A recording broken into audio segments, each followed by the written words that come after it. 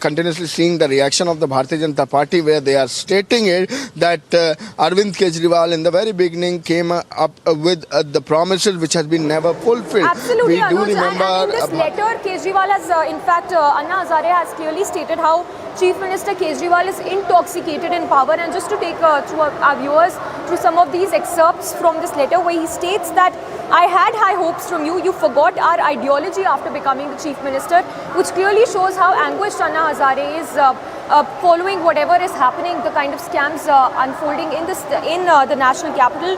Going on to mention that he's sad to read about the liquor policy and that you joined us because of the Lokpal movement. You have seen the work done by the villagers. Liquor, BD, cigarette are not for sale in that village, and that doesn't suit a political party born out of a major movement that you started following the path of other parties. So clearly going on to prove the kind of anguish and the kind of anger that is being seen not just among the people, not just among the party lines, but in his mentor as well, someone who's mentored Kejriwal all his life. Anuj, if you are still with us, any reactions you are picking as of now from the Aam Aadmi Party, any response?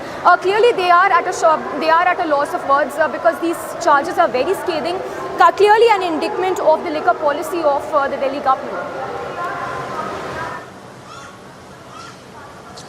Well, Aam Aadmi Party is under the radar, or rather under the questions, because since this liquor policy was implemented and the time it was rolled back, since then we have seen the war of word among BJP and Aam Aadmi Party, and we have seen the CBI coming in action. This is the latest development of today only, when CBI has searched the locker of Ganesh Chaturthi. When we are talking about this particular letter of Anna Hazare, as if till now there is no reaction from Aam Aadmi Party. We are just waiting for the update if Aam Aadmi Party or any of the leader of Aam Aadmi Party is going to speak on the same. Let me tell you that Ganesh Chaturthi is expected to be here in the assembly, and what we have been told, he is going to speak at 2 p.m. and let's see if Ganesh Chaturthi anytime is going to speak about the same. Arvind Kejriwal, the Chief Minister, is not in the session for today, and this is already 1:15 by my watch. And so 45 minutes or 47 minutes from now, when Ganesh Chaturthi is going to speak, although we are continuously seeing uproar in the assembly as it gets started, it is adjourned. So that is something what we are witnessing since from the morning when we are talking about the Delhi Assembly session. Well, let's see if Ganesh Chaturthi is going to speak on the same, and we will also try and ask the question from Ganesh Chaturthi also, because Ganesh Chaturthi is the excise minister, and we have seen, if we talk about this liquor policy, how it has started, and we have seen Ganesh Chaturthi being vocal about the things and talking about the education model, talking about the health model. So that is something what we are expecting from Aam Aadmi Party if they are going to speak on this particular letter which has been written by Anna Hazare. But yes, taking a line from that very particular letter which has been written by Anna Hazare, let me quote this. This is the last line: "This does not suit a political party born out of a major movement." That's something which has been stated by Anna Hazare, that what exactly the movement was. What was the movement? At that point in time, we were known for Anu, just stay with us. Let's also once again listen into that soundbite of Manish Sisodia. After that locker of Manish Sisodia was opened, which he has in the PNB Bank, clearly giving himself a clean sheet. Let's listen into that soundbite as well.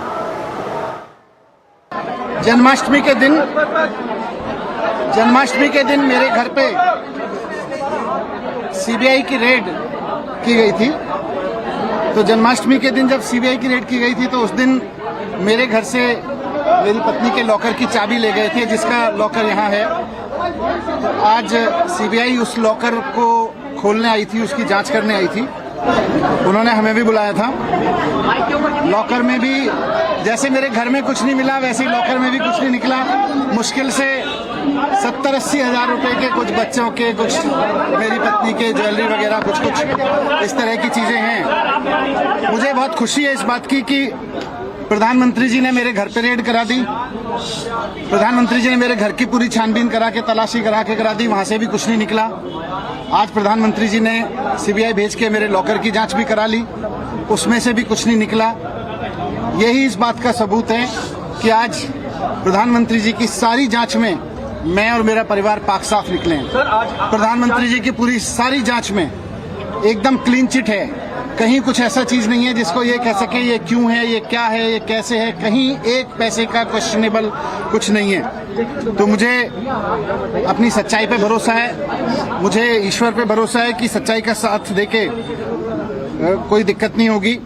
CBI ने आज भी, जैसे मैंने पहले भी कहा था, CBI के सभी ऑफिसर्स ने आज बहुत अच्छे से व्यवहार किया मेरे साथ, मेरे परिवार के साथ में, और हमने भी पूरा कोऑपरेट किया।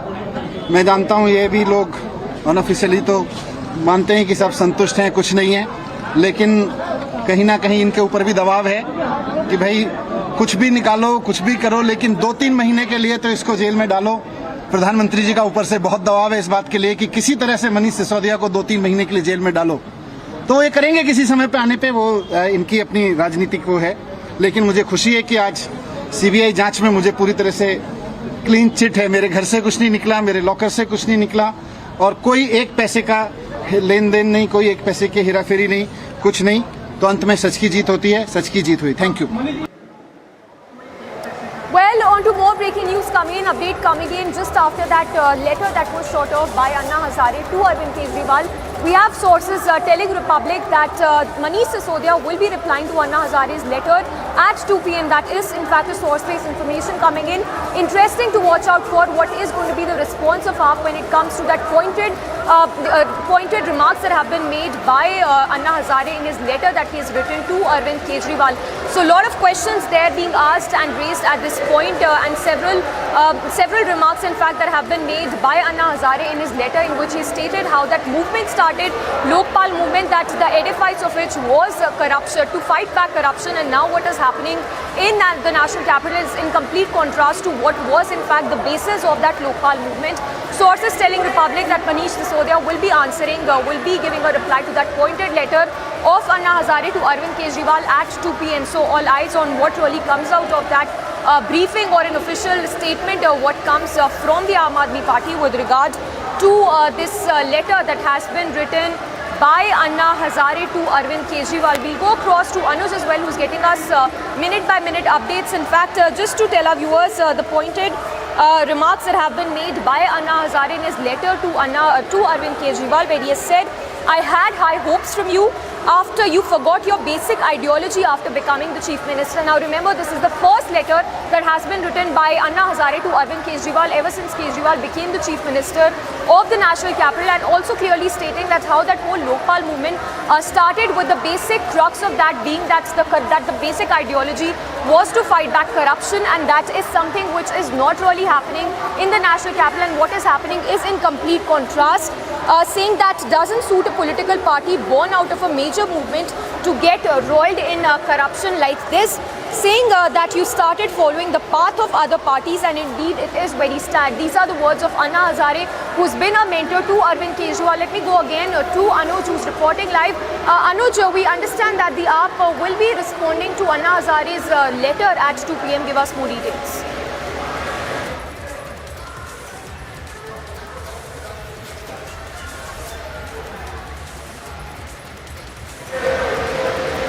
Main accused in the FIR is Manish Sisodia. So he's going to address from the section of Delhi Vidhan Sabha, Delhi Assembly. There is some trouble in the audio, what I've been told. We are just... Alright, we'll connect with Anuj again, but that is in fact breaking update coming in. That sources telling Republic that Manish Sisodia will be replying to this letter that has been written by Anna Hazare to Arvind Kejriwal, where he has clearly stated that he's very anguished to read about the situation unfolding in the national capital, saying that you joined us because of that Lokpal movement. You've seen the work done by the villagers, and that liquor, cigarette are not for sale in that village does not suit a political party born out of a major movement to get into something like this. You started following the path of other parties. This is indeed very sad, and that sale of alcohol and drinking is being encouraged in the national capital. And also going on to mention about that Lokpal movement, how the Aam Aadmi Party was formed. Well, we'll go across to Anuj as well, but that is in fact the letter that has been written by Anna Hazare. Clearly a lot of questions being raised at this point, And people demand, it's not just the people of the country demanding answers from the Aam Aadmi Party, it is also, it is in fact the mentor of Arvind Kejriwal who's now sought answers from Arvind Kejriwal, saying that this is something which does not really suit a party like Aam Aadmi Party, because remember, the edifice of all the Aam Aadmi Party when it was formed was to fight back corruption, was to fight the liquor mafia as well, and this has something that has not coincided with the Aam Aadmi Party. We have Anuj back with us. Anuj, all eyes will be on that important briefing which we understand, or a statement that will be made by the Aam Aadmi Party at 2 p.m, a reply to Anna Hazare's letter. Well, we will have to wait and watch what exactly will be happening at 2 p.m. because what we have been told that Manish Sisodia is all lined up to speak in the Vidhan Sabha at 2 p.m. That's something what we have been told. But if we talk about the assembly session, then since from the early morning, since it started, we are continuously seeing that a furor could be clearly seen on the floor.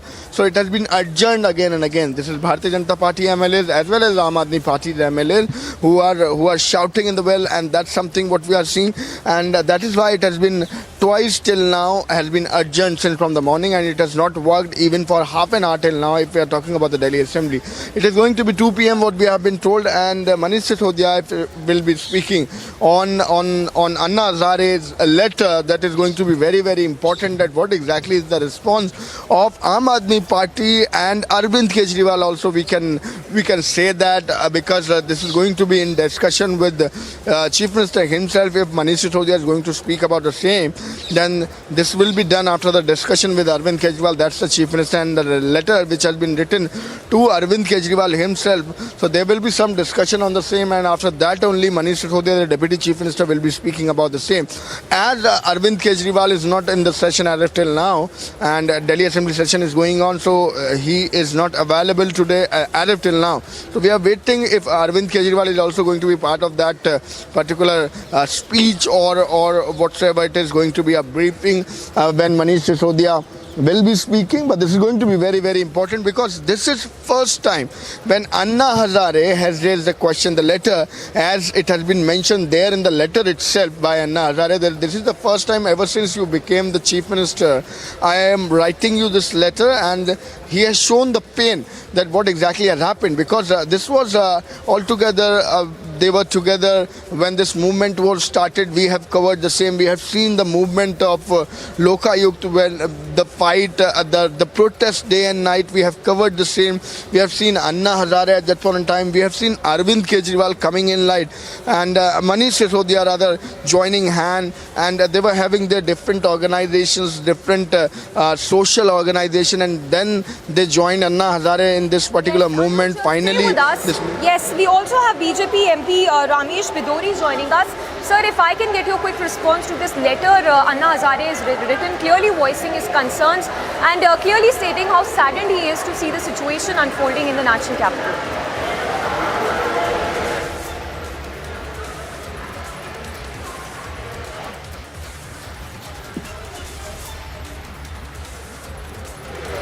Hello जी अगर आपको हमारी आवाज़ आ रही है, आपका reaction Ramesh बिदोरी जी, ये जो लेटर, हाँ जी आपको अगर हमारी आवाज़ आ रही है, आपका रिएक्शन, ये जो लेटर लिखा है अन्ना हज़ारे ने अरविंद केजरीवाल को, क्लियरली स्टेट करा है कि उन्होंने जब लोकपाल मूवमेंट स्टार्ट करा था, उनका जो बेसिक एजेंडा था वो अब नेशनल कैपिटल में हो रहा है उसके बिल्कुल ऑपोजिट है।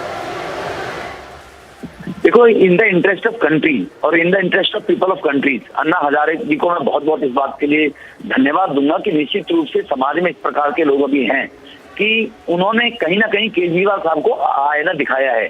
जिस केजरीवाल को उनको खुद उन्होंने माना है कि वो पैसे के चक्कर में और सत्ता के चक्कर में उनकी कथनी और करनी में फर्क है। ये जब महात्मा गांधी जी की प्रतिमा पर बैठे थे, जाकर समाधि पर बैठे थे, मैंने तभी भी कहा था कि अन्ना हजारे जी के पास जाते और उनसे कहते अन्ना जी बीजेपी वाले पर झूठे आरोप लगा रहे हैं, तो केजरीवाल साहब जानते हैं कि अन्ना हजारे को उसी वक्त अन्ना हजारे जी में तमाचा मारते, क्योंकि महात्मा गांधी तो है नहीं है, वो तमाचा कैसे मारेंगे। तो इसलिए ये मीडिया में विषय से भटकाने के लिए गांधी की समाधि पर बैठे थे। आज अन्ना जी का ये जो बयान आया है, तो मुझे लगा कि निश्चित रूप से अगर अन्ना जी के सामने आते तो तमाचा मार के इनको भगाते, मानते कि आप चले जाइए यहाँ से। तो केजरीवाल की जो करनी और कथनी है जो पॉलिटिकल लोग ये कहते हैं, मीडिया भी ये मानती है कि एक दूसरे पर आरोप प्रत्यारोप होते रहते हैं, वो सही साबित सिद्ध हो गई है कि वो गिरगिट की तरह रंग बदलते हैं और क्रेडिबिलिटी उनकी है नहीं, और सत्ता के लिए किसी भी सीमा तक केजरीवाल साहब जा सकते हैं जी, इसमें कोई दो राय नहीं है जी। तो आज जो शराब पॉलिसी वो लेकर आए थे, उस शराब पॉलिसी को वो माने, अपनी गलती माने। शराब पॉलिसी को बेवफ करने के लिए, लोगों का दिमाग भटकाने के लिए अपने और अपने करप्ट एमएलए को सर्टिफिकेट देने में विधानसभा में समय बर्बाद कर रहे हैं, लोगों का करोड़ रुपए पैसा खराब कर रहे हैं ये लोग। जी जी, रामेश बिदूरी जी, थैंक यू हमसे बात करने के लिए। So that was BJP MP Ramesh Bidhuri giving his response, clearly saying that how the AAP has deviated from its basic ideology for which it was initially formed. We'll slip into a very short break for now. We'll continue with our coverage and all eyes on that official word that comes in from the Aam Aadmi Party at 2 p.m.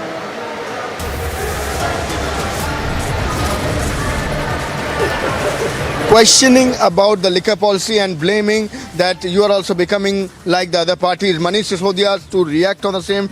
We are reporting live on the story. Stay tuned. Let's see if Aam Aadmi Party is going to respond on the same. Stay tuned.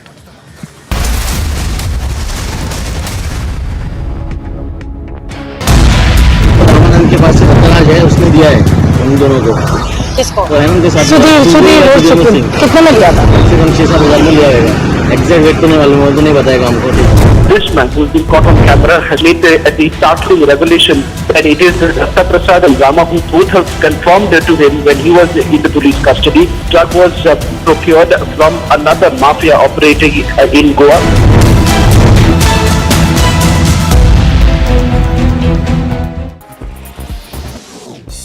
In a sharp attack on the Congress party, BJP National President JP Nadda claimed that the grand old party is losing ground because it's failed to reconcile local and national objectives. He's also said that the main reason is that people who have been members of the Congress party for more than 40 years are now leaving the party. Incessant rainfall is leading to major disruption across the country.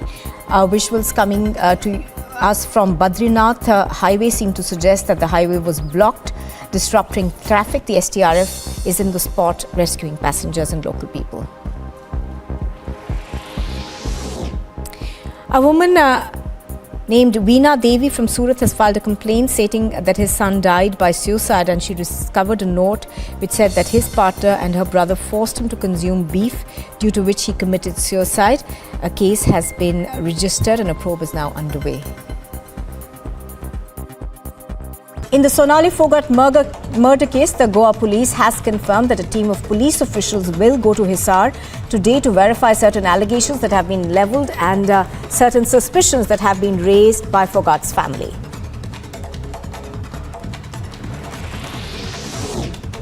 Haryana's Home Minister Anil Vij has said that Sonali Phogat's family has given a letter to the Chief Minister demanding a CBI inquiry into the matter, in which the family has levelled serious allegations that big faces can be involved in this particular murder.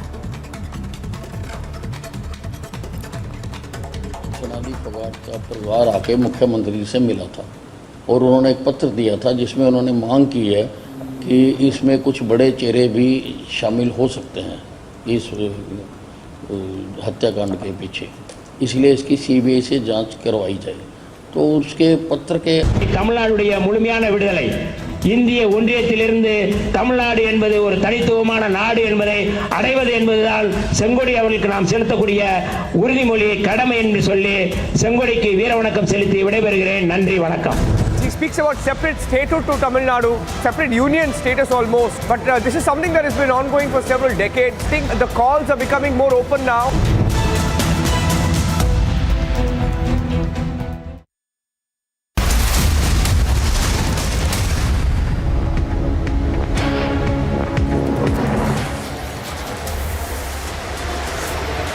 Thank you for joining us here on Republic TV. I'm Niranjan, and the Delhi liquor scam. This morning we broke pictures of how Manish Sisodia, Senior Minister Arvind Kejriwal's deputy, was taken to a bank, lockers opened, and Anna Hazare has broken his silence on this entire liquor gate issue, as there are multiple developments on the story, on the different scams. Getting in more breaking news updates now from the national capital. Just as we talk about liquor gate, alleged school gate, there is another battle now between the Delhi Lieutenant Governor and Arvind Kejriwal government, this time on the Universities. Universities in New Delhi, the LG has taken a serious note of the delay in audit of accounts in universities under Delhi government by the CAG. The LG seeking explanation from the Vice Chancellor of the DPSRU for delaying CAG audit for 5 years, along with details of officers responsible for this lapse within 15 days. Aishwarya joining us with the details. Aishwarya. Absolutely, Niranjan. It is turning out to be a political slugfest to the point that now on an hourly basis you have the Arvind Kejriwal government and now the LG office raising allegations on one another. You had the LG, you had all the Aam Aadmi Party, legislative party, all the MLAs staying back in the assembly and demanding resignation of the Delhi LG, Mr. Saxena, and now the LG office hits back. Yet another lapse on the part of Delhi government, yet another audit lapse on the part of Arvind Kejriwal government. So it is becoming an allegation versus allegation, scam versus scam, but no result. Right from the liquor gate, right from the excise policy scam, there are no results which are coming out, and that is becoming a real point of concern for the people of Delhi and for India, because Aam Aadmi Party says that everything is happening only and only because of the upcoming Gujarat polls, only and only because it's AAP versus the BJP. But the allegations and the points which are being raised by the LG office are very logical and pertinent. If you see point number 1, it very clearly mentions that for how long the universities which come under the Delhi government have not filed their audits. Why? Also flags non-holding of university court messages. So what is happening is that rules have been flouting for a long period of time, right from 15-16 to 2021. But what is happening now that all of these rules which have been flouted, all the norms which have not been followed up are being brought out now, and like how on an hourly basis. We are being told there is going to be another scam which is going to be brought up by the BJP at around 3:30. Now we have Manish Sisodia replying back on Anna Hazare's letter in Vidhan Sabha at 2 p.m. This is after CBI opened his lockers in his presence today itself.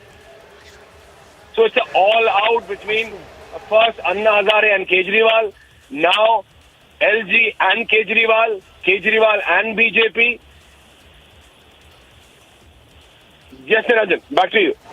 Okay, thank you for that, Aishwarya. Joining us with details of the latest red flag being raised by the Delhi Lieutenant Governor, talking about the delay in the university's audit.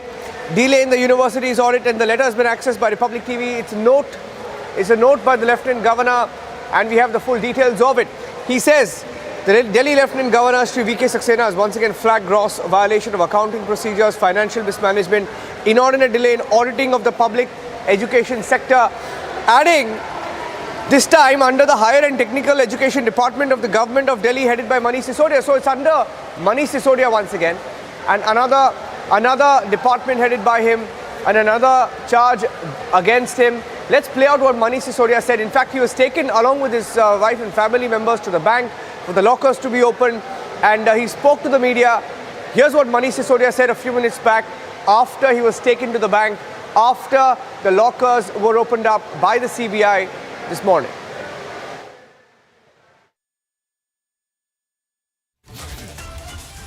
Janmashtami के दिन मेरे घर पे CBI की red की गई थी। तो जन्माष्टमी के दिन जब सीबीआई की रेड की गई थी तो उस दिन मेरे घर से मेरी पत्नी के लॉकर की चाबी ले गए थे, जिसका लॉकर यहाँ है। आज सीबीआई उस लॉकर को खोलने आई थी, उसकी जांच करने आई थी। उन्होंने हमें भी बुलाया था। लॉकर में भी जैसे मेरे घर में कुछ नहीं मिला, वैसे ही लॉकर में भी कुछ नहीं निकला। मुश्किल से 70-80 हज़ार रुपए के कुछ बच्चों के, कुछ मेरी पत्नी के ज्वेलरी वगैरह कुछ इस तरह की चीजें हैं। मुझे बहुत खुशी है इस बात की कि प्रधानमंत्री जी ने मेरे घर पे रेड करा दी। प्रधानमंत्री जी ने मेरे घर की पूरी छानबीन करा के, तलाशी करा दी, वहां से भी कुछ नहीं निकला। आज प्रधानमंत्री जी ने सीबीआई भेज के मेरे लॉकर की जांच भी करा ली, उसमें से भी कुछ नहीं निकला। यही इस बात का सबूत है कि आज प्रधानमंत्री जी की सारी जांच में मैं और मेरा परिवार पाक साफ निकले हैं। प्रधानमंत्री जी की पूरी सारी जांच में एकदम क्लीन चिट है, कहीं कुछ ऐसा चीज नहीं है जिसको ये कह सके ये क्यों है, ये क्या है, ये कैसे है। कहीं एक पैसे का क्वेश्चनेबल कुछ नहीं है। तो मुझे अपनी सच्चाई पे भरोसा है, मुझे ईश्वर पे भरोसा है कि सच्चाई का साथ देके कोई दिक्कत नहीं होगी। सीबीआई ने आज भी, जैसे मैंने पहले भी कहा था, सीबीआई के सभी ऑफिसर्स ने आज बहुत अच्छे से व्यवहार किया मेरे साथ, मेरे परिवार के साथ में, और हमने भी पूरा कोऑपरेट किया। मैं जानता हूँ ये भी लोग अनऑफिशियली तो मानते हैं कि सब संतुष्ट हैं, कुछ नहीं है, लेकिन कहीं ना कहीं इनके ऊपर भी दबाव है कि भाई कुछ भी निकालो, कुछ भी करो, लेकिन 2-3 महीने के लिए तो इसको जेल में डालो। प्रधानमंत्री जी का ऊपर से बहुत दबाव है इस बात के लिए कि किसी तरह से मनीष सिसोदिया को 2-3 महीने के लिए जेल में डालो। तो वो ये करेंगे किसी समय पे आने पे, वो इनकी अपनी राजनीतिक वो है। लेकिन मुझे खुशी है कि आज सीबीआई जांच में मुझे पूरी तरह से क्लीन चिट है। मेरे घर से कुछ नहीं निकला, मेरे लॉकर से कुछ नहीं निकला, और कोई एक पैसे का लेन देन नहीं, कोई एक पैसे की हेराफेरी नहीं, कुछ नहीं। तो अंत में सच की जीत होती है, सच की जीत हुई। Thank you. So that was Manish Sisodia. But the other big breaking story this afternoon on Republic TV, Anna Hazare, who's Arvind Kejriwal's mentor, has broken his silence on Liquorgate in a letter that was broken by Republic TV earlier this afternoon. And in a scathing letter, Anna Hazare, who was instrumental in bringing up Arvind Kejriwal as a leader, who brought Arvind Kejriwal to the limelight, has lashed out at Arvind Kejriwal for the liquor scandal, talking about how he'd forgotten perhaps his own writings, and he's written a very scathing letter. We'll put out some of the excerpts of what Anna Hazare has said. He said, you yourself have forgotten, you've forgotten what you had said years ago about liquor licensing and about the fight against the liquor mafia. And that was Anna Hazare's letter. We'll in fact go across now and get you some more details. In fact, the other developing story is that the Aam Aadmi Party is expected to respond to Anna Hazare in a short while from now.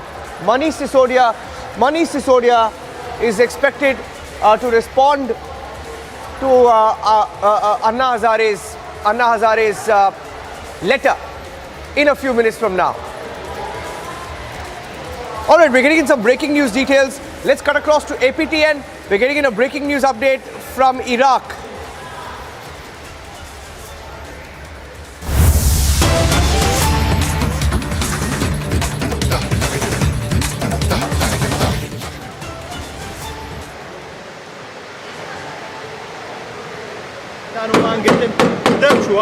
يعني زحمة سايبون ويأمدوا أخوك وخوبشان دران دلين لبروي خويني تدارجوا.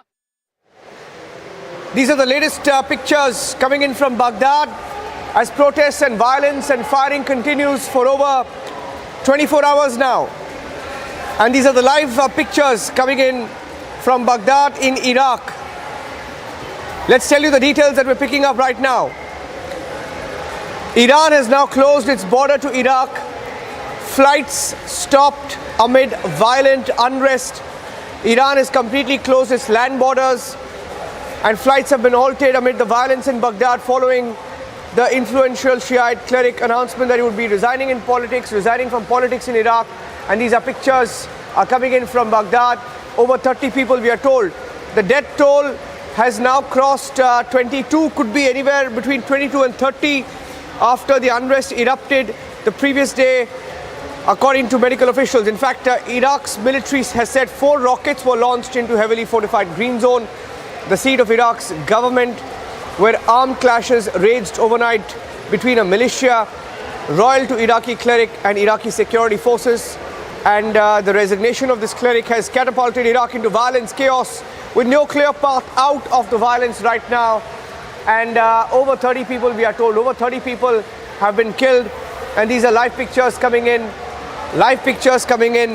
of the shooting, the firing that continues in Iraq and in Baghdad.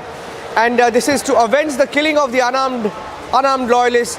The militia of a cleric has clashed with Iraqi forces using an array of weapons including mortars, rocket-propelled grenades. There's complete chaos that's broken out, and Iraq's government has also been deadlocked since this cleric's party won the largest share of seats in October elections, but they could not secure a majority government, and the fight is for power. The fight is for power. 30 people have been killed, and those were live pictures that were coming in from Iraq. In fact, there's a live stream, that's a live stream. Let's go full frame to APTN. People seen shooting in these pictures that are coming. Let's go full frame to APTN. Let's go full frame to APTN. Those are live pictures of shooting that continues. In Iraq between two factions. Major Gaurav Arya is joining us on the phone line. Major Arya, in Baghdad, it appears that it's a control, it's a fight for power. And this cleric's resignation has led to bloodshed and chaos over some reports putting it at 23, some reports saying at least 30 people have been killed in firing. What's going on? Major Arya, for our viewers, if you could just put this story in perspective. No, absolutely, Niranjan is absolutely right. You see, what happened was that the Americans removed Saddam Hussein. Iraq, this latest resignation is now nothing but as you very correctly put it, between two factions as to who will control Iraq. Now, what has happened is that Americans brought with them democracy. And as usual, chaos follows democracy. That is what happened. This area traditionally has been, even Libya, if you take a look at it, even Libya, they have been able to keep Al-Qaeda, they have been able to keep Islamic State only because they were strong men. They would keep, Islamic extremism in check because they were strong men, both Gaddafi and Saddam Hussein. Now let us speak about Iraq. With Saddam Hussein gone, it was the core members of the Ba'ath Party and the Iraqi army which formed the core of the Al-Qaeda. And what you see on your screens today, these rockets being fired and people firing and killing each other, you never know which terrorist organization is taking part. It's not a simple political power struggle that is happening in front of us. You do not know which terror group is supporting which side and what they are doing. So this is just another downward spiral in Iraq's history. Saddam Hussein was caught and executed by the Americans, Niranjan. Well, absolutely. Yeah. And what's the role of the West in this? Those are live, very dramatic videos. Dramatic videos of firing.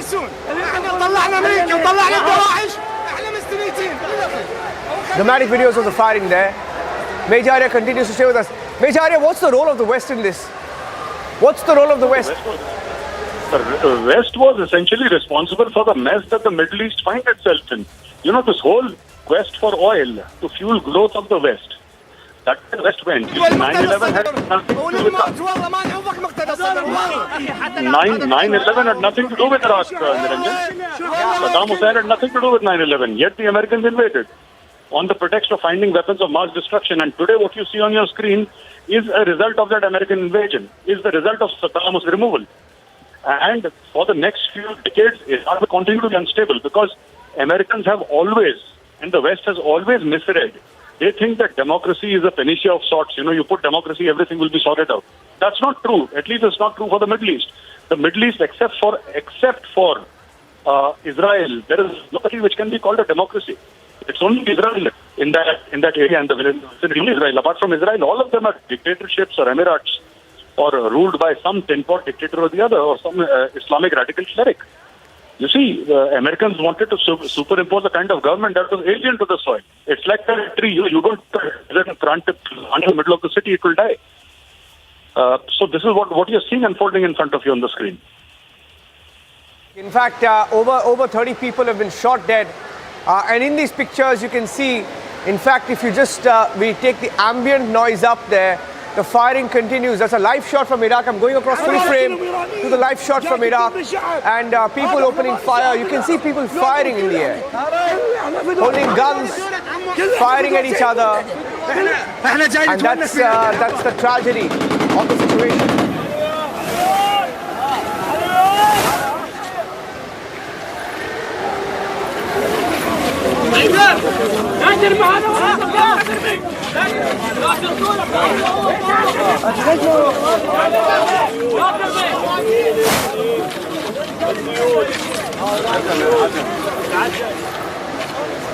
Firing and rocket attacks. Okay, we'll keep a close track on the situation in Iraq. We'll take a short break now and give you some other reports and keeping a close track on the situation in Baghdad as over 23 people are dead.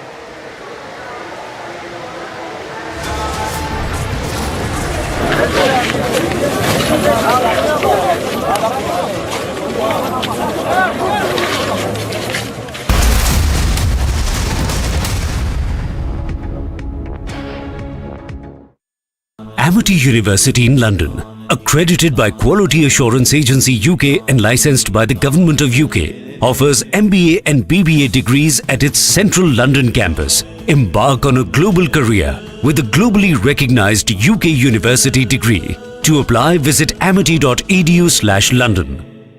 In Assam, 2 more persons identified as Akbar Ali and Abdul Kalam Azad linked to the global terror outfit of the Al-Qaeda were arrested from Barpeta district. A total of 6 people so far have been arrested in connection with the crackdown in the state. Telangana's Chief Minister K. Chandrasekhar Rao tore into the NDA government at the centre, saying people should take a pledge to make a BJP Mukta Bharat in 2024, and further said that a government of farmers will be coming at the national level in the future soon. After the tragic demise of 19-year-old Ankita, who was set on fire on the 23rd of August in Jharkhand's Dumka, the ADG ML Meena visited the deceased family. He inspected the place of occurrence of the crime and said that safety and security for the family has been ensured. 2 accused have been arrested so far in the case. और ये इमारत जो है ये धराशायी हो चुकी है, ये भ्रष्टाचार की इमारत ज़मींदोज़ हो चुकी है. It happened in just 9 seconds. It was perfect execution. 100-meter tall building brought down in just 9 seconds.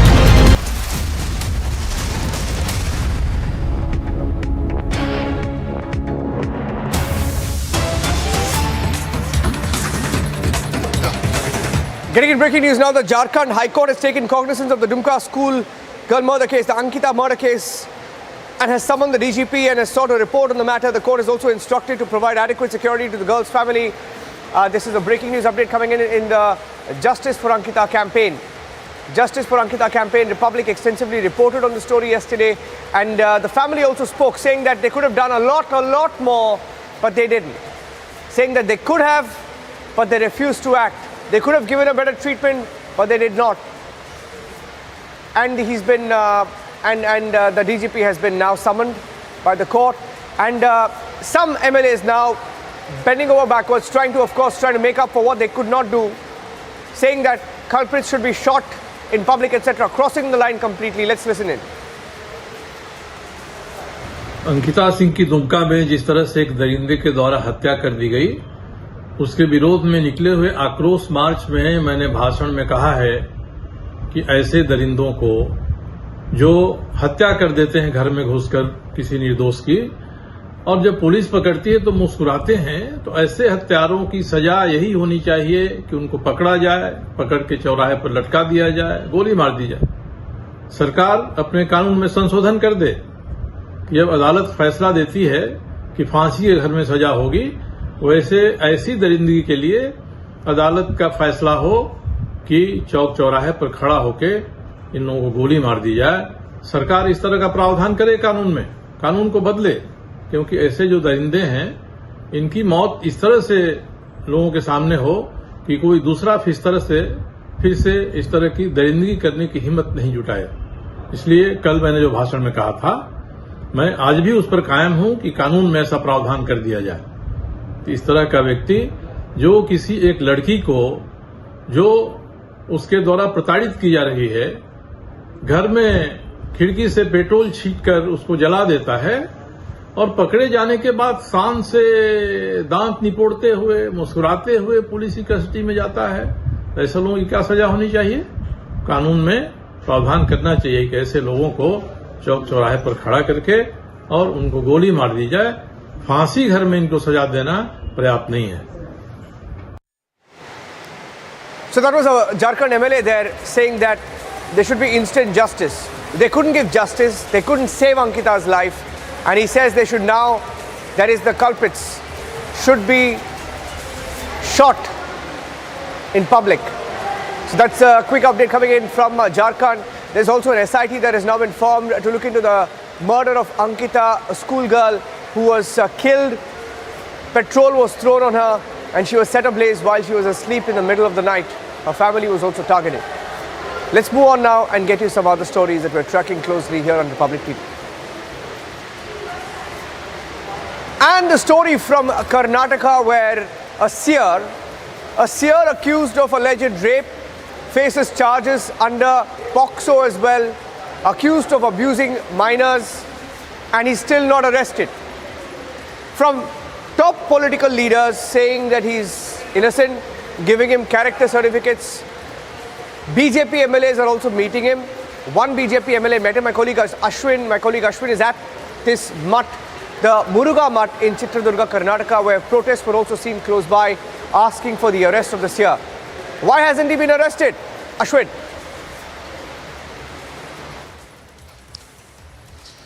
It is still unbelievable, Niranjan, to know that despite a case being registered under POCSO Act and despite grievous charges being levelled against the plaintiff of the mutt over here in Chitradurga, no arrest has been made so far.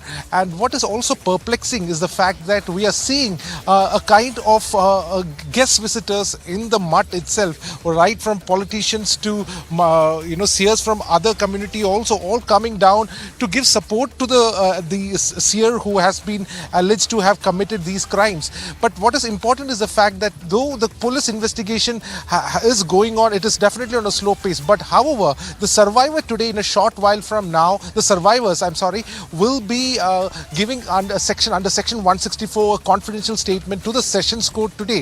If that is completed and based on that, once that is done, there is highly likely that an arrest will be made or the seer will be taken into custody. All we have seen today is kind of a political antics where politicians are coming they're coming out in support of the seer very confidently, stating that this is just an alleged crime and no crime has been done so far, clearly indicating that the Lingayat community shouldn't be upsetted by the political fraternity over here. So, but what we have seen so far is the laxity in the way the whole investigation is going on. Despite being 4 days, we are seeing right now that even the seer who holds a very prominent position in the community has not been taken into custody, or even for that matter questioned hard, or has been any custodial interrogation has not been done so far. It's quite perplexing.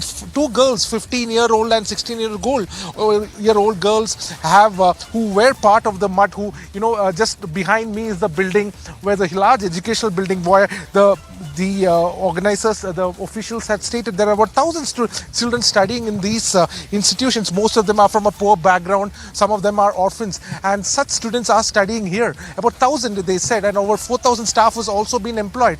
Now 2 students have gone out and they were initially taken to Cottonpet police station, and then the whole case was transferred.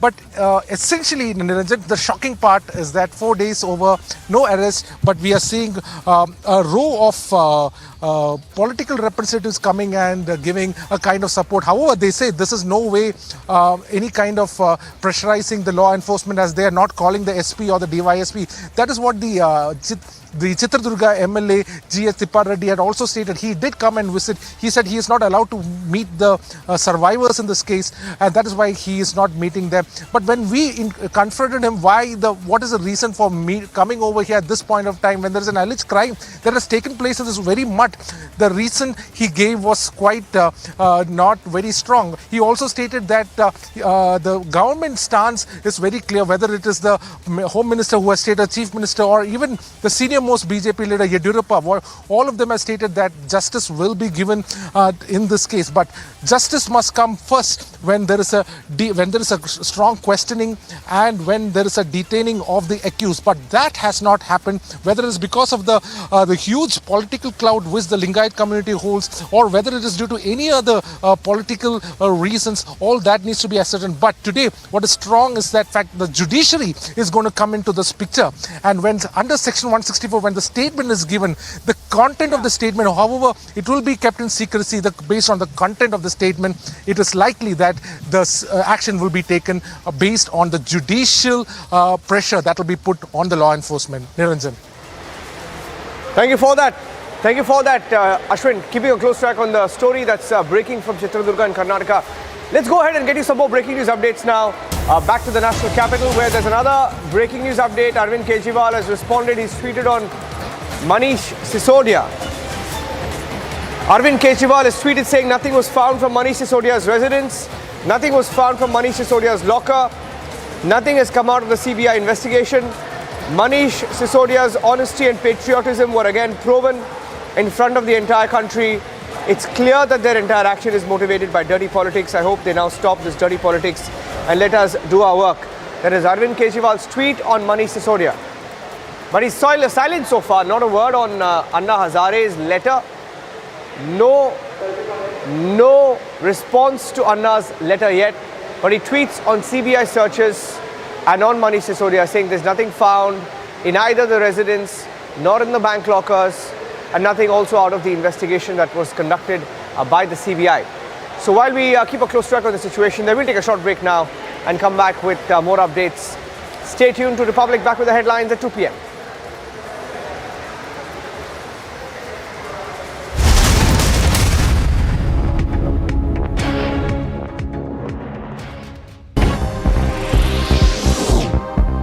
The Aam Aadmi Party and the opposition BJP are both holding protests on the premises of the Delhi Assembly building and are both accusing one another of corruption. The Aam MLA set up beneath the monument of Mahatma Gandhi, while the BJP MLAs began their sit-in near the sculptures of legendary freedom fighters Bhagat Singh, Rajguru and Sukhdev inside the Delhi Assembly grounds. Aam Aadmi Party legislators were holding overnight protests outside the Delhi Assembly premises amid an ongoing war of words between the two parties on allegations of corruption. The Aam Aadmi Party is demanding a probe against the Lieutenant Governor V.K. Sena for allegedly pressuring two of his employees to exchange demonetized currency notes worth 1,400 crore rupees during his term as the Khadi and Village Industries Commission chairman in 2016. हम ये मान के चलते हैं कि LG साहब भी विधानसभा में क्या कार्यवाही हो रही है उसे जरूर फॉलो करते होंगे। मैं मानती हूं कि जिस प्रकार से मीडिया में ये पूरी बातचीत चल रही है तो एलजी साहब ने भी जरूर देखी होगी, लेकिन मुझे दुख है इस बात का कि इतने गंभीर आरोप होने के बावजूद और इतने गंभीर तथ्य विधानसभा के पटल पर रखे जाने के बावजूद एलजी साहब ऐसे चुप्पी साध के बैठ गए हैं कि ऐसा लगता है दाल में कुछ काला है।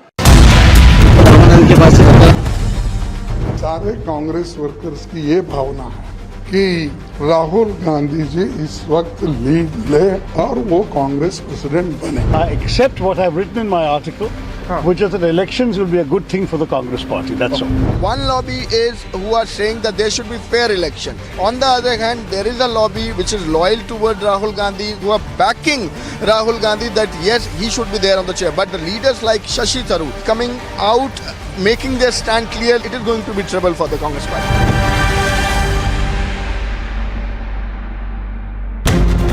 This is the society which is going to face biggest impact.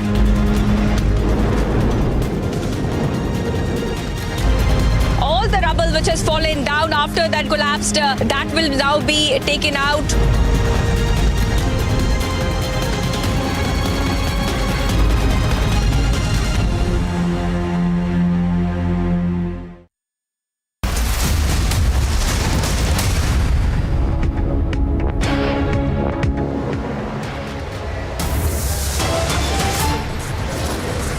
Mentor Anna takes on Kejriwal in a stinging letter, says Kejriwal has fallen to the power of intoxication.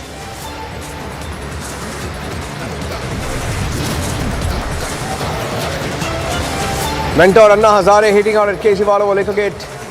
Manish Sisodia is set to respond to Kejriwal, to Anna shortly.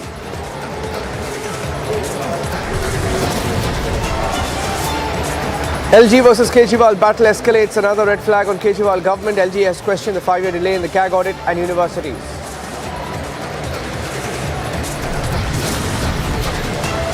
Top DMK ally from the VCK makes open call for secession. Wants a separate Tamil nation. Sparks a big controversy. Stalin silent.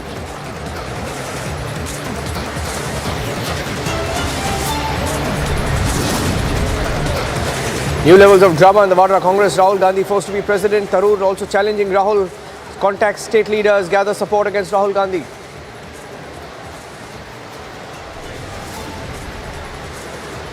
Bombay calls for action in the Seer rape scandal. Yediyurappa backs the accused. Another BJP MLA goes and meets him.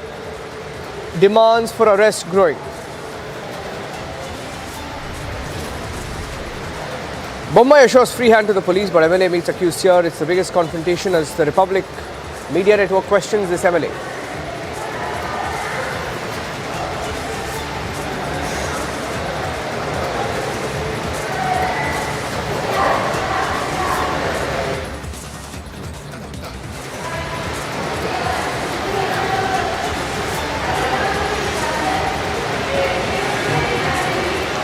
And cutting across straight to Chitradurga in Karnataka, where the rape accused Seer hasn't been arrested yet. We are hearing that Seers are addressing a news conference. Let's cut across live.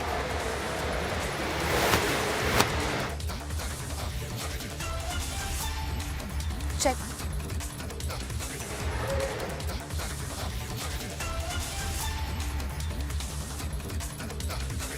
The visuals coming in right now where the Seers will be holding a press conference very shortly, so stand by for that important press conference which will take place any moment from now.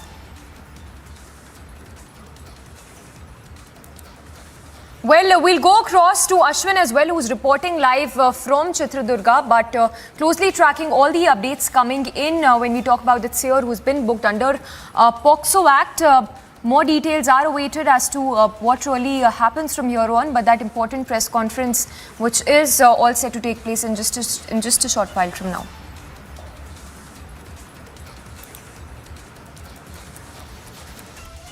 Shivamurthy Murugharajendra ಶರಣರ ಅಡಿದವರಲ್ಲಿ ಭಕ್ತಿಯ ಪ್ರಣಾಮ ಸಲ್ಲಿಸಿ ಈ ಪತ್ರಿಕಾಗೋಷ್ಠಿಯಲ್ಲಿ ಭಾಗಿರ್ತಕ್ಕಂಥ ಎಲ್ಲ ಪರಮ ಪೂಜ್ಯರು ಸುಧಾ ಭಕ್ತಿಯ ಶರಣನ್ನು ಸಮರ್ಪಿಸಿ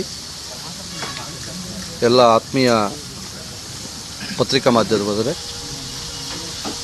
ನಮ್ಮ ಪರಮ ಪೂಜ್ಯ ಶಿವಮೂರ್ತಿ ಮುರುಘರಾಜೇಂದ್ರ ಶರಣರು ತಮ್ಮದಂಥ ವೈಚಾರಿಕ ಕ್ರಾಂತಿಯಿಂದ ಈ ನಾಡಿನ ಗಮನವನ್ನು ಸೆಳೆದಿರ್ತಕ್ಕಂಥವರು. The Seer Shivamurti has served the state.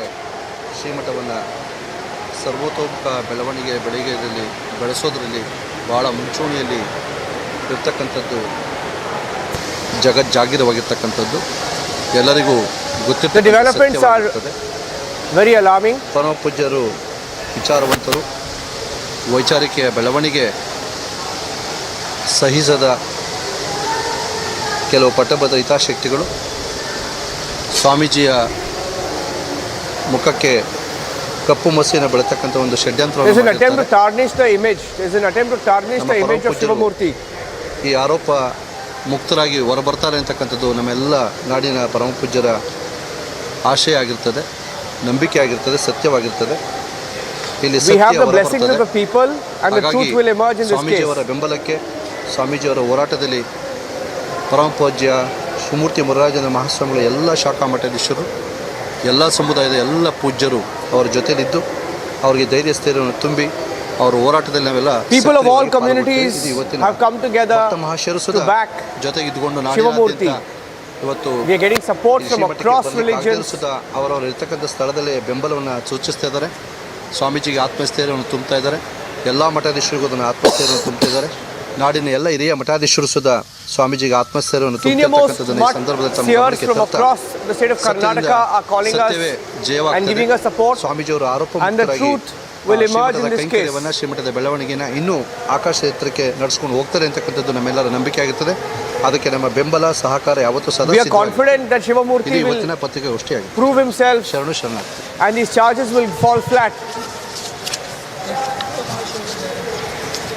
ಶ್ರೀಮಠದ ಎಲ್ಲ ನಮ್ಮ ಜಗದ್ಗುರು ಮುರುಘರಾಜೇಂದ್ರ ಮಠದ ಅಭಿಮಾನಿ ಭಕ್ತರು ಏನಿದ್ದಾರೋ, ಈ ಪರಂಪರೆಗೆ ನಡ್ಕೊಳ್ತಕ್ಕಂಥ, ಈ ಮಠಕ್ಕೆ ನಡ್ಕೊಳ್ತಕ್ಕಂಥ ಎಲ್ಲ ಪರಂಪರೆಯ ಭಕ್ತರ ಬೆಂಬಲ ಸುಧಾ ಈ ಒಂದು ಸ್ವಾಮೀಜಿಯವರ ಆರೋಪ ಮುಕ್ತರಾಗಬೇಕು. ಅವರು ಎಂದಿನಂತೆ ಶ್ರೀಮಠದ ಎಲ್ಲ ಕರ್ತವ್ಯವನ್ನು ದಿದೀಪ್ಯಮಾನ ಬೆಳೆಸಬೇಕು ಅಂತಕ್ಕಂಥ ಬೆಂಬಲ. He's getting a lot of support. People are meeting him and he will complete all the formalities. He will ensure that he will continue to serve this mutt with the support of everyone. ಅದು ಅದನ್ನು ನಮ್ಮ ಸ್ವಾಮೀಜಿಯವರ ಪರಮಾಧಿಕಾರ. ಅದು ಶ್ರೀಮಠದ ಸ್ವಾಮೀಜಿಯವರ any person ನೇಮಕ ಮಾಡ್ಕೊಳ್ಳೋದು ಮತ್ತು ತೆಗಿತಕ್ಕಂಥ ಆಡಳಿತ ವ್ಯವಸ್ಥೆ, ಆ ಅಧಿಕಾರ ಅಂತಕ್ಕಂಥದ್ದು ಪರಮ ಪೂಜ್ಯರಿಗೆ ಸೇರ್ತಕ್ಕಂಥದ್ದು, ನಮ್ಮ ಪೀಠಾಧೀಶರಿಗೆ ಸೇರಿರ್ತಕ್ಕಂಥದ್ದು. ಅದರ ಬಗ್ಗೆ ನಾವು ಹೇಳಲಿಕ್ಕೆ ಬರೋದಿಲ್ಲ. ಅದು ನಮ್ಮ ಸ್ವಾಮೀಜಿಯವರ ಅಂತಿಮ ತೀರ್ಮಾನ ಆಗಿರುತ್ತದೆ. ಸ್ವಾಮೀಜಿಯವರ ಅಂತಿಮ ತೀರ್ಮಾನ ಆಗಿರುತ್ತೆ. Only Swamiji can take the final decision in this matter. ಹೇಳಲಿಕ್ಕೆ ಆಗೋದಿಲ್ಲ. ಅದು ಸತ್ಯದ ಮುಖಾಂತರ ಹೊರಬರ್ತದೆ. ಎಲ್ಲ ತಮಗೆ ಎಲ್ಲ ಗೊತ್ತಾಗ್ತದೆ. ತಮಗೆ ಎಲ್ಲ ಗೊತ್ತಾಗ್ತದೆ. The truth will emerge and it will be in front of everyone.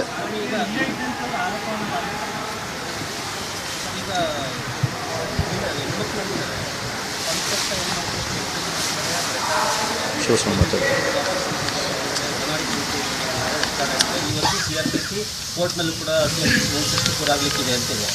ಅವರ ಬಗ್ಗೆ ತಾವುಗಳು ಪೂಜ್ಯರಿದ್ದೀರಿ, ಸ್ವಾಮಿಗಳಿದ್ದೀರಿ, ಸಮಾಜಕ್ಕೆ ಮಾರ್ಗದರ್ಶನ ಮಾಡಬೇಕಾಗಿದ್ದೀರಿ. ಆ ಮಕ್ಕಳ ಬಗ್ಗೆ ತಮ್ಮ ಸ್ಪಂದನೆ ಏನು? ತಮ್ಮ ನೈತಿಕ ಬೆಂಬಲ ಅಥವಾ ತಮ್ಮದು ಆ ಮಕ್ಕಳ ಬಗ್ಗೆ ಯಾವ ರೀತಿ ಇರುತ್ತೆ ಅನ್ನೋದನ್ನು ನಾವು ನಿರೀಕ್ಷೆ ಮಾಡಬೇಕು. ಸಮಾಜ ಯಾವ ರೀತಿ ತಮ್ಮನ್ನು ನಿರೀಕ್ಷೆ ಮಾಡಬೇಕು? ಅಲ್ಲ, ಯಾವತ್ತೂ ಮಕ್ಕಳು ದೇವರ ಸಮಾನ, ಮಕ್ಕಳ ಬಗ್ಗೆ ನಮಗೆ ಅಭಿಮಾನ ಅಂತ ಎಲ್ಲ ಇರ್ತದೆ. ಆದರೆ ಇದ್ರ ಬಗ್ಗೆ ತನಿಖೆ ನಡೀತದೆ, ತನಿಖೆ ಮುಖಾಂತರ ಅದು ಸತ್ಯ ಹೊರಗೆ ಬರ್ತದೆ. Investigation is on. Let the investigation continue. We are sure the truth will emerge in the case.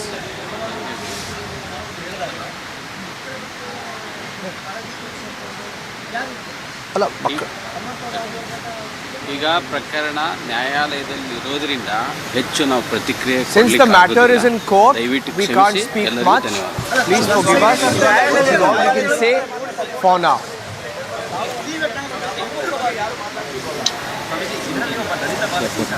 ದಲಿತ ಸಂಘಟನೆಗಳೆಲ್ಲ ಆಕ್ರೋಶವರಾಗಿದ್ದಾರೆ. ಈ ಬಗ್ಗೆ ನಿಮ್ಮಲ್ಲಿದೆ, ಇದರಲ್ಲಿ ದಲಿತ ಮಠ ತುಂಬ ಜನ ಇದ್ದಾರೆ.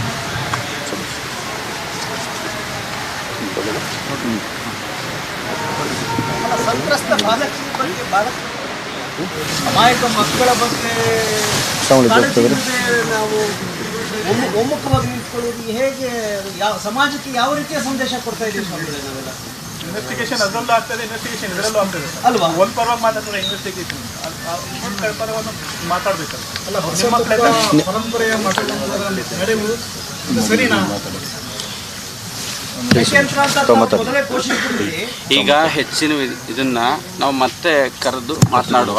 ಈಗ ನಾವೇನು ಹೇಳ್ಬೇಕಾಗಿತ್ತು ಹೇಳಿದೀವಿ. ನೀವೇ ಹೇಳಿದ್ರಿ ತನಿಖೆ ನಡೀತಿದೆ ಅಂತ. ಇವಾಗ 2 ಮಕ್ಕಳು ಹೊರಗಡೆ ಬಂದು ಮಾತಾಡಿದ್ದಾರೆ. ಇವಾಗ ಅವ್ರ ಮಾತಲ್ಲಿ ಸ್ವಲ್ಪನೂ ಸತ್ಯ ಇದ್ರೆ ಇಲ್ಲಿ ಸುಮಾರು ಮಕ್ಕಳದ್ದು ಜೀವನದ ಪ್ರಶ್ನೆ. ನೀವು ಸುಮಾರು ಮಠದ ಅಧ್ಯಕ್ಷರಾಗಿರೋದು, ನೀವು ಅವ್ರ ಬಗ್ಗೆ ಕಾಳಜಿ ಇದೆಯಾ? ಇದ್ರ ಬಗ್ಗೆನೂ ಸ್ವಲ್ಪ ಯಾರಾದ್ರೂ ಮಾತಾಡೋದ್ರ ಬಗ್ಗೆ ಮಾತಾಡ್ತೀರಾ?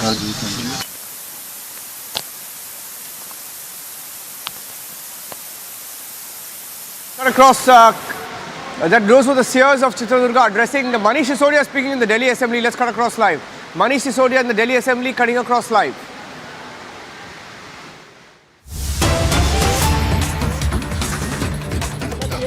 करोड़ का घोटाला हुआ, फिर हम कहेंगे ये तो झूठ है, महाझूठ है, इसका क्या जवाब देना है?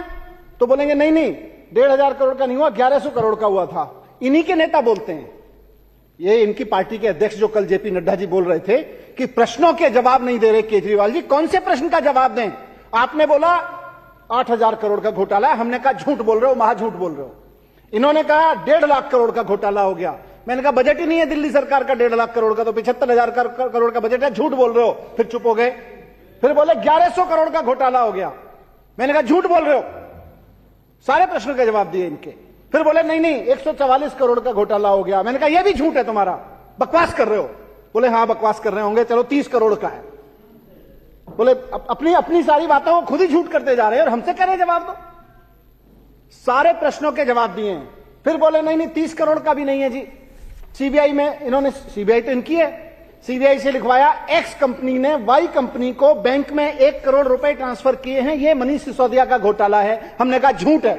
किसी कंपनी ने किसी कंपनी को कोई पैसा दिया होगा तो वो मनीष सिसोदिया का हो गया. तो यह भी झूठ है इनका. सारे प्रश्न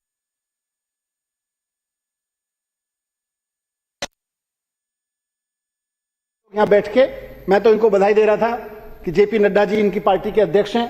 कल उन्होंने अरविंद केजरीवाल जी को बार बार कहा प्रश्न करो, प्रश्नों के जवाब दो, प्रश्नों के जवाब दो.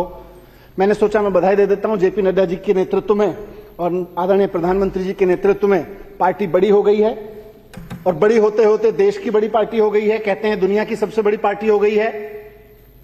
गुंडागिरी से शुरू हुई, गुंडागिरी करते करते दोस्तवाद पे आ गए, दोस्तवाद को करते करते ऑपरेशन लोटस और खोखा खोखा करने लगे.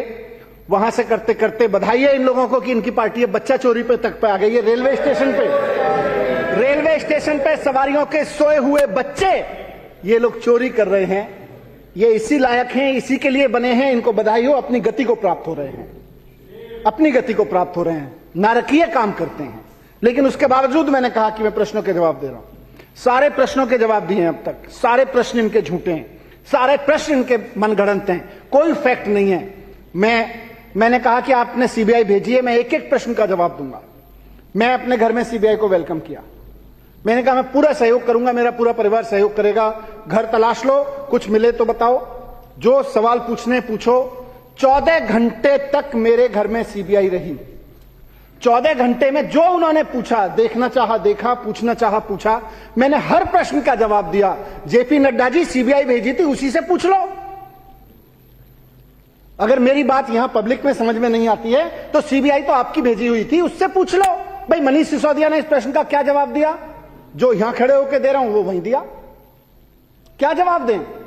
जवाब तो सारे दे दिए। आप अपनी सीबीआई पे भरोसा नहीं कर रहे कि सीबीआई वाले आपको सच बताएंगे। सीबीआई वाले भी कह रहे हैं कि हम संतुष्ट हैं, इनके घर से कुछ नहीं मिला। सीबीआई वाले भी कह रहे हैं कि पूरा घर छान मारा, कुल मिला के मतलब छोटे से खर्चे के पैसे घर पे मिले, बीवी के छोटे से गहने, मतलब अभी मजाक कर रहे थे बाहर निकल के लोग। आज अभी मैं लॉकर से आ रहा हूं, इनको लग रहा था बहुत लॉकर में पता नहीं क्या क्या सामान होगा, क्या क्या सामान होगा। कुल मिला के 70-80 हजार रुपए का, उसमें गोल्ड के भी छोटा मोटा है, उसमें चेन भी है, उसमें बच्चा पैदा हुआ था मेरा 15 साल पहले, उसका झुंझुना भी है। वो सारा मिला के 70-80 हजार रुपए आज की वैल्यू का सामान नहीं निकला। फिर जब इनका नहीं चला, फिर झूठ। अब जवाब तो ये दें, कहां से झूठ बोलते हैं? इन्होंने अभी थोड़ी देर पहले मैं वहां से चला, मैं बता के चला सारे मीडिया को कि मेरे घर से कुछ नहीं निकला। मेरे बैंक लॉकर का इतना इन्होंने हल्ला मचाया, बैंक लॉकर तलाशेंगे, बैंक लॉकर तलाशेंगे, उसमें से निकलेगा, उसमें भी कुछ नहीं निकला। मैंने सारा बताया, मेरे पास सारे सर्च मेमो हैं, क्लीन चिट मिली है मुझको। प्रधानमंत्री जी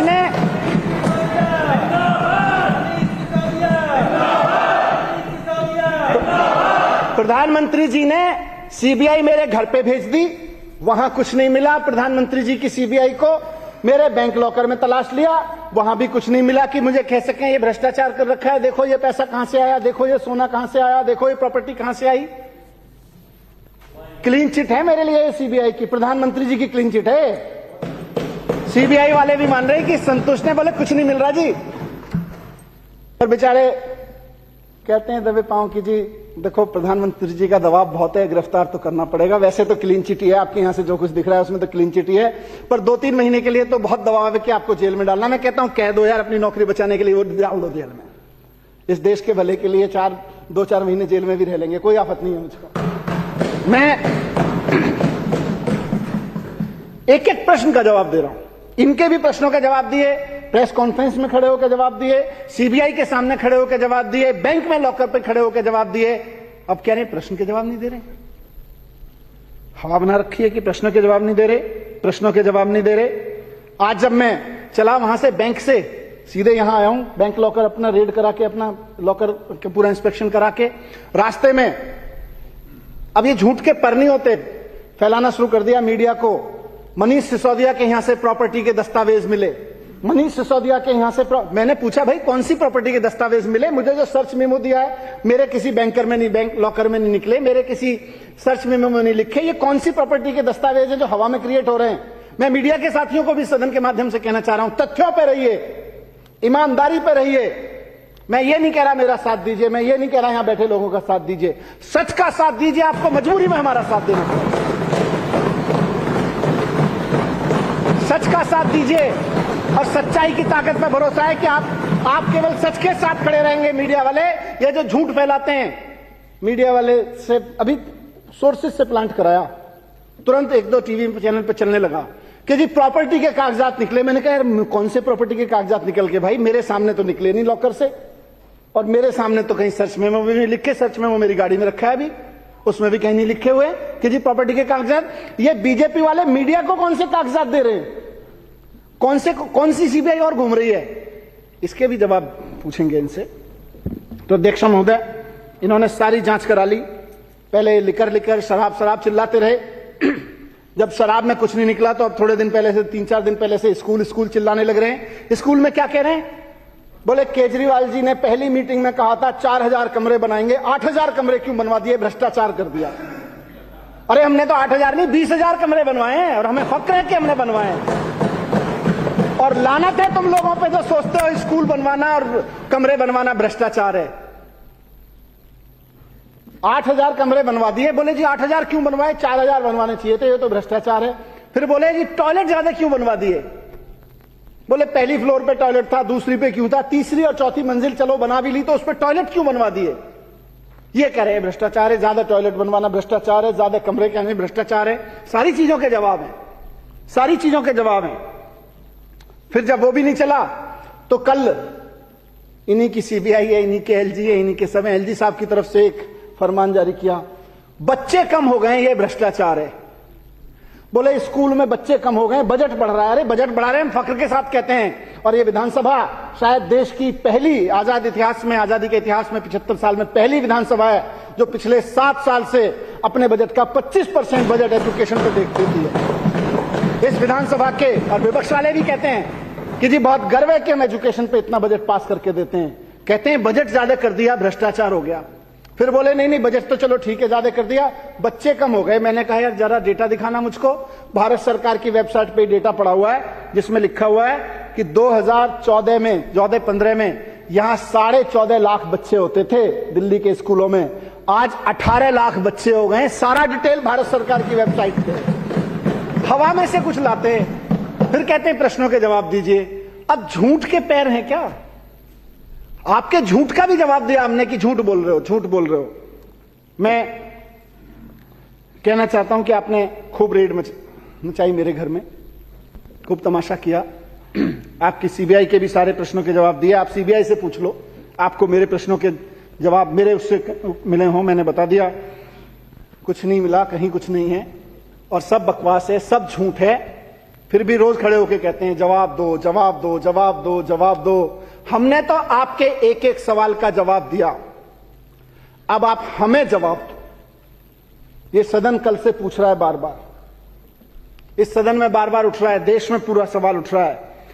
मैं प्रश्न पूछता हूं और जेपी नड्डा जी और भारतीय जनता पार्टी के नेताओं जवाब दो कि प्रधानमंत्री जी ने दूध और दही पे भी जीएसटी लगा के इतना पैसा सरकार में कमवाया, आम जनता से इतना पैसा लिया। प्रधानमंत्री जी ने दूध और दही जैसी चीजों पे भी, बिस्किट पे जीएसटी लगा के, आम आदमी के चाय बिस्किट पे भी जीएसटी लगा के जितना पैसा कमाया, उसको अपने दोस्तों के कर्ज माफी करने में क्यों लगाया, इसका जवाब दो। ये देश इस हालत में क्यों पहुंच गया कि दूध दही और चाय और बिस्किट पे भी जीएसटी लगेगा और उस जीएसटी से इकट्ठा पैसा प्रधानमंत्री जी के दोस्तों के कर्जे माफी में इस्तेमाल होगा। ये क्यों हुआ, इसकी सीबीआई जांच कराओ, इसका जवाब दो कि लोगों के दूध दही चाय बिस्किट पे टैक्स लगा लगा के इकट्ठा किया गया जीएसटी का पैसा प्रधानमंत्री जी ने अपने दोस्तों के कर्ज माफी पे क्यों खर्च किया, इसका जवाब दो। आज इसका जवाब दो। हमने तो आपके सवालों के जवाब बहुत दिए हैं। ऑपरेशन लोटस आप लोगों ने किया। ऑपरेशन लोटस में पूरे देश में एमएलएज खरीदे। हमारे यहां भी खरीदने की कोशिश नहीं की लेकिन बिके नहीं, लेकिन रेट पता चल गए। इसी रेट के हिसाब से भी अगर देखें तो 6300 करोड़ रुपए इन्होंने एमएलएज खरीदने पे खर्च किए हैं।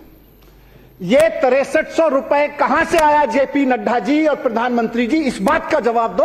सीबीआई की जांच करो, ईडी की जांच करो कि एमएलए खरीदने के लिए और खरीदे गए एमएलएज को बड़े बड़े 5 स्टार होटलों में रुकवाने का पैसा कहां से आया, इस बात का जवाब दो। ये 63,000 करोड़ रुपए कहां से आया, 6300 करोड़ रुपए कहां से आया।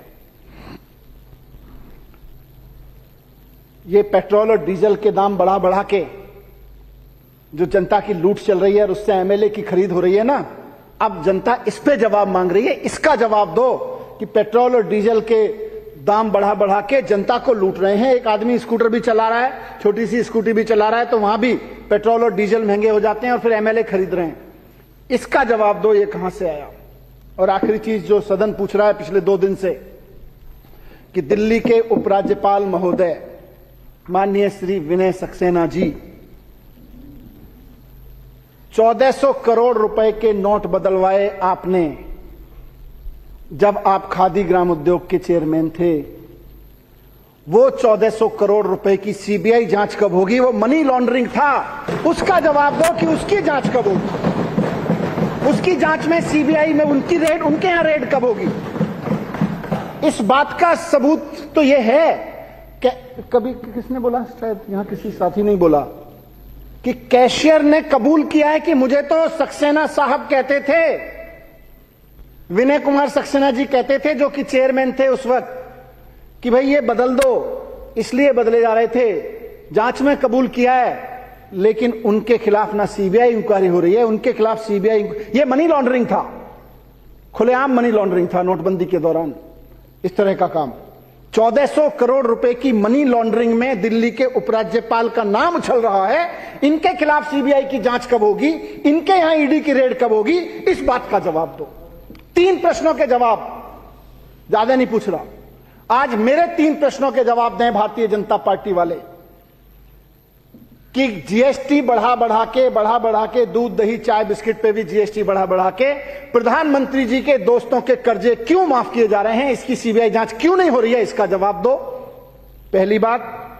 दूसरी बात, ऑपरेशन लोटस का एमएलएस को खरीदने का 5 स्टार खर्चों का पैसा कहां से आ रहा है, ये सारा जवाब दो। ये सब बेईमानी का पैसा है, पेट्रोल और डीजल को के दाम बढ़ा के लाया जा रहा है। और तीसरा, उपराज्यपाल महोदय पे जो आज जो सवाल उठे हैं कि 1400 करोड़ रुपए की मनी लॉन्ड्रिंग में शामिल हैं वो, उनके खिलाफ सीबीआई जांच क्यों नहीं हो रही है, इस बात का जवाब दो। इन 3 प्रश्नों का जवाब दो, हम मान जाएंगे कि आपके पास जवाब है, नहीं तो पॉलिटिकल स्टैंड तो सब करते हैं। बहुत बहुत धन्यवाद अध्यक्ष महोदय।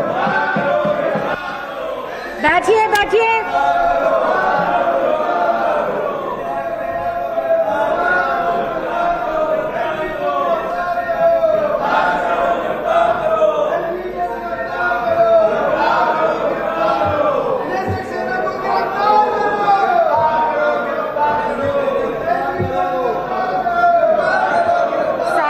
अपनी सीट पर जाएं, सभी सदस्य अपनी सीटों पर जाएं, अपनी सीट पर चले। दुर्गेश जी अपनी सीट पर चले।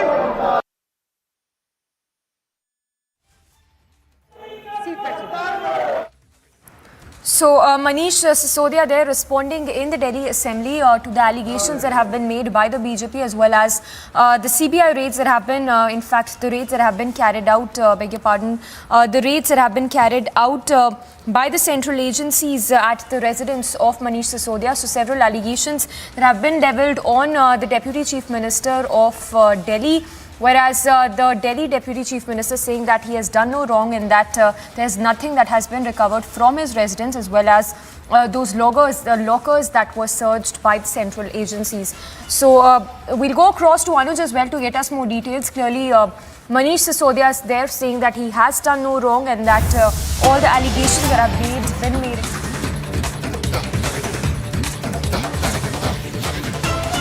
पिकनिक कर रहे थे। The law and order situation of the state is sick. The CM is busy in a picnic. Nothing can be more condemnable than the insensitive behavior of Hemant Soren ji. And what makes it worse, Hemant ji, it was your duty to protect our sister. If she has lost her life, it is because law and order situation in Jharkhand has completely collapsed. And while our sister was struggling, fighting her battle, the Chief Minister of Jharkhand, Hemant Soren ji, was busy partying and doing picnic. The behavior and the utterances of Hemant Soren ji, that such incidents happen on a regular basis, are painful and should be condemned. And people, not just of Jharkhand, but of the entire country, will never forgive you for the insensitivity that you have shown and your failure to protect the women of the state. The law and order situation in Jharkhand has completely collapsed. The crime against women in Jharkhand are increasing day by day. AK-47 is recovered from people close to the Chief Minister, and this shows people who break law with impunity have no fear of the law because they know that serious matters of crime will be brushed aside by saying that these are only small incidents and they happen regularly. Thank you. ये अलग से कर क्या है? लेकिन सवाल अच्छा है So BJP's press conference there hitting out at the Jharkhand government and also hitting out at the Jharkhand Chief Minister with regard to his earlier statement saying that such incidents keep happening at regular intervals. This is with reference to this remarks that were earlier made by the Jharkhand Chief Minister Hemant Soren on the Dumka incident in which the victim lost her life after she was set ablaze by the accused Shahrukh. So BJP there hitting out at the Jharkhand government and saying how the law and order situation has collapsed in the state of Jharkhand. Well, we'll try and get more reactions, but remember the victim who was set ablaze in Jharkhand's Dumka by the accused in which and following which she in fact succumbed to her injuries. We'll slip into a very short break, but on the other side we'll continue with our coverage as BJP questions the law and order situation in the state of Jharkhand.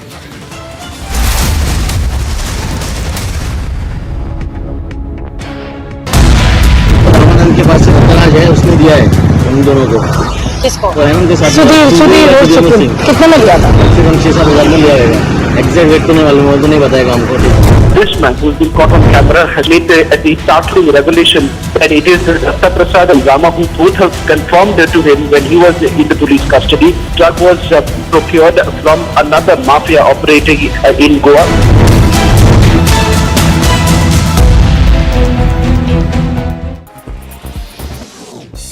In a sharp attack on the Congress party, BJP National President JP Nadda claimed that the grand old party is losing ground because it's failed to reconcile local and national objectives. He's also said that the main reason is that people who have been members of the Congress party for more than 40 years are now leaving the party. Incessant rainfall is leading to major disruption across the country. Visuals coming to us from Badrinath highway seem to suggest that the highway was blocked, disrupting traffic. The STRF is in the spot rescuing passengers and local people.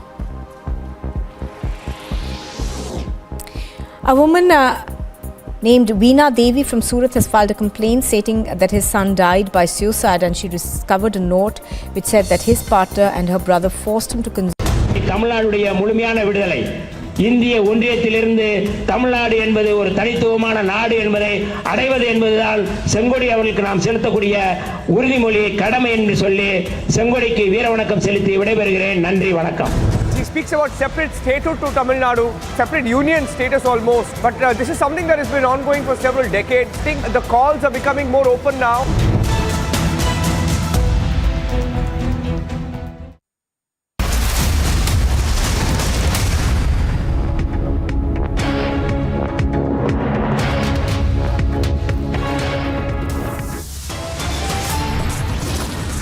Top headlines at 2:30. Mentor Anna Hazare takes on Kejriwal in a stinging letter, says Kejriwal has fallen to power of intoxication. Silent on Anna's letter, Kejriwal deputy cries, when it Anna?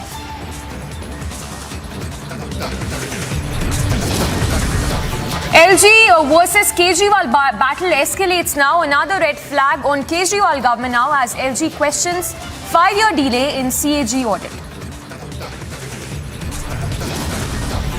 Top DMK ally makes open call for secessionism, sparks massive row. Will Stalin act now?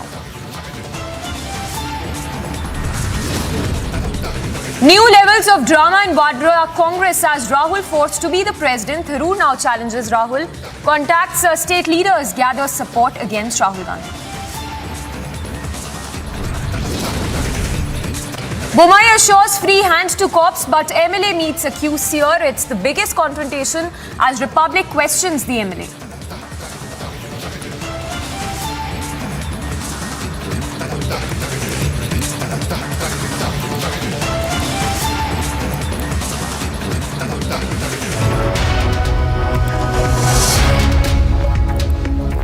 Thanks for staying tuned. We are live and breaking. I'm Samiksha Srivastava. First up, starting with breaking news coming in from Jharkhand.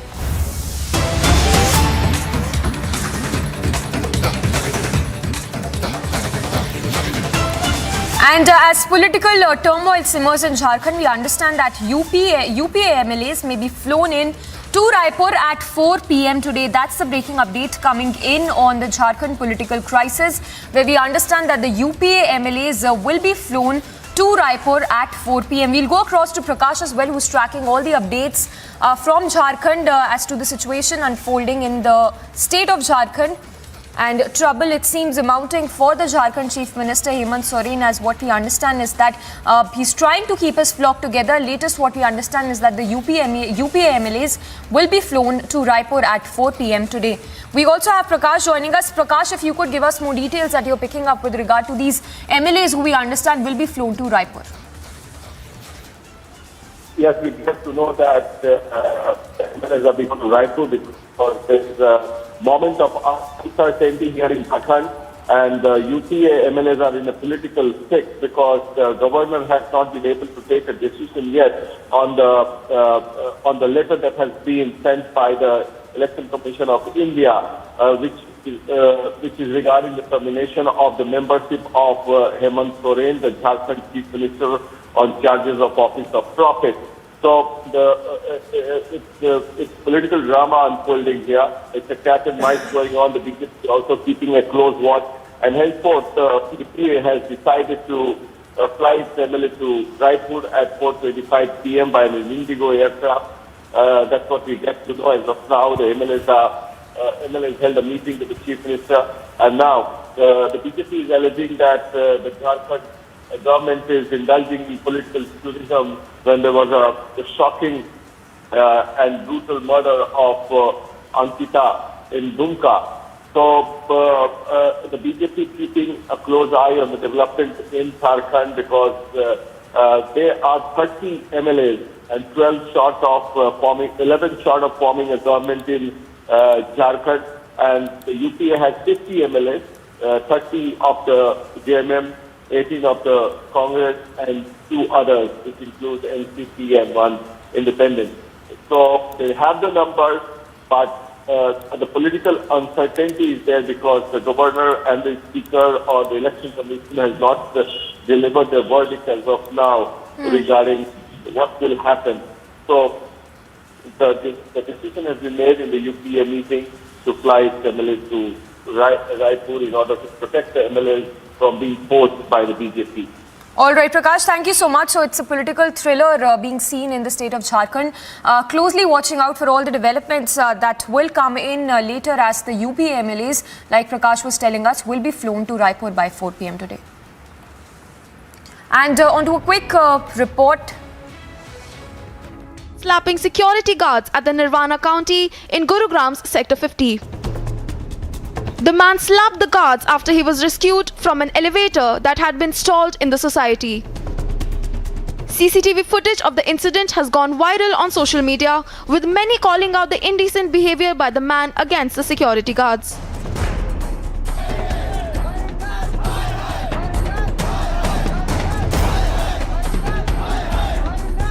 The guards later raised a protest against the man after he slapped at least 2 out of the 3 guards upon being rescued from the elevator. The police in Gurugram, after intervening, filed charges against the sections of the Indian Penal Code that relate to causing hurt and criminal intimidation.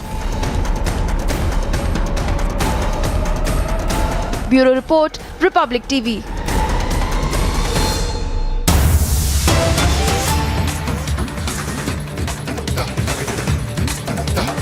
Well, on to more breaking news coming in. We understand that the Congress interim chief Sonia Gandhi as well as the Gandhi scion Rahul Gandhi have filed an affidavit in the Delhi High Court in a case of provocative statement.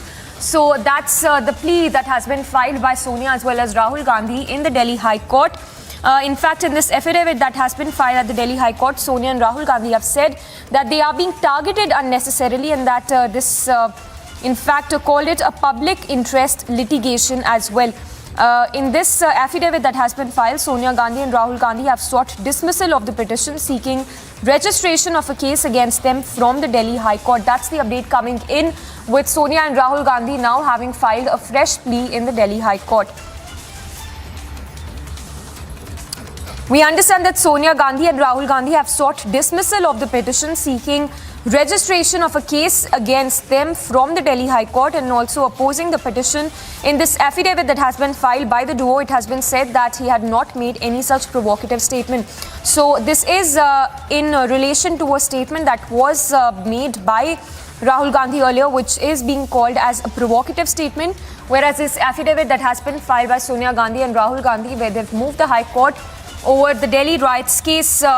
So that's the update coming in. The opposition opposing the petition in the affidavit, it has been said that he had not made any such provocative statement. So that's a fresh plea that has been filed by Sonia Gandhi and Rahul Gandhi with regard to the statement that was earlier made by Rahul Gandhi, saying that no such provocative statement has been made by him. And this is with regard to in fact, this is in this affidavit that has been filed at the Delhi High Court. Sonia Gandhi and Rahul Gandhi have said that they are being targeted unnecessarily. So they have said that they are being targeted and that it has no basis, the case that was earlier registered.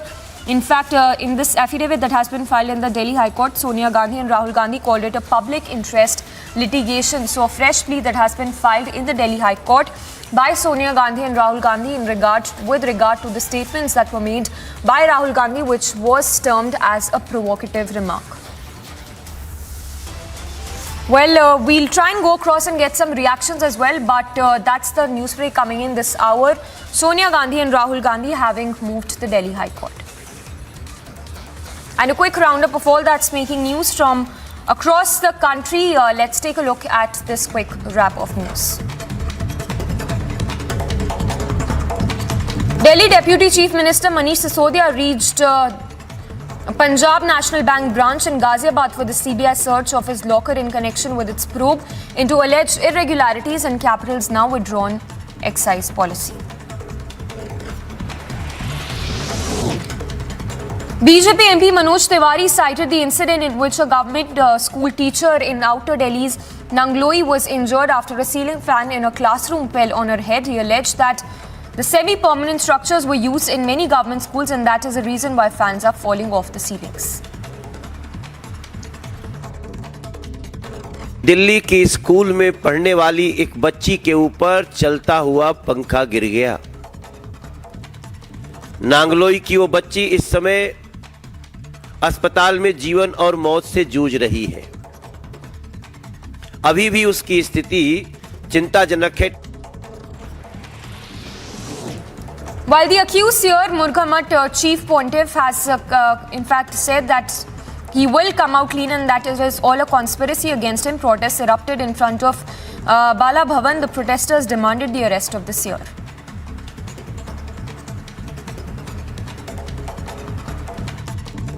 These protesters gathered just a while ago. The blue shawls have been adorned in all of them. About numbers were earlier 20, but now the numbers are swelling up. So this situation, on one side, the MLA is meeting the Pontiff. On the other side, the protesters are here on the ground outside the Bal Bhavan, demanding that first the arrest be made and then only the investigation must continue. While their raging demand to nab the Karnataka Seer continues, we understand that the Chitradurga MLA met Murghamat Seer and said that fair probe will be conducted in this matter. Notably, the leaders of BJP's Karnataka unit seem to be taking varying stances after Murghamat Chief Pontiff was booked under the POCSO Act. No, nobody will interfere in this case. Whatever the police and law is there, according to that, they will inquire and whoever is found guilty, they will be punished. They have already mentioned there is no question of any influence, nothing. As since my childhood, I am a follower of this man. But for that, I have just come here and just visited and I am going back at the same time. Meanwhile, the hearing in the anticipatory bail petition of the Chief Pontiff of Murghamat, Shivamurthy Murgara, was adjourned to 1st of September by District Sessions Court. He has been booked in a sexual assault case involving minors. Congress MP Shashi Tharoor said that an election will be good for the Congress while refusing to comment on whether he will run for the Congress presidential election after his recent article in a Malayalam daily that triggered speculation that the former union minister could contest for the Congress chief position. A leader of the VCK, which is an ally of the DMK in Tamil Nadu, was seen promoting the secession of Tamil Nadu, further promoting an expansion of the movement over the course of the next year. Goa Chief Minister Pramod Sawant said that his government has submitted a confidential report on the investigation into the case of alleged murder of BJP leader Sonali Phogat to Haryana Chief Minister and the DGP as well. A team of Goa police meanwhile has left for Haryana to record some statements as part of the investigation. SC has closed all proceedings arising out of the 2002 riots in Gujarat. A batch of pleas was pending before the Supreme Court in connection with the riots case. The Supreme Court said that the cases have now become infructuous with passage of time and that trials in 8 out of 9 cases are over and final arguments have been going on in one case in the trial court.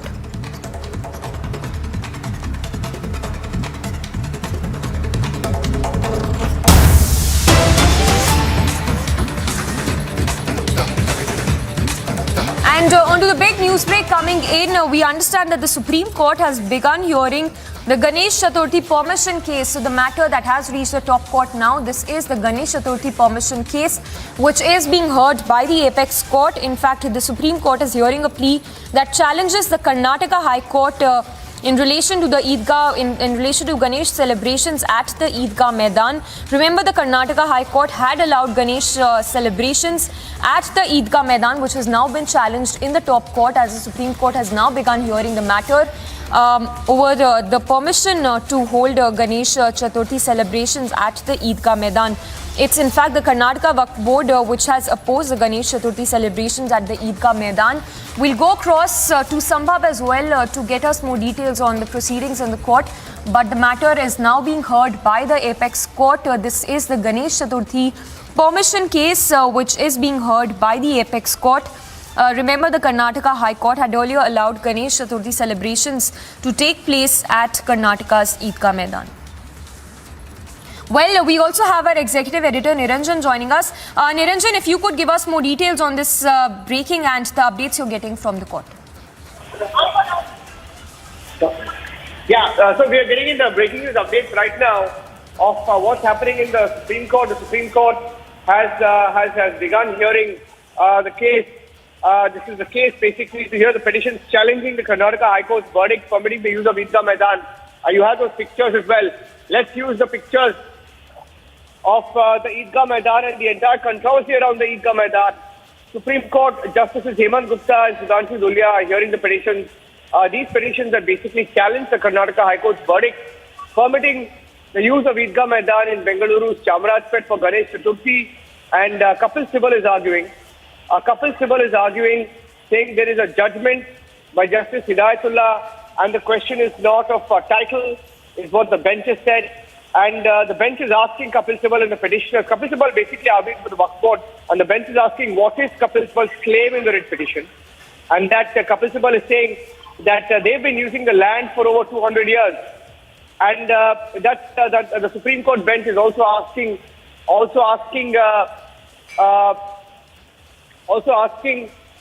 the petitioners, in this case Kapil Sibal, what is the prayer? And Kapil Sibal has responded saying not for title is with me. Single bench says Firisco, and next day division bench says no. The bench says, are you giving the Eidgah Maidan for Republic Day? Questions are being asked by the bench. If they're giving the Eidgah Maidan, if Eidgah Maidan Republic Day is allowed. And then Sibal says that is okay, already it is used as a playground for children but cannot be used for religious purposes. So Sibal arguing for the petitioner says that you can't use the Eidgah Maidan for religious purposes. Says that it is only for purposes of playing, and these are details that are coming in. In fact, Sambhav is also joining us. So basically, Kapil Sibal is arguing right now in the court. Kapil Kapil Sibal arguing in the court and saying that that the Eidgah Maidan can be used for Republic Day or can be used by children to play, but cannot be used, saying they cannot be used because of the Waqf properties. They're saying it cannot be used for Ganesh Chaturthi. And we're getting in more breaking news updates right now. Kapil Sibal arguing has said that it is used as a playground for children but cannot be used for religious purposes. So we're getting in live updates as we speak. So we'll go across to Sambhav as well and we'll get some more updates on this. But the argument of Sibal is that this ground has been used for over 200 years by Muslims and should not be used by the Hindu side for Ganesh Chaturthi. That's the basic argument right now.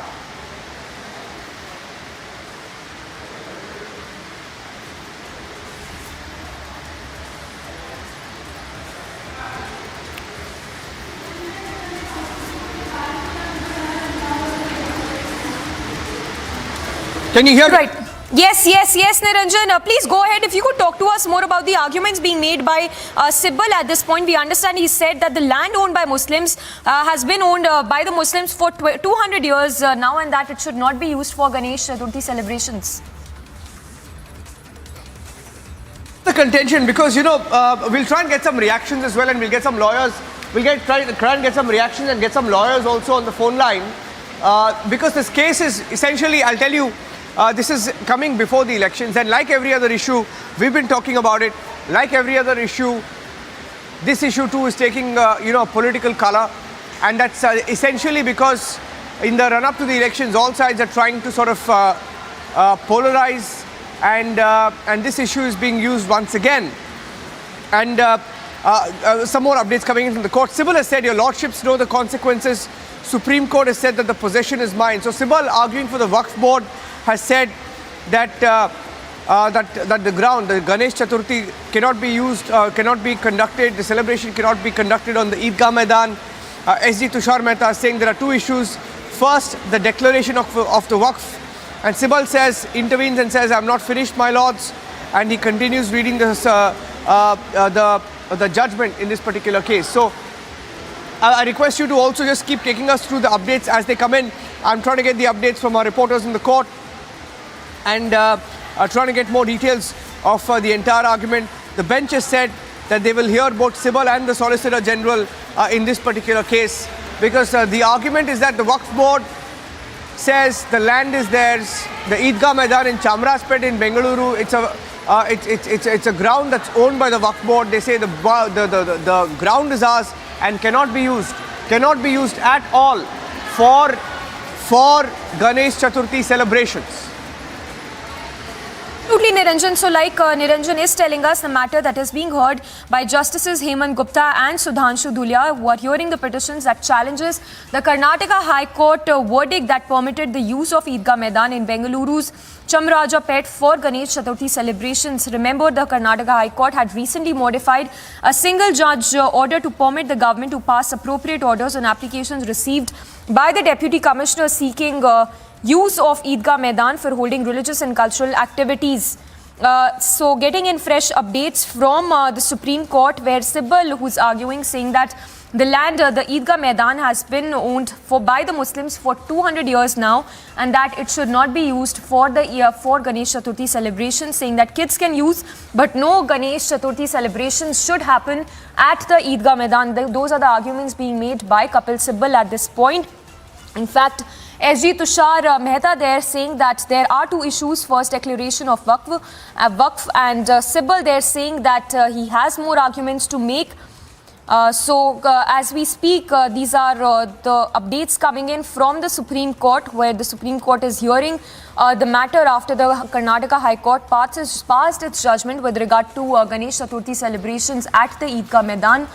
Remember, the Hubli Dharwad Municipal Corporation has decided to allow installation of Ganpati idol for 3 days at the Eidgah Maidan, and this of course came after the Karnataka High Court passed its order with regard to the celebrations, which which it allowed to happen at the Eidgah Maidan. So updates coming in from the Supreme Court. At this point, we have Nivedna also joining us from the Delhi newsroom. Nivedna, if you could take us through some of these arguments being made by Kapil Sibal in the Supreme Court.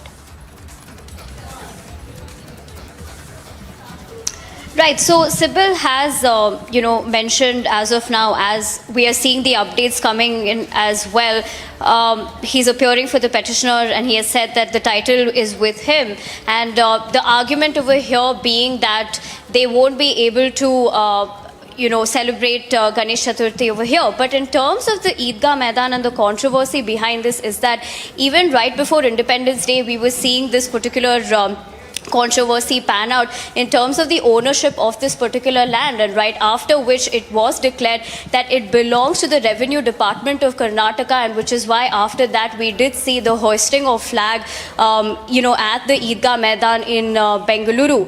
Now the Hubli mayor who did speak earlier regarding the celebrations of Ganesh Chaturthi is regarding the Eidgah Maidan in Hubli and has no relation to the celebrations being conducted in Bengaluru's Eidgah Maidan. Now these are of course both the grounds have the same name, but they're two different issues because here they're still waiting for permission to be happening in Bengaluru. Yes, just stay with me.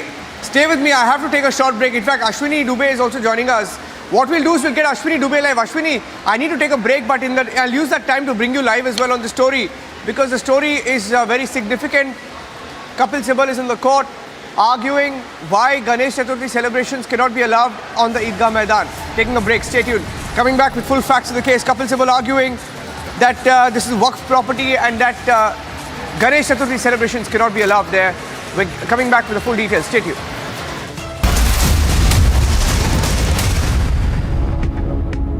Amity University in London, accredited by Quality Assurance Agency UK and licensed by the Government of UK, offers MBA and BBA degrees at its central London campus. Embark on a global career with a globally recognized UK university degree. To apply, visit amity.edu/London. Aam Aadmi Party legislators were holding overnight protests outside the Delhi Assembly premises amid an ongoing war of words between the two parties on allegations of corruption. The Aam Aadmi Party is demanding a probe against the Lieutenant Governor V.K. Sena for allegedly pressuring two of his employees to exchange demonetized currency notes worth 1,400 crore rupees during his term as the Khadi and Village Industries Commission chairman in 2016. हम ये मान के चलते हैं कि LG साहब भी विधानसभा में क्या कार्यवाही हो रही है उसे जरूर फॉलो करते होंगे। मैं मानती हूं कि जिस प्रकार से मीडिया में ये पूरी बातचीत चल रही है तो एलजी साहब ने भी जरूर देखी होगी, लेकिन मुझे दुख है इस बात का कि इतने गंभीर आरोप होने के बावजूद और इतने गंभीर तथ्य विधानसभा के पटल पर रखे जाने के बावजूद एलजी साहब ऐसे चुप्पी साध के बैठ गए हैं कि ऐसा लगता है दाल में कुछ काला है। के पास से है उसने दिया है उन दोनों को। किसको? तो हेमंत के साथ कितने में लिया था? 6-7 में लिया है। एग्जैक्ट रेट तो नहीं मालूम, वो तो नहीं बताएगा हमको। This man who's been caught on camera has made the startling revelation that it is Dr. Prasad and Rama who both have confirmed to him when he was in the police custody. Drug was procured from another mafia operating in Goa.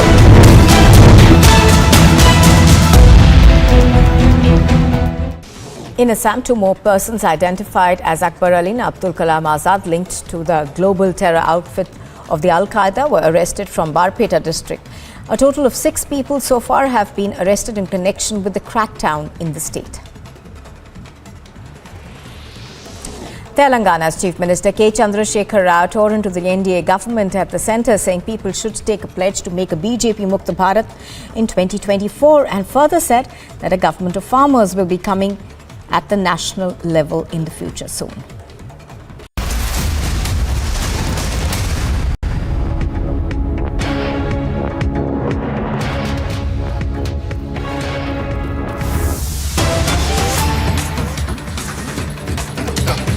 Closely tracking all the updates coming in from the Supreme Court, where the Eidgah matter is being heard by the Supreme Court. Kapil Sibal there presenting his arguments and saying that the Eidgah Maidan should not be used for the Ganesh celebrations, as it belongs, in fact, which has been used by the Muslims for over 200 years now.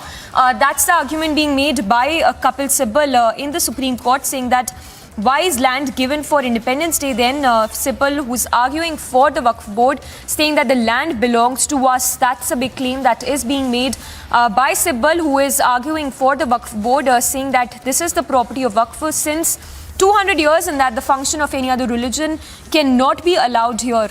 So these are the arguments being made by Kapil Sibal there in the Supreme Court, and saying that the kids have been using that ground for years now, and that there should not be any Ganesh Chaturthi celebrations that should take place at the Eidgah Maidan. We'll slip into a very short break. We'll continue to get you live coverage and the fastest updates from the Supreme Court as Eidgah matter is being heard in the top court.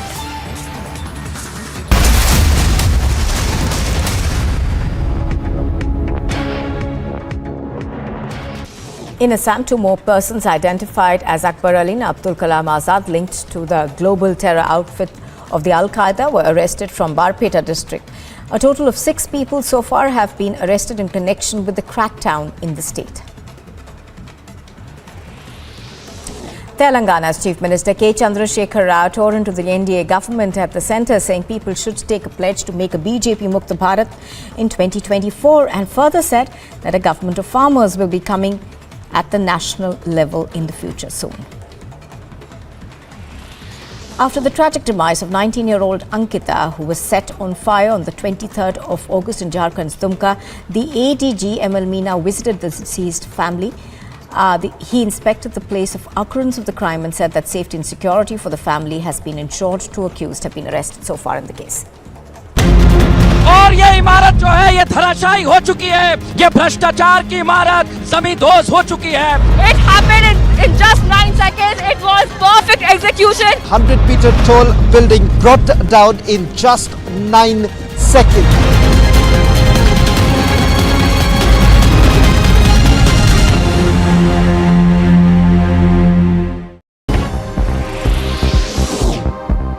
The Aam Aadmi Party and the opposition BJP are both holding protests on the premises of the Delhi Assembly building and are both accusing one another of corruption. The AAP MLAs set up beneath the monument of Mahatma Gandhi, while the BJP MLAs began their sit-in near the sculptures of legendary freedom fighters Bhagat Singh, Rajguru and Sukhdev inside the Delhi Assembly grounds.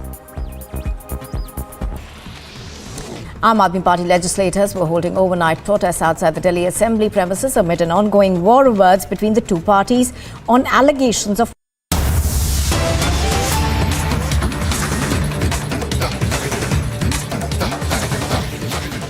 Getting in the fastest updates from the Supreme Court, where we understand that Kapil Sibal is presenting his arguments, who's arguing for the Waqf board, saying that the land belongs to us and that why is the land given for independence? In fact, Supreme Court then saying that why is the land given for Independence Day celebrations then if the Waqf board has a problem with the Ganesh celebrations being held at the Eidgah Maidan. With Kapil Sibal then responding that this is the property of Waqf since 200 years and that the function of any other religion cannot be allowed here, that kids have been using this ground for many years. We have Niranjan also joining us from the Mumbai newsroom. Niranjan, if you could bring us some more details on the arguments being presented inside the court. Well, right now, Kapil Sibal says, he said that this ground, this Eidgah Maidan in Chamarajpet in Bengaluru has been owned by the Waqf board. Essentially, he's arguing for the Waqf board, saying the land belongs to Muslims and that Hindus can't celebrate a festival. That's the crux of his argument. He says the land has belonged to Muslims for over 200 years and Hindu or any other religious ceremonies or functions cannot be held on this ground. Supreme Court at one point asked him, then how is it that Republic Day, Independence Day functions can be held? And he said, there are permissions for that. That can be held, and he said even Muslims can pray there only on 2 days in a year. And he's being questioned on that. And also, as of this minute, Kapil Sibal has just said government doesn't challenge it, corporation doesn't challenge it, I own it. And he's arguing for the Waqf board, saying I own it for 200 years and that the election is next year. He's linking it to election. So the Waqf board is linking it to elections. Rahul Ishwar, obviously this issue is going to take a political turn, and it already is. Sibal is linking the Eidgah controversy to elections. Can I get your response to that? I hope they don't link it. Am I audible? Yes, we can hear you, but he's already linked it. He's already linked it in the Supreme Court. Yeah, I know. I hope such kind of political posturing, communalizing an issue for politics should not be allowed. That's a space, which is there for many decades. Yes, there has been a controversy regarding the 2.1 acres. At the same point of time, if every community can celebrate festivals in such spaces, it will only add to the harmony. And please remember, Ganesh also is a passing festival. Nobody is going to consecrate an idol. Nobody is going to create a temple. Nobody is going to create permanent structures to it. So please remember, any spiritual and spiritual celebration with diversity should be enhanced, encouraged in everyone's ground. And Niranjanji, when we doing down in Kerala and Shabarimala, we celebrate church, temple and mosque together. Especially en route to Shabarimala, we celebrate in the mosque and they come to the temple. That's how harmony is built. This kind of a very tense kind of a posturing and situation should not be there. Every community should be celebrating festival. I hope Supreme Court take a balanced view of this. And my only humble request to our Muslim community brothers is, please think about point of consensus, point of harmony, point of coming together. And Ganesh also has a great history of Indian freedom struggle.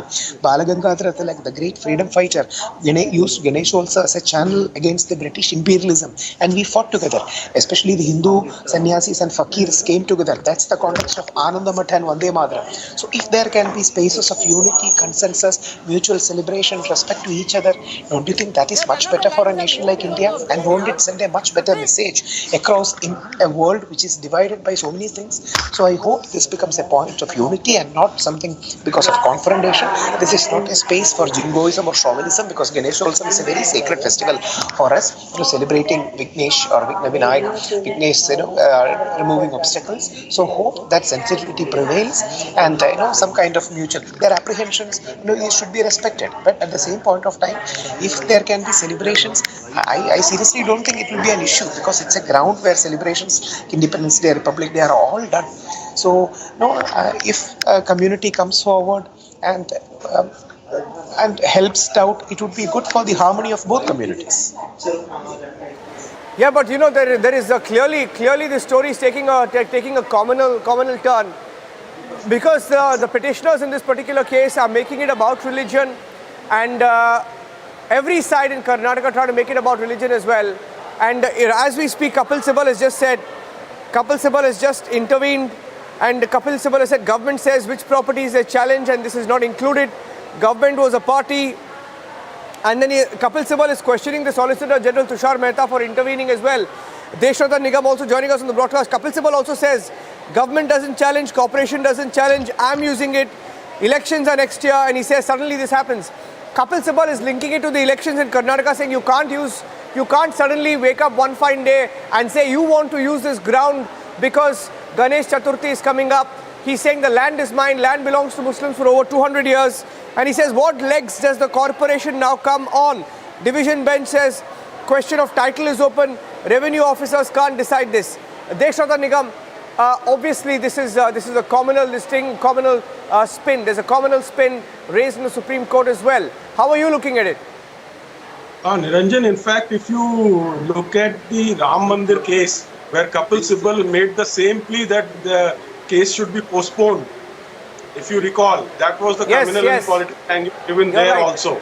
And similar, reasons are being given today itself. Now, these legally speaking, one of the, I think at Hubli, it is the ground is owned by the municipal corporation, the other one is by the revenue department. Now, these are sub judice matters. And remember, we have a huge amount of large number of Ram Leela Maidans all over the country where it is not only fixed for Ram Leela, but every community celebrates its functions out there. Therefore, every ground should be open for all the communities. We are living in a secular country. We are not governed by Sharia law. And Waqf is one of the most dangerous acts where it is so arbitrary that they can take over anything. And any land which has been given during Mughal era, I don't think that can sustain in the modern era of our constitution, where everything is governed by it. And Waqf board is under challenge. Act is under challenge in Supreme Court. I hope the Supreme Court hears it and finally gets over this arbitrary nature of this particular act, that they even have the power to declare any overnight and declare any land as Waqf Act, and you can't even challenge it properly. So all those factors are coming into play. We live in secular country, and each and every ground should be available for every community to celebrate its festivals, whether it is national festivals or community festivals. These grounds are available. To say that it will be communal angle, then I have grave objections to it, and Kapil Sibal must realize before he's a lawyer, he's an Indian himself. In fact, both Kapil Sibal and right now Dushyant Dave, I think, is also intervening. So I'm getting in some more updates from inside the Supreme Court. In the Supreme Court right now, Rahul Ishwar is also on the broadcast. Advocate Dushyant Dave is speaking on the injunction order, and he has just said this is an issue which needs consideration a lot at admission stage. Article 25 expressly deals with it, adding that they've been restrained from entering the land and that it's been upheld by the Supreme Court. He's also referred to the Supreme Court judgment, and everyone knows the rights of the minorities. Dave says prayers are offered, and then at this point the court says prayers are offered only on 2 days. So the court also mentions how the prayer is offered on just 2 days, and Dave says, but it's my property. Dushyant Dave, for the petitioner, says it's my property. Courts can't force me to give the property. If I allow, then it's well and good. But this has been held in the Supreme Court judgment. The bench says it is examining the rights. Okay, this is very significant. Very significant. The Supreme Court bench says it's examining the rights. It's examining the rights of minorities to have their private property, to have their property, and it's not very clear, so I'll wait for that. The bench says it's examining the rights of minorities to have their own property rights, etc. Dushyant Dave says the High Court should not have taken the view that it took. So basically, Dave is questioning the court. There are some people, some lawyers who have the question, who often question the courts. Dushyant Dave is one of them. He's often questioned the judiciary as well on several occasions. He's just said High Court should not have taken the view that it took, and he's referring to the Karnataka High Court order. And he says, with great humility, I say that they should not have said that. Can I get your views on that, Rahul Ishwar?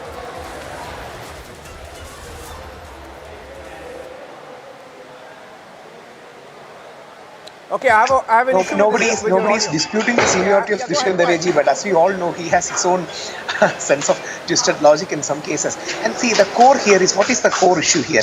No, I don't think there is a serious issue regarding Article 25 or 26. There is a celebration in a society regarding Ganesh also. It is celebrated all over India. People from various communities take part. In Maharashtra, our Muslim brothers and sisters also take part in the celebration as a matter of confidence building. So such a celebration is going to happen. So, if that celebration is going to be there, what is the big issue is one question we have to ponder. Nobody is going to, I don't think anybody is going to build a permanent structure. There's a power struggle here. If the Supreme Court or the court so feels, they can take an undertaking that unless the dispute is solved, no other structure will be taken here or no other process will be taken here, and this cannot be considered anything else. The most important thing is, let us build these things as a matter of consensus and unity rather than of confrontation. We are living in a world where people can inject and inspire hatred at the drop of the hat. So all these occasions, I hope, why don't you talk to other community members, find a solution, find a consensus. These are the ways that we should go ahead, and not in a path of confrontation. Having police, having army, CRPF for celebration will send out a very wrong message. So the most important thing regarding the Ganesh Utsav committee and our Muslim brothers is that they have to find a point of consensus, talk to each other, bring out a consensus, and not necessarily go for confrontation.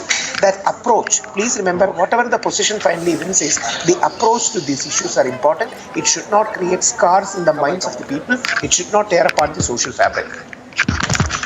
Yeah, and he has just argued, I'm getting in more details of the argument being made by Dushyant Dave here. Dushyant Dave has said in the courtroom, he has said, the AG says there's a dispute with regard to title of property, but you cannot file a suit for possession. I have it in my possession for 200 years. Would a Muslim community ever be... So he's making it about religion. He says here, Deshwata Nigam, would the Muslim community ever be permitted to celebrate in a Hindu religious ground? See, he's come down to it. Finally, it's come down to it. It's about religion, isn't it? Yes, in fact, Niranjan, if you look at Muharram Julus pass from every Hindu locality. But these people have a problem when the procession, Hindu procession, goes through the locality. What is the source of this hate or kind of, that they have taken, the kind of stand they take? So this is what to be understood. It can't be taken when they are involving religion, then we can also involve our religion in it. But we don't. because it is a secular country. The arguments, see, lawyers are arguing on the basis of instructions from their clients. These are not the independent, assertions by the lawyers. And therefore, one has to understand these instructions are coming from the work board or the people who have approached the Supreme Court. And once they are bringing in the communal angle, so then it has to be met very strictly through constitutional provisions and legal provisions. These grounds are Indian grounds. Please remember that. They are governed by Indian Constitution, and Waqf Act is some act which is under challenge in Supreme Court, has to be clearly reviewed, and one has to take a very clear position. Till then, all the grounds are open for all the communities. And I'm just getting in, Kapil Sibal is just intervening, saying what is happening in this country. Police is filing suo moto, etc. This is in response to the bench asking Dushyant Dave to stick to the arguments. Dushyant Dave was asked to stick to the arguments when he asked a question, in fact, Rahul Ishwar, he asked a question, if Muslims would ever be allowed to use a Hindu ground. So he made it about Hindus and Muslims. And at that point, the bench asked him to come back and stick to the subject.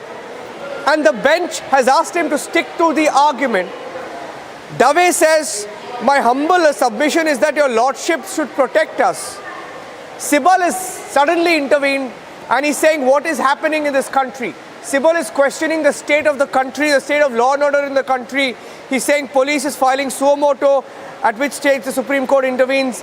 Rahul Ishwar, coming back to you, if you want to take that. Yeah, Rahul Ishwar. Just one submission.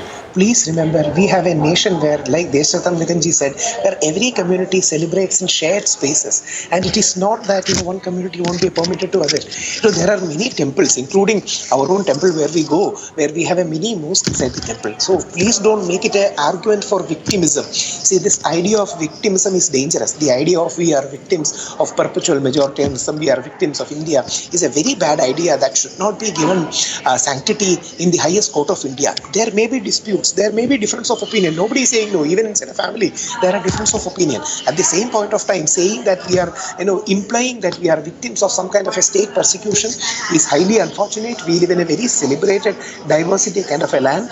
So please remember that kind of arguments will only tear apart social fabric. I hope much more sensitivity will be regarding the arguments from both sides, and especially no argument of victimism should be aired, because we are living in one of the most vibrant democracies where every community celebrates and every community has great rights. We are one of the most pluralistic nations in the whole world. So I hope this topic will come to a healthy consensus. These kind of confrontations are not good, and please remember, Ganesh also is a great spiritual occasion where we go for peace, sanctity, holiness, and such a kind of confrontation from any side and a heightened communal atmosphere is not good for our nation. So I hope both sides will keep that in mind, and especially our Muslim brothers, please go for a much more reconciliation would be my humble suggestion. Yeah, I think we have S. Prakash also joining us. Just stay with me, Rahul. I'll just quickly get in a word from the BJP as well. S. Prakash, the Waqf board is making it about religion, saying that would Muslims be ever allowed to use a Hindu ground? So, it all comes down to that. Somewhere, No, the government has categorically stated Muslim can use that ground for prayers twice a year. That is during the Bakrid and the Ramzan. There is no bar on that. And there's no bar on holding religious and other cultural activity on the ground which belongs to the state government. Anyone can do it. But this condition of holding 2 days of prayer stands firm. No change in it. The Muslims should also understand when the land does not belong to them, they should be gracious enough to allow other religious functions also to be held on that land.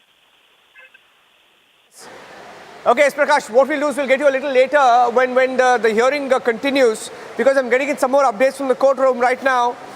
Supreme Court has said there will be many objections. Don't cite from something which is, and at which point Dushyant Dave intervenes saying it's the statutory function of the Waqf board to prepare a list of property. So it's becoming a larger debate now with the Waqf board coming into question. So that's the breaking news update. There's a larger debate. Supreme Court also says at one point we have to look at the Muslim property angle. doesn't get into the details of it. But Kapil Sibal at one point has intervened, saying the situation is alarming in the country. From Eidgah Maidan issue, he made it about situation in the country being alarming. Kapil Sibal said it's alarming. And the Supreme Court bench, actually at some point, I think the bench has also come in and said, you can be alarmed by a lot of things. Sibal said after the Joint Commissioner's report, a suo motu FIR was lodged, and he called the FIR alarming. And the Supreme Court said you can be alarmed by a lot of things. Senior advocate Huzaifa Ahmadi has also said list of Waqf under Act, unless subverted by a competent authority, is held final. So they're saying that the Waqf board stand will be final, property is theirs, nobody can allow Ganesh Chaturthi celebrations, nobody can allow Ganesh Mandap there, and saying that there's a judgment of your Lordship Court that in a suit of injunction the bench has discussed, and Ahmadi also says corporation has held earlier that the property is mine. Okay, so let me go across to Swapnil Kothari as well. Swapnil also joining us on this hearing. So far, three very senior advocates are intervening on behalf of the groups that want to hold Ganesh Chaturthi celebrations. Celebrations are here, celebrations around the corner. Why can't we just celebrate and get on with it? Why can't a mandap be erected there at the Eidgah Maidan in Chamrajpet in Bengaluru? What's wrong? Because it is also across the country. The Ganesh Chaturthi celebrations are an occasion for everybody to come together. For example, we're broadcasting from Mumbai. It's one of the biggest festivals in Mumbai and Samiksha. And you also know that it is one of the biggest festivals in Mumbai. And it brings people together, communities together, while politicians are trying to divide. This is one opportunity, I think, where everyone could have come together and said, let's use this to send perhaps a message of unity, but not to be, but because inside the courtroom right now, it's becoming about religion. It is becoming about religion. The Waqf board drawing the line, saying we will not allow Ganesh Chaturthi celebrations, and at the same time, the government saying that it's being communalized by the Waqf board, etc. So this is the latest update right now. Sibal has questioned the police action in this case, saying that the police acted suo motu. They filed an FIR, calling it an alarming development. Also went on to question the law and order in the country, using the situation to say that the situation in India has become alarming all of a sudden. So the Waqf board is saying that the property is there. So that's the crux of the argument. Let me see if Rahul Ishwar is live with us, and I'll go across to him. Swapnil is also live with us right now. Swapnil Kothari, what do you make of the hearing so far? Sibal says police files FIR saying it's Saffron Day, it's alarming.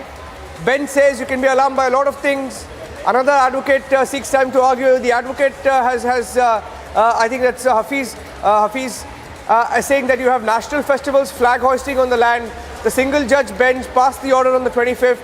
They could have applied for modification before the single judge bench, but went to the double bench.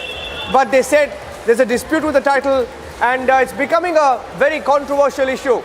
Swapnil, like many issues when it comes to religion, the split is vertical. Yes, absolutely, Niranjan. You couldn't be more right. The split is absolutely vertical, and it literally, drives straight into the heart of the matter, especially when there are religious, issues involved. And when there is a single bench which has given a judgment against you, and then when it has given in the favor of the Ganesh Chaturthi celebrations, and then now it's up before the Supreme Court will have to be sort of taking a very, very cautious stand. Because one of the things which is there is that the Waqf property people can argue that this has been going on for us Muslims since about 200 years, as I can see Mr. Sibal's arguments. Suddenly, this has been used only for Republic Day and Independence Day celebrations and Muslim activities. And now Ganesh Chaturthi activities are taking place on this. So, depending upon what the state administration also has to say in terms of whether this can cause any riots in the future, because should Supreme Court allow Ganesh Chaturthi celebrations on something which was hitherto only used by the Muslims, then I think you are asking for a Pandora's box to be opened. So, Supreme Court has tried to tread very cautiously, look at all the possible issues. First of all, the title to the land. Secondly, the constitution of the Waqf board. Third, the objectives of the Waqf board. And then look at the arguments of the lawyers, because both the lawyers on both the sides are going to argue very vociferously. One is going to argue the right of the Muslims to practice and propagate on a Waqf land. The second one, the opposite side, is going to say Article 25 of the Constitution, right to practice religion profess religion, it has to be open to all religions. It cannot be just one particular religion. Otherwise, we are destroying the secular fabric of the country. So both these arguments will have to be kept into balance, kept into abeyance, and rather kept into observation. And then the Supreme Court will have to come to the issue at hand and then decide accordingly. I think the Supreme Court should look at arguments very, very objectively and then sort of take a call after taking even a day or two. It's not necessary to do it today itself, because both the arguments are going to take place extremely vociferously. So Niranjan, it's a very slippery slope here. But Ganesh Chaturthi is here, Swapnil. Ganesh Chaturthi is already here. Look at the irony of it. I mean, I wish we could have avoided all of this. Ganesh Chaturthi is here already, and you know, the Supreme Court says, the advocate here argues that religious tolerance is required, and so the land must be thrown open, but that's not the spirit of Article 25 and Article 26. Maybe you'll be able to tell us a little more about Article 25 and Article 26. Supreme Court bench coming in saying, admittedly, your difficulty is you're using the ground only for 2 days. When you're using it only for 2 days, why don't you give it out for religious functions is what the argument is. Swapnil. Well, then that's where exactly what I'm saying, Niranjan, that one side which wants to use this for Ganesh Chaturthi festivals is bound to advocate Article 25, which is fundamental right to religion. Now, whether that fundamental right to religion under Article 25 trumps over what has been hitherto held earlier for several years, which has been going on that particular property. I'm talking about that particular property. I'm very much open to the idea of having Ganesh Chaturthi celebrations. But then the Supreme Court would have to look into the fact as to what has been going on. What is the constitution of the Waqf Board? What are the objectives of the Waqf Board? Whether any permission needed to be sought. You know, there are other issues that come into play, not just one particular Article 25. And then the court has to marry these issues and then eventually decide whether this, you know, this 2 days of celebration is going to eventually open up some sort of a Pandora's box as far as riots are concerned or anything of that sort, especially because you know what happens in Karnataka, Niranjan, you know, the hijab issue and all of those things have been there earlier. So I'm looking at this in the wake of all this history that has taken place. I'm not just looking at this, you know, through the prism of this particular point that you are saying. I completely agree with you that 2 days of celebrations are not going to bring down anything. But you know, the point is that this is where then the Supreme Court will have to examine all the arguments. Now, I for one, you know, don't just go by land being owned by Muslims for 200 years. There have to be other things also that have to be taken into consideration, the modernity of India. But then, you know, likewise, the Hindu people will also have to allow tomorrow their lands to be used for Muslim religious festivities. So that is what I'm trying to say. So this is where the Supreme Court will have to really pinpoint its focus on. Otherwise, it's going to be another issue which will open up, you know, several issues. You are seeing the Supreme Court is being occupied with religious points, Niranjan, with religious arguments, with religious issues. This is not the primary job of the Supreme Court. So that it wastes too much of judicial time, as you're saying.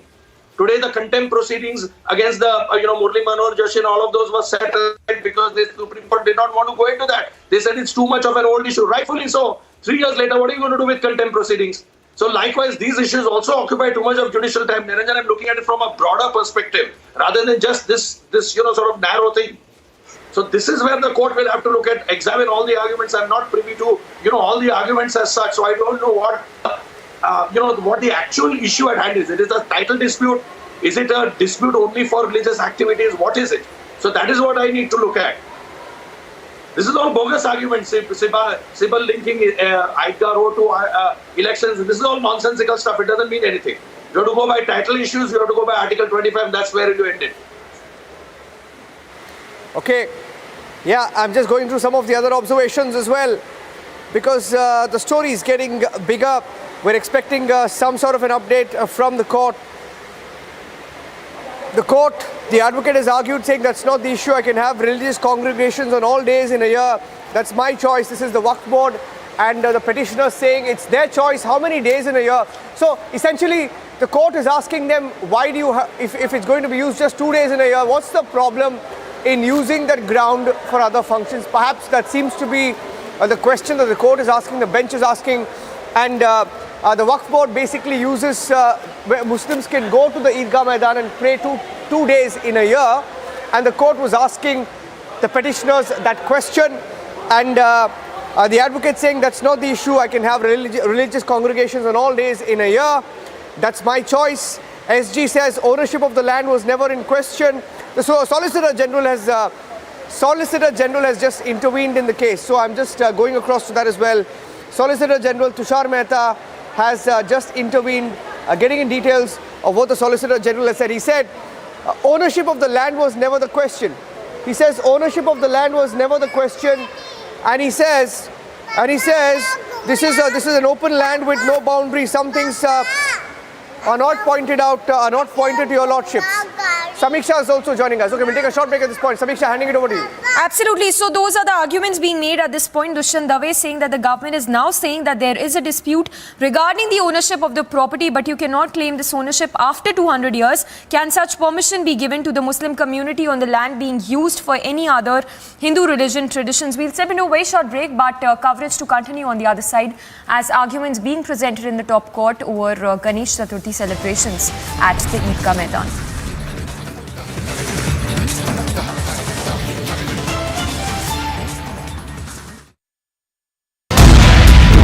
के पास से तलाश है, उसने दिया है उन दोनों को। किसको? तो हेमंत के साथ कितने में लिया था? कम से कम 6-7 हज़ार में लिया है। एग्जैक्ट रेट तो नहीं मालूम, वो तो नहीं बताएगा हमको। This man, who's been caught on camera, has made the startling revelation that it is Datta Prasad and Rama who both have confirmed to him when he was in the police custody. Drug was procured from another mafia operating in Goa.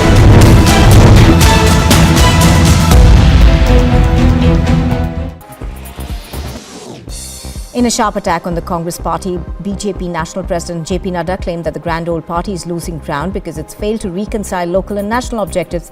He's also said that the main reason is that people who have been members of the Congress party for more than 40 years are now leaving the party. Incessant rainfall is leading to major disruption across the country.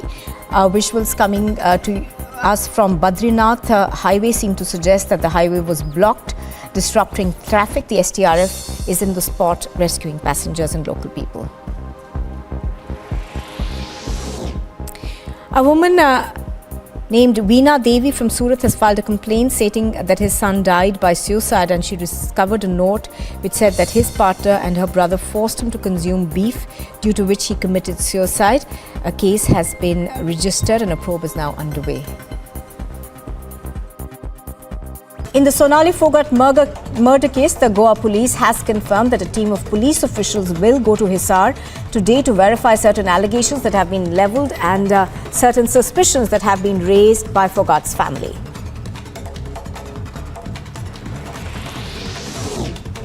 Haryana's Home Minister Anil Vij has said that Sonali Phogat's family has given a letter to the Chief Minister demanding a CBI inquiry into the matter, in which the family has levelled serious allegations that big faces can be involved in this particular murder.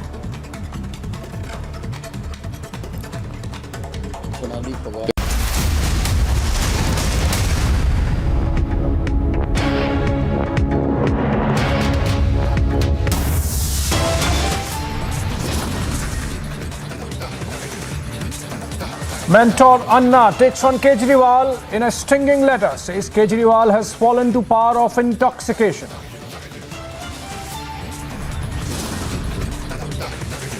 Mentor hits out at Kejriwal over Liquorgate. Deputy set to respond to Anna in a while.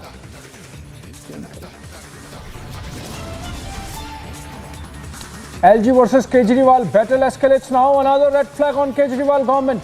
The LG questions 5-year delay in CAG audit in case of universities.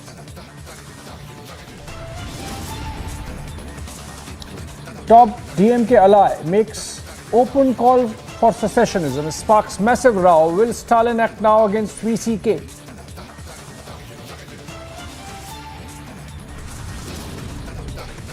New levels of drama in Vadra Congress. Rahul forced to be the president. Tharoor now challenges Rahul. Contacts state leaders, gathers support against Rahul.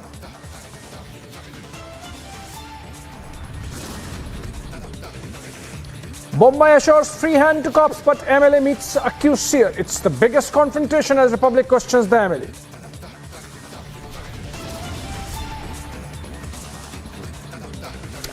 Eidgah Maidan face off in the top court now. Hearing underway on plea against Ganesh Chaturthi event at the Maidan.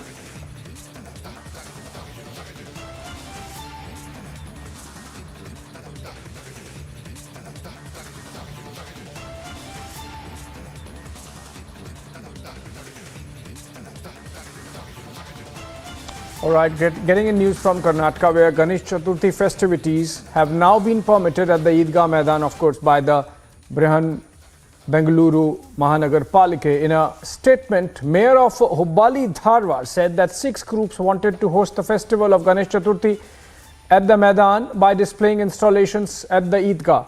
After holding a meeting with the officials, elected representatives and police, permission has been granted for the installation of Lord Ganesha at the Eidgah Maidan. A hearing is currently underway in the Supreme Court, in fact, where the Karnataka government is being represented by Solicitor General Tushar Mehta, where he has said that if it's an open ground and that there are no boundaries. For more details, let's go to Niranjan. He's there in the Mumbai newsroom, and of course, he would have guests discussing that issue with him. Niranjan, over to you.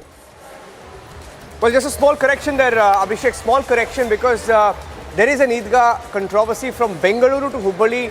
While in Hubbali it has been allowed, even in the case of Bengaluru it was allowed, but there's been an intervention now in the Supreme Court. But this specific case is regarding the Eidgah Maidan in Bengaluru. Essentially, the case is ongoing in court, and the Waqf board so far found representation with senior lawyers, Kapil Sibal, Dushyant Dave, etc. have argued. The argument completely is, and Swapnil is also on the broadcast, their argument is, Abhishek, that the Waqf property, property in Chamarajpet in Bengaluru, it's a very busy area in Bengaluru, and they believe that this property is theirs. It's been owned by Muslims for over 200 years, and hence, because it's owned by Muslims, it cannot be used by anybody else or by any other religion for any other religious function. That's the crux of the argument of the Waqf property, the Waqf board, which is making an intervention in the Supreme Court.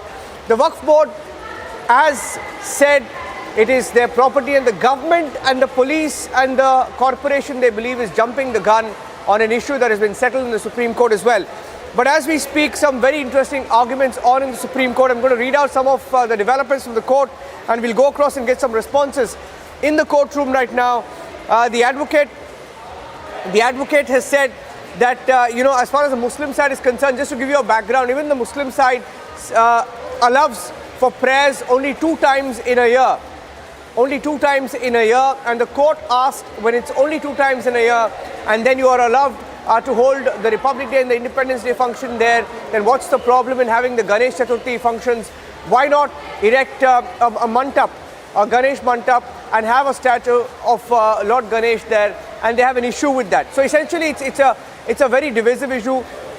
Some of the arguments made were that would Hindus, for example, one lawyer argued, saying that would Hindus allow Muslims to use their land? And I think that's a very Swapnil will be able to tell us more about that kind of an argument that has been made in the Supreme Court. But that seems to be the crux of this argument of whether they can allow that, whether they would have been allowed the same privilege.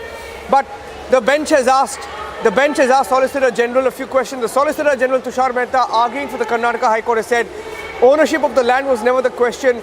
This is an open land with no boundaries. Some things are not pointed to your lordships. He says it's an open ground, and I've seen that ground, Abhishek. When in Bengaluru, it's basically an open ground with no boundaries. Children play there all the time. It's basically, imagine it's a ground which is open, and anybody can use that ground. But when it comes to Ganesh Chaturthi, they have a problem. The Waqf board has a problem. And Solicitor General says it's only on use. What's the problem in using? SG reads from the submissions, and the bench has asked the Solicitor General, is it under ownership of Eidgah or corporation? Solicitor General says both fail. Court merely says corporation, unable to show that it is the owner. The bench asks, did you go to the civil court? The corporation went. Why did they, the petitioners, go? The Solicitor General says, I'm not the corporation, I'm the state. Solicitor General Tushar Mehta argues that till this stage, a title was never gone into by any forum. For the first time, they approached the Revenue Authority, namely the Joint Commissioner. He gave a notice himself. We never approached. Okay, Sibal has clarified, basically saying he gave a notice himself. We never approached, is what Sibal has said. That is Solicitor General says, I'll read, my lords, I'm sorry, this is where the story stands. If I can quickly get in Swapnil Kothari on the development so far. So the hearing continues, Swapnil. Well, absolutely, Niranjan. You're seeing the questions which are being asked by the Supreme Court, because now the Supreme Court is trying to gather and decide upon first the issue as to whether who owns it. Is it the Waqf property, the Idgah people, or is it being owned by the corporation? If it's being owned by the corporation, if Tushar Mehta is not able to answer that very clearly and effectively, then obviously the Supreme Court's judgment may well go against him. If he is able to say that yes, it is owned by the corporation, then it becomes an open land without boundaries. More so effectively, rather than something, because as you know, as you yourself said, and the people are saying there, the Kapil Sibal himself is saying that this is only 2 times the Muslim prayers are being offered in the whole year. Otherwise, it's a land for cricket for all children, and of course, Independence Day and Republic Day, which are absolutely secular in nature without any religious affinity attached to that. So that that being said, it becomes difficult for the court then to say that, okay, let's allow Ganesh Chaturthi. Likewise, it becomes difficult for even Mr. Sibal on behalf of Waqf people to say that, oh, just because it's, so what if it's there only for twice in a whole year, the Muslim festivities. That doesn't mean that we have to allow all sorts of festivities. Otherwise, tomorrow all other religions will come out and say that let's put up something here and let's celebrate our own festivities. And likewise, reverse arguments will be made whether Hindus or Parsis or Sikhs or some other religion will be allowed, would allow Muslims to or say for that matter any other religion to pursue their festivities. So Niranjan, I'm repeating this. This is a powder cake. This is not something which can be resolved in a very simple fashion. This will open up a Pandora's box if you were to allow Ganesh Chaturthi celebrations. So Supreme Court will have to decide in its wisdom, looking at everything, unless and until the argument is legal. It is based on legal and not just practice. What is being practiced on that court? It is legal. Only in that sense and in that essence, looking after the constitution of the Waqf, it becomes an easier terrain, like the Ayodhya verdict. That was more of a very, very easy verdict, although the judgment ran into 1,000 pages, but it was very easy since it was a very, very old disputed matter. That is the reason why it went to 1,000 pages, but there was not much of an issue that yes, there were Hindu temples before, and then the Babri Masjid was erected. The title was there. All of those things came into the favor of the Supreme Court to pass an order the way it did. But here, it will have to look at all these issues and then come to an order. Otherwise, this will open up a Pandora's box because it is coming from the top court of the land. And then the last thing that the Supreme Court would want to do is go ahead and review and then put up a constitution bench the way it has in several other issues like this. And, you've noticed also that as far as the hijab verdict is concerned and all of those things, the Supreme Court has started wrapping up the people and saying that why are you deferring these issues? So the point is that you don't want that it wastes too much of judicial time, especially when the new Chief Justice has come in since yesterday and started talking about that the backlog of the cases is the biggest issue today facing before the court. So looking at all of these things and primarily looking at it from the prism of this also, the Supreme Court will have to take a call. I'm very much open for the idea of Ganesh Chaturthi celebrations to be there, but then likewise I also have to be magnanimous enough to allow other religions to practice or to do things, to do activities in my land as well, if I'm a Hindu or a Sikh or a Jain or whatever it may be. So this is my view of the court. It's not going to be decided very easily. It shouldn't be decided. This has to be taken call of. You sit over this for about 2 days and then pass a judgment if the arguments are over today, which I doubt they would be over because, this seems to going on and on, the way Sibal and Tushar Mehta are going to argue. They're not going to leave it that easily.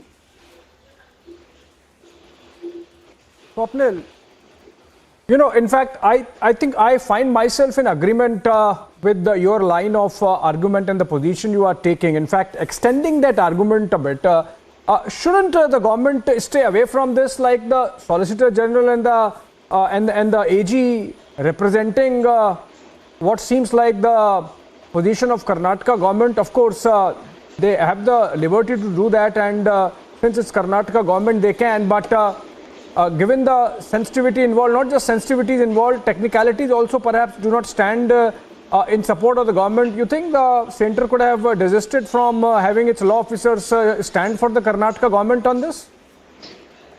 Well, I would agree. So if the state government doesn't have a proper council to represent them, which I doubt very much, Abhishek, I agree with you. Tushar Mehta represents the union most of the time. I don't know why he's there. But nevertheless, I believe if he's the only advocate who was available on that particular day, rather this day, this time, then if they've gone for the best one that they think that there is, then so be it. I think, that's the way they're looking at it. But I completely agree with you that the state should keep out of religious issues. That's what, the Establishment Clause of the United States Constitution also says, that there cannot be any immersion or, sort of combination between state and religion. The moment you do that, you're opening up a you're in fact destroying the secular fabric of the country. So unless the Karnataka government feels that, the issue of the corporation owning it and all of those things, and whether this is an open land without boundaries, the state will have to put in its word. Then that is where, if the strategy is there, and if that is the main issue on which the Supreme Court seems to be asking also, so then, you have to, allow yourself to be either wrapped by the Supreme Court, be defeated by the Supreme Court, be subject to several other arguments which you are going to be asked to. So, Abhishek, I completely agree with you that he should have stayed out of it. But then I believe, sometimes some lawyers are not available. So I believe if a lot of things go on the basis of experience that you've had, you've dealt with issues earlier of this nature, you know exactly what is the mind of the Supreme Court on this, and you're reading this. So those questions come into play, and then, the state doesn't have a choice. Yeah, absolutely. In fact, the government, it seems, has complicated things by suggesting that the government itself can organize the Ganesh Chaturthi celebration for a day or two. Clearly, this is something which could have been resisted. We have to move on. Thank you so much, Swapni Kothari, for joining us. And on that note, let's slip into a 1-minute report and then come back. External Affairs Minister Dr. S. Jaishankar, at a recent address in New Delhi, spoke on the relationship between India and China. The External Affairs Minister focused on the situation between the two countries at the border, stating how the current standoff would determine the future course of action between the two countries. Of the future of Asia depends on how relations between India and China develop in the foreseeable future.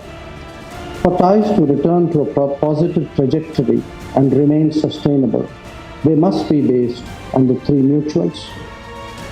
The External Affairs Minister also gave his statement at the launch of the Asia Society Policy Institute in the national capital. Meanwhile, the line of actual control recently made the news following a video of Chinese construction equipment and forces of the country's army were seen right at the border near Arunachal Pradesh. Bureau Report, Republic TV.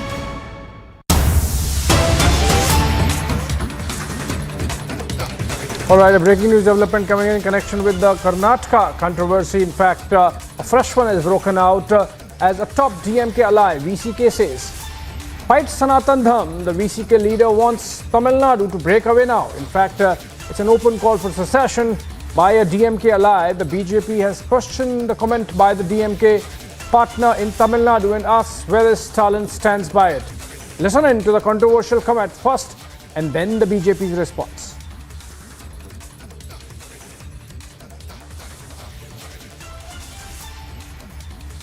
ஓராண்டு August 17 அடுத்த ஆண்டு August 17 வரை நாங்கள் இதை விரைவுபடுத்துவதற்காக கிராமமாக சனாதன சக்திகளுக்கு எதிராக களமாடுகின்றோம்.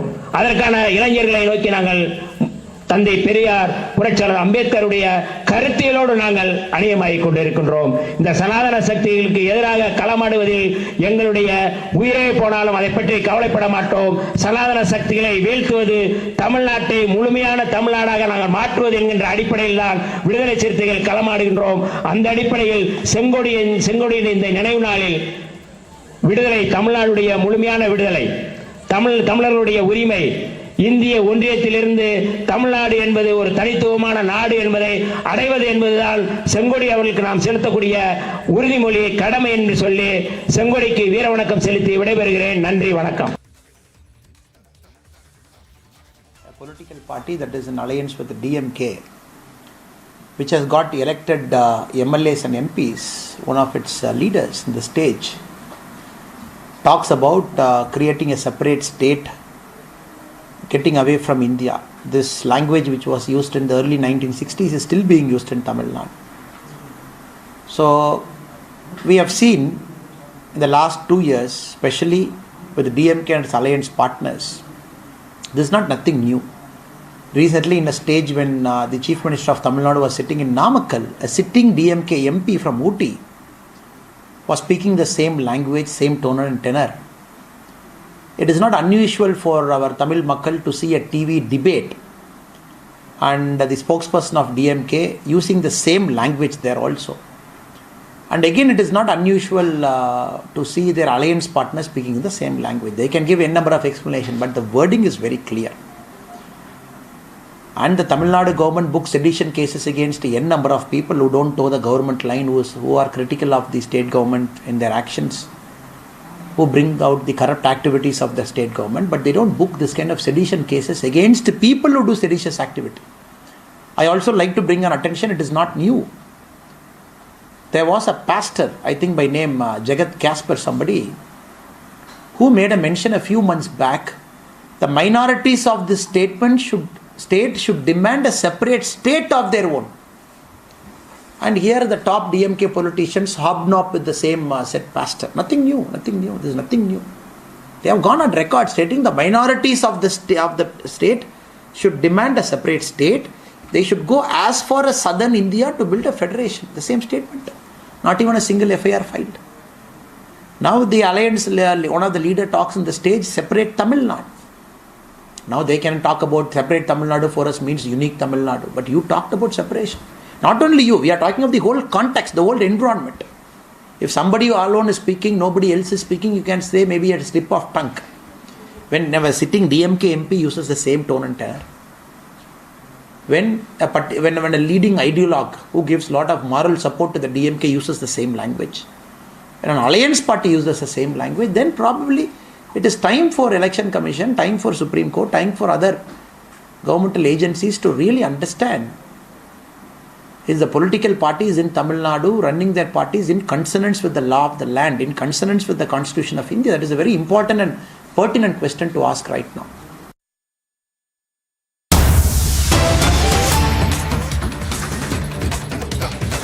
Right, breaking news development coming in connection with the Eidgah Maidan Rao in Bengaluru. The Supreme Court has issued the Eidgah matter, or in fact diverted the Eidgah matter to a 3-judge bench. That's a significant development because remember, as it happened in the case of Karnataka High Court, there was a single judge bench order which had said that there should be no Ganesh Chaturthi, and then next day there was a 2-judge bench order which said that the government could take a call and that it should be allowed, and then the matter was brought to the Supreme Court by the Waqf Board, and the Supreme Court now referring the Eidgah issue to a larger 3-judge bench. In fact, Kapil Sibal on behalf of the Waqf Board is still batting for an interim order. Let's see what the court has to say on that. தமிழ்நாடுடைய முழுமையான விடுதலை, இந்திய ஒன்றியத்திலிருந்து தமிழ்நாடு என்பது ஒரு தனித்துவமான நாடு என்பதை அடைவது என்பதுதான் செங்கோடி அவர்களுக்கு நாம் செலுத்தக்கூடிய உறுதிமொழி, கடமை என்று சொல்லி செங்கோடிக்கு வீர வணக்கம் செலுத்தி விடைபெறுகிறேன். நன்றி, வணக்கம். He speaks about separate statehood to Tamil Nadu, separate union status almost. But this is something that has been ongoing for several decades. I think the calls are becoming more open now.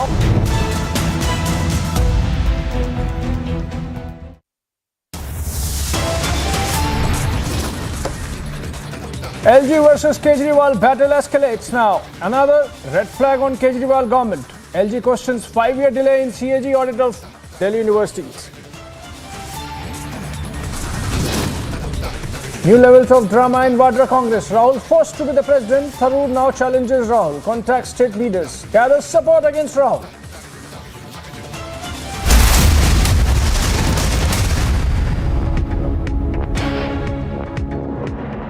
Amity University in London, accredited by Quality Assurance Agency UK and licensed by the Government of UK, offers MBA and BBA degrees at its central London campus. Embark on a global career with a globally recognized UK university degree. To apply, visit amity.edu/London.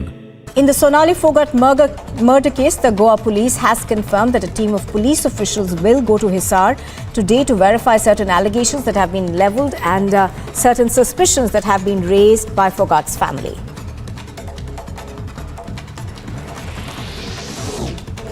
Haryana's Home Minister Anil Vij has said that Sonali Phogat's family has given a letter to the Chief Minister demanding a CBI inquiry into the matter, in which the family has levelled serious allegations that big faces can be involved in this particular murder. Sonali Phogat का परिवार आके मुख्यमंत्री से मिला था और उन्होंने एक पत्र दिया था जिसमें उन्होंने मांग की है कि इसमें कुछ बड़े चेहरे भी शामिल हो सकते हैं इस हत्याकांड के पीछे, इसलिए इसकी सीबीआई से जांच करवाई जाए। तो उसके पत्र के आधार पर हमने गोवा के मुख्यमंत्री को, गोवा सरकार को हमने लिख दिया है कि इसकी हम सीबीआई जांच की स्ट्रांगली रिकमेंड करते हैं कि इसकी सीबीआई जांच करवाई जाए। नहीं, अब उनका पत्र है, उसी आधार पर हमने गोवा की सरकार को लिखा है। The Aam Aadmi Party and the opposition BJP are both holding protests on the premises of the Delhi Assembly building and are both accusing one another of corruption. The Aam MLA set up beneath the monument of Mahatma Gandhi, while the BJP MLAs began their sit-in near the sculptures of legendary freedom fighters Bhagat Singh, Rajguru and Sukhdev inside.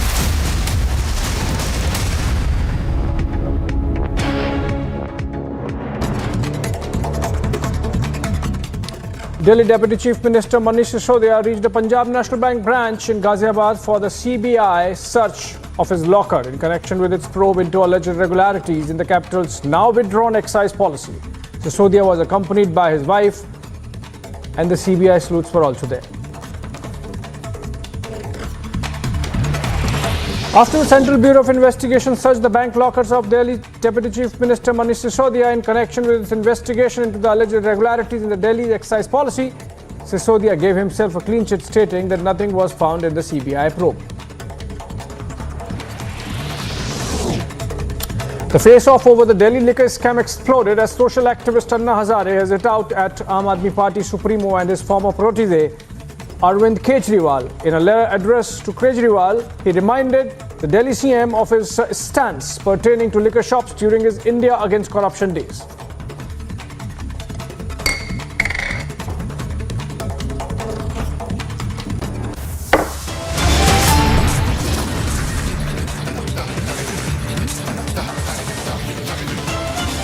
Bombay assures free hand to cops, but MLA meets accused Seer. Is the biggest confrontation as the Republic questions the MLA.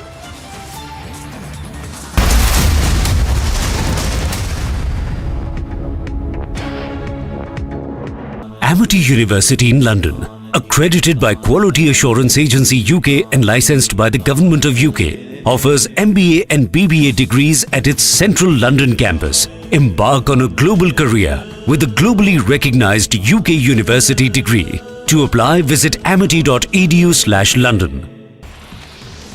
Aam Aadmi Party legislators were holding overnight protests outside the Delhi Assembly premises amid an ongoing war of words between the two parties on allegations of corruption. The Aam Aadmi Party is demanding a probe against the Lieutenant Governor V.K. Sena for allegedly pressuring two of his employees to exchange demonetized currency notes worth 1,400 crore rupees during his term as the Khadi and Village Industries Commission chairman in 2016. हम ये मान के चलते हैं कि LG साहब भी विधानसभा में क्या कार्यवाही हो रही है उसे जरूर फॉलो करते होंगे। मैं मानती हूं कि जिस प्रकार से मीडिया में ये पूरी बातचीत चल रही है तो एलजी साहब ने भी जरूर देखी होगी, लेकिन मुझे दुख है इस बात का कि इतने गंभीर आरोप होने के बावजूद और इतने गंभीर तथ्य विधानसभा के पटल पर रखे जाने के बावजूद एलजी साहब ऐसे चुप्पी साध के बैठ गए हैं कि ऐसा लगता है दाल में कुछ काला है। के पास तलाश है, उसने दिया है उन दोनों को।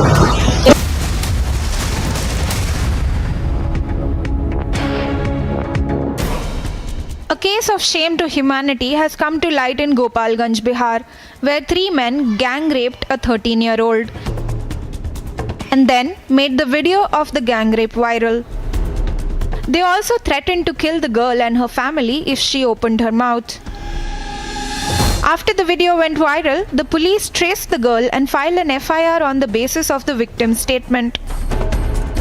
Taking swift action, 2 men have been arrested for the gang rape of the minor girl.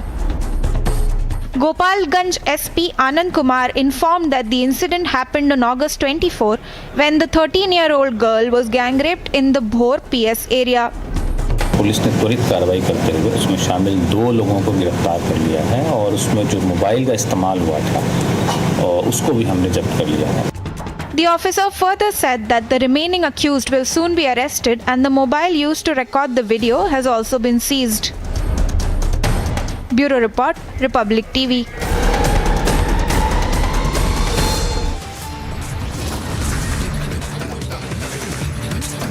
Mentor Anna takes on Kejriwal in a stinging letter, says Kejriwal has fallen to power of intoxication. Eidgah Maidan face off in top court now. Hearing underway on the plea against Ganesh Chaturthi event at the Maidan.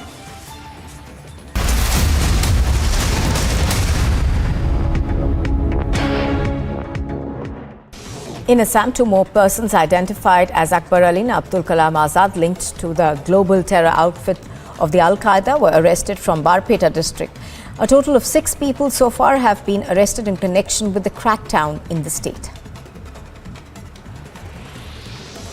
Telangana's Chief Minister K. Chandrasekhar Rao tore into the NDA government at the centre, saying people should take a pledge to make a BJP Mukta Bharat in 2024, and further said that a government of farmers will be coming at the national level in the future soon. After the tragic demise of 19-year-old Ankita, who was set on fire on the 23rd of August in Jharkhand's Dumka, the ADG ML Meena visited the deceased family. He inspected the place of occurrence of the crime and said that safety and security for the family has been ensured. 2 accused have been arrested so far in the case. और ये इमारत जो है ये धराशायी हो चुकी है, ये भ्रष्टाचार की इमारत जमींदोज हो चुकी है. It happened in just 9 seconds. It was perfect execution. 100-meter tall building brought down in just 9 seconds.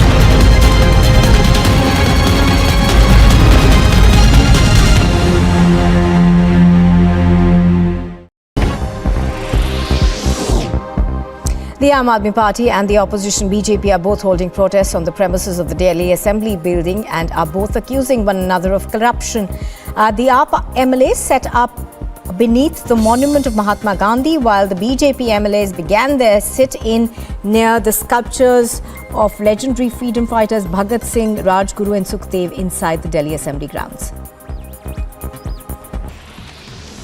Aam Aadmi Party legislators were holding overnight protests outside the Delhi Assembly premises amid an ongoing war of words between the two parties on allegations of corruption. The Aam Aadmi Party is demanding a probe against the Lieutenant Governor V.K. Sena for allegedly pressuring 2 of his employees to exchange demonetized currency notes worth 1,400 crore rupees during his term as the Khadi and Village Industries Commission chairman in 2016.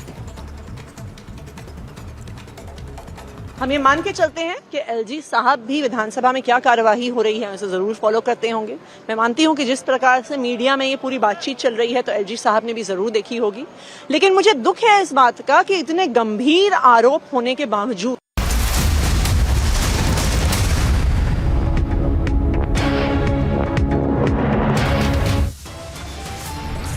Kejriwal versus his mentor Anna Hazare now. Anna says Kejriwal is intoxicated with power.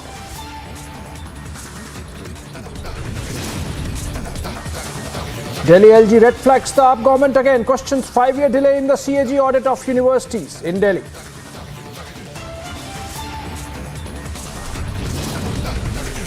Open call for secession by DMK ally VCK. Calls for a separate Tamil Nadu. Will Stalin act?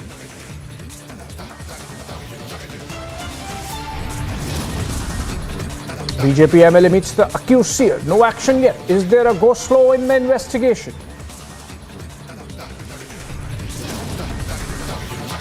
Eidgah Maidan face-off in the top court now. Hearing underway on the plea against Ganesh Chaturthi event at the Maidan.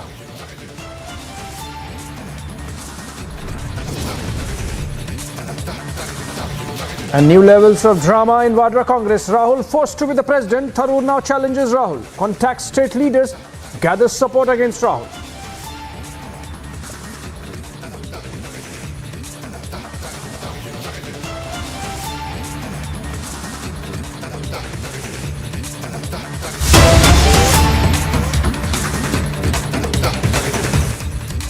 Alright, in an action aimed at preserving his government, Jharkhand Chief Minister Hemant Soren along with all other UPA MLAs are reaching the Ranchi airport. They are headed to Raipur and of course in pictures you see the bus in which the Jharkhand Chief Minister is carting away his MLAs of his party, of the alliance, which includes the Congress and the RJD, mainly the Congress party. And these MLAs are to be taken in Raipur, the capital of Chhattisgarh, obviously because it's a Congress-ruled state, and it's a travesty. Look at the irony. Hemant Soren is the Chief Minister of Jharkhand, but he's not very confident that he can keep his flock together under his own watch, and that's why he's taking them to Raipur. From here in the bus, they would be heading to the airport, and from the airport in Ranchi, they would be flying out in a charter flight to Raipur.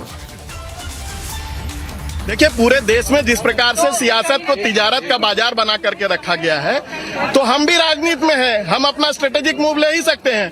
क्यों? आपके प्रतिनिधियों पे भरोसा नहीं है क्या? ये आपको देखने का नजरिया, हमारे अपने प्रतिनिधि हमारे साथ हैं, ये हमारे भरोसे का ही नतीजा है। अचानक जरूरत क्या आने पर जरूरत आप उनसे पूछिए ना, जो इस प्रकार की परिस्थितियों को उत्पन्न कर रहे हैं। आप हमसे ही सवाल क्यों करते हैं? आप अपने नेताओं को ले जा रहे हैं, कहाँ लेके जा रहे हैं? कहीं लेके जा रहे हैं, उसको बाद में खुलासा किया जाएगा। ये बताइए, बस का हाँ, आ रहे हैं।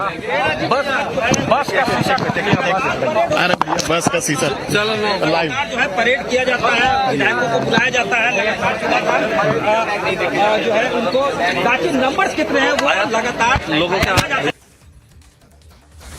All right, these are fresh pictures of Jharkhand MLAs led by Chief Minister Hemant Soren himself, in fact, heading out in a bus and a carcade to Ranchi airport, from where they would be taken away to Raipur, most likely from Ranchi to Raipur. And the commentary is that the Chief Minister is not confident of course, keeping the flock together. Let's go to Prakash Singh on that note. Prakash Singh joins us over the phone.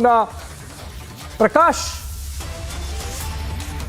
Hemant Soren not confident of keeping his flock together under his own watch in Ranchi, and that's why taking to Raipur, taking all his MLAs, the JMM, Congress, RJD MLAs to Raipur. Why so that he is not confident of his own government, own police, keeping the MLAs in the safety of Ranchi?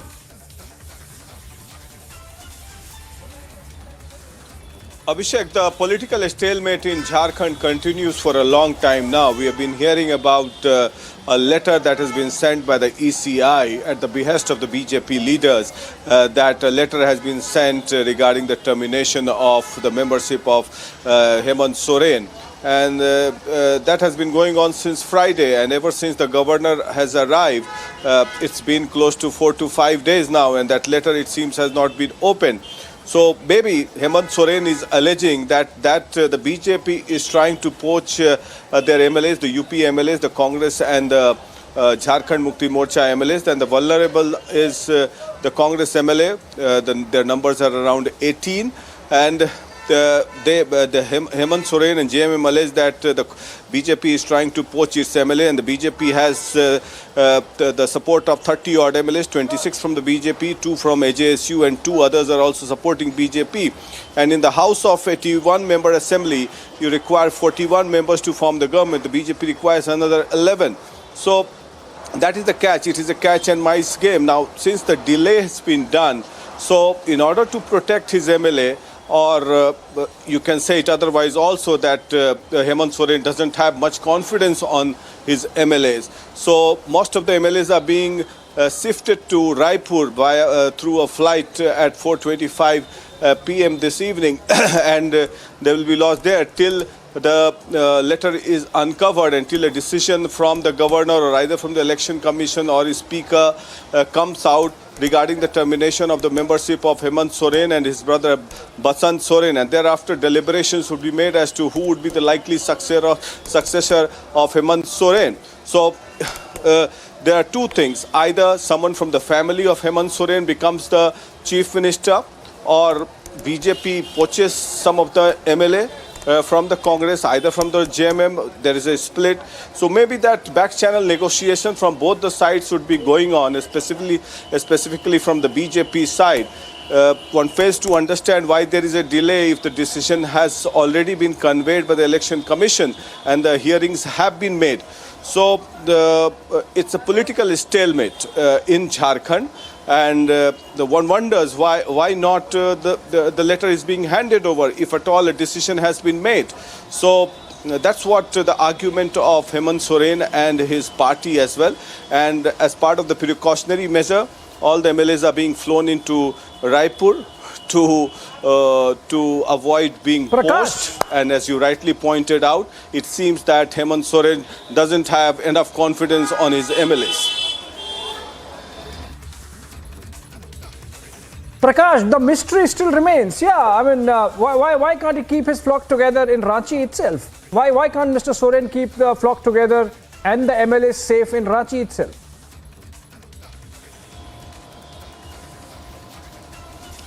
That is for Hemant Soren to speak, but it seems that he's not confident about his MLAs. It seems that the BJP would be having some back channel negotiation with the MLAs. It would be easy for the MLAs to talk to the BJP to hold negotiations regarding the postings in the next government if at all they switch sides. That's what it happens. It would have been easier to just take away their phones from them. It would have been easier to just take away their phones from them. Would have saved some carbon footprint of one flight from Ranchi to Raipur. But for the other mystery, let me go to Aishwarya. He joins us over the phone. In fact, he's live with us from our newsroom. Aishwarya, the other mystery. It's been about 5 days that the Election Commission has given its opinion on qualification or disqualification of the Jharkhand Chief Minister Hemant Soren. It is with the governor. It is mandatory order. Governor can't do anything about it beyond giving it to the speaker, who has to accept the instructions of the Election Commission. Why is it taking so many days for the sealed envelope to reach from the desk of the governor to the speaker? Because Abhishek, officially governor is taking a legal advice. Unofficially, JMM claims that the governor is acting on the behest of the BJP and the BJP is taking its own sweet time. And if you see the political angle, and as Prakash was also saying, the fact is that the numbers are just not in favor of Hemant Soren. Hemant Soren's own brother, Basant Soren, who was in the national capital, is said to have 12 MLAs, Prakash, with him. So Hemant Soren has been unable to get his own MLAs on his side. The maximum numbers which Hemant Soren has been able to garner is 36. And in the assembly of 81, he still needs 41 by his side. So the numbers are not there. The mathematics is not working for Hemant Soren. And basically over the top, while the Chief Minister should have been busy in getting the culprits behind the Dumka incident, not only behind bars, but the strictest possible action should have been taken against that individual. Hemant Soren is busy saving his own government because the numbers at the end of the day are not in his favor. Initially, we were being told that 6 are already in Chhattisgarh, 3 are in Kolkata, 1 particular MLA, Mamta, is unwell, she is in hospital, and while you add all these numbers, they were still not adding up. So the mathematics of it is just not working for Hemant Soren, and a very desperate Hemant Soren, under pressure Hemant Soren, is trying to move his MLAs out of Jharkhand to Raipur. But what will he achieve? Because at the end of the day, Election Commission's reference, Abhishek, to which you were just referring to, has been given in a sealed envelope. As much as Hemant Soren would want, that reference had not been given, it has. And it says that it needs to be disqualified, that the Office of Profit issue sustains and he needs to be disqualified. And the similar case is on his brother Basant Soren as well, who was trying to meet not one but several senior BJP leaders in the national capital. How successful he was, or if we can say so, how unsuccessful he was. Because when he went back, according to our sources, he has been unable to communicate back to his MLAs that what's the message he has got from the BJP High Command. Yes, back to you, Abhishek. Well, let me go to Prakash on that note. Prakash, you were also mentioning the possibility that the BJP might be in touch with some MLAs of the Jharkhand Mukti Morcha or the Congress Party, the UP alliance in Jharkhand, which is in power. And Aishwarya also saying that the BJP perhaps is taking its own time. You think Basant Soren is could play the joker of the pack, so to say, as it said, and he could be having something up his sleeves?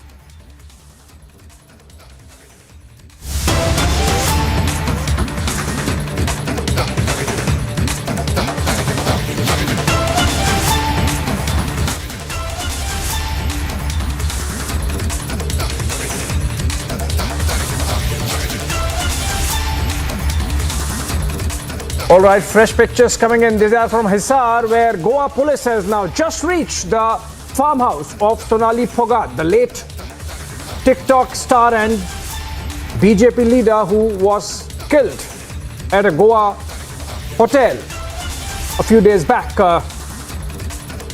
On the face of it, looks like an overdose of drugs, but then there is an element of conspiracy which the police is investigating. In fact, it's likely that the matter might go to the CBI, with the Haryana government having already recommended that to its Goa counterpart on the request of Sonali Phogat's family. But this is also an equally important scene of crime, or a place that needs to be investigated. Remember, in the immediate aftermath of the death of Sonali Phogat, there are certain things that had gone missing. मला ते feel झालं आणि पहिल्यांदा मी अरविंदच्या विरोधात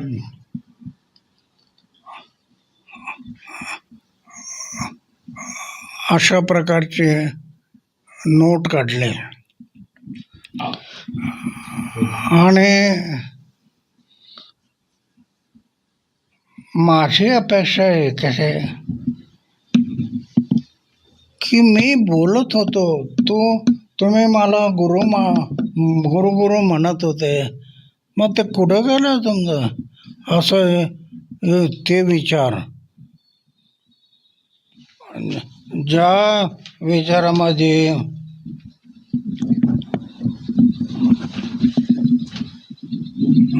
एवढं सुंदर पुस्तक होतं गांधीजींचं,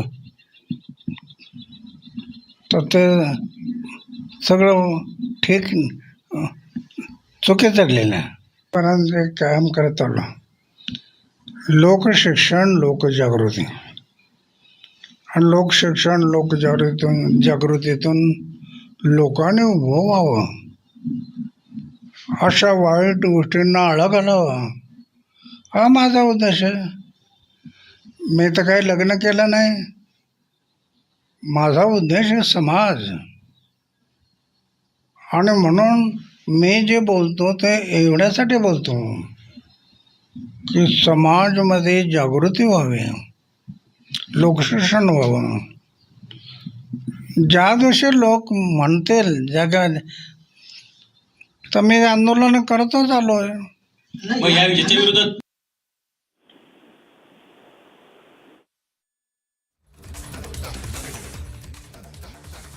पर सुन रहे थे अन्ना हजारे ने CM Kejriwal. Well, that was Anna Hazare making a comment on the letter he has written to Delhi Chief Minister Arvind Kejriwal, reprimanding his former protege for a liquor policy which increases liquor consumption and generally creates a situation where everyone in society, particularly women and youngsters, are made to face liquor vends in their close neighborhoods and vicinity, obviously aimed at increasing revenues for the government. But this is not the same Arvind Kejriwal, according to Anna Hazare, who was with him. Let's go to Aishwarya on that note. Aishwarya, Anna Hazare coming out and reiterating what he has mentioned in the letter. This should be an embarrassment for the Aam Aadmi Party leadership, Aishwarya, is it? Embarrassment like how? It's a Guru-Chela moment. Guru trying to once again tell back to the Chela. The teacher is trying to tell his own student, this is not what I taught you. This is not what we stood for. This is not what we did the Andolan for. He said that when we did it, when we did the Andolan, it was very clear that if one single alcohol shop needs to be started, the 90% women of that area need to come out and vote a yes. That yes, we allow a daru ka shop, an alcohol shop, a sharab shop in the vicinity. 90% of the women should come out and agree. Is this the case in Delhi? So the teacher, the guru, Anna Hazare is coming out for the first time, and like how? He's questioning even in that letter, and now while speaking to the media, he's very clearly saying this is not the stand. This is not what I taught. This is not what I stand for. And the Aam Aadmi Party has been quiet, because what is the answer that the Aam Aadmi Party leadership can give to either to Anna Hazare, whether it is Arvind Kejriwal or Manish Sisodia Abhishek? Because Anna Hazare is raising a very basic question. Have 90% women of that vicinity given an in principle yes for that shop which you've opened? And how many shops? In hundreds, more than 400. We've seen protests by women, which Aam Aadmi Party claim are of the BJP. But in principle, yes, Abhishek, back to you. Aishwarya, though of course the Aam Aadmi Party has maintained silence on the letter of Anna Hazare and they thought they might get away with it. But now with Anna Hazare coming out, making a statement to the television media as well, I think at some stage the Aam Aadmi Party might have to respond. Are you hearing something on that note from Aam Aadmi Party, whether somebody would come out and make an address? Remember, Abhishek, when it comes to the BJP Aam Aadmi Party fight, there have been press conferences and counter press conferences by a dozen every day. Absolutely. Well, it is an hourly counter between the BJP and the AAP. Between the BJP and the AAP, it's an hourly counter, and the counter which was till press conferences went to the protest. There was an all-nighter last night at the Delhi Vidhan Sabha, at the Delhi Assembly. The 8 Aam Aadmi Party MLAs and the 60 plus, the 8 BJP MLAs and then the 60 plus Aam Aadmi Party MLAs both were doing parallel protests. But when it comes down to counter Anna Hazare, it's not that easy. It's not that easy for Arvind Kejriwal, because at the end of the day, it's about perception in politics. And how will a chela take on his own guru? How will a student take on his own teacher? And that's the relation between Anna Hazare and Arvind Kejriwal. Arvind Kejriwal has always said so. And now when the teacher is standing up and saying that this is not what I taught you, this is not what I stand for, this is not the principle for which I began my Andolan, then what has happened? And he mentions even in that letter, Abhishek, that I am writing to you for the first time. Is coming yes, in. Abhishek. In fact, a breaking news development is coming in that the CJI has finally created a 3-judge bench in connection with the Karnataka Eidgah Maidan Rao, and in fact, the bench is all set to hear the case today itself at 4:35 p.m. A 3-judge bench which has been set up by the CJI would be listening to arguments at 4:35 p.m. today itself. Remember, tomorrow is Ganesh Chaturthi, and that was the reason why the matter came to the Supreme Court, because the Waqf Board brought it there. Kapil Sibal arguing on behalf of Waqf Board, as also Dushyant Dave. The Waqf Board, of course, wants the celebrations at the Eidgah Maidan connected with Ganesh Chaturthi not to take place, since the board has been in possession of that land for 200 years and more. Now the Supreme Court setting up a 3-judge bench, and this is going to hear the matter, and Justice Indira Banerjee is set to hear the Eidgah Maidan matter at 4:35 p.m. That's the breaking news development connected with the Eidgah Maidan Rao in Bengaluru, or from Bengaluru, Karnataka. And this is going to be significant. Remember, a 2-judge bench had difference of opinion. The 2 judges had difference of opinion between themselves, and that's why the matter was rushed to the CJI, and the CJI, UU Lalit, deciding that let the matter be heard today itself by a 3-judge bench. It's a special bench created or constituted by the CJI, led by Indira Banerjee. She happens to be the senior most judge, Justice Indira Banerjee. And now the matter to come up before a 3-judge bench at 4:35 p.m., which is just about 15 minutes from now. Of course, the arguments to go on from both the sides. Karnataka being represented by the Solicitor General and the AG, and on the other side, Kapil Sibal and Dushyant Dave. Let's go to Sambhav on that note. Sambhav, with a lot of arguments taking place, finally a 3-judge bench all set to hear the Eidgah Maidan Rao at 4:35 p.m. What are you expecting that is likely to happen in the court when the matter comes up? Yes. So matter is to come up in some time at 4:35 p.m. wherein the bench of Justice Indira Banerjee, Justice A.S. Oka and Justice M.M. Sundaresh to hear the matter again. And both the counsels, the Kapil Sibal, or the way they are putting their arguments very vociferously in this regard, and the Ganesh Chaturthi is tomorrow. So it is a very important matter to be heard by the apex court just some time from now.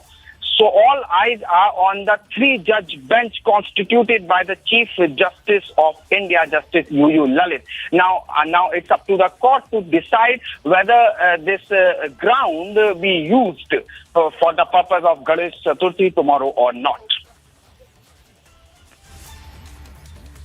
All right, so it's a bench of Justices Indira Banerjee, Justice A.S. Oka and Justice M.M. Sundaresh. That's all set to hear the Eidgah Maidan Rao at 4:35 p.m. On that note, we will take a short break. But on the other side,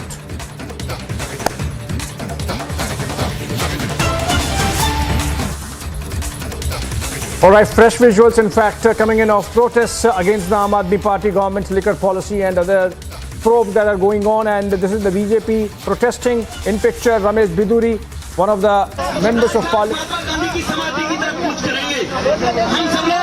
मैं पूरे एक बार आपके संघर्ष के लिए मुझे लगता है एसएचओ साहब एसीपी साहब से ही अब आने वाले प्रदर्शन में हमें झगड़ना पड़ेगा। आप भी शामिल हो इस सवाबिलिटी में, इसका मतलब कहीं ना कहीं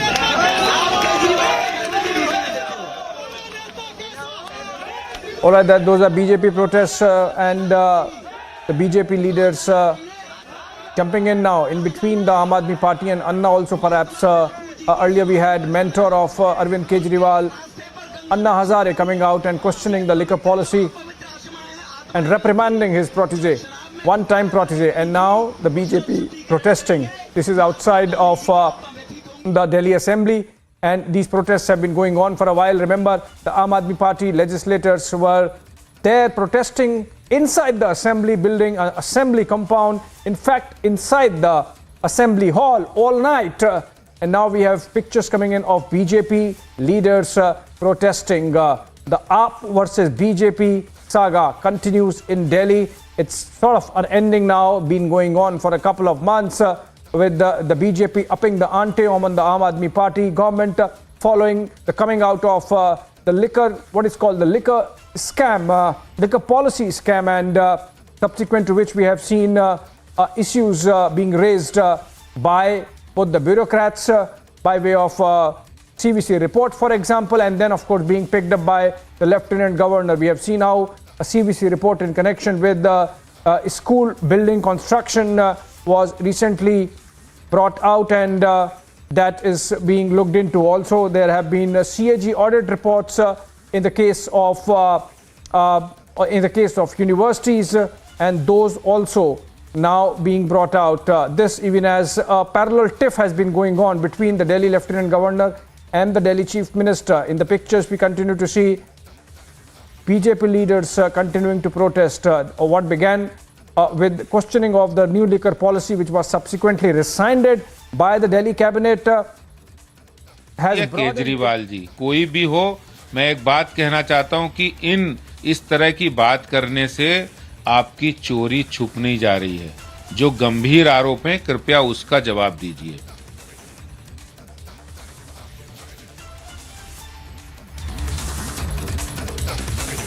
All right, that was Delhi BJP Chief Adesh Gupta giving reaction to all the developments of the day. Obviously, insofar as the Delhi AAP versus BJP standoff goes, the big one today is the coming out in open of one-time mentor of Arvind Kejriwal, Anna Hazare.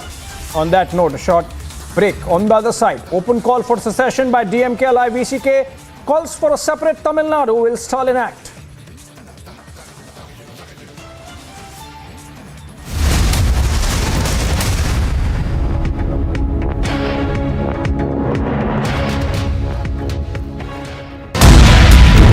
के पास से तलाश है, उसने दिया है उन दोनों को। किसको? तो हेमंत के साथ सुधीर कितने में लिया था? कम से कम 6-7 हज़ार में लिया है। एग्जैक्ट रेट तो नहीं मालूम, वो तो नहीं बताएगा हमको। This man who's been caught on camera has made the startling revelation that it is Dr. Prasad and Rama who both have confirmed to him when he was in the police custody. Drug was procured from another mafia operating in Goa.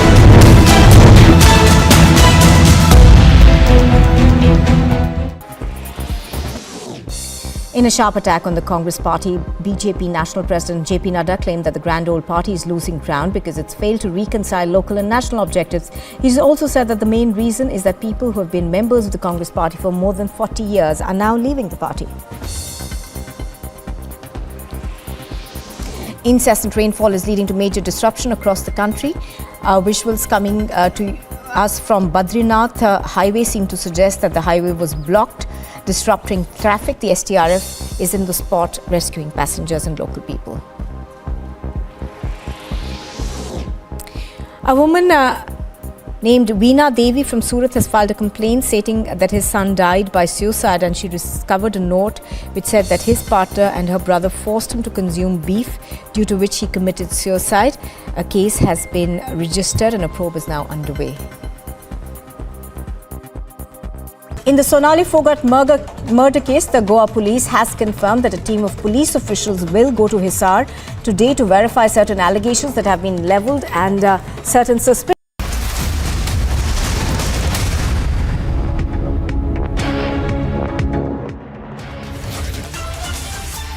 Kejriwal tweets on CBI searches silent on Anna letter. He has tweeted, nothing was found from Manish Sisodia's house. Nothing was found from the locker. Nothing came out in the CBI investigation. Manish's honesty and patriotism were again proved in front of the whole country.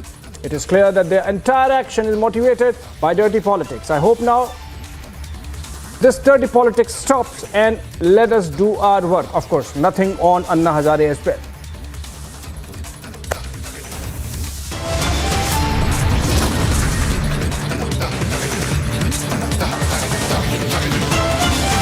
All right, a short break on the other side. We continue the Delhi Aam Aadmi Party versus the BJP standoff.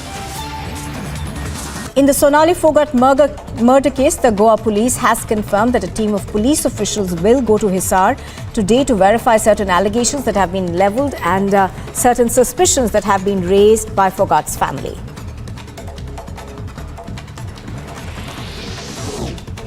Haryana's Home Minister Anil Vij has said that Sonali Phogat's family has given a letter to the Chief Minister demanding a CBI inquiry into the matter, in which the family has levelled serious allegations that big faces can be involved in this particular murder.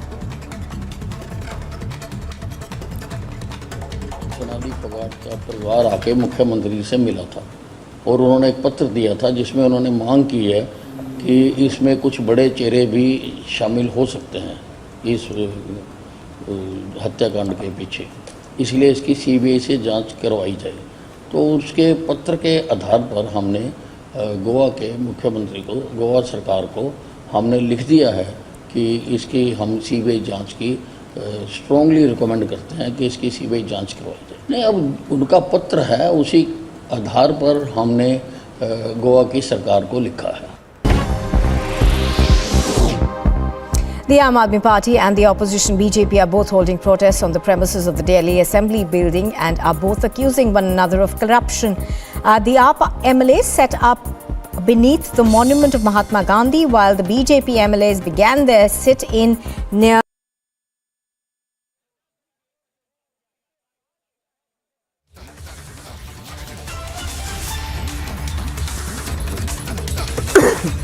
All right, these are pictures coming in from Delhi where BJP has been protesting against the Aam Aadmi Party government, even as a session is on of the Delhi Assembly.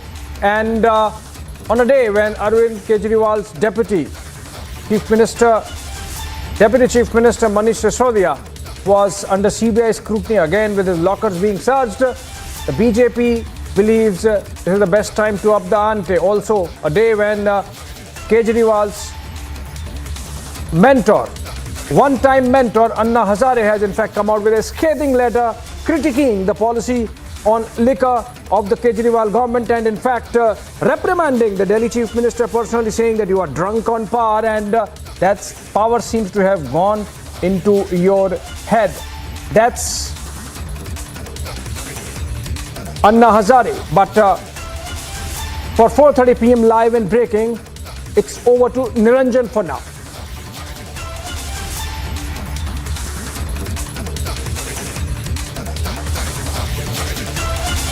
Pictures coming in right now from the national capital as there are protests across Delhi, and it's a political fight that's unending. The drama is unending, the protests are unending, the news conferences are unending. And these were pictures of the BJP protesting against Arvind Kejriwal. They went up to his doorstep. The police tried to stop them, weren't successful. They broke the barricades and jumped over. Here are the headlines as we build up to also that key hearing in the Supreme Court now. Here are the headlines. It's Anna Hazare versus Arvind Kejriwal now. Anna writes a stinger of a letter. Delhi LG red flags the AAP government again, questions 5-year delay in the audit of universities.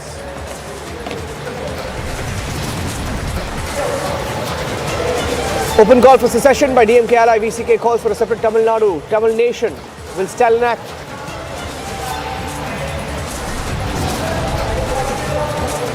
Idgah Maidan face off in the Supreme Court now. Hearing is underway. 3-judge bench to listen on the Waqf board plea to allow or not allow the Ganesh Chaturthi event at the Idgah Maidan.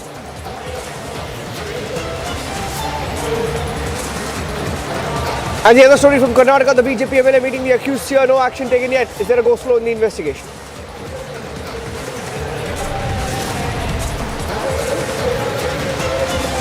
Stand by for the Supreme Court verdict on the Idgah Maidan face off. The verdict in a short while from now.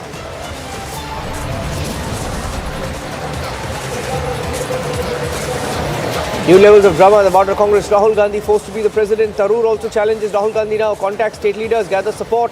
That's all happening.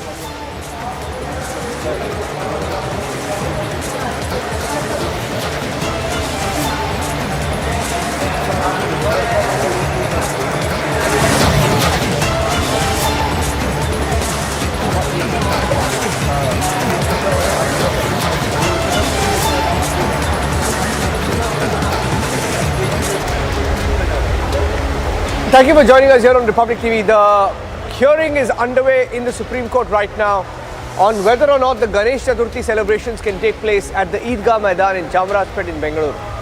This is after the Waqf board moved the Supreme Court challenging the Karnataka High Court order which allowed the Ganesh Chaturthi celebrations to take place. And as we speak, a 3-judge bench has been formed. Anytime now, that hearing will continue in the Supreme Court anytime now, anytime at about 4:35. 4:35 is when the Supreme Court will convene in a short while from now.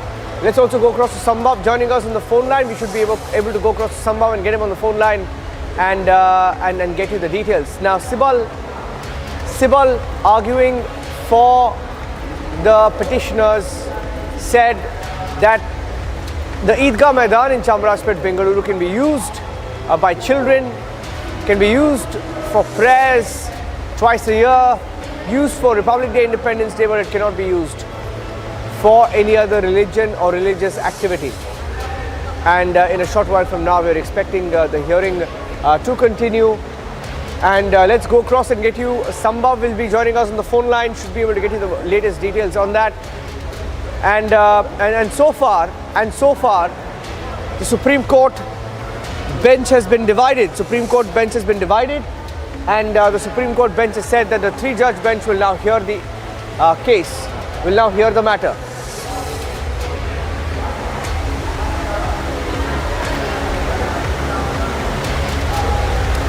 Sambhav is joining us on the phone line. Sambhav, what's the update?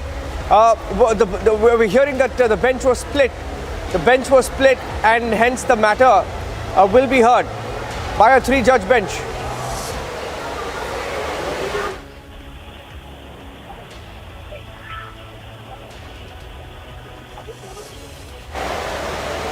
Sambhav, can you hear me? Sambhav, why don't you tell us what happened inside the courtroom? Sure. Exactly. So, it was the matter, and the bench of Justice Hemant Gupta, Sudhanshu Dhulia was hearing the matter.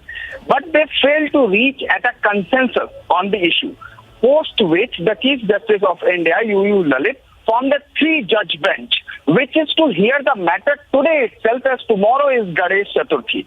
And the bench comprising of Justice Indra Banerjee, A.S. Oka and M.M. Sundaresh. Now it's a 3-judge bench, which is to hear matter anytime. I mean, it's 4:34 as we speak, and the bench is to sit at 4:35. Bench can sit at any time and to hear the petition challenging Karnataka High Court's order, wherein the High Court allowed holding the Ganesh Chaturthi celebration at Idgah Maidan in Bengaluru. So that's the matter, and a 3-judge bench, all eyes are on the Supreme Court now. What take the Supreme Court will take in few minutes from now, whether Ganesh Chaturthi celebrations at the Idgah Maidan would happen tomorrow or not, it is up to the apex court to decide.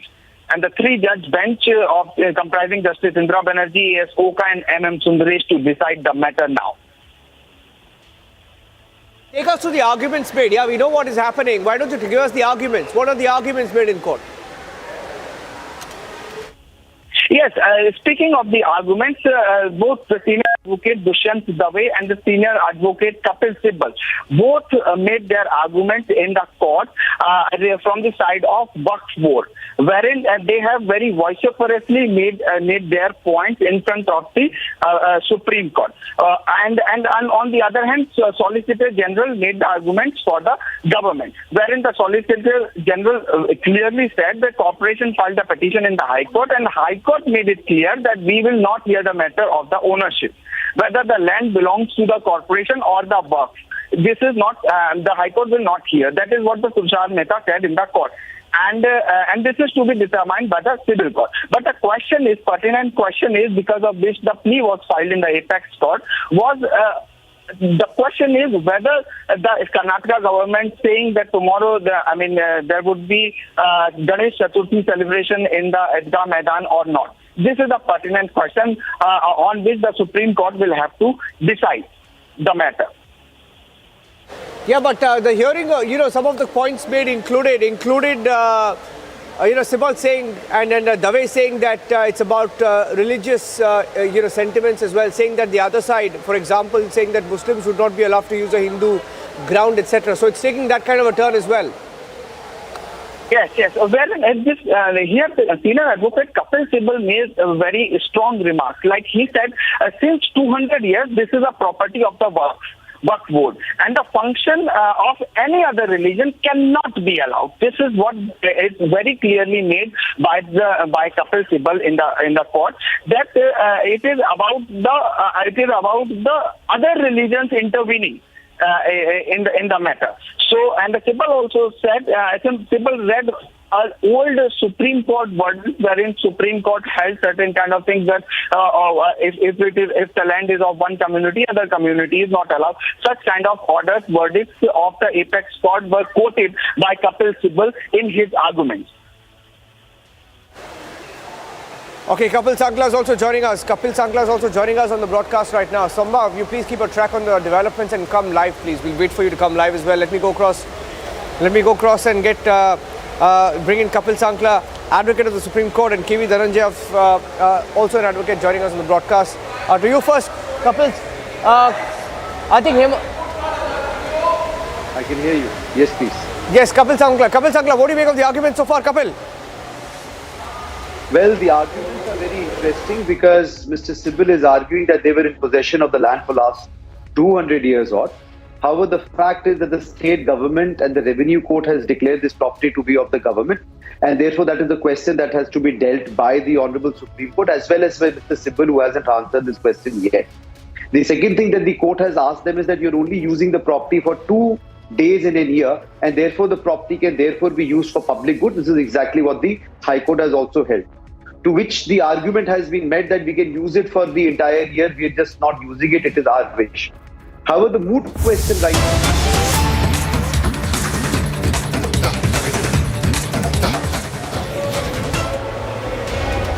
Getting in breaking news now, just cutting away for a few seconds because Hemant Soren, the Chief Minister of Jharkhand, has brought his MLAs. He's moving from one location to another, and this is Hemant Soren's car there. He's at the Ranchi airport. Live pictures of Hemant Soren at the Ranchi airport in Jharkhand, and getting in news that some of his MLAs will be ferried out of Jharkhand anytime now. Soren and his MLAs could be flying to Raipur. They're moving to Chhattisgarh. Okay, let's cut across to NI. Live service. आराम से sir, आराम से cooperate करिए sir, cooperate करिए। हाँ तो तुम ही तो चीज बोलिए सर। आप लोग को जानना क्या है, पहले ये बताइए। कहाँ गए विधायक सर?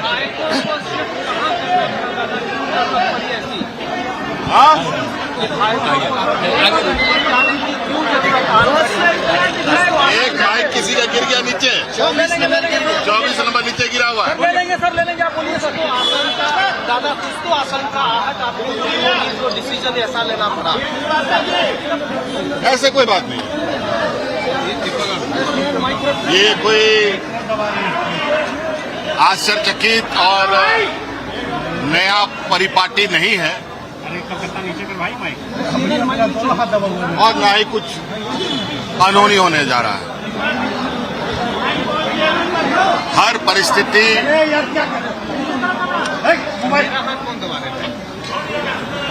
का सामना करने के लिए सत्ता पक्ष तैयार है। कई चीजें रणनीति के तहत कार्य किए जाते हैं। उसी रणनीति का आज आप छोटा सा झलक पहले भी देखा आपने और आज भी देखा, और आगे भी आप कई चीजों को देखेंगे कि राज्य में षड्यंत्रकारियों को जवाब सत्ता पक्ष बड़े तरीके से इनको जवाब देगा। धन्यवाद।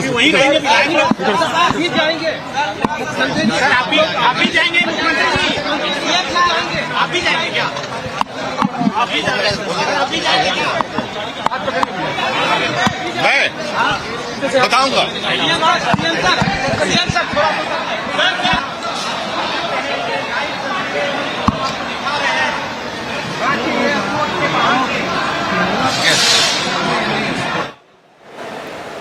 Okay, the first reaction of Hemant Soren. The first reaction of Hemant Soren coming in from Raipur, from Ranchi. I beg your pardon. He's now taking off for Raipur, and let's cut across to Republic Bharat, where Anup, our correspondent, is also live. Let's cut across live, please.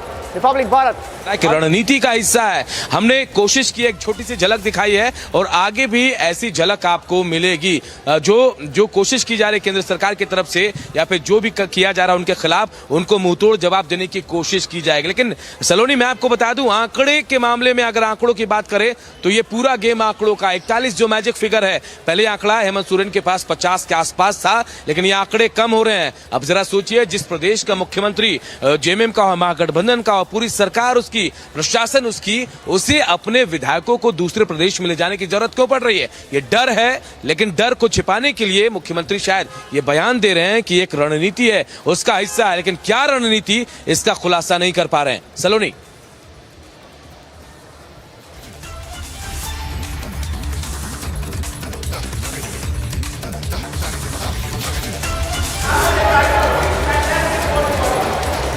Getting in some more breaking news right now. Getting in some more breaking news of the High Court of Karnataka allowing the other big breaking news update. Even as the Supreme Court is set to give the order on the Ganesh Chaturthi celebrations in Bengaluru, the Karnataka High Court has just given its order. We're getting in news now that the High Court of Karnataka has allowed permission to celebrate Ganesh Chaturthi at the Eidgah Maidan. The Hubli Commissioner of the Hubli civic body. So there are two. The story in Karnataka is moving in two different districts right now. One in Bengaluru, and Kapil Sankla and Dhananjay continue to stay with us. The breaking news update now coming in that the High Court has allowed permission to celebrate Ganesh Chaturthi in Hubli. So similar petitions in two different districts. But it appears Kapil Sankla, very interestingly, the Karnataka High Court has allowed a similar celebration in another district. Yes. What is happening is very interesting. But this was also long coming, because we all know that there has been a lot of ruckus about whether a property is actually owned by the Waqf board or not. And this was never dealt into by the courts or not by the government also. And there was a huge controversy in Delhi as well about lands that had no owners per se, were grabbed by certain people who thereafter claimed that these properties are Waqf board properties. Because the law pertaining to them is very different, and the law basically is Mutawalli property. So let us wait and watch. I mean, this order is there. The matter is already in the Honorable Supreme Court, and probably the Honorable Supreme Court can and has the power to seize this matter as well and take it, because there would otherwise be multiple orders and there would be different decisions by the Supreme Court. So the same bench probably would pass an order in this itself. Let us see whether it's mentioned by Mr. Sibal or not. But it appears that the two-judge bench was split on this issue, and that's why it referred the matter to a three-judge bench. And the CJI has allowed that bench to convene. I think they should have convened by now just waiting for an update on this particular issue. And anytime now we should get an update. Dhananjay, so far from the developments, what do you think this will have any bearing what the Karnataka High Court has said just now? Will there be repercussions of what is happening simultaneously in both Delhi and in Bengaluru? Well, first of all, I think courts have recognized that even the Muslim side does not have absolute title or absolute use over the property, because the Supreme Court itself is said to have, limited the use of this property for a Muslim religious purpose to a few days only in a year. So that having been said, and also given the fact that the land is being used as a playground otherwise, I think courts may not be unreasonable to say that the government would, be entitled to allow this for other religious purpose as well, and that too in a very limited manner. So what the Supreme Court is now hearing is an appeal from a division bench decision of the Honorable High Court, where the division bench said that they don't see any harm should the property be put to the use of a Ganesh Chaturthi for just a few days of the year. So whether the Supreme Court would interfere with that order and restore the order of the learned single judge who said that there should be a status quo, in the sense the Supreme Court had limited the use of this land to the exclusive use of the Muslim side, and that too only for 2 days or 3 days in a year. So it looks less likely that the Supreme Court would interfere with the order of the division bench, because the order of the division bench, is something that can stand. And for the Supreme Court to say that, the property, notwithstanding that it is used as a playground, is one that should not be used for Ganesh Chaturthi or for that matter any other purpose except for Muslim purpose, and that too for 2-3 days in a year. In these circumstances, that's less likely, because you will need an extraordinary reason to not permit the government to put this land to alternate use, because it's anyway being used as a playground on a daily basis. Both these lands are being used as playgrounds. And I don't believe the land is substantially even fenced. So livestock, cattle, all of that get in and get out. So I don't think on a legal side, the matter really presents that much of a difficulty at all. And the division bench of the Karnataka High Court, I think, has given a very reasonable order. Because Ganesh Chaturthi festivals are, they happen around, and then government very often leases out or lets out its own property to be used for that purpose. So I don't think it would really infringe the right of the other side for this land, which anyway would be used as a playground tomorrow, would to be used instead for a Ganesh Chaturthi festival. Yes, and I'm getting in some breaking news right now that as we speak, the 3-judge bench of the Supreme Court has just gathered. They've assembled right now, and in fact there are some updates as well. Okay, let's quickly get to the updates. Hearing now that Sibal for the Waqf property for the Eidgah Maidan has said in 200 years no other community has been allowed to perform rituals here, and this is conveyed in our favor by a judgment of 1964. So there are some live updates coming in. I'm trying to give you the updates. So Sibal says in 200 years, same argument being made, that in 200 years nobody has contested the land. The land has belonged to the Muslim side for this long, is what he's begun arguing. And he says apart from that, it has also been declared that it's a Waqf property, and under the Waqf Act, if someone has to challenge it, it has to be challenged within 6 months. Nobody has challenged, and in 2022 a dispute raised. So does this raise a larger question? Kapil, does this raise a larger question? Kapil, on the Waqf properties as well. It does raise a very large question. Yes, you're right. It does raise a very large question. And as I was saying, that these questions have also been raised in a lot of these lands which are supposedly owned by Waqf in Delhi as well. There have been a lot of many shop owners who have claimed that the Waqf has illegally occupied lands and are seeking rent, etc. And Mutwallis thereafter have come and claimed right as owners or landlords over the properties. Whether the property is being used by the Waqf or not, in my humble opinion, is not really important. What is really important is whether the government is claiming ownership over those properties or not, and whether those properties now are a part of the revenue court or revenue land of the state government or not. Should that be the case, there is absolutely no encumbrance for that property to be used for the benefit of the public. That's one. Secondly, in deference to my colleague who had said, though I do agree that since the property was only being used twice in India, and the rest of the time it was actually being used, put to waste.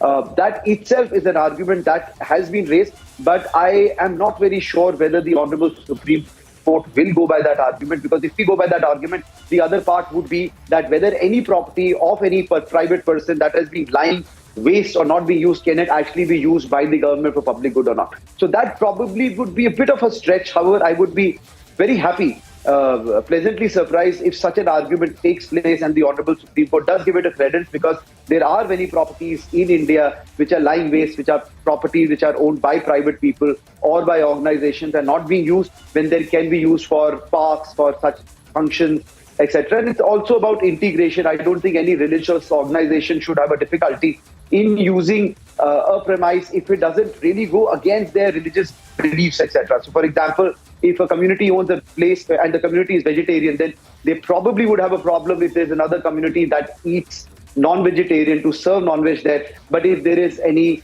other kind of function, I don't think there should be a difficulty. And that is something that every religious organization should also understand and adhere to. It is kind of difficult for the minority to say that, we've not really been integrated when they really do not want to be integrated and are creating hullabaloo. Because I really don't think that having a function like this goes against their religious beliefs. And I otherwise also think that it should not go against their religious beliefs. It's after all about integration. Any which is the matter is before the Honorable Supreme Court. It is being argued right now before a 3-bench. So let us see what the orders are. So there's a quick news update that I'm getting in. Kapil Sibal is in the Supreme Court right now, and Kapil Sibal is arguing, putting in some details out there.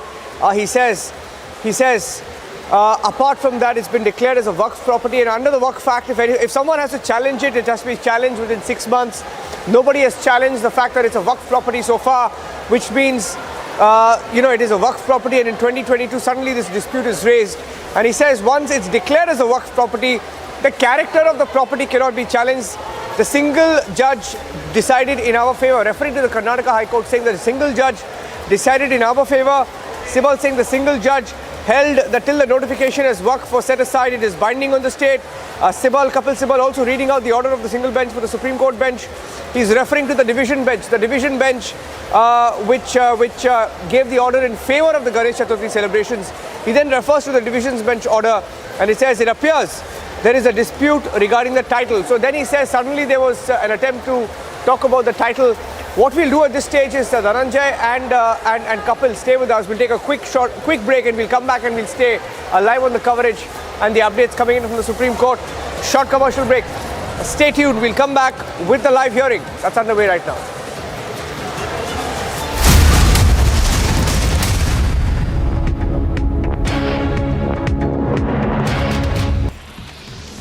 Aam Aadmi Party legislators were holding overnight protests outside the Delhi Assembly premises amid an ongoing war of words between the two parties on allegations of corruption. The Aam Aadmi Party is demanding a probe against the Lieutenant Governor V.K. Sena for allegedly pressuring 2 of his employees to exchange demonetized currency notes worth 1,400 crore rupees during his term as the Khadi and Village Industries Commission chairman in 2016. हम ये मान के चलते हैं कि LG साहब भी विधानसभा में क्या कार्यवाही हो रही है उसे जरूर फॉलो करते होंगे। मैं मानती हूं कि जिस प्रकार से मीडिया में ये पूरी बातचीत चल रही है तो एलजी साहब ने भी जरूर देखी होगी। लेकिन मुझे दुख है इस बात का कि इतने गंभीर आरोप होने के बावजूद और इतने गंभीर तथ्य विधानसभा के पटल पर रखे जाने के बावजूद एलजी साहब ऐसे चुप्पी साध के बैठ गए हैं कि ऐसा लगता है दाल में कुछ काला है। के पास से उसने दिया है उन दोनों को। किसको? तो हेमंत के साथ सुधीर कितने में लिया था? कम से कम 6-7 हज़ार में लिया है। एग्जैक्ट रेट तो नहीं मालूम, वो तो नहीं बताएगा हमको। This man who's been caught on camera has made the startling revelation that it is Dr. Prasad and Rama who both have confirmed to him when he was in the police custody. Drug was procured from another mafia operating in Goa.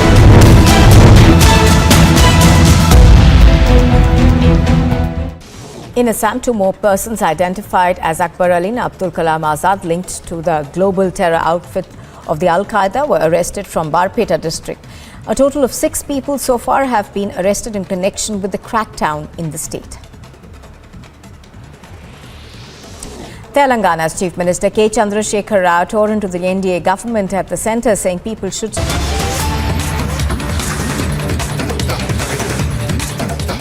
नया hospital बन रहा है और beds तैयार करने के लिए। अभी फ़िलहाल कोरोना की बीमारी तो नहीं है, उससे तो ऐसा लगता है शायद कि निजात मिल गई है, लेकिन ये बेड्स जो हैं, सातों हॉस्पिटल्स जो हैं, ये पूरी दिल्ली के काम आएंगे। जिस साइट पे हम लोग खड़े हैं, ये साइट हॉस्पिटल के लिए 20-25 साल पहले ईयर मार्क की गई थी और मुझे बताया गया कि हर चुनाव के पहले हर पार्टी यहाँ पे आके नारियल फोड़ा करती थी कि हम हॉस्पिटल बनाएंगे, लेकिन शायद बनाने की नीयत किसी की नहीं थी। अब आम आदमी पार्टी की सरकार हमारी जो है, ये हम एजुकेशन और हेल्थ पे सबसे ज़्यादा तवज्जो दे रहे हैं। तो अभी ये हॉस्पिटल अब उम्मीद है कि अक्टूबर-नवंबर में बन के तैयार हो जाएगा। 330 बेड का ये हॉस्पिटल है और मैं समझता हूँ कि इससे इस पूरे क्षेत्र के अंदर लोगों को काफ़ी सुविधा मिलेगी और इसमें कई सारी चीज़ें हैं जो आर्किटेक्चरल पॉइंट ऑफ व्यू से पहली बार इस्तेमाल की गई हैं, जिसकी वजह से बहुत तेज़ी के साथ ये हॉस्पिटल बन के तैयार हो गया है। बहुत कम समय में हॉस्पिटल बन के तैयार हो गया है और टोटल 6 हॉस्पिटल्स हमारे साथ में से 6 हॉस्पिटल्स एंड दिसंबर या जनवरी तक बन के तैयार हो जाएंगे। तो उससे मैं समझता हूँ कि काफ़ी सुविधा पूरे दिल्ली के लोगों को होगी, काफ़ी बड़े स्तर के ऊपर मेडिकल फैसिलिटीज़ इंक्रीज़ होंगी। अगर कोई क्वेश्चंस हैं तो सर, आज मनीष जी के बैंक लॉकर को गाजियाबाद में सीबीआई गई थी वहाँ पे सर्च करने के लिए, लगभग 1.5 घंटे तक वो सर्च चला, तो एक बार फिर से सीबीआई एक्शन मोड में दिख रही है। तो ये मुझे बहुत अच्छी बात है कि जब हम पब्लिक लाइफ में आते हैं तो हमें किसी भी जांच के लिए हमेशा तैयार रहना चाहिए। सीबीआई ने पूरी जांच कर ली है। मनीष जी के घर पे भी 14 घंटे जांच हुई। मनीष के घर में भी कुछ नहीं निकला। मनीष जी से 6-7 घंटे तक गहन पूछताछ की सीबीआई ने और जितने प्रश्न पूछे सब प्रश्नों के संतुष्टिपूर्वक जवाब दिए। आज लॉकर चेक किया, लॉकर में भी कुछ नहीं निकला। तो एक तरह से इनफॉर्मली तो एक तरह से सीबीआई की क्लीन चिट मिल गई है। बाकी सीबीआई के ऊपर प्रेशर है, पॉलिटिकल रीजंस की वजह से हमें लगता है कि हफ्ते 10 दिन के अंदर गिरफ्तार तो करेंगे ये लोग, लेकिन वो करते रहे, लेकिन एक तरह से कुछ नहीं मिला। सीबीआई ने इनफॉर्मली कह दिया भाई हम संतुष्ट हैं और हमें कुछ भी नहीं मिला मनीष सिसोदिया जी को। तो हम तो शुरू से ही कह रहे थे कि ये सारी जितनी भी कार्रवाई चल रही है राजनीति से प्रेरित है और इसमें कुछ भी नहीं मिलने वाला।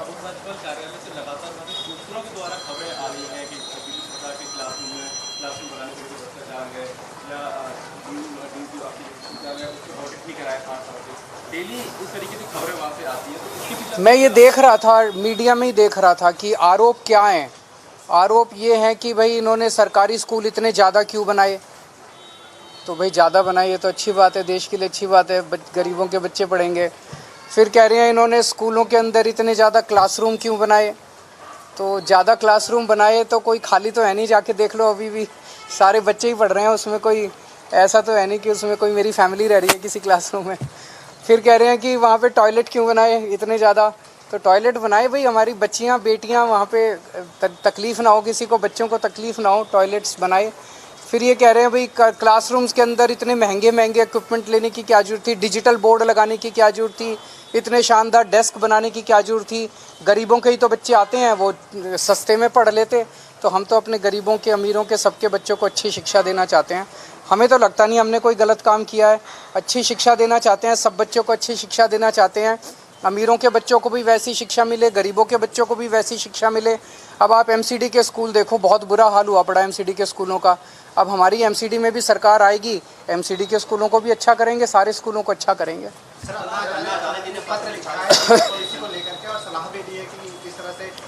देखो, जब भी इनके पास ये कुछ कहते हैं और जब जनता इनकी सुनती नहीं है तो फिर ये किसी को सामने लाते हैं। जैसे पंजाब के चुनाव के पहले इन्होंने कहा केजरीवाल आतंकवादी है, तो जनता हंसने लगी इनकी बातों पे।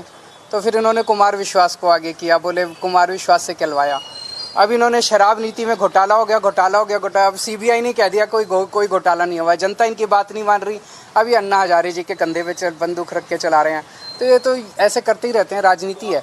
मेरा अपना ये मानना है कि अब सीबीआई की जाँच हो गई है, कुछ भी नहीं निकला। अब इसके ऊपर राजनीति नहीं होनी चाहिए, नंबर 1। नंबर 2, जो दिल्ली के अंदर 20-20 करोड़ रुपए दे के ये एमएलए खरीदना चाहते थे, उसकी जांच होनी चाहिए। जब हम जांच से नहीं भागे, हमें जांच से डर नहीं लगता क्योंकि हमने कोई गलत काम किया ही नहीं, तो ये जांच से क्यों भाग रहे हैं? उसकी भी तो जांच होनी चाहिए ना भाई। 20-20 करोड़ रुपए में 40 एमएलए खरीदना चाह रहे थे, 800 करोड़ रुपए इन्होंने रख रखे थे, उसकी जांच से क्यों भाग रहे हैं? उसकी जांच क्यों नहीं करा रहे?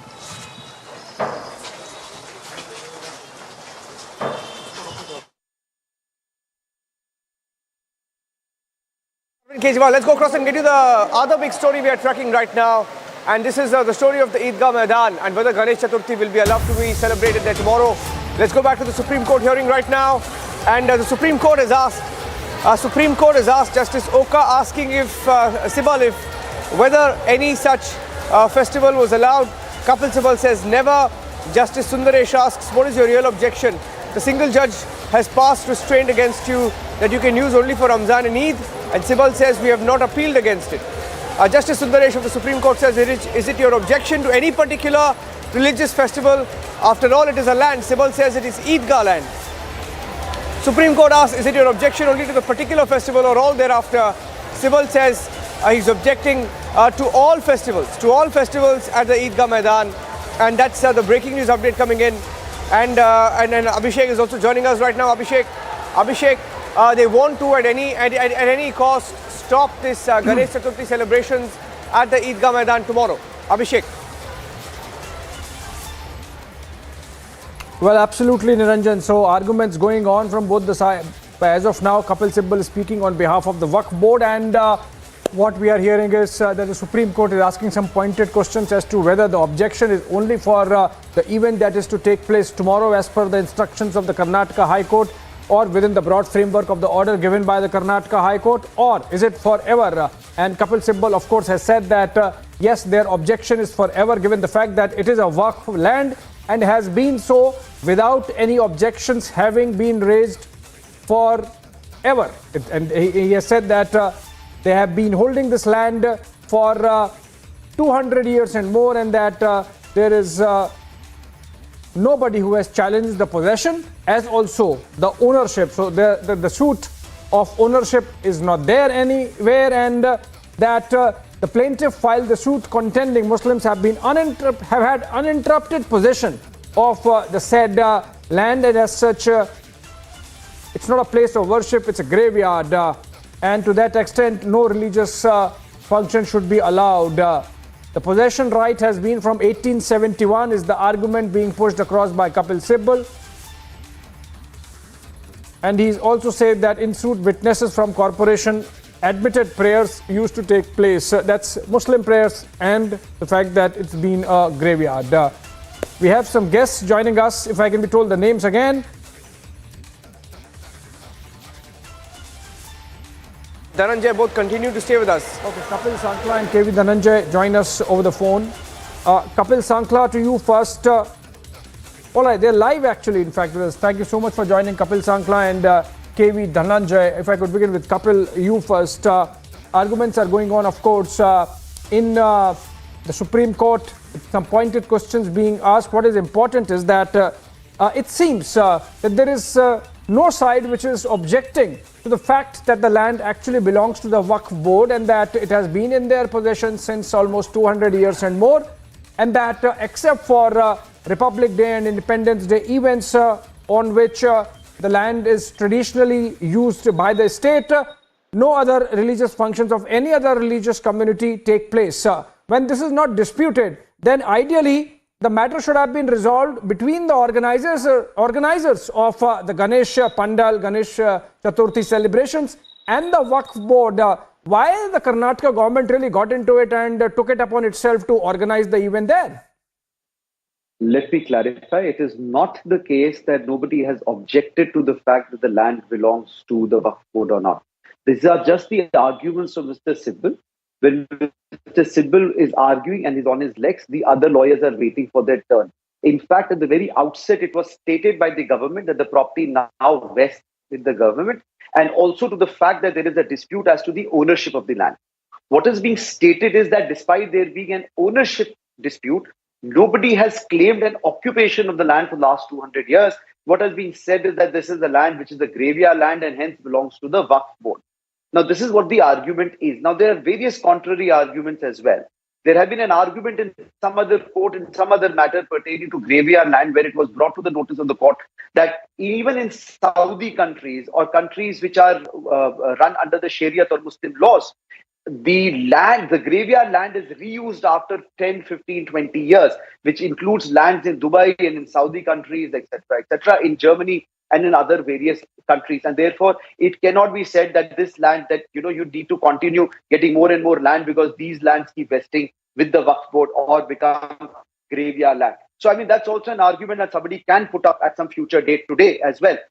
So, clearly, because Mr. Sibal right now is on his legs, and if I'm not mistaken, the learned Solicitor General was interrupting and was stating that the land belongs to the government now, has been vested. But Mr. Sibal said that he was arguing, he was on his legs and he was reading the judgment and he wanted the judgment that he's relying on. So let us wait and watch, because we've only heard one side of the story, that is Mr. Sibal's side and Mr. Sibal's client side. And I'm very sure that the government will also come up, and government has also stated that the land vests with the government. And also on the part of the organizers of Ganesh Chaturthi, who have also stated that the land is only used for 2 days in an entire year, and the property can be used for public good and for public utilization. And there is absolutely no embargo or encumbrance that it cannot be used, because even the Waqf board has not been really taking care of the property. The property is being used by the public as a playground, etc., etc. So let us wait and watch. It's too early and too premature to actually come to any conclusion, as only by listening to what Mr. Sibal has said.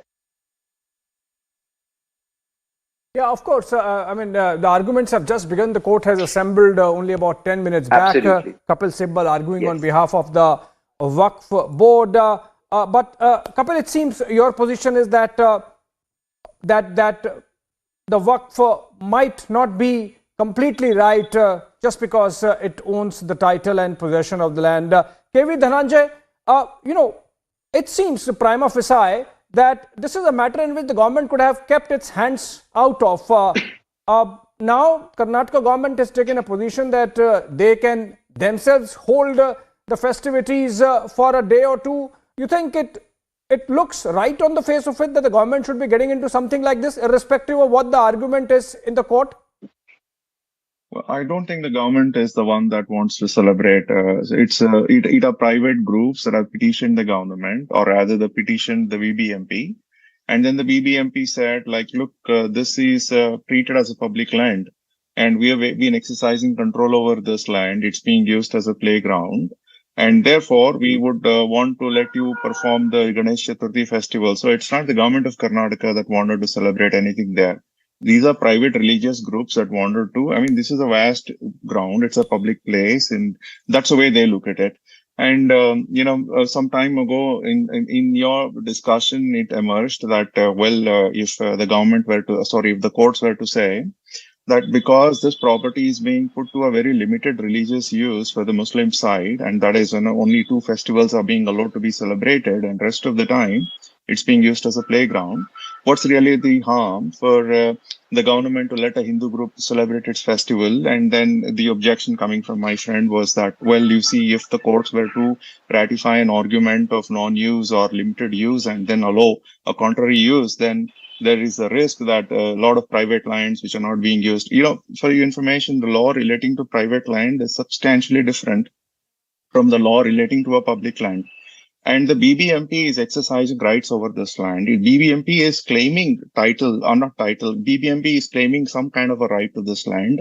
And the Waqf tribunal, therefore, is expected to go to a civil court and then sue the BBMP. At this point of time, we don't know if the Waqf board ever took this dispute to a civil court to restrain the BBMP from exercising any manner of right or control over this property. So in that view of the matter, the division bench of the Karnataka High Court rightly said that there is in fact dispute over title itself. And just now I happened to go through the argument that was advanced before a 2-judge bench of the Supreme Court, wherein Mr. Tushar Mehta apparently said that the issue of title has never been decided. So the decision of the Supreme Court in 1964 was a decision as to the use of the property, and that decision not to be construed as a decision that the property can be put to no other use. You see, in the last 40 years, if the BBMP has been using it as if it were revenue land, and therefore the state government, or rather the BBMP, is willing to let some other person put the land to another religious use, the question really is, how will the courts? Courts would certainly require a great deal of evidence to, in fact, find in favor of the Waqf board. If the Waqf board says that this property just cannot be put to the use of Ganesh Chaturthi festival at all. So the courts will need a great deal of evidence. Now, in the absence of evidence, in fact, as we speak, a new facet has come out through the arguments. In fact, it seems Mr. Kapil Sibal has been interrupted, and senior advocate Mukul Rohatgi has made a submission, which is that the land belongs to the state. Corporation is not the owner, to which Mr. Sibal has responded by saying that as long as it is Waqf, you can challenge it, but cannot be owner. Supreme Court has held it. So it seems that within the broad framework that it is actually Waqf land, Mr.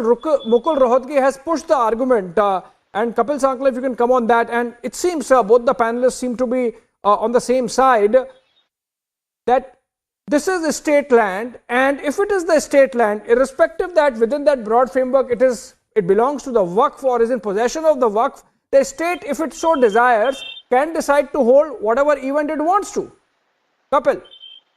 Well, there are two sides to it. One, what Dhananjay is saying, broadly we're on the same point, but Dhananjay is arguing it on a point that since the land has not been used in the entire year and is only used for 2 days in a year, it can actually be used for some other purpose. And that's an argument that is being made in the Honorable Supreme Court. As I said, I would be very interesting to see how it pans out. The second part of it is the part that I was saying, that there is an active challenge as to the ownership of the property in question. The Waqf board says that it is my property. The state or the corporation says, no, it does not belong to the Waqf board. It belongs to the corporation, says belongs to the corporation, and the state says it belongs to the state. So there's an active challenge as to the title and the ownership of the property. There is no occupation of the property because the property was not in exclusive occupation of the Waqf board. So as far as that argument of the Waqf board is concerned, no, that would be a wrong argument because it was never in possession of the Waqf board. What can be argued is that we are the owners, and for 6 months, if nobody's challenged it, I am going beyond the legalese. This becomes a Waqf property. I am going beyond the legalese. You know, no, this is a state property, and is arguing on that. I'm sorry. Yeah, so I mean, beyond legalese, if you look at it, because the earlier two-judge bench of the Supreme Court, where the matter was just a couple of hours back, made it clear that we are not into, a title suit. This is not a title suit. This is not a civil matter court. And that's besides the point. But, Dhananjay, the fact is the possession is not disputed. The fact is that Waqf owns it is not disputed. Maybe within that broad framework, Mr. Mukul Rohatgi is arguing that the state owns it. But the fact also is that it has been a place of worship for one particular community, A. B, it is also a graveyard. You think it is propitious for an event like Ganesh Chaturthi to be held at a place like that, which is identified as a graveyard? I mean, are you opening a Pandora's box? Well, first of all, the way the law of title works is that if you have something called an absolute title, then you must have absolute possession also. But the fact of the matter here is the title, I think, is not yet decided. And possession itself is not absolute because the decision of the Supreme Court given in the 1960s very clearly says that possession will not be allowed to do this and possession will only mean this. Now, after that, you had the BBMP exercise rights over this property. And I think that's a very interesting question that you've raised. But this is such a huge land. If there is a graveyard on one side, that does not prevent students, children from going and playing cricket every day. And if it's being used as a playground, I think the Hindu religious groups don't have a problem in wanting to hold a Ganesh Chaturthi because this is also somewhere in the center of Bangalore, because they believe that the more attendance would be possible.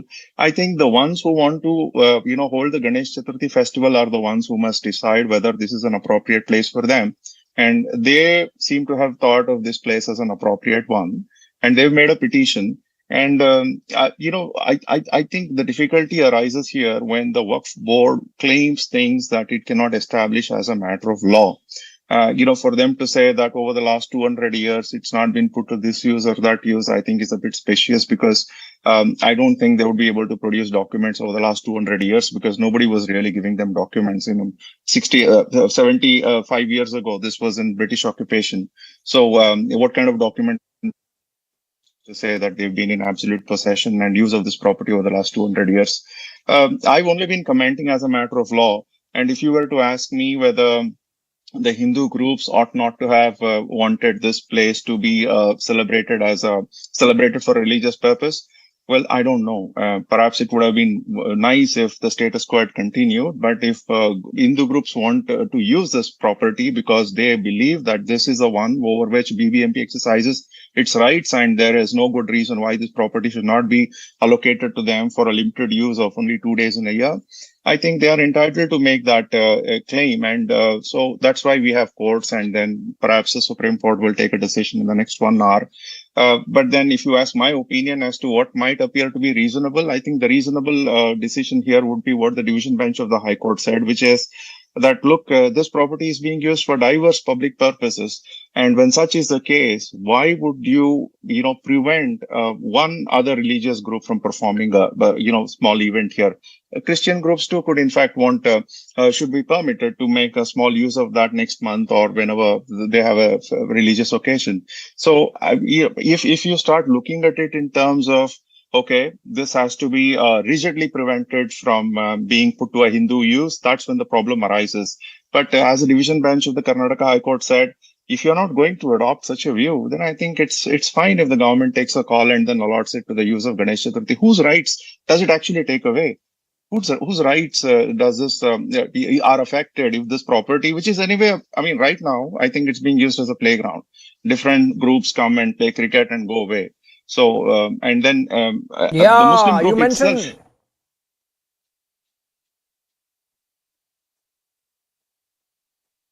Go ahead.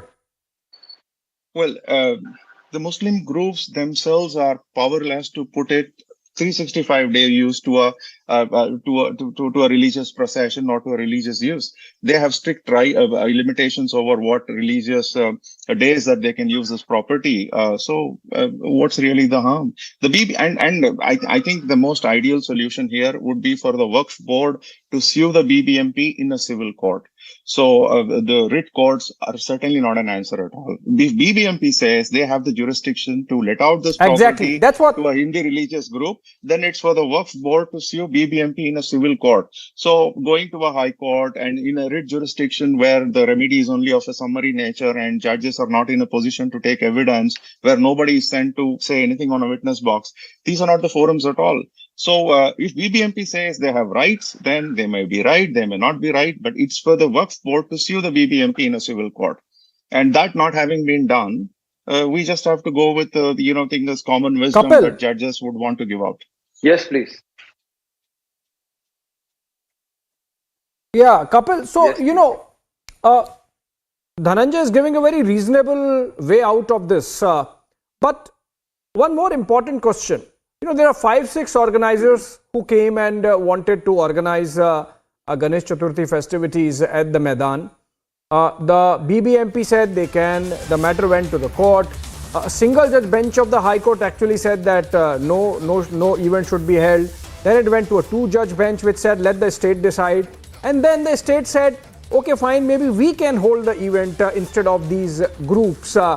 So you see, there is no one particular claimant to the festivities, and that's why the government is getting its hands into it. You think this could have been best avoided, and the government also could have taken a position that let these organizers approach the Waqf directly, and if it can be amicably decided between the two sides, why not? And also remember, the state, of course, is the ultimate body that owns the Waqf board as well. So, in a way, it's a state versus a state in the Supreme Court happening now.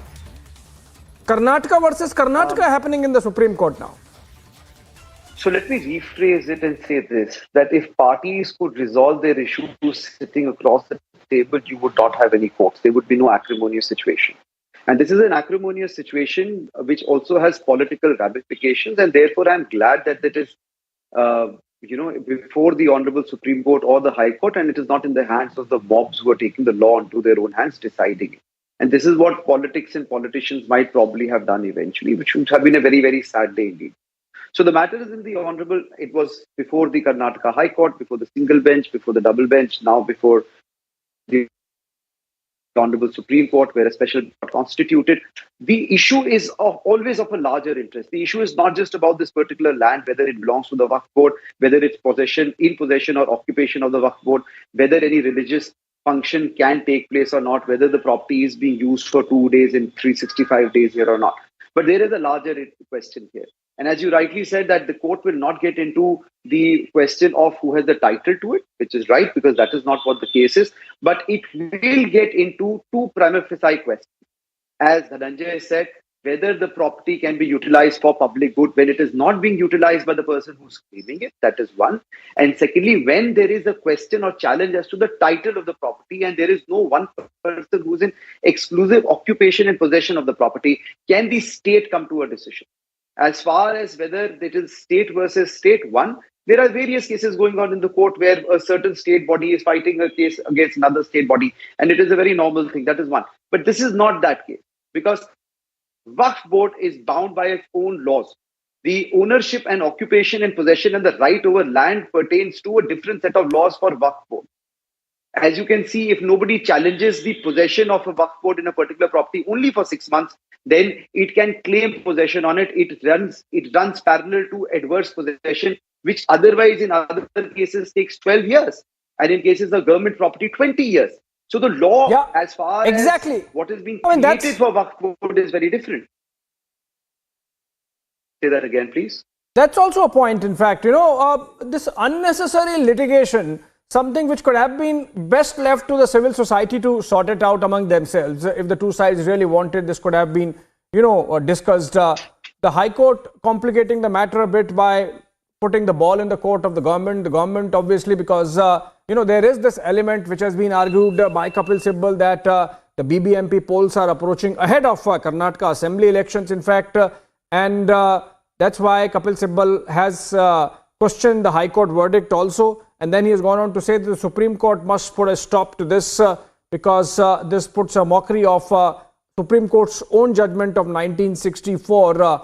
And he has quoted extensively from that judgment. What is important is that Kapil Sibal harping on the politics part of it, but keeping aside politics part of it also. I mean, if there is some unnecessary litigation that can be avoided, the point Kapil was making, Dhananjay, that all these things ultimately add to the pressure on the courts, the numbers of cases that need to be handled, and the more important issues get left behind or get delayed. I mean, we know the pendency is a permanent standing issue insofar as our judiciary is concerned, more so at the Supreme Court level, given the fact that everyone wants quick redressal, and that mechanism has been opened by the topmost court of the country. In this case, for example, either the matter should have been handled with a little more clarity by the High Court or even by the government. Dhananjay? Well, I think the Hindu groups have been petitioning for, holding Ganesh Chaturthi festival for quite some time. It's just that the matter did not acquire the drama that it has acquired this year. They've been petitioning it for a very long time, from what I understand and from what I read in the news reports. It's not like something erupted just this year. It's been happening for, I think, last 10, 12 years. It's just that it's acquired a great deal of drama this year. And I think it's all right. I think it's fine for courts to, for a single judge to take a view and then for a division bench to take a different view. I don't think this certainly should lead to a law and order disturbance or whatever, because everybody should be bound by what the courts would say. And the courts are being tested. And that's fine. I think you will always come across events where the writ courts will be tested in this manner. And I think it's a good, it's a very interesting development that two judges of the Supreme Court, even before they, in fact, could hear the matter at length, must have discussed the matter between themselves and have decided that they have difference of opinion. And also given the fact that tomorrow would be the festival and that a decision will have to come today, have in fact counseled the lawyers that they had better go to the Chief Justice and ask for a different bench to deal with the matter. So I think this is all fine. The way I look at it is that there is, of course, talk of disturbance, but you can see the police force around. I don't think there will be any kind of disturbance or any of that kind. So I think all of these issues are fine. These matters do come up to before the courts, and it's just that this could have been done I think somebody who went to the court could have gone actually 2 or 3 weeks earlier. And at the last minute. So I do not know who first approached the court. I will take a break, but before that, just an update on some of the arguments that have gone on since we have been discussing this. Dushyant Dave has argued that the learned single judge order of the Karnataka High Court is just, obviously because it stopped Ganesh festivities, Ganesh Puja to happen there, and then the bench has asked a question whether Ganesh Puja has ever been allowed on this land before, to which even Mukul Rohatgi answers, who's representing the state, that not by the state. To which Justice Oka says, even single judge has ordered modification. Ever single judge has ordered modification, and then Mr. Rohatgi says that still it was a pending matter. So I think the arguments are going to continue for a while, and I think I will take a short break on that note, but this Eidgah matter going on in the topmost court of the country, the Chief Justice of India, Justice Lalit, had to, hurriedly constitute a 3-judge bench because there was some difference of opinion between the 2 judges on the earlier bench, which had 2 judges on it. And even as we speak, Dhananjay and Kapil, we are getting pictures of a flag march being carried out by the Karnataka police at the Eidgah Maidan, just to keep law and order situation in check, to make sure that things really do not get out of hand. On that note, we have to take a short break, but we come back to the ongoing proceedings in the Supreme Court in connection with the Eidgah Maidan case of Bengaluru.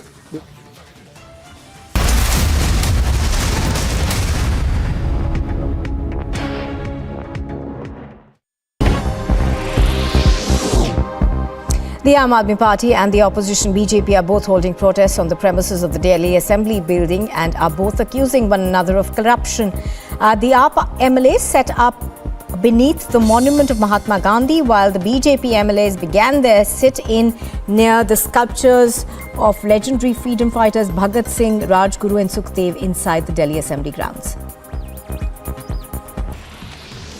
Aam Aadmi Party legislators were holding overnight protests outside the Delhi Assembly premises amid an ongoing war of words between the two parties on allegations of corruption. The Aam Aadmi Party is demanding a probe against the Lieutenant Governor V.K. Sena for allegedly pressuring 2 of his employees to exchange demonetized currency notes worth 1,400 crore rupees during his term as the Khadi and Village Industries Commission chairman in 2016.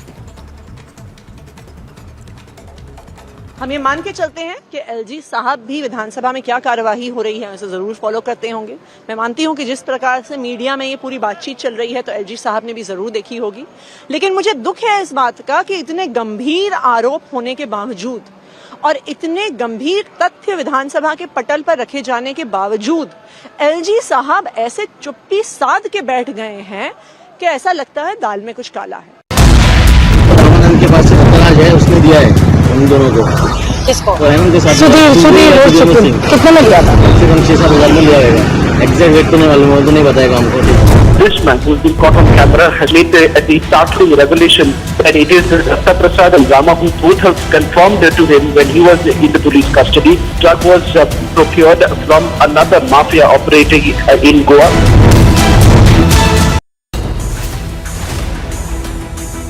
Just I went inside and just sat about 10-15 minutes and then came back. After the inquiry, if they are really guilty, we will never meet him. Protesters demand arrest, but accused Seer remains free. Is there ghost law enacting against the rape accused? Arnab debates at 10 p.m.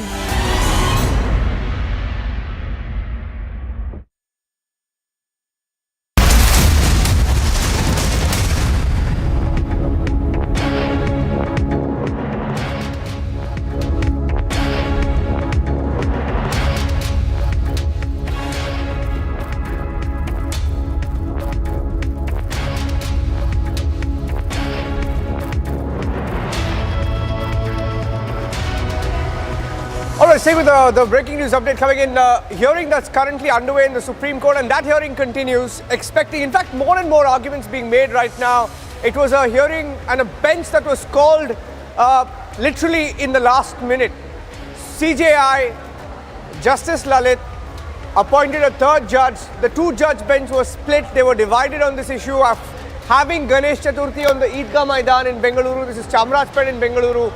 A very contentious issue, one where the Muslim side is unwilling to yield, saying that it's our land and you can't have any other function on that particular land.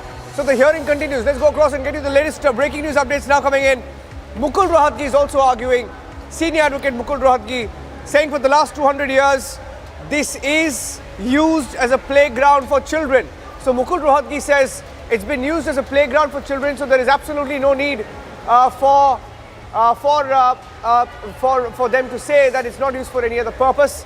And he's adding that the Supreme Court judgment is on the right for mass prayers. No argument regarding possession or title was made. If nobody is owner, Mukul Rohatgi's arguments are very interesting. He says if nobody is the owner, then it will go to the state. It will go to the state. Rohatgi says Supreme Court judgment is on the right for mass prayers. No argument regarding possession or title was made. And he also says, have a look at section 36 of this act. All lands which are not properties of individuals will rest with the government. The suit is before the Supreme Court was for injunction against corporation because corporation wanted to build a school. It was not a title suit. Essentially, a piece of land called Eidgah Maidan in Bengaluru. The Waqf board, and the Waqf has a lot of properties in Karnataka, and the Karnataka Waqf board has been in the news for many land scams over the years and over the decades. And this land in the middle of Bengaluru, in one of the oldest areas of Bengaluru, some groups wanted to hold the Ganesh Chaturthi celebrations. They wanted to hold a mantap. They wanted to erect a mantap with the Ganesh idol there, and that High Court order is now being challenged in the Supreme Court. The Karnataka High Court single bench first said no, and a division bench said yes, and that's the argument in the Supreme Court now. Sibal's entire argument right now is that when the single bench said no, why did the division bench say yes? He's arguing for the Waqf board, saying the land belongs to the Muslims and it's been their land for over 200 years. So one fine day you can't just say that Ganesh Chaturthi can be held there. The argument on the other side is that when the land is being used for children to play, what is the problem? What is the problem for you to simply hold Ganesh Chaturthi celebrations? Those are live pictures that came in earlier of the flag march at the Eidgah Maidan. Flag march at the Eidgah Maidan, and we're standing by for the verdict. Dave, Justice Dave, Advocate Dushyant Dave. Kapil Sangla continues to stay with us. KV Dhananjay also continues to stay with us. Dushyant Dave, I called him Justice Dave by mistake. I'll stand corrected. Dushyant Dave says if he's wrong, he's in contempt. He says he's taking on Mukul Rohatgi. He says if he's wrong, he's in contempt. Rohatgi says no. Every day we cite Supreme Court judgment. It is his understanding. So it's a matter of interpretation right now inside the Supreme Court. And it's a face-off. First, a face-off between Dushyant Dave and Kapil Sibal. And now a face-off between Dushyant Dave and Mukul Rohatgi. Kapil, the way it's going, all sides, it's getting very technical. But I think both sides have made up their mind. It will be upon the Supreme Court and the wisdom of the court to take a call on this. Yes, you're absolutely right. It seems that all gloves are all off. It seems to be a fist fight right now. Mr. Rohatgi has cited a judgment and gone by its interpretation. Mr. Dave has denied and challenged that interpretation, but that is something which we are entitled to in the Honorable Supreme Court, to cite judgments and to say it in a way that we interpret it and we see it. It is now on the Honorable Supreme Court to come to a just decision. Not every day that you have a three-bench that is constituted, especially for matters like these. As I said, these are matters which are really of national importance because these are questions that go really into the very the root of the issue of the properties that are enjoyed by Waqf board or claimed to be enjoyed by Waqf board. when they're not really in occupation or ownership of the same, and when their titles have been challenged. As I already told you, there are various cases which are similar cases which are pending in Delhi as well, where the people who are occupiers and shop owners have challenged the right of the Waqf board or of the Mutawalli on the said property, and those cases are also going on. If I'm not mistaken, there is also a case pertaining to the right of the Waqf board, which was granted by the erstwhile government, where they stated that where a property is not challenged and is an occupation of the Waqf, then vests into the Waqf board, that also is under challenge. That also was an issue that was pending in the Honorable High Court. So these are questions that have been pending since long.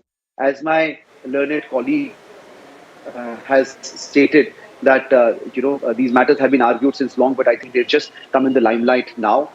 So let us wait and watch. And I am really looking forward also to the interpretation of the Honorable Supreme Court, whether a property can be enjoyed and can be used for general public or for public use, if the same has not been in possession or utilized by the owners or by an organization that otherwise is not in occupation, not in possession, or is not using it or only using it for 2 times or 3 times annually. So that's also quite an interesting facet of what is being argued right now. And I'm really looking forward to the decision of the Honorable Supreme Court. In fact, there are more updates now coming in. And Mukul Rohatgi arguing on behalf of and on the side of those who want the Ganesh Chaturthi celebrations to be held at the Eidgah Maidan in Bengaluru. He's arguing, he says, this property, even within the limits of the BBMP, belongs to the Karnataka government. So he continues to harp that this property belongs to the Karnataka government. This open ground belongs to the Karnataka government. He's adding on the points of how this falls under the jurisdiction of the Karnataka government. He says the Joint Commissioner makes a finding that it belongs to the government, and unless this order is set aside, the finding of the quasi-judicial authority is binding. Why did the single judge only grant use for just about 2 days? So he's saying that the single judge did not say no, but said yes to allowing it for 2 days. He's adding that the single judge allowed the state to celebrate Independence Day and Republic Day. Why this is allowed? If I'm the owner, why would I allow it? This is not consistent with exclusive ownership or title. So he's getting on the technical aspect of it. He's saying on the technical aspect of it, Dhananjay, Rohatgi is trying to make a point. He's saying if you, and he's referring to the Waqf board, he's saying if the Waqf board says it is exclusively to be used on 2 days, Ramzan and Eid, and no other day, then you can't on one hand give it out as an open playground and let children play, and then say Republic Day is okay, Independence Day is okay, children can play, it's an open ground, but say no to Ganesh Chaturthi celebrations. And that's the point he's trying to make. He's saying the single judge allowed the state to celebrate Independence Day and Republic Day. Why is this allowed? If I am the owner, why would I allow it? This is not consistent with exclusive ownership or title. It's a fantastic point. He's saying if I'm the owner, why would I say yes to that and no to this? I think that's a very interesting question there, Dhananjay. Well, yes, it puts the Waqf board in a complete spot. Well, the state government is before the court. The BBMP is before the court. So it's not just a matter of a private group petitioning to use this property for a Hindu religious purpose. It is a state government that's taking a stand. It's a BBMP that is taking a stand. And the courts would not be able to say that they will just go with the version put forth by the Waqf and then discount the version put forth by the state government. If the counsel for the state government says that the state government treats this land as state government property, then the court will have to, take it at face. The court would not be able to say that I'm sorry, I'm not going to consider your argument. I am instead going to simply consider the argument of the Waqf that they, in fact, would have all the control over the property.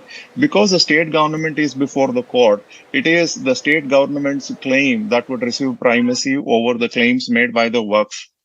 In that view of the matter, I don't think this, I'm expecting, or rather, I would assume that the outcome in this case would, from the Supreme Court, would be the same as what the division bench of the High Court has already held, which is that because state is laying claim, and state is not expected to come and make frivolous argument before the courts, because the state is a continuing entity. And the courts will take all of the state tomorrow if the state made claims today, which it is not in a position to back up. with appropriate evidence. So when a state on an affidavit, when I say state, I mean the government of Karnataka, when it makes a statement on an affidavit that this property should be treated as belonging to it and that it must be free to put it to another public use, it would be so very difficult for the courts to discount that argument presented by the Waqf.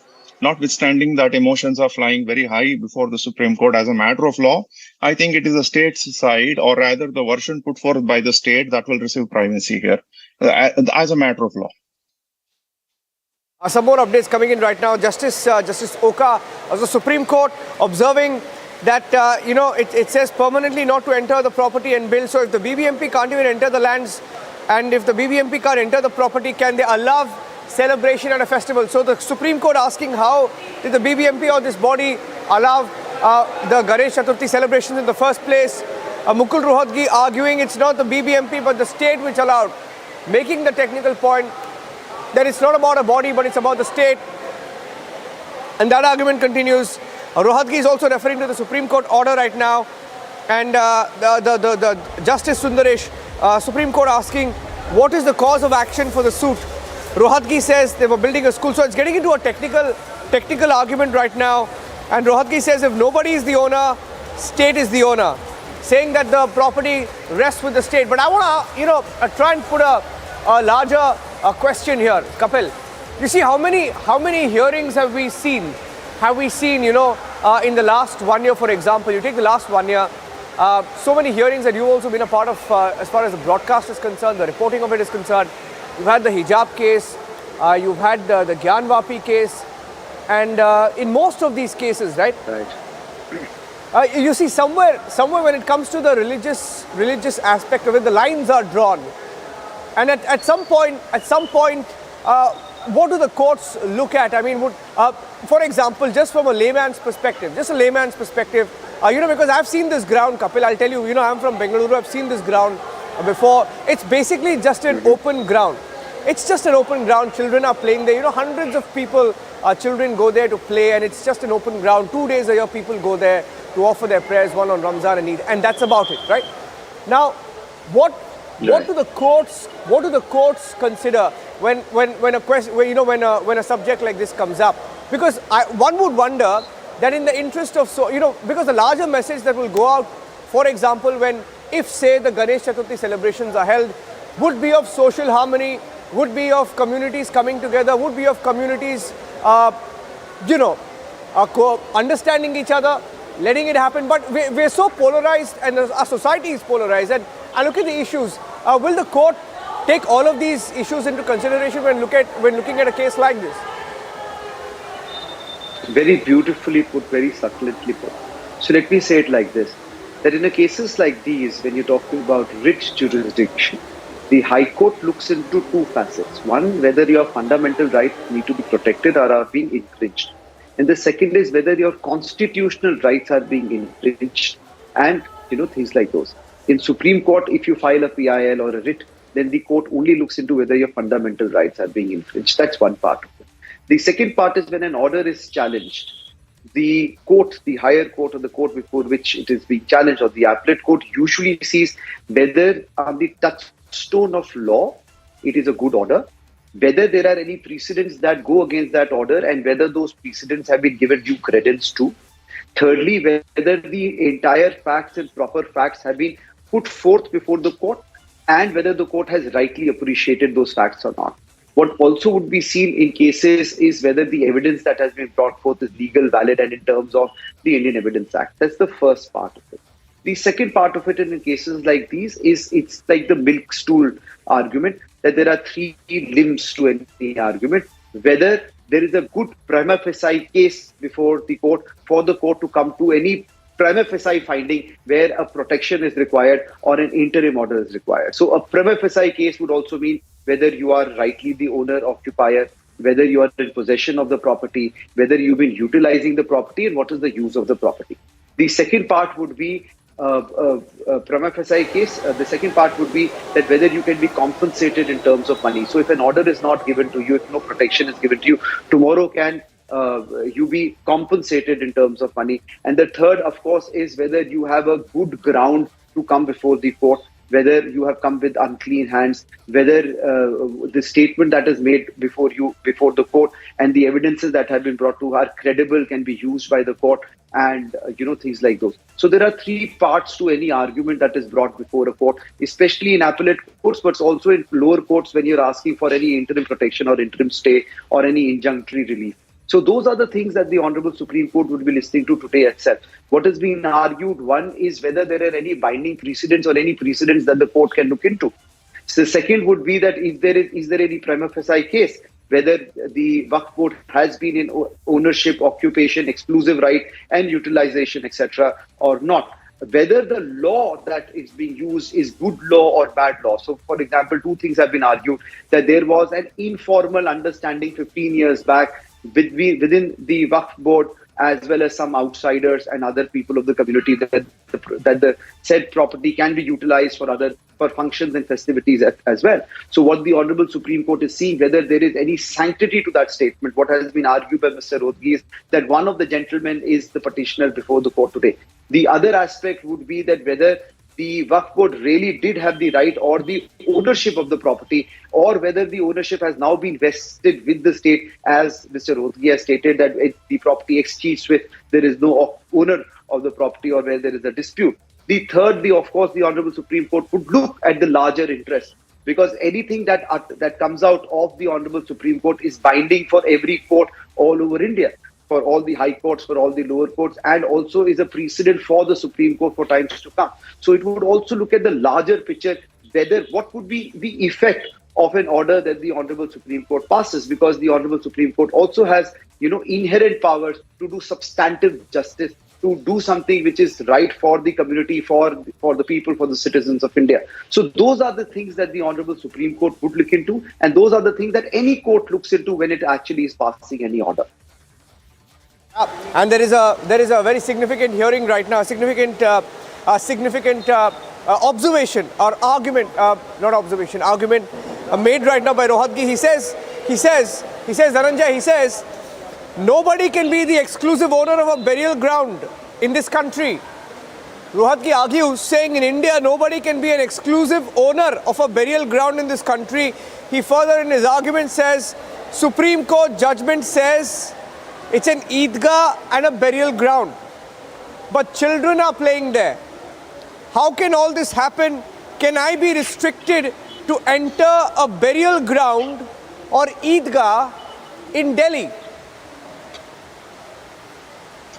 Yes, I mean, a part of this land is being used as a burial ground, and the fact that part of this land is being used as a burial ground would itself indicate that the land is put to a very diverse use. And so far as the Waqf board is concerned, they don't have absolute control over this property. And in that view of the matter, should the government, state to the court on an affidavit that they are exercising or they would prefer to exercise the state rights over this land, I think that would end the matter so far as the writ courts are concerned. And the courts would always give to recognize to the Waqf body the right to move a civil court and then to establish its rights, because notwithstanding what the Waqf law says, when there are deep-rooted civil disputes, then those disputes can't be dealt with by the Waqf tribunal. It will have to be dealt with by a proper civil court. So a civil court is the one that the Waqf board will have to go to, and then to request a civil court to prevent anybody from exercising any manner of right over the property. And that's a long-drawn process. So we are talking about the outcome for tomorrow. And so I think the arguments being made by the state government are arguments that will have to receive primacy, because as I've been pointing out, the court simply would not be able to, this is a summary proceeding. The writ proceeding is a summary proceeding. If the government says that this is property over which it wishes to exercise sovereignty and then property rights, then it would not be open to the court to say that, okay, look, we are not going to let you do that.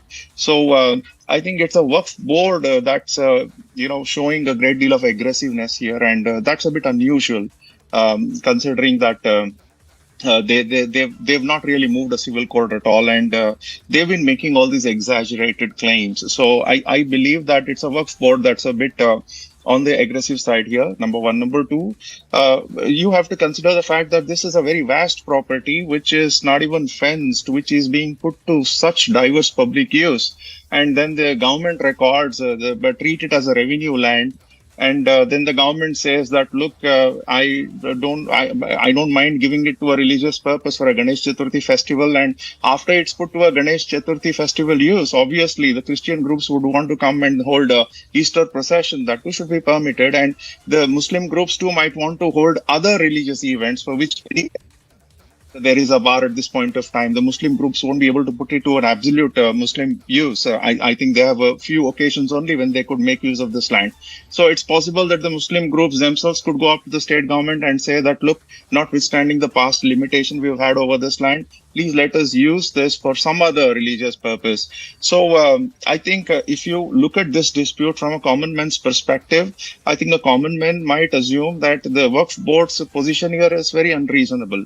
And it's more likely that the courts too, again, you have a single judge agreeing with the Waqf board, a division bench not agreeing with the Waqf board, and the matter is now before the Supreme Court. And it's more likely that the Supreme Court might agree with the division bench and say that, okay, look, we will leave the state government to do what it wants to do. That is, it put it to a public purpose. So I think the aggressiveness on the part of the Waqf board, I think it's a bit unusual. And I think that's staring in the face. That's what I would like to point out here. Another very significant argument being made by Mukul Rohatgi, very senior advocate in the Supreme Court. He says, Kapil, very interesting. He makes two beautiful examples, two beautiful mentions, comparisons. He says this land is an open ground, only 2 prayers a year. He says only 2 prayers a year, one on Eid and Ramzan. He says children are playing there. There are shortcut footpaths. Is this title? Okay, forget title. This is not even possession. He says, look at Bengal. He says, look at Bengal. Durga Puja happens everywhere. He says, Durga Puja happens everywhere. Nobody asks if it's a Hindu ground, Muslim ground. It happens everywhere across West Bengal. And there is complete communal harmony there. And he also says, in Delhi, he gives the Delhi Dasara example. He says, in Delhi, Dasara effigies burned everywhere. Will people say, don't do this Hindu festival? He says, we have to be little broad-minded. We have to be little broad-minded. And in Gujarat, streets and lanes, he says, in Gujarat are streets and lanes blocked for festivals. What great blunder has the High Court done that Sibal is complaining is what Mukul Rohatgi is saying. I think we're at a very critical stage of the hearing because we're hearing that the arguments have ended. I'm just getting a confirmation now. Just getting a confirmation. Judges are discussing among themselves. And the Solicitor General has just intervened. Kapil Sibal says, we all know it's an Eidgah and it is not a mosque. Rohatgi says 2 acres of land is not a mosque. Sibal says we know it's an Eidgah, not a mosque. A Supreme Court says let's all cool down. He says let's all cool down. It's 5:50. The verdict is in a few minutes. I'm requesting both Kapil Sangla and Dhananjay stay with us. It's a hearing that will have huge ramifications. The order in a few minutes from now. Stay tuned. The judges are discussing among themselves. The order should be out any time now. Standing by for the verdict from the Supreme Court. Stay tuned.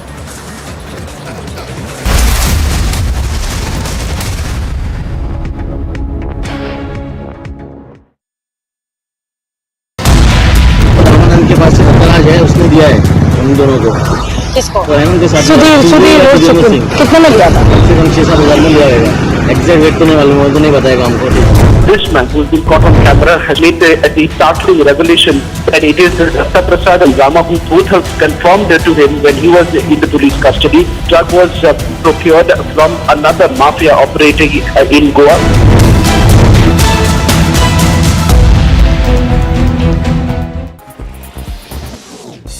In a sharp attack on the Congress party, BJP National President JP Nadda claimed that the Grand Old Party is losing ground because it's failed to reconcile local and national objectives. He's also said that the main reason is that people who have been members of the Congress party for more than 40 years are now leaving the party.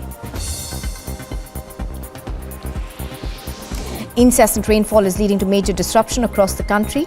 Visuals coming to us from Badrinath highway seem to suggest that the highway was blocked, disrupting traffic. The STRF is in the spot rescuing passengers and local people.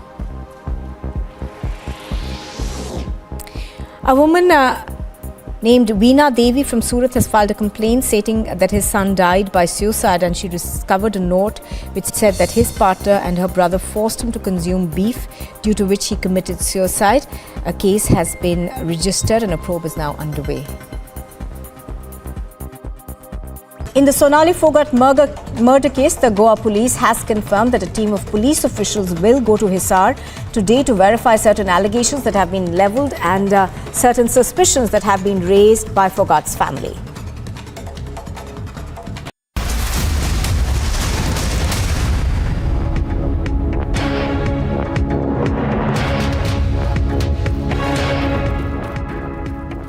Welcome back. You're watching Republic TV as we stay focused. Tomorrow is Ganesh Chaturthi and all of it marks the beginning of the festivities. We're live from Mumbai, and the festivities have already begun in Karnataka. Tomorrow's a big day, and the Waqf board in Karnataka doesn't want the Ganesh Chaturthi celebrations to happen at the Eidgah Maidan after the High Court allowed it, and in the Supreme Court the hearing is underway. It's a hearing that is very, very sensitive, and Mukul Rohatgi arguing for the side that wants the Ganesh Chaturthi celebration at Eidgah Maidan is arguing right now. It's Rohatgi versus Sibal. It's happening right now in the Supreme Court. So we're standing by for the order. Solicitor General Tushar Mehta arguing for the state government of Karnataka, also saying that the entire premises of my learned friend's submission is he says, what is the value of the register and what is the value of the entry? So basically he's arguing with Sibal and Dave perhaps. And he's saying the state is not a party.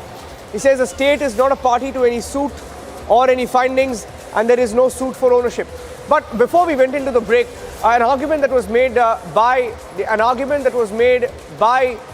the senior advocate Mukul Rohatgi, that you look at the Bengal example, Durga Puja happens everywhere. He looked at the Delhi example, saying that in Delhi Dasera happens everywhere.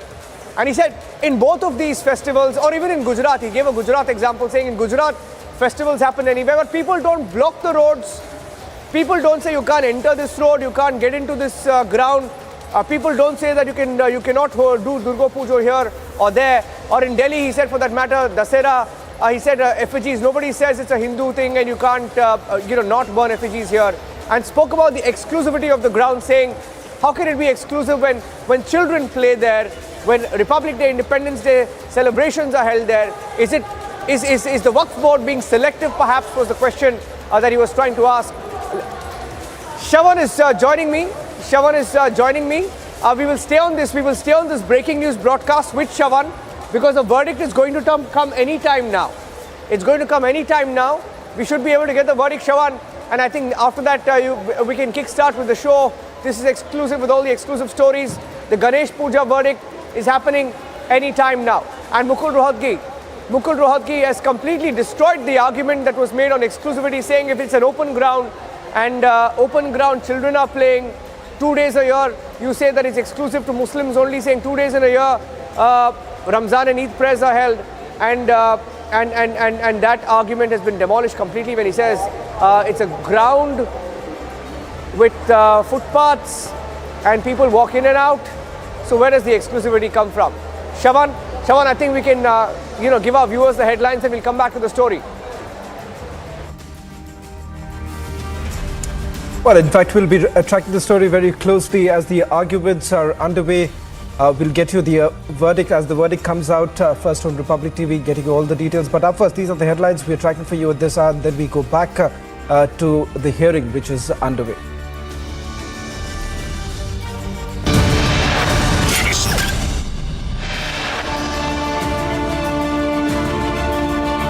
Big lead in the Sonali Phogat murder probe. Goa police makes massive revelations about the accused.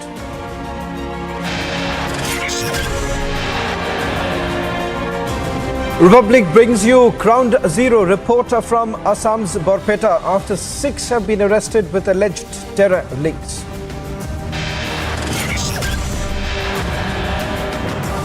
As justice for Ankita, clamour grows after the brutal Dumka murder. The victim's father speaks to Republic TV.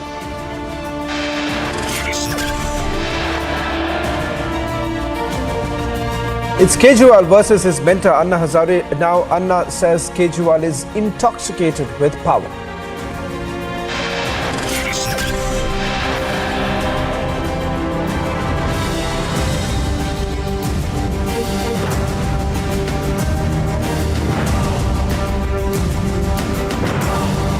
Delhi Lieutenant Governor red flags the Aam Aadmi Party government again, questions 5-year delay in the CAG audit. Amid Eidgah Maidan row over Ganesh festival, heavy police deployment and flag march in Bengaluru.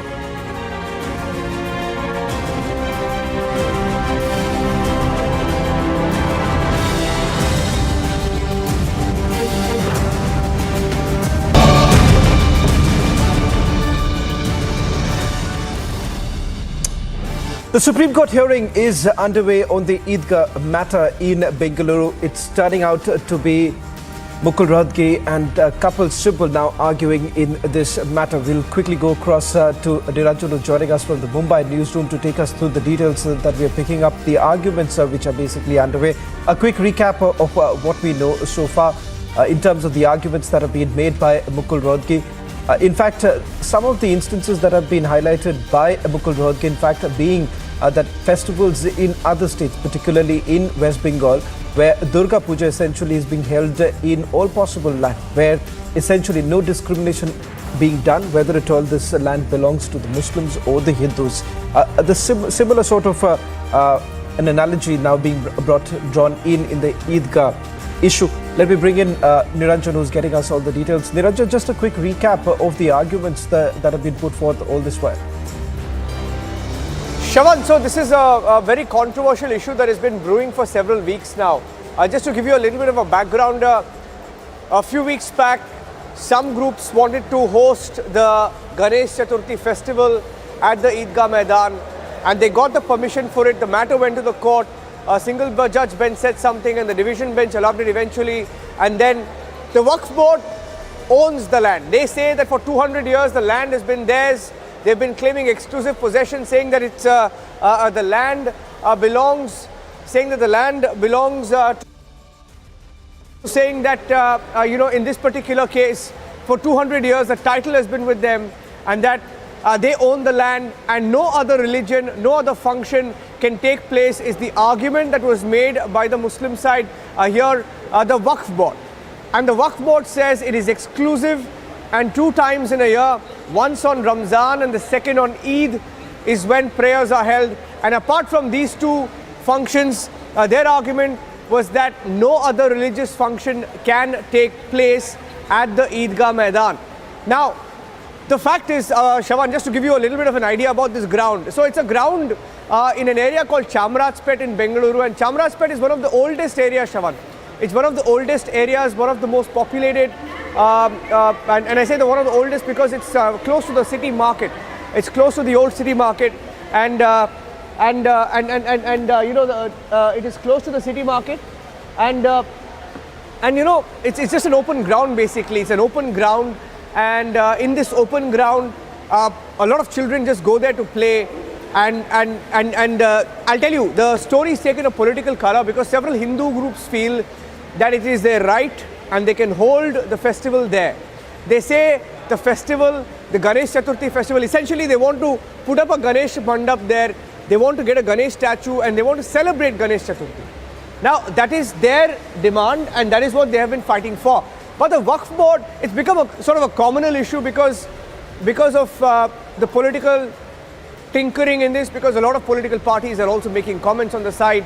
A lot of right-wing groups also try to instigate. So the Waqf board is, you know, making it a prestige issue. I think for somewhere for them also they feel that you know, they have to draw the line, and that's what Kapil Sibal was trying to say, that the land belongs to us, and out of nowhere you're trying to have this Ganesh Chaturthi celebration on the Eidgah Maidan, and there's going to be communal tension. Their argument is land is ours. You can't hold Ganesh Chaturthi celebrations, and if you do hold, there could be communal tensions.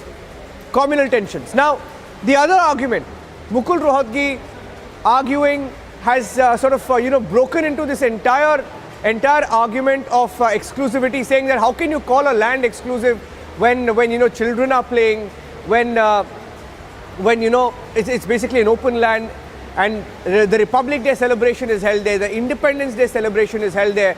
So the counter argument is the Waqf Board being adamant? Are they being narrow-minded when they try to block?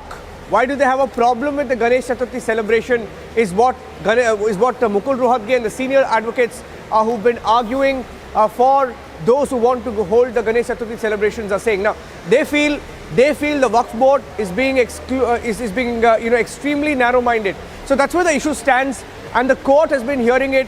There was a technical argument that was made, and at some point earlier in the day, the Supreme Court, the two-judge bench was divided.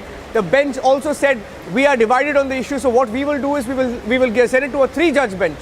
And the Chief Justice of India appointed a third judge, Justice Indira Banerjee. The third judge then came in, and that hearing continues, and they're basically, now the arguments are on merit.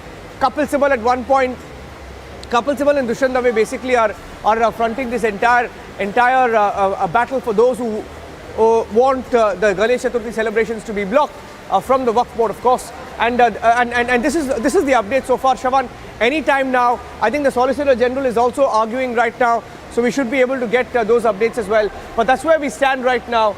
In a few minutes from now, and like you mentioned earlier, Mukul Rohatgi made that mention, brought in the Bengal example, saying that when Durga Puja happens in Bengal, people don't say it's a Hindu ground or a Muslim ground. And one of the arguments earlier made by Dave was that will Hindus give their land for Muslim functions? So it's become a very, very contentious issue, and everyone's watching this very closely. Shravan.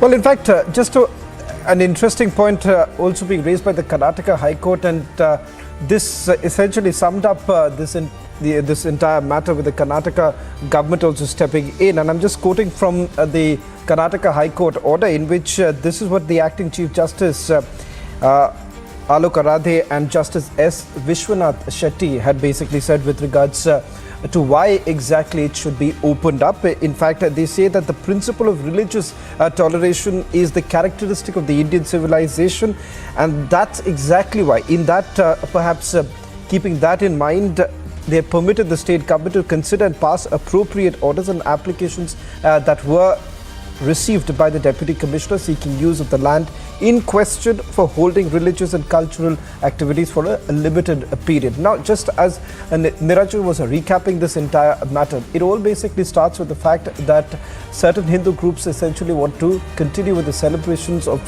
Ganesh Chaturthi at that very land. Remember, this land has already been utilized for Independence Day and Republic Day celebrations, and if you simply go by the first interim application, in which it was indicated that the state government or the BBMP are essentially permitted to celebrate the Independence Day and Republic Day in the subject land.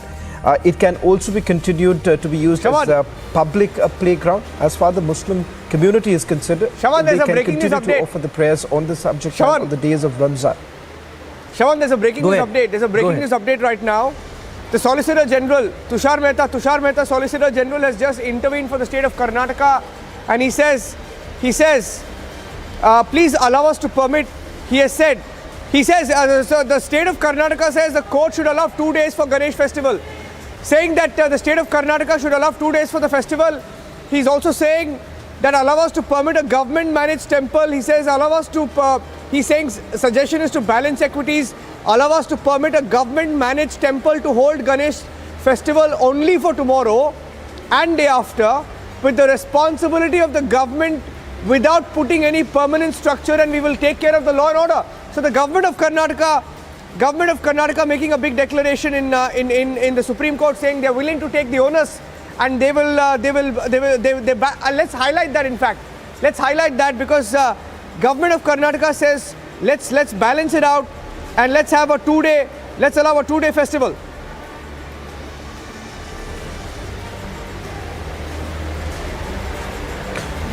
Well, in fact, that's the latest coming in. As I was just pointing out, as Niranjan is getting us the breaking news, and perhaps we'll also try and recap for all of you as who are tuning in right now to understand what's really transpiring as far as this case goes. Remember, the Karnataka State Waqf Board had basically approached the Supreme Court challenging the recent order that was passed by the High Court permitting of Ganesh Chaturthi rituals to be held in the Eidgah Maidan at Bangalore. As Niranjan was also pointing out, just to give you an understanding for all those who are outside Bengaluru to understand why exactly this becomes a sensitive matter, more importantly because this is essentially part of what's largely known as the old city, and more importantly the fact that this matter was brought in as an urgent one by senior advocate Kapil Sibal, who highlighted that the Supreme Court, he's basically highlighted that back in 1964.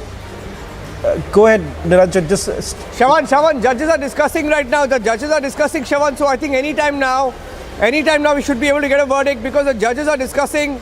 Judges are discussing after what the Solicitor General said. He suggested that the state manages this Ganesh Mandap for 2 days and ensure that they're trying to balance it out. They're calling it a balancing of equity, saying allow us to host this Ganesh Chaturthi at the Eidgah Maidan for 2 days. That is tomorrow and day after. So the state government takes care of the celebrations tomorrow and day after, saying after that, they will make sure that the structures are not permanent.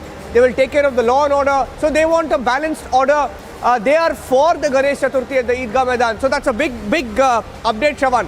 The state government has openly said that they are okay with this. And Justice Indira Banerjee, Supreme Court saying, why don't you maintain status quo? Then SG says then SLP is allowed at this stage. What I am saying, allow us for 2 days. Sibal says that means SLP is dismissed or the special leave petition is dismissed. So we have to get the technical aspect of it. But just waiting to see what the courts now say. But I think they're already discussing because the state government is of the view that you can still at this stage hold the Ganesh Chaturthi celebrations, but have it for 2 days, tomorrow and day after, and after that maybe maybe after that they will clear up everything. They will take care of the law and order. That's what the state government is saying. I think the judges are discussing again, Shawan. That's the breaking news update coming in, that the judges are discussing again. So anytime now there should be a verdict on this. Subhash Jha, Advocate Subhash Jha is also joining us right now. Subhash Jha, Justice Indira Banerjee of the Supreme Court saying, she asked the petitioners, why don't you maintain status quo? In this case, status quo would mean go by what the Karnataka High Court said, right? Or would the status quo mean, no celebrations there? I wouldn't know. I have not been tracking this news, what happened in the past, in what context the status quo order has been said. Now, status quo would mean if the celebration or if the preparation have been made. So possibly the Supreme Court wanted the celebration or the program to go ahead with. But at the same time, if there was nothing done in the process of celebrating the function, then possibly it would mean that the Supreme Court doesn't want the program to go ahead. So I wouldn't know exactly what transpired in the past. But something is extremely disturbing that any community could have any objection for Hindus celebrating their own festival in their own country.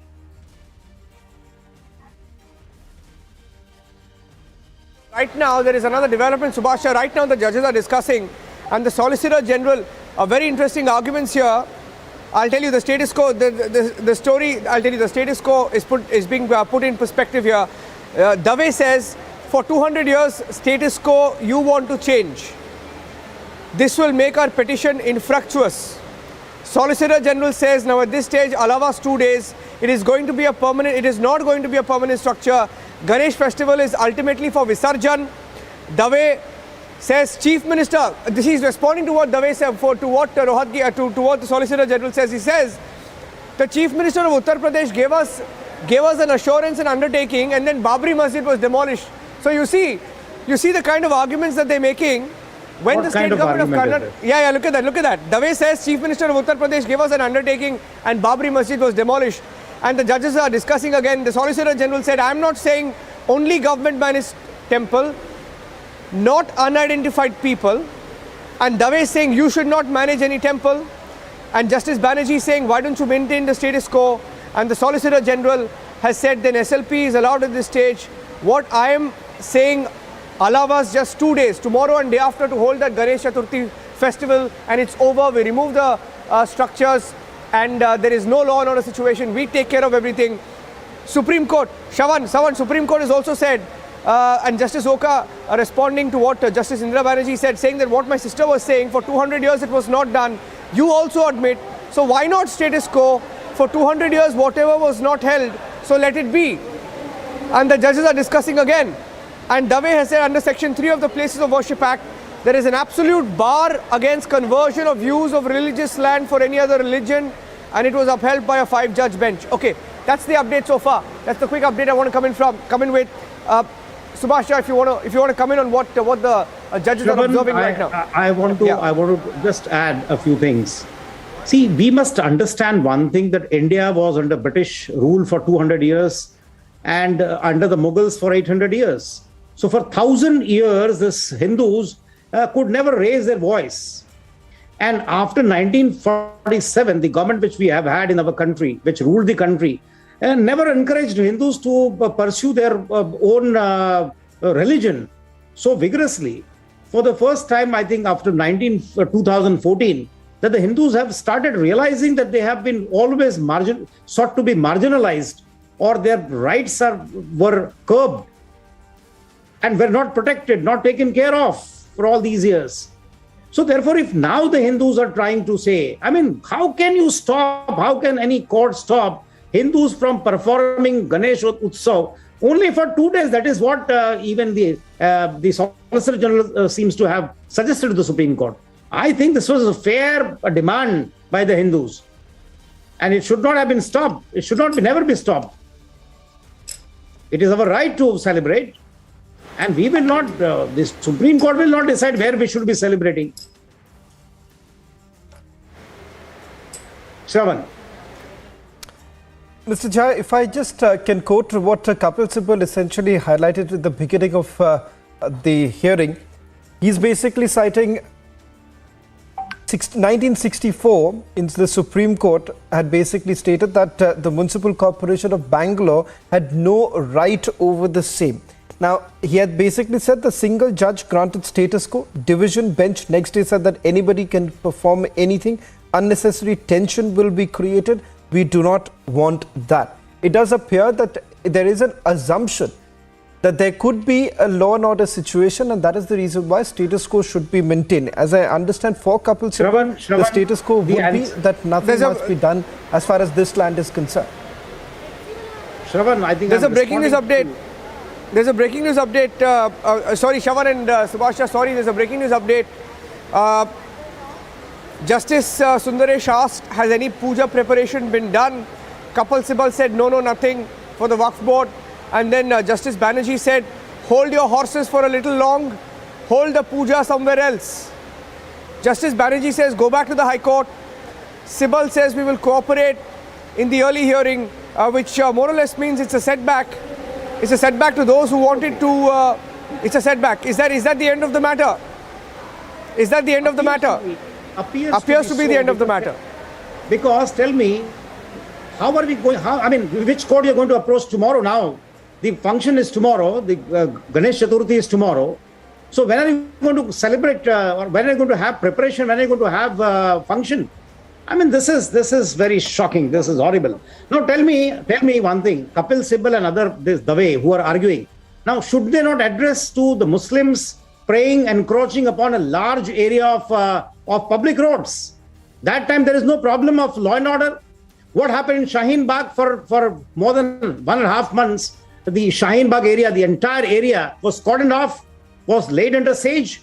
And that time, the same Supreme Court sends interlocutor to talk to those people and try to resolve. Then there is no law and order problem. Let there be law and order problem, I say. But we Hindus We are fighting in our own country to celebrate our own festival. Where should we be celebrating our festivals? Tell me, in Pakistan or Bangladesh? Yeah, there is a breaking news coming in. The SLP has been disposed of. Status quo as of today to be maintained. Status quo as of today to be maintained. That's the Supreme Court bench's order. Issues raised in the SLP may be agitated by both parties before High Court. In the meanwhile, status quo as of today to be maintained by both sides. The SLP is disposed of. So I think that's where it ends. Judges say let there be status quo, asking for them to go back to the High Court. Is that possible? Tomorrow's Ganesh Chaturthi. I think they wanted it tomorrow and day after. Is this the end of the matter? Then Subhashya. See, unless and until we have in our country, we have seen the Supreme Court opens at the midnight for hearing Yaqub Menon's plea. So why not to make the High Court work at 12 o'clock in the night and tell the High Court, persuade the High Court that the Hindus should be permitted to celebrate? Because the function is tomorrow. Please try to understand, Shravan. I mean, Hindus, can it be even comprehended that Hindus are supposed to be fighting in their own country to have celebration of such an important magnitude?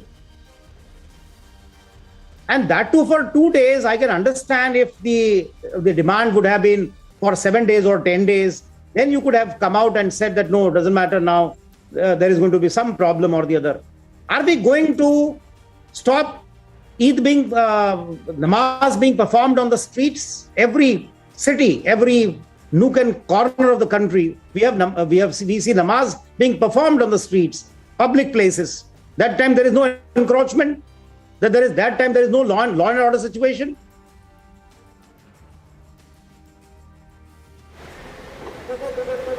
Yeah, I think this is going to be something we'll have to wait and watch. No puja allowed. No puja allowed. There is no Ganesh Chaturthi celebrations will be allowed at Eidgah Maidan. Let's try and get some reactions from the BJP in Karnataka as well, because the state government will not be happy with this. They were backing this celebration. They were arguing in the court. In fact, the Solicitor General Tushar Mehta also argued for the Ganesh Chaturthi celebrations to take place at the Eidgah Maidan. Shravan, so I think, in this politically charged season, Supreme Court has said issues raised in the special leave petition may be agitated by both parties before High Court. The Supreme Court says maintain status quo, go back to the High Court. I'm not so sure until and unless something dramatic happens. I mean, anything can happen. In the meanwhile, status quo as of today to be maintained by both sides. Status quo as of today to be maintained on both sides. Shravan.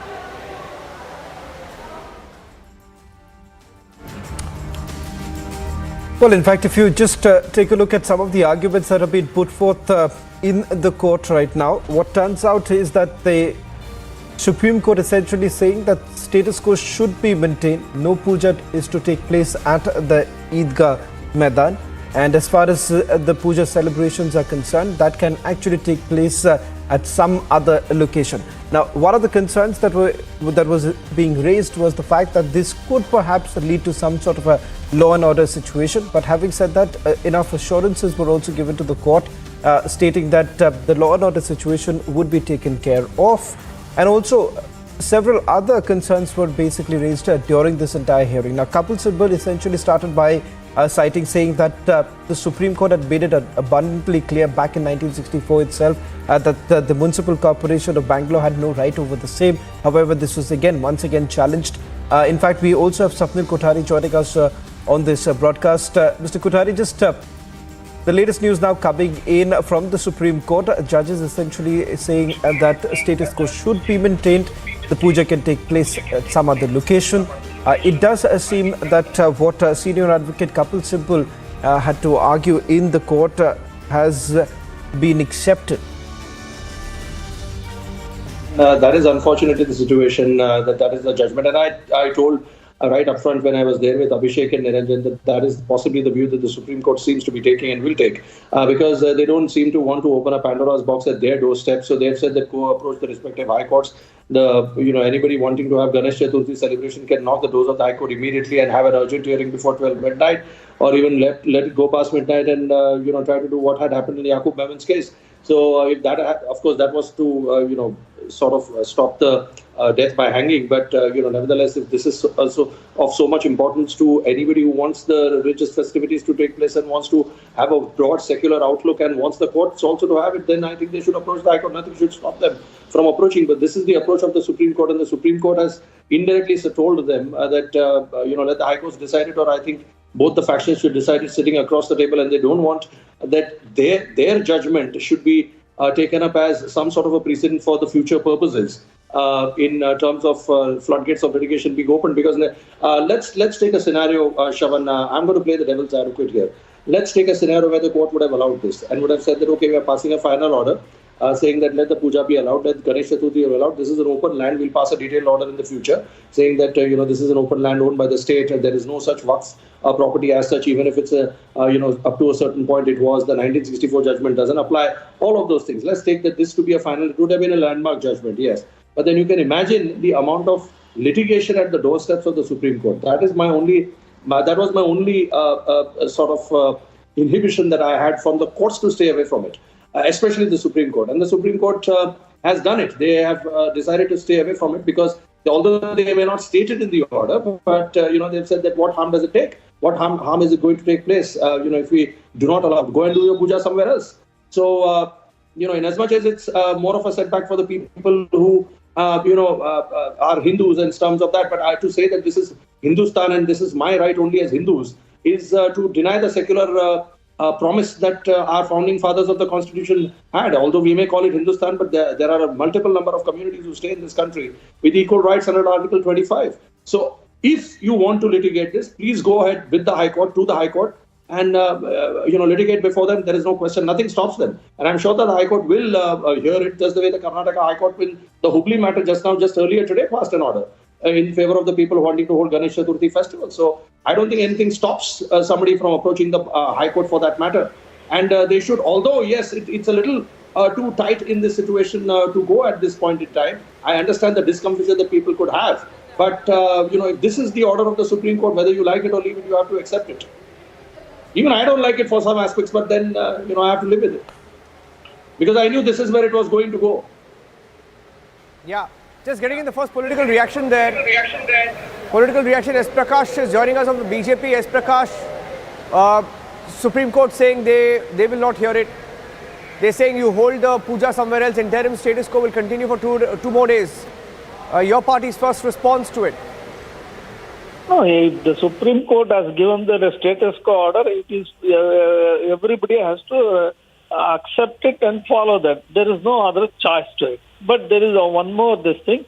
They have directed the parties to approach the High Court for further redressal. High Court had earlier had asked the state government to take a final decision on whether to hold a Ganesh Puja or not on that ground. Now the ball is back in the High Court. Certainly, those who have approached the Supreme Court will approach the High Court for the redressal, and they are hopeful of getting the order in their favor, as the ground belongs to the state government. Okay, thank you. So I think they are being very Swapnil and Subhash continue to stay with us.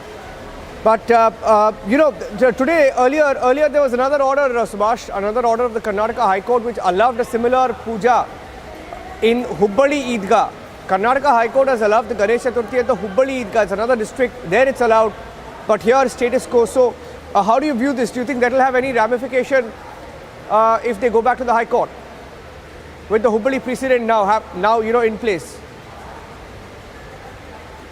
The Hubli situation possibly could be different than that of Eidgah. But I want to draw an analogy of two such incidents which have taken place in our country. One is, what about Shaheen Bagh? Two, what about the agitation of the farmers who laid the country or a huge chunk of area for a siege almost for months together? Look at the Shaheen Bagh agitation. What was the agitation for? And there, the Supreme Court sent two or three interlocutors to discuss with those people who were agitating. Now, and if you see, I tell you, if you stop function on the ground of apprehension of there could be law and order situation, then this law and order situation is everywhere. I mean, we have namaz being performed on every nook and corner of the country. So are we going to stop everything in the apprehension of there could be some law and order situation?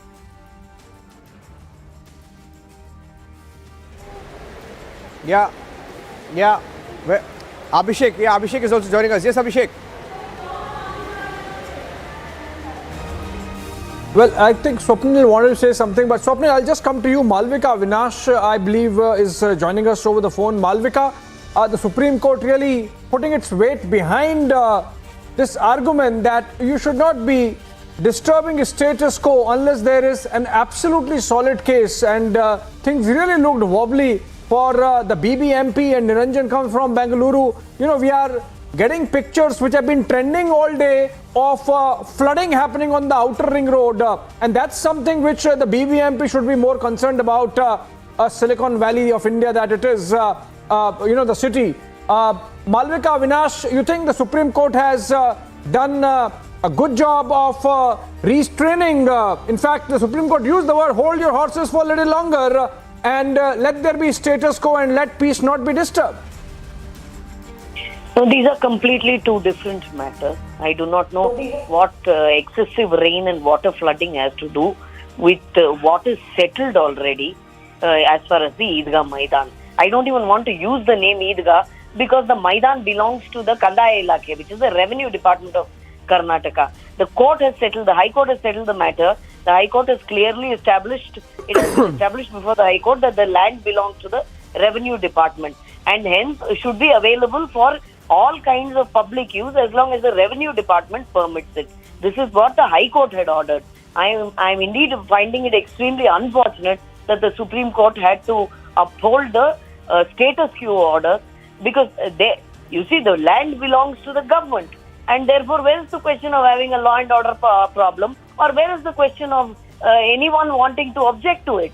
If it indeed belongs to the mosque, then yes, they can object to it. When it belongs to the government of Karnataka, it was only but natural that Ganesha should have been allowed to be placed there and the Utsav allowed to be celebrated. It's very, very unfortunate, but we will go back and fight it out in the High Court all over again. Right, thank you. Malvika Avinash, of course, the matter is all set to go back to the Karnataka High Court and with the Supreme Court observations guiding, I think the conclusion, we can understand what the High Court stance could be. But then, of course, for now, the Supreme Court allowing status quo. Let's go back to the most important story on the political space that has been panning out through the day, and which is Anna Hazare really taking on his former protege, a one-time protege, Arvind Kejriwal, the Delhi Chief Minister, writing him, questioning his position on the excise policy and whether it was in line with the principles that Anna stood for and with Kejriwal vouched for as well when he was with Anna Hazare in the India Against Corruption movement. When did he shift the position?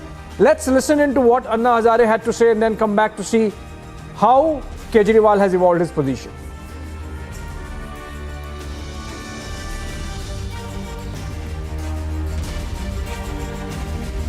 Kejriwal मुख्यमंत्री होने के बाद कभी मैं खत लिखता नहीं, आज तक कभी लिखा नहीं, लेकिन ये सामाजिक प्रश्न होने के कारण एक शराब की रणनीति पॉलिसी एक गलत बनाई जिसमें महिलाओं को तकलीफ होगा,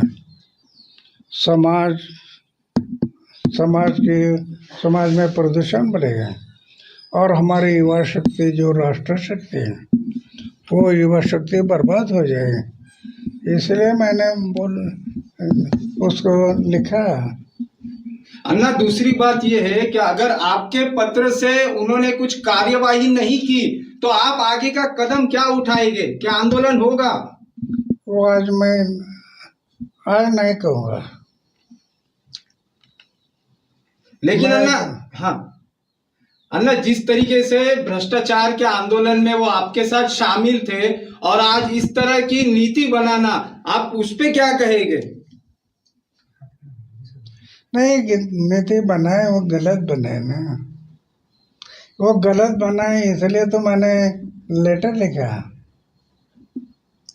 कि ऐसी नीति बनाना ठीक नहीं। जो नीति सिर्फ 70 पैसा सिखाती है, समाज और देश तो बाजू में ये बराबर नहीं है। तो क्या अन्ना आपको लगता है कि सत्ता का नशा उन पर चढ़ा है इसलिए ये सब हरकतें हो रही हैं? मैंने उनके पत्र में लिखा है। देखो, जब भी इनके पास ये कुछ कहते हैं और जब जनता इनकी सुनती नहीं है तो फिर ये किसी को सामने लाते हैं। जैसे पंजाब के चुनाव के पहले इन्होंने कहा केजरीवाल आतंकवादी है, तो जनता हंसने लगी इनकी बातों पे। तो फिर इन्होंने कुमार विश्वास को आगे किया, बोले कुमार विश्वास से कहलवाया। अब इन्होंने शराब नीति में घोटाला हो गया। अब सीबीआई ने कह दिया कोई घोटाला नहीं हुआ। जनता इनकी बात नहीं मान रही। अभी अन्ना हजारे जी के कंधे पे बंदूक रख के चला रहे हैं। तो ये तो ऐसे करते ही रहते हैं, राजनीति है। मेरा अपना ये मानना है कि अब सीबीआई की जांच हो गई है, कुछ भी नहीं निकला, अब इसके ऊपर राजनीति नहीं होनी चाहिए, नंबर 1। नंबर 2, जो दिल्ली के अंदर 20-20 करोड़ रुपए देके ये एमएलए खरीदना चाहते थे, उसकी जांच होनी चाहिए। जब हम जांच से नहीं भागे, हमें जांच से डर नहीं लगता क्योंकि हमने कोई गलत काम किया ही नहीं, तो ये जांच से क्यों भाग रहे हैं? उसकी भी तो जांच होनी चाहिए ना भाई। 20-20 करोड़ रुपए में 40 एमएलए खरीदना चाह रहे थे, 800 करोड़ रुपए इन्होंने रख रखे थे, उसकी जांच से क्यों भाग रहे हैं? उसकी जांच क्यों नहीं करा रहे? Jolt to Congress in Jammu and Kashmir. Former JNK Deputy Chief Minister Tara Chand, former Ministers Abdul Majid Wani, Manohar Lal Sharma and Gharu Ram and former MLA Balwant Singh also met Azad in Delhi and are likely to announce their loyalty to him today after resigning from the Congress.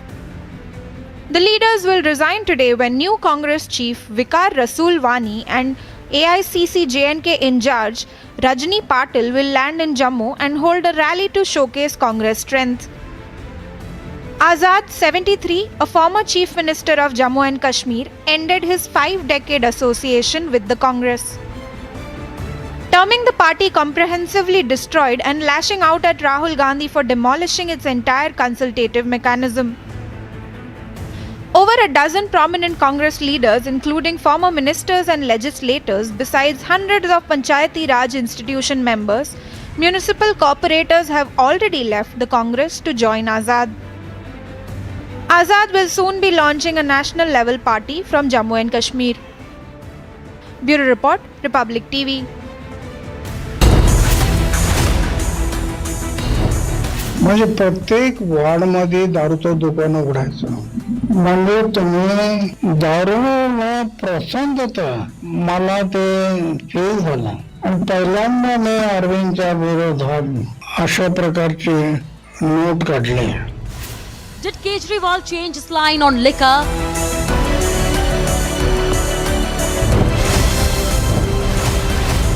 Did Sisodia influence Kejriwal to become pro-liquor? On-off debates at 9 p.m.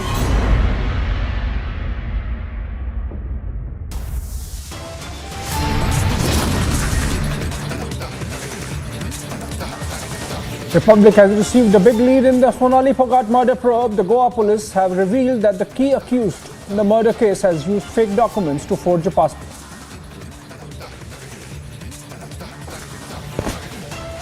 Alright, DMK ally VCK calls for secession. The BJP counters.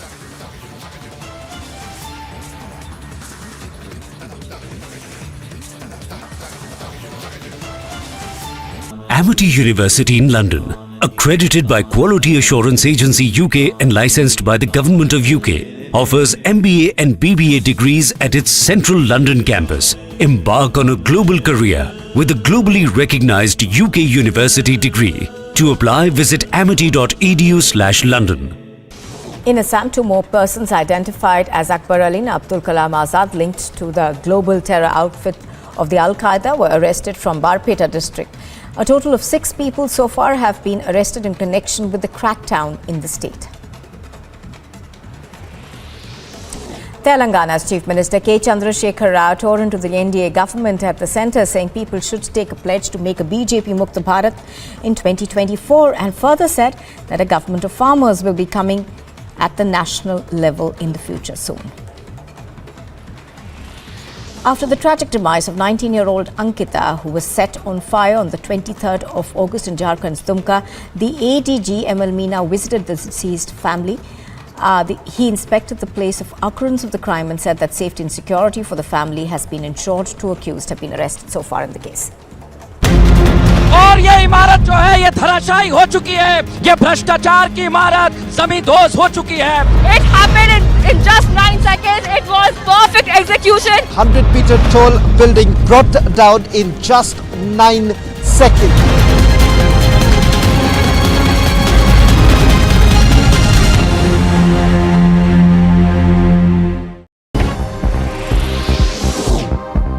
The Aam Aadmi Party and the opposition BJP are both holding protests on the premises of the Delhi Assembly building and are both accusing one.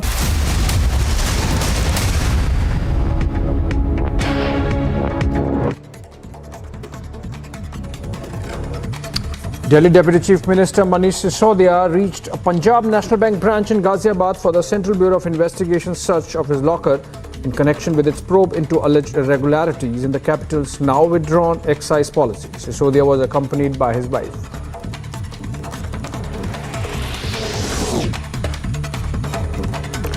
After the CBI searched the bank locker of Manish Sisodia in connection with its investigation into alleged irregularities in the Delhi's excise policy, Sisodia gave himself a clean chit, stating that nothing was found in the CBI probe.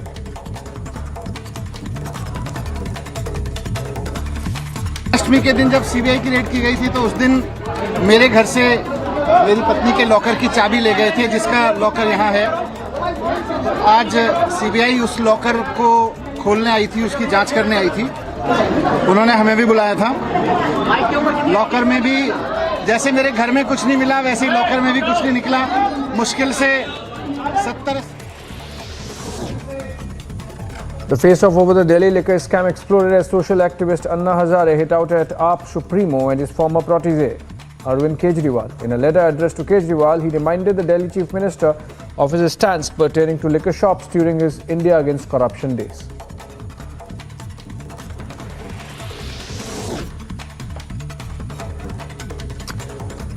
While the mentor lamented the U-turn taken by the AAP founder and alleged that Kejriwal has now fallen into power of intoxication, there were no words from the Delhi Deputy Chief Minister Manish Sisodia as he addressed Delhi Assembly. He maintained silence over Anna's Liquorgate stinger. के ऊपर चलता हुआ दाग नहीं है, उसको कोई zero नहीं बना सकता. अगर Arvind Nangal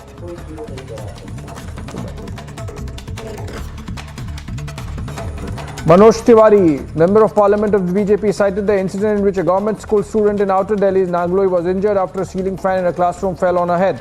He alleged that semi-permanent structures were used in many government schools and that is the reason why fans are falling off the ceilings. Delhi की स्कूल में पढ़ने वाली एक बच्ची के ऊपर चलता हुआ पंखा गिर गया. नांगलोई की वो बच्ची इस समय अस्पताल में जीवन और मौत से जूझ रही है. अभी भी उसकी स्थिति चिंताजनक है. In a fresh attack on the AAP-led Delhi government, the BJP said that liquor and education scams had become the twin towers of corruption in the Delhi government and the Arvind Kejriwal dispensation was gradually building more floors in it.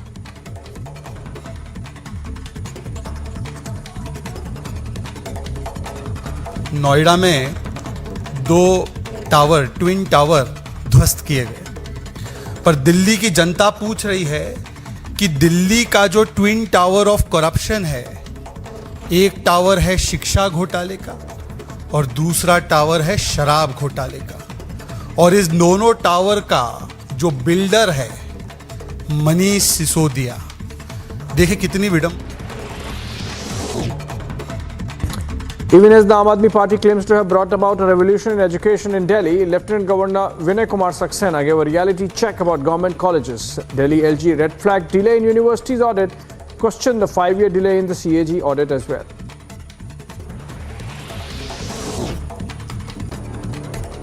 Even as leaders continue to desert Congress, peeved at the leadership, sources reveal that Rahul Gandhi is set to be elected as the party president once again. As per sources, the leaders close to the Wayanad MP are aggressively lobbying for his candidature, though he is reportedly unwilling to contest the election.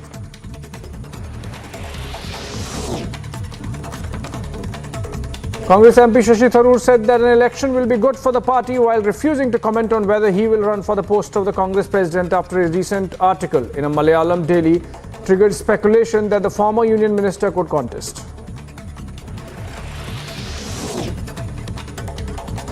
After 30 years of Babri Masjid demolition, the Supreme Court closed all the proceedings that rose out of the demolition of the Babri Mosque in 1992. The Apex Court quashed all the contempt petitions as well, stating that with the passage of time and in view of the 2019 Supreme Court verdict on Ram Janmabhoomi Babri Masjid land dispute case in Ayodhya, the contempt cases cannot be proceeded.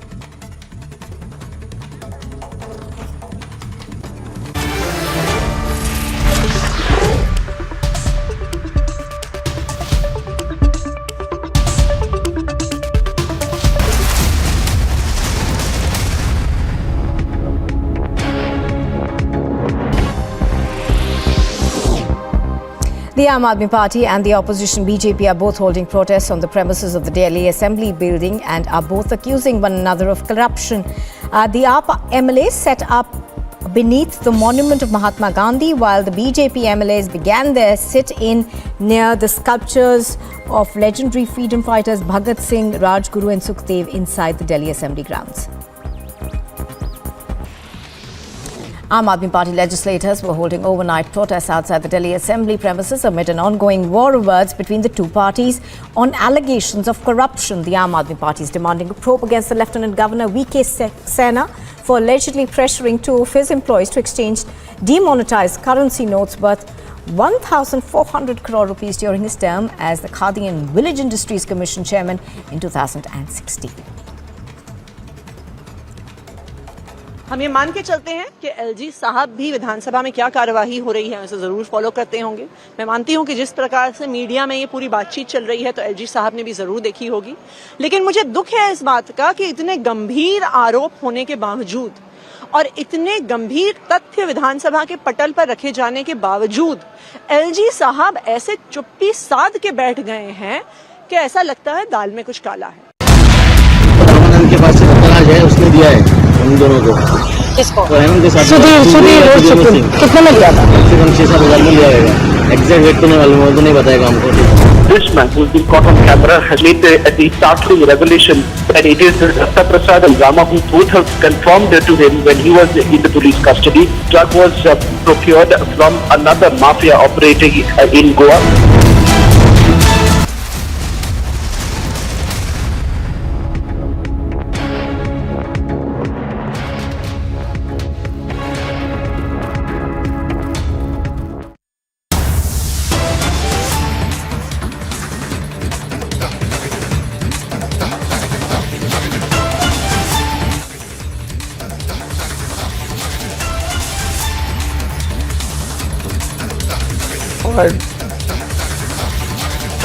Breaking news development coming in. 2 terrorists have been eliminated in an encounter operation in Shopian, which had been going on for a couple of hours. In fact, based on a tip-off, security forces had launched a search operation and coordinate search operation, as it is called, CASO, in the Nagbal area of Shopian district in South Kashmir, and 2 terrorists affiliated to the proscribed Lashkar-e-Taiba have been killed. We are getting fresh pictures of the spot where the encounter took place. It went on for more than a couple of hours, in fact, and 2 Lashkar-e-Taiba terrorists have been dead. In fact, the number has increased to 3, and that's the latest update. Initially, it was believed that only 2 terrorists were holed up in the area, but there were 3, and all 3 have been killed. Let's go to Erawat Mehraj on that note. He's reporting on the story. Erawat, आप क्या बता सकते हैं ये 3 terrorist जो मारे गए हैं, तीनों लश्कर तैयबा के थे और इसमें से फॉरेन टेररिस्ट कितने थे और कश्मीर के कितने थे, जरा बताएं। जी हाँ, बिल्कुल। ये कश्मीर घाटी में लगातार सुरक्षा बलों का ऑपरेशन ऑल आउट जो लगातार चल रहा था, वही इसमें 3 लश्कर तैयबा के मिलिटेंट्स मारे गए। फिलहाल हमने पुलिस ऑफिशियल से भी बात की तो उन्होंने अभी कहा हम फिलहाल अभी इन्वेस्टिगेट कर रहे हैं क्या ये जो तीनों लश्कर तैयबा के मारे गए टेररिस्ट थे, क्या ये कश्मीर घाटी से बिलोंग करते हैं या पाकिस्तान के हैं। फिलहाल अभी भी वहाँ पे कॉम्बिंग ऑपरेशन चल रहा है और लगातार वहाँ पे अभी जितने भी एरिया है एंट्री पॉइंट्स और एग्जिट पॉइंट्स की बात करें, उनको फिलहाल अभी तक भी सुरक्षा बलों ने सील करके रखा है और वहाँ पे अभी भी तलाशी जारी है, कहीं और भी कोई मिलिटेंट छुपा हुआ तो नहीं है। मैं आपको ये भी बताता हूँ, जब ये सुरक्षा बलों ने पूरे इस इलाके को कोऑर्डिनेट सर्च ऑपरेशन में ले लिया, जो छुपे हुए मिलिटेंट थे उनको सुरक्षा बलों ने ऑफर किया था सरेंडर करने के लिए, लेकिन सुरक्षा बलों ने वहां से उन आतंकियों ने वहां पे उस ऑफर को नकारा और सुरक्षा बलों पर गोलियां चलानी शुरू कर दी। जी Right, Rawat, thank you so much for joining us on the phone and updating us on the latest in the Shopian encounter. 3 terrorists killed by security forces in the Nagbal area of Shopian district in South Kashmir. Based on a tip-off, the security forces had launched a cordon and search operation. Initially, it was believed those were 2 terrorists, but ultimately, after the end of encounter, 3 terrorists' bodies were found, all 3 belonging to Lashkar-e-Taiba. These are in fact exclusive pictures from the encounter site of the bodies of the slain terrorists, and in a while we would know whether all 3 were foreign terrorists, given the fact that Lashkar-e-Taiba keeps sending those from across the border, or any one of them or more were from Kashmir. Pictures from the Shopia encounter clearly showing terrorists dead. On that note, we have to take a short break and come back on the other side with other stories.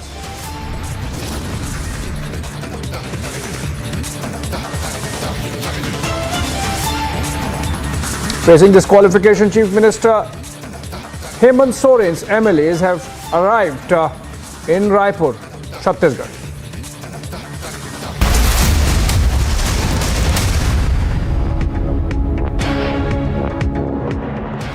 Amity University in London, accredited by Quality Assurance Agency UK and licensed by the Government of UK, offers MBA and BBA degrees at its central London campus. Embark on a global career with a globally recognized UK university degree. To apply, visit amity.edu/London. के पास से दलाल है, उसने दिया है उन दोनों को। किसको? तो हेमंत के साथ कितने में लिया था? कम से कम 6-7 हज़ार में लिया होगा। एग्जैक्ट रेट तो नहीं मालूम, वो तो नहीं बताएगा हमको। This man, who's been caught on camera, has made the startling revelation that it is Datta Prasad and Rama who both have confirmed to him when he was in the police custody. Drug was procured from another mafia operating in Goa.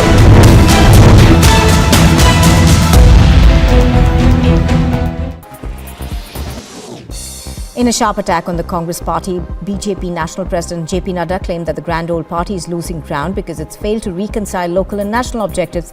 He's also said that the main reason is that people who have been members of the Congress party for more than 40 years are now leaving the party. Incessant rainfall is leading to major disruption across the country.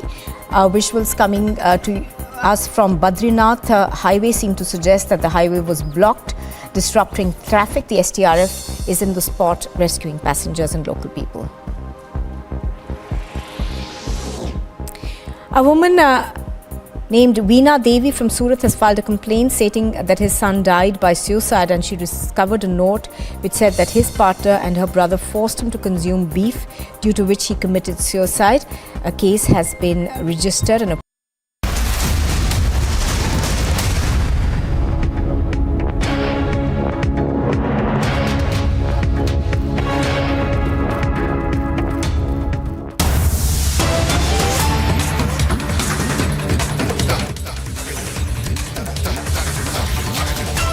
Well, then let's go back to the Kashmir story, where 3 terrorists have been gunned down by security agencies in an encounter in Shopian district of South Kashmir, in fact in the Nagbal area of the district, and all 3 belong to Lashkar-e-Taiba. It seems we have to still get information whether those were from Pakistan or whether any of them was from Kashmir as well. Zeenat is joining us live, possibly from the encounter site. Zeenat, please tell us, please bring us up to date on the encounter. 3 terrorists dead. Were they Pakistanis? Given the fact that Pakistan is facing floods, are they continuing to send terrorists into Kashmir?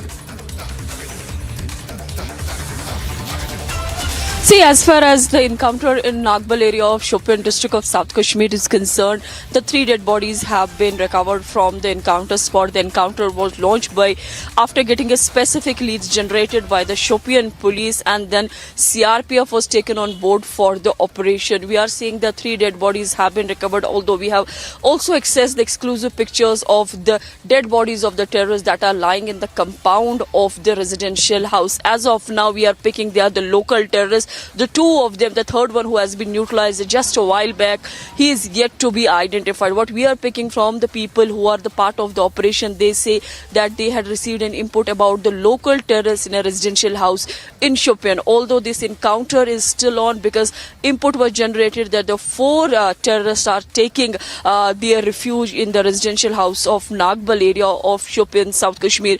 Abhishek, we have been seeing as far as the Shopian district is concerned that in almost 3 to 4 operations, terrorists managed to escape from the encounter spot. But this time there is definitely a luck from the Jammu and Kashmir police along with the Indian Army, where the 3 terrorists as of now have been neutralized by the joint forces. Well, 3 terrorists neutralized by the joint forces in Shopian, and encounter operation coming to an end. Thank you, Zeenat, for joining us. On that note, again a short break, and we continue with the coverage of other stories on the other side.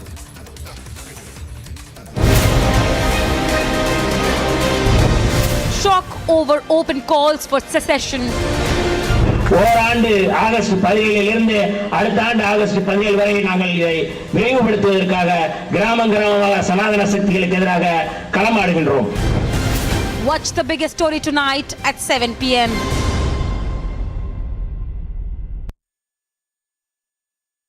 In the Sonali Phogat murder case, the Goa police has confirmed that a team of police officials will go to Hazare today to verify certain allegations that have been levelled and certain suspicions that have been raised by Phogat's family.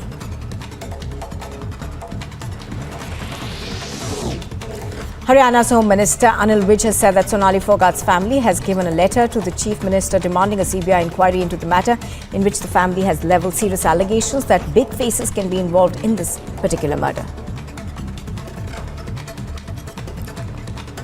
Sonali Phogat का परिवार आके मुख्यमंत्री से मिला था और उन्होंने एक पत्र दिया था जिसमें उन्होंने मांग की है कि इसमें कुछ बड़े चेहरे भी शामिल हो सकते हैं इस हत्याकांड के पीछे, इसलिए इसकी सीबीआई से जांच करवाई जाए।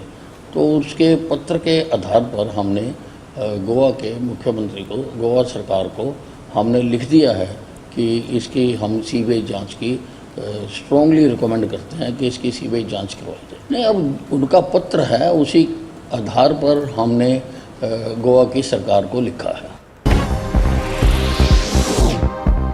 The Aam Aadmi Party and the opposition BJP are both holding protests on the premises of the Delhi Assembly building and are both accusing one another of corruption. The Aam MLA set up beneath the monument of Mahatma Gandhi, while the BJP MLAs began their sit-in near the sculptures of legendary freedom fighters Bhagat Singh, Rajguru and Sukhdev inside the Delhi Assembly grounds. Aam Aadmi Party legislators were holding overnight protests outside the Delhi Assembly premises amid an ongoing war of words between the two parties on allegations of corruption. The Aam Aadmi Party is demanding a probe against the Lieutenant Governor V.K. Sena for allegedly pressuring 2 of his employees to exchange demonetized currency notes worth 1,400 crore rupees during his term as the Khadi and Village Industries Commission chairman in 2016.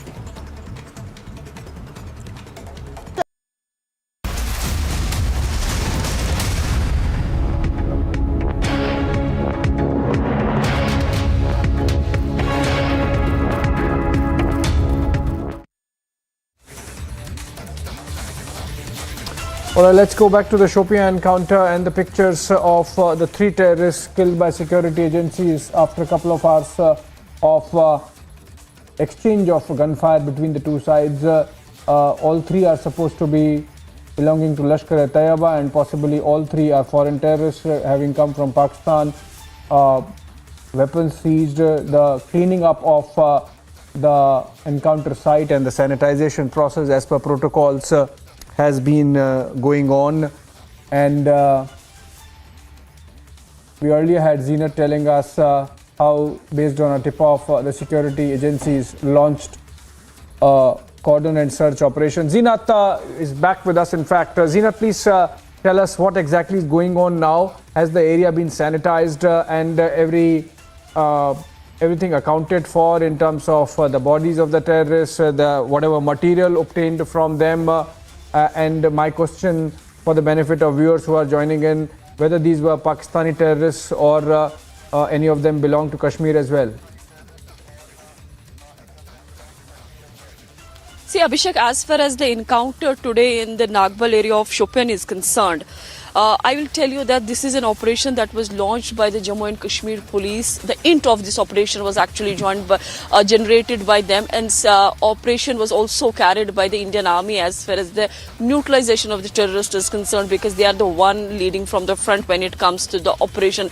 As of now, 3 terrorists have been neutralized by the Jammu and Kashmir police along with the Indian Army in the Shopian, and as per the reports that are coming in, they are the local terrorists. This is what my sources are telling me, that the local terrorists have been neutralized by the joint forces in the operation that is taking place in the Nagbal area of Shopian.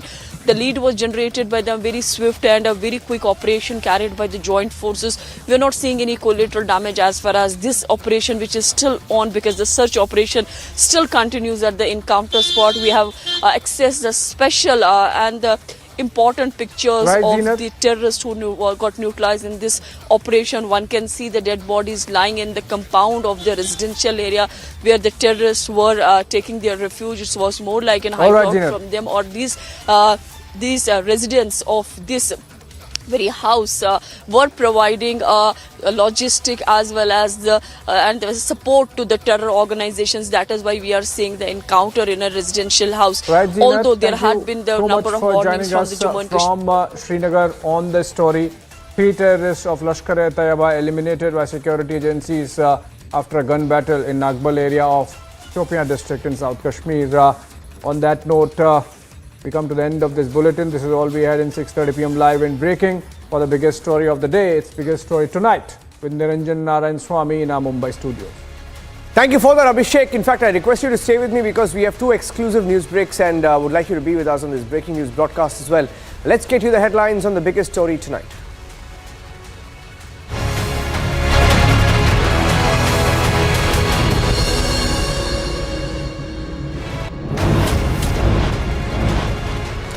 Soren's 18 MLAs unaccounted for as they land in Raipur, Chhattisgarh. They go from Jharkhand to Chhattisgarh. Is the government falling?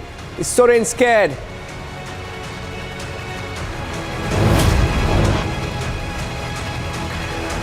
Is Chandrababu Naidu returning to the NDA after 3 years? Scoop on the biggest story tonight.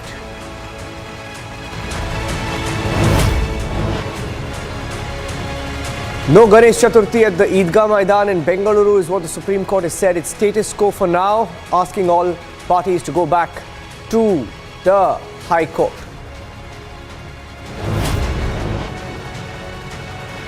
Anna reminds Kejriwal of his promise on liquor. He writes a stinging letter saying he's intoxicated with power.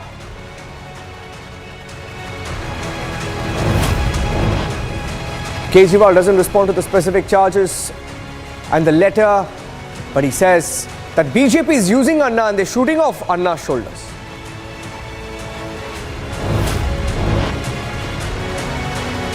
DMK ally VCK openly bats for a separate Tamil nation. A top leader of the VCK declaring war on Sanatan Dharma and saying, let's get a new Tamil nation soon.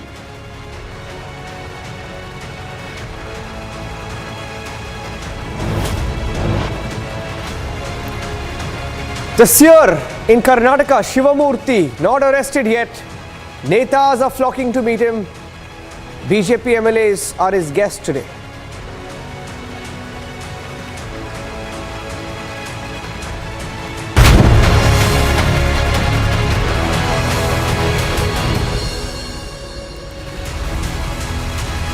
And getting in some breaking news now, a political scoop on the biggest story tonight. In 2019, Chandrababu Naidu was one of the faces of the opposition. In fact, he broke away from the NDA in what was a big exit. He broke away and he decided to join the opposition ranks, and that turned out to be disastrous for him. Turned out to be a complete disaster. He lost the elections, both the assembly elections, the Lok Sabha elections, and he even realized it at some stage. And Chandrababu Naidu, we are hearing, is likely to rejoin the NDA. The TDP chief also met Prime Minister in Delhi recently for a brief few minutes. He spoke to them, and we are hearing that talks are on between BJP and TDP on the elections that are coming up in two states, in both Telangana and Andhra Pradesh. In Andhra Pradesh, of course, that's the state where the TDP has a big presence, a big hold. They were in power there before Jagan Mohan Reddy took over as the chief minister. And Abhishek is also joining me live. We'll go across to Abhishek as well. We're now hearing that there is a possibility that he could be joining the NDA once again, at a time when the NDA is looking for allies. He's looking for valued partners across the country. Now, this is where Chandrababu Naidu can come in. Naidu at one point, a satrap, someone who was considered one of the tallest leaders in the opposition, and continues to be a formidable force in both Telangana and Andhra Pradesh. He has a significant presence in Telangana as well, even though KCR is dominant. TDP has a presence there, roughly between 10 to 20% of the votes that they have in the state of Telangana. In Andhra, of course, he's the principal opposition. So there is a possibility that the BJP, with an eye on both Telangana and Andhra Pradesh, could be looking at sealing that alliance in these two states. And at one point, it was so bitter between both these parties when they broke up in 2019. Many people said that they will never ally again. But there seems to be an olive branch that went out recently. When he was called to the Azadi Ke Amrit Mahotsav as well, where he met a few leaders as well in the national capital and a few ministers. And we are hearing the talks are underway. And he's met a few leaders of the BJP. There are talks that are on, and there is a possibility that he could be joining the NDA again. Let me go across to Abhishek. All right, so that was a breaking news update that we are getting you on top of the biggest story tonight. An alliance perhaps in the making. Aneri is also joining me live right now. Aneri, we are hearing that TDP could be rejoining the NDA. There is a possibility that they could be rejoining the NDA, and that talks are on.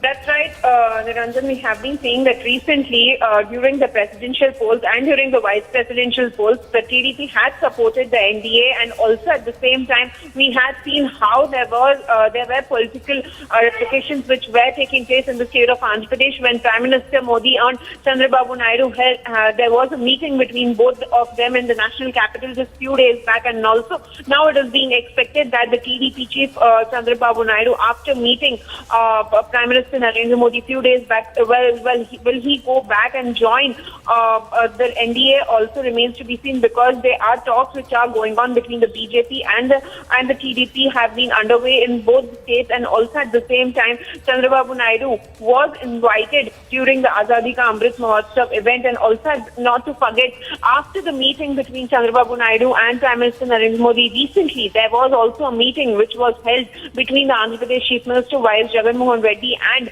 Prime Minister Narendra Modi in the national capital. So definitely we have been seeing how political scenario has been growing in the state of Andhra Pradesh. Well, Andhra Pradesh is all set to go for polls in 2024. The state assembly elections will be taking place in 2024. So all eyes on that. But yes, not... Aneri, just stay with me, just getting in some more news. Let me go across to Abhishek for a perspective on this one. Abhishek, when the breakup happened, I think it was before the 2019 elections, he was seen as the opposition mascot. He, of course, realizes now that that was a disaster. It hurt him politically. His party broke. He lost badly in both Andhra in the state elections and also at the national elections, in the Lok Sabha elections. And we are hearing that the olive branch has gone out because at one point the BJP said they will never, the doors are closed. I remember one leader said the doors are closed for Naidu. But it appears that at a time when they're eyeing both Telangana and Andhra with elections coming up soon, Naidu could be rejoining the NDA. What's your sense, Abhishek? Well, the reason why he could be joining NDA can be seen from these comments that Chandrababu Naidu made on the independence or during the Independence Day celebrations that he participated in Guntur in Andhra Pradesh, Niranjan, and that's where he praised, among other leaders, Prime Minister Narendra Modi as well. You know, the reason why the breakup happened between Chandrababu Naidu and the BJP or the NDA at that time, sometime in 2015-16, was because Chandrababu Naidu, on the issue of Polavaram and Amravati, and he was still Chief Minister of the state, wanted more and more money to keep flowing from the centre, even as accountability when it was fixed on the state government. Chandrababu Naidu did not like it. There were some allegations of corruption as well. So obviously now, since Chandrababu Naidu has been out of power for a while, there could be complementarity in terms of making sure that seat adjustment is there so that, the energies are not dissipated, because in respective states in Andhra Pradesh and Telangana, Chandrababu Naidu, though out of power for a while, can still act as a force multiplier for BJP wherever they are lacking in cadres, given the fact that these are southern states. So obviously that kind of complementarity might be being looked into by the BJP as the two states head into election sometime later next year, next to next year in fact. But what is important is, Niranjan, that Chandrababu Naidu has been praising Prime Minister, and as Aneri was mentioning, he has been an invitee to Delhi on more than a couple of occasions.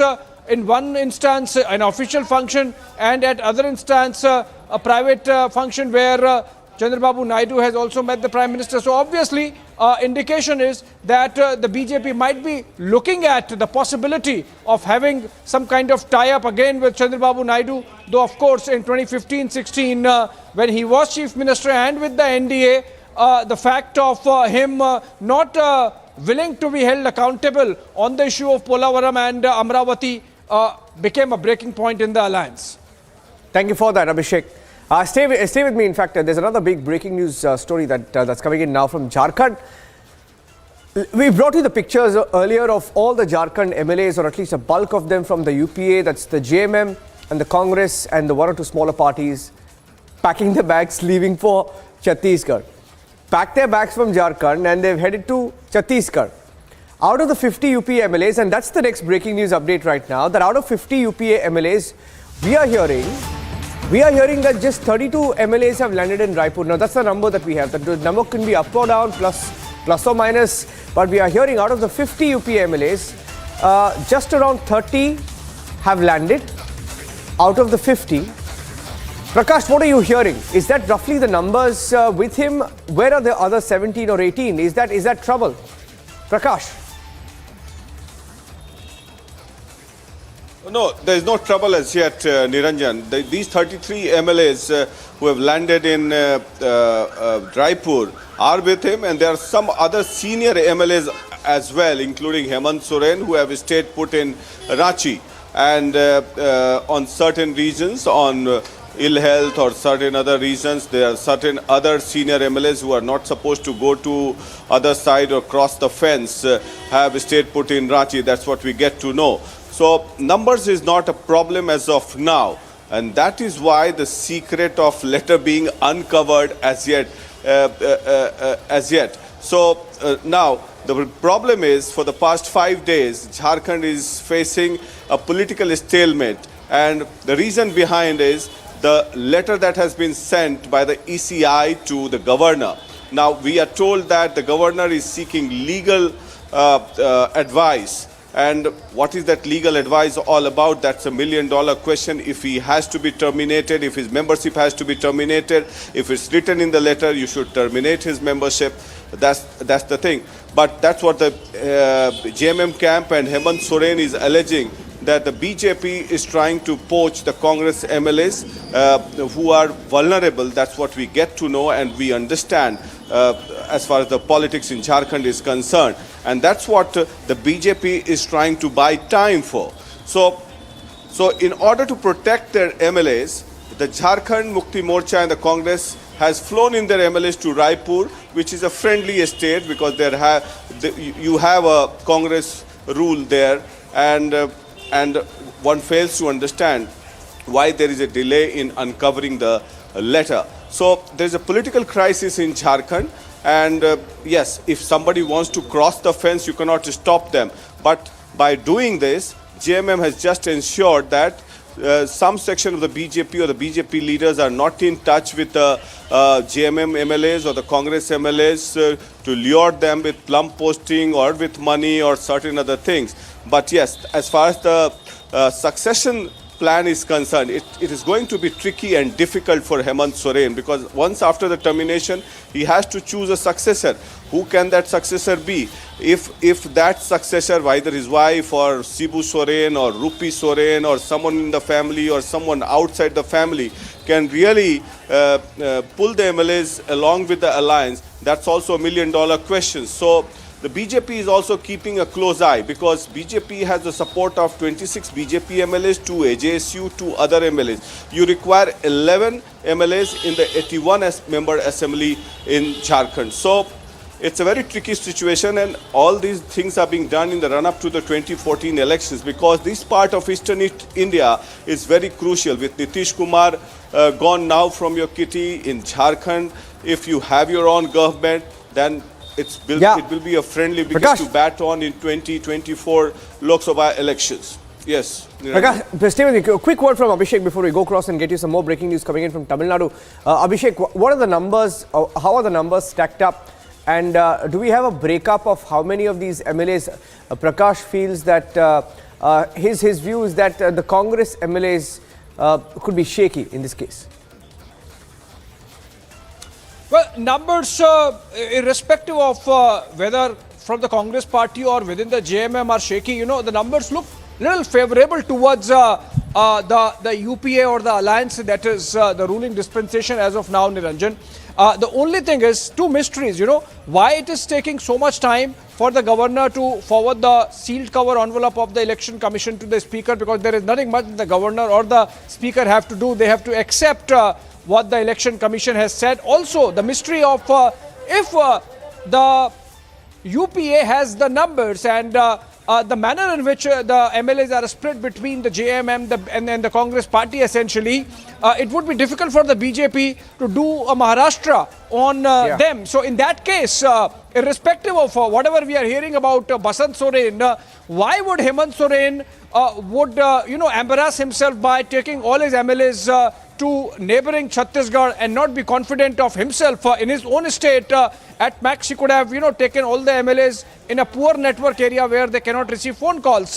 If the concern was that they are being tapped by the BJP for whatever move that the party might be planning. Thank you for that, both Prakash and Abhishek, for joining us on this broadcast on the biggest story tonight.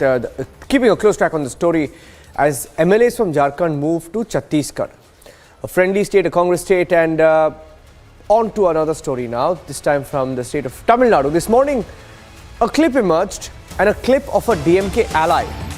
A clip of a DMK ally openly calling for secession. Openly calling for secession and a war against Sanatan Dharma. And the BJP has responded to it.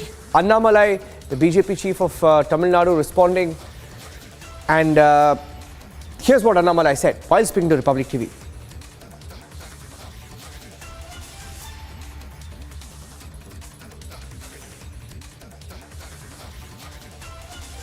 And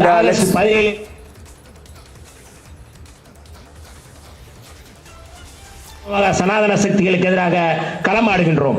அதற்கான இளைஞர்களை நோக்கி நாங்கள் தந்தை பெரியார், புரட்சியாளர் அம்பேத்கருடைய கருத்தியலோடு நாங்கள் அணியமாகிக் கொண்டிருக்கின்றோம். இந்த சனாதன சக்திகளுக்கு எதிராக களமாடுவதில் எங்களுடைய உயிரே போனாலும் அதை பற்றி கவலைப்பட மாட்டோம். சனாதன சக்திகளை வீழ்த்துவது, தமிழ்நாட்டை முழுமையான தமிழ்நாடாக நாங்கள் மாற்றுவது என்கின்ற அடிப்படையில் தான் விடுதலை சிறுத்தைகள் களமாடுகின்றோம். அந்த அடிப்படையில் செங்கொடியின் இந்த நினைவு நாளில் விடுதலை, தமிழ்நாடுடைய முழுமையான விடுதலை, தமிழர்களுடைய உரிமை, இந்திய ஒன்றியத்திலிருந்து தமிழ்நாடு என்பது ஒரு தனித்துவமான நாடு என்பதை அடைவது என்பதுதான் செங்கொடி அவர்களுக்கு நாம் செலுத்தக்கூடிய உறுதிமொழி, கடமை என்று சொல்லி செங்கொடிக்கு வீர வணக்கம் செலுத்தி விடைபெறுகிறேன். நன்றி, வணக்கம்.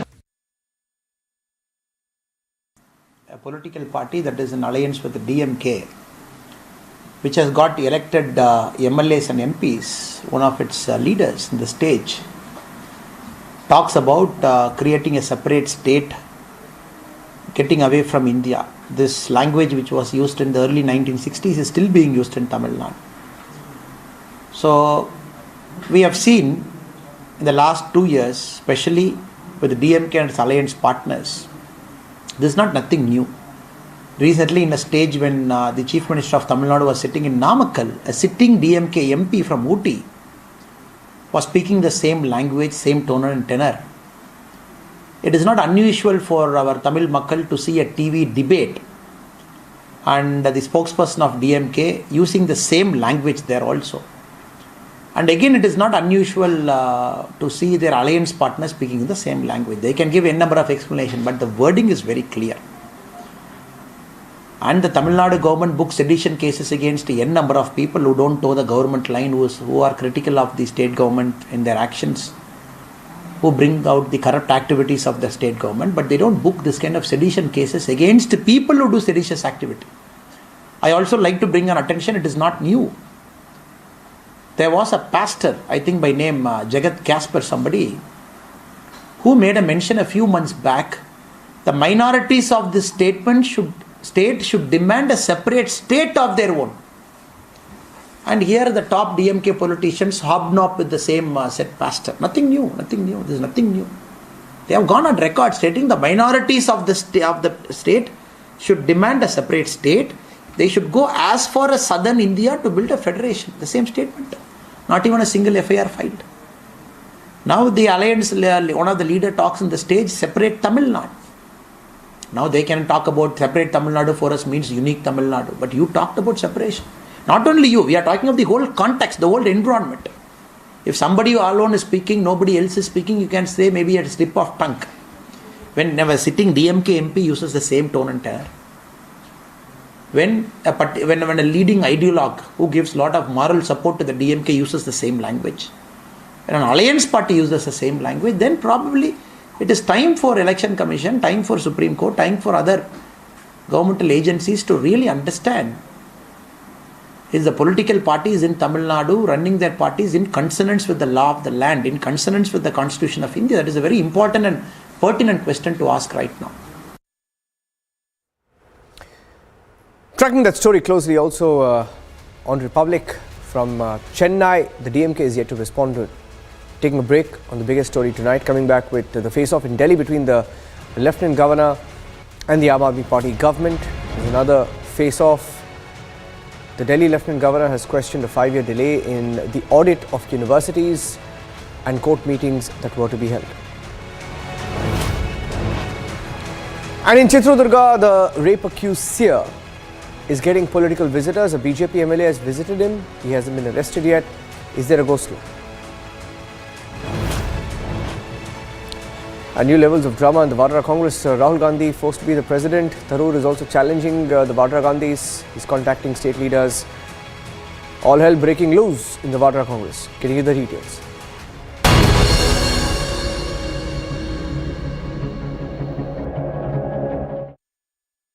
आग को फैलने से रोकना मुश्किल है पर नामुमकिन नहीं। अब फायरवॉल टेक्नोलॉजी के साथ सेंचुरी प्लाई क्लब प्राइम आग से बचाए।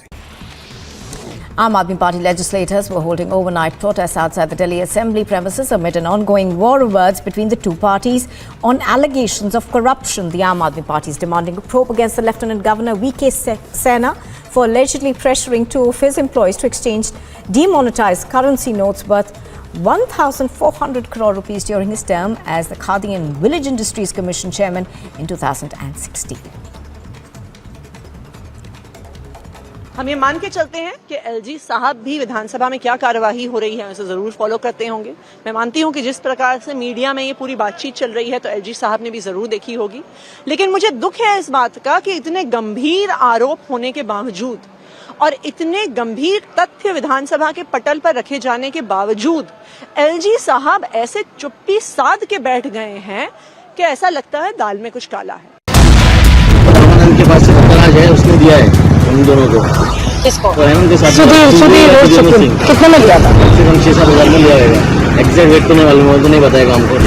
This man, who's been caught on camera, has made at the startling revelation that it is Datta Prasad and Rama who both have confirmed to him when he was in the police custody. Drug was procured from another mafia operating in Goa.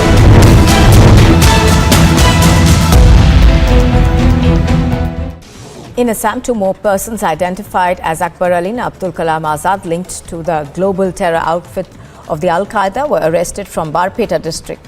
A total of 6 people so far have been arrested in connection with the crackdown in the state. Telangana's Chief Minister K. Chandrasekhar Rao tore into the NDA government at the centre, saying people should take a pledge to make a BJP Mukta Bharat in 2024, and further said that a government of farmers will be coming at the national level in the future soon. After the tragic demise of 19-year-old Ankita, who was set on fire on the 23rd of August in Jharkhand's Dumka, the ADG ML Meena visited the deceased family. He inspected the place.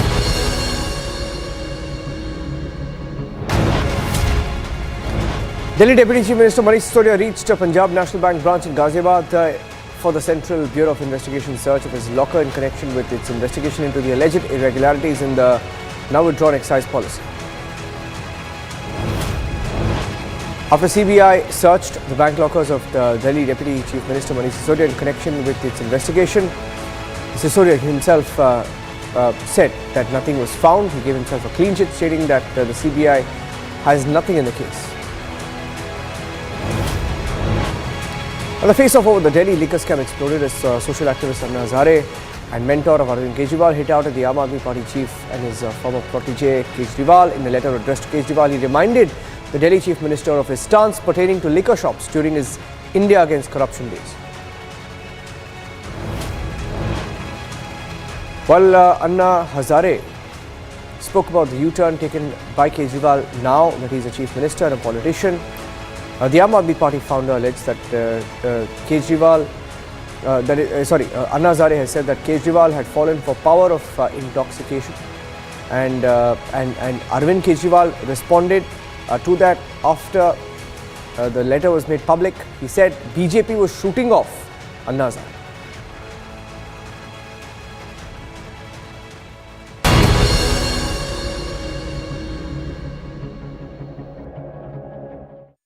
Amity University in London, accredited by Quality Assurance Agency UK and licensed by the Government of UK, offers MBA and BBA degrees at its central London campus. Embark on a global career with a globally recognized UK university degree. To apply, visit amity.edu/London. In Assam, 2 more persons identified as Akbar Ali and Abdul Kalam Azad linked to the global terror outfit of the Al-Qaeda were arrested from Barpeta district. A total of 6 people so far have been arrested in connection with the crackdown in the state. Telangana's Chief Minister K. Chandrasekhar Rao tore into the NDA government at the centre, saying people should take a pledge to make a BJP Mukta Bharat in 2024, and further said that a government of farmers will be coming at the national level in the future soon. After the tragic demise of 19-year-old Ankita, who was set on fire on the 23rd of August in Jharkhand's Dumka, the ADG ML Meena visited the deceased family. He inspected the place of occurrence of the crime and said that safety and security for the family has been ensured. 2 accused have been arrested so far in the case. और ये इमारत जो है ये धराशायी हो चुकी है, ये भ्रष्टाचार की इमारत जमींदोज हो चुकी है. It happened in just 9 seconds. It was perfect execution. 100-meter tall building brought down in just 9 seconds.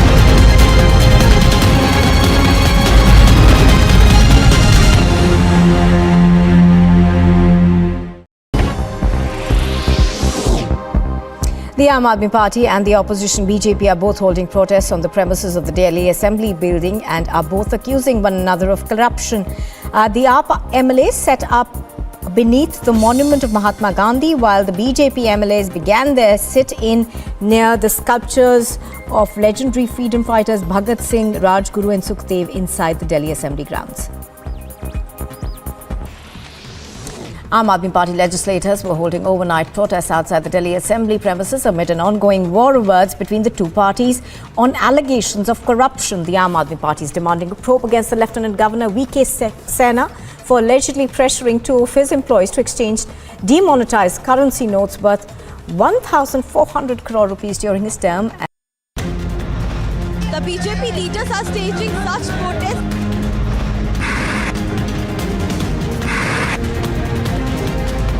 Aam Aadmi Party MLAs who are protesting against Delhi LG Vinay Saxena.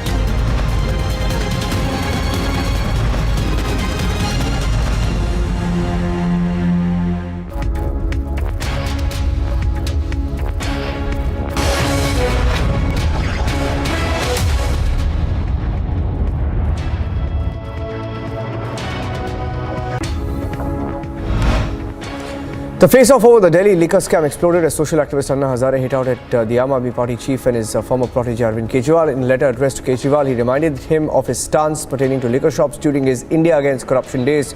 He also alleged that Kejriwal was drunk on power.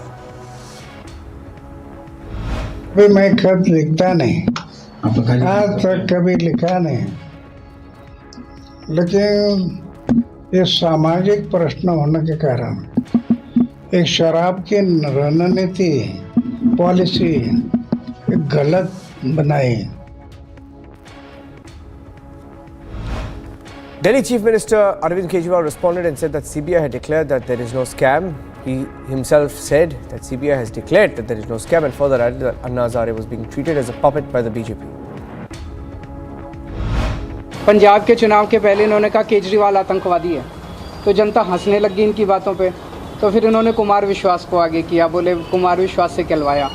अब इन्होंने शराब नीति में घोटाला हो गया. CBI ने कह दिया कोई घोटाला नहीं हुआ. जनता इनकी बात नहीं मान रही. अभी अन्ना हजारे जी के कंधे पे बंदूक रख के चला रहे हैं. तो ये तो ऐसे करते ही रहते हैं, राजनीति है. The BJP held a protest against Delhi government's liquor policy demanding the resignation of Sisodia. The BJP's Delhi unit president said that Kejriwal must seek the resignation of both Sisodia and Health Minister Satyendra Jain on moral grounds. Delhi Deputy Chief Minister Manish Sisodia reached Punjab National Bank in Ghaziabad for the CBI search of his locker in connection with the investigation into the alleged irregularities in the now withdrawn excise policy. Sisodia was accompanied by his wife. After the CBI searched Sisodia's bank lockers, Sisodia himself said that he's got a clean chit. He said nothing was found. He said the CBI had declared that there was no proof against Sisodia. मंत्री जी ने मेरे घर की पूरी छानबीन करा के तलाशी करा दी, वहां से भी कुछ नहीं निकला. आज प्रधानमंत्री जी ने सीबीआई भेज के मेरे लॉकर की जांच भी करा ली, उसमें से भी कुछ नहीं निकला. यही इस बात का सबूत है कि आज प्रधानमंत्री जी की सारी जांच में मैं और मेरा परिवार पाक साफ निकले हैं. BJP MP Manoj Tiwari cited the incident in which a government school student in outer Delhi's Nangloi was injured after a ceiling fan in a classroom fell on her head. The BJP alleged that semi-permanent structures were used in many government schools. कि ये पंखा गिर क्यों जाता है, ये गिरने का सिलसिला ऐसा क्यों चल रहा है दिल्ली में. अरविंद केजरीवाल गैंग का चरित्र तो गिर ही रहा है, बच्चों के ऊपर पंखे गिर रहे हैं. अभी तो किसी दिन ये भी समाचार आ सकता है कि स्कूल का आधा हिस्सा ही गिर गया. In a renewed attack on the Aam Aadmi Party-led Delhi government, the BJP said that liquor and education scams have become twin towers of corruption in the Delhi government. Noida में 2 ट्विन टावर ध्वस्त किए गए, पर दिल्ली की जनता पूछ रही है कि दिल्ली का जो ट्विन टावर ऑफ करप्शन है, एक टावर है शिक्षा घोटाले का और दूसरा टावर है शराब घोटाले का. और इस दोनों टावर का जो बिल्डर है मनीष सिसोदिया. देखिए कितनी विडंबना की बात है कि दुनिया में एक लौता ऐसा केस होगा जहां पर शिक्षा मंत्रालय और शराब मंत्रालय दोनों एक ही बिल्डर, एक ही व्यक्ति के हाथ में. Even as Aam Aadmi Party claims to have brought about a revolution in education in Delhi, Lieutenant Governor Vinay Saxena gave a reality check about government colleges. The Delhi LG red flag delay in universities audit questioned the 5-year delay in the CAG audit of the Delhi government. Even as leaders continue to desert the Congress party, peeved at the leadership of the Vadra Gandhi, sources revealed that Rahul Gandhi was one of the names initially thought of by the party. Some saying that it won't be him, it will be his aides, his close camp. And as per sources, the leaders close to the MP of Wayanad are aggressively lobbying for his candidature, though he is reportedly unwilling to contest this election. Congress MP Shashi Tharoor said that an election will be good for the party, while refusing to comment on whether he will run for the post of the Congress president after his recent article in a daily that triggered speculation that he could be a contestant in the race. I have no comment to make. I accept what I've written in my article, which is that elections will be a good thing for the Congress party. That's all. Thank you. Thank you. Prime Minister Modi will visit Karnataka and Kerala on the 1st of September, and that's the 1st and 2nd, to commission the first indigenous aircraft carrier IAC Vikrant at the Kochi shipyard, and will inaugurate and lay the foundation stone of projects worth over 3,800 crores in Mangaluru as well. So he's going to both Kerala and Karnataka. After 30 years of the Babri Masjid demolition, the Supreme Court closed all proceedings that rose out of the demolition of the Babri Mosque in 1992. Supreme Court has ordered status quo on both sides regarding Ganesh Chaturthi Puja at the Eidgah Maidan. The Supreme Court said that the ground will not be used for any other festival. Goa Chief Minister Pramod Sawant has said that his government has submitted a confidential report on the investigation into the case of alleged murder of BJP leader Sonali Phogat to the Haryana Chief Minister and DGP. Meanwhile, Haryana Home Minister Anil Vij said that Sonali Phogat's family had given a letter to the Chief Minister demanding a CBI inquiry into the matter. Sonali Phogat का परिवार आके मुख्यमंत्री से मिला था और उन्होंने एक पत्र दिया था जिसमें उन्होंने मांग की है कि इसमें कुछ बड़े चेहरे भी शामिल हो सकते हैं इस हत्याकांड के पीछे, इसलिए इसकी सीबीआई से जांच करवाई जाए। तो उसके पत्र के आधार पर हमने गोवा के मुख्यमंत्री को, गोवा सरकार को हमने लिख दिया है कि इसकी हम सीबीआई जांच की स्ट्रॉन्गली रिकमेंड करते हैं कि इसकी सीबीआई जांच करवाई जाए। नहीं, अब उनका पत्र है, उसी आधार पर हमने गोवा की सरकार को लिखा है। The Goa police has completely sealed Curly's Beach Shack in Goa, which was the nightclub in Anjuna where Sonali Phogat was last seen partying and allegedly force-fed drugs. In a video that was tweeted by the BJP in Tamil Nadu, DMK ally VCK was seen demanding Tamil Nadu breakaway from India. BJP shared the video of VCK Deputy General Secretary Vanni Arasu making the demand at a public gathering.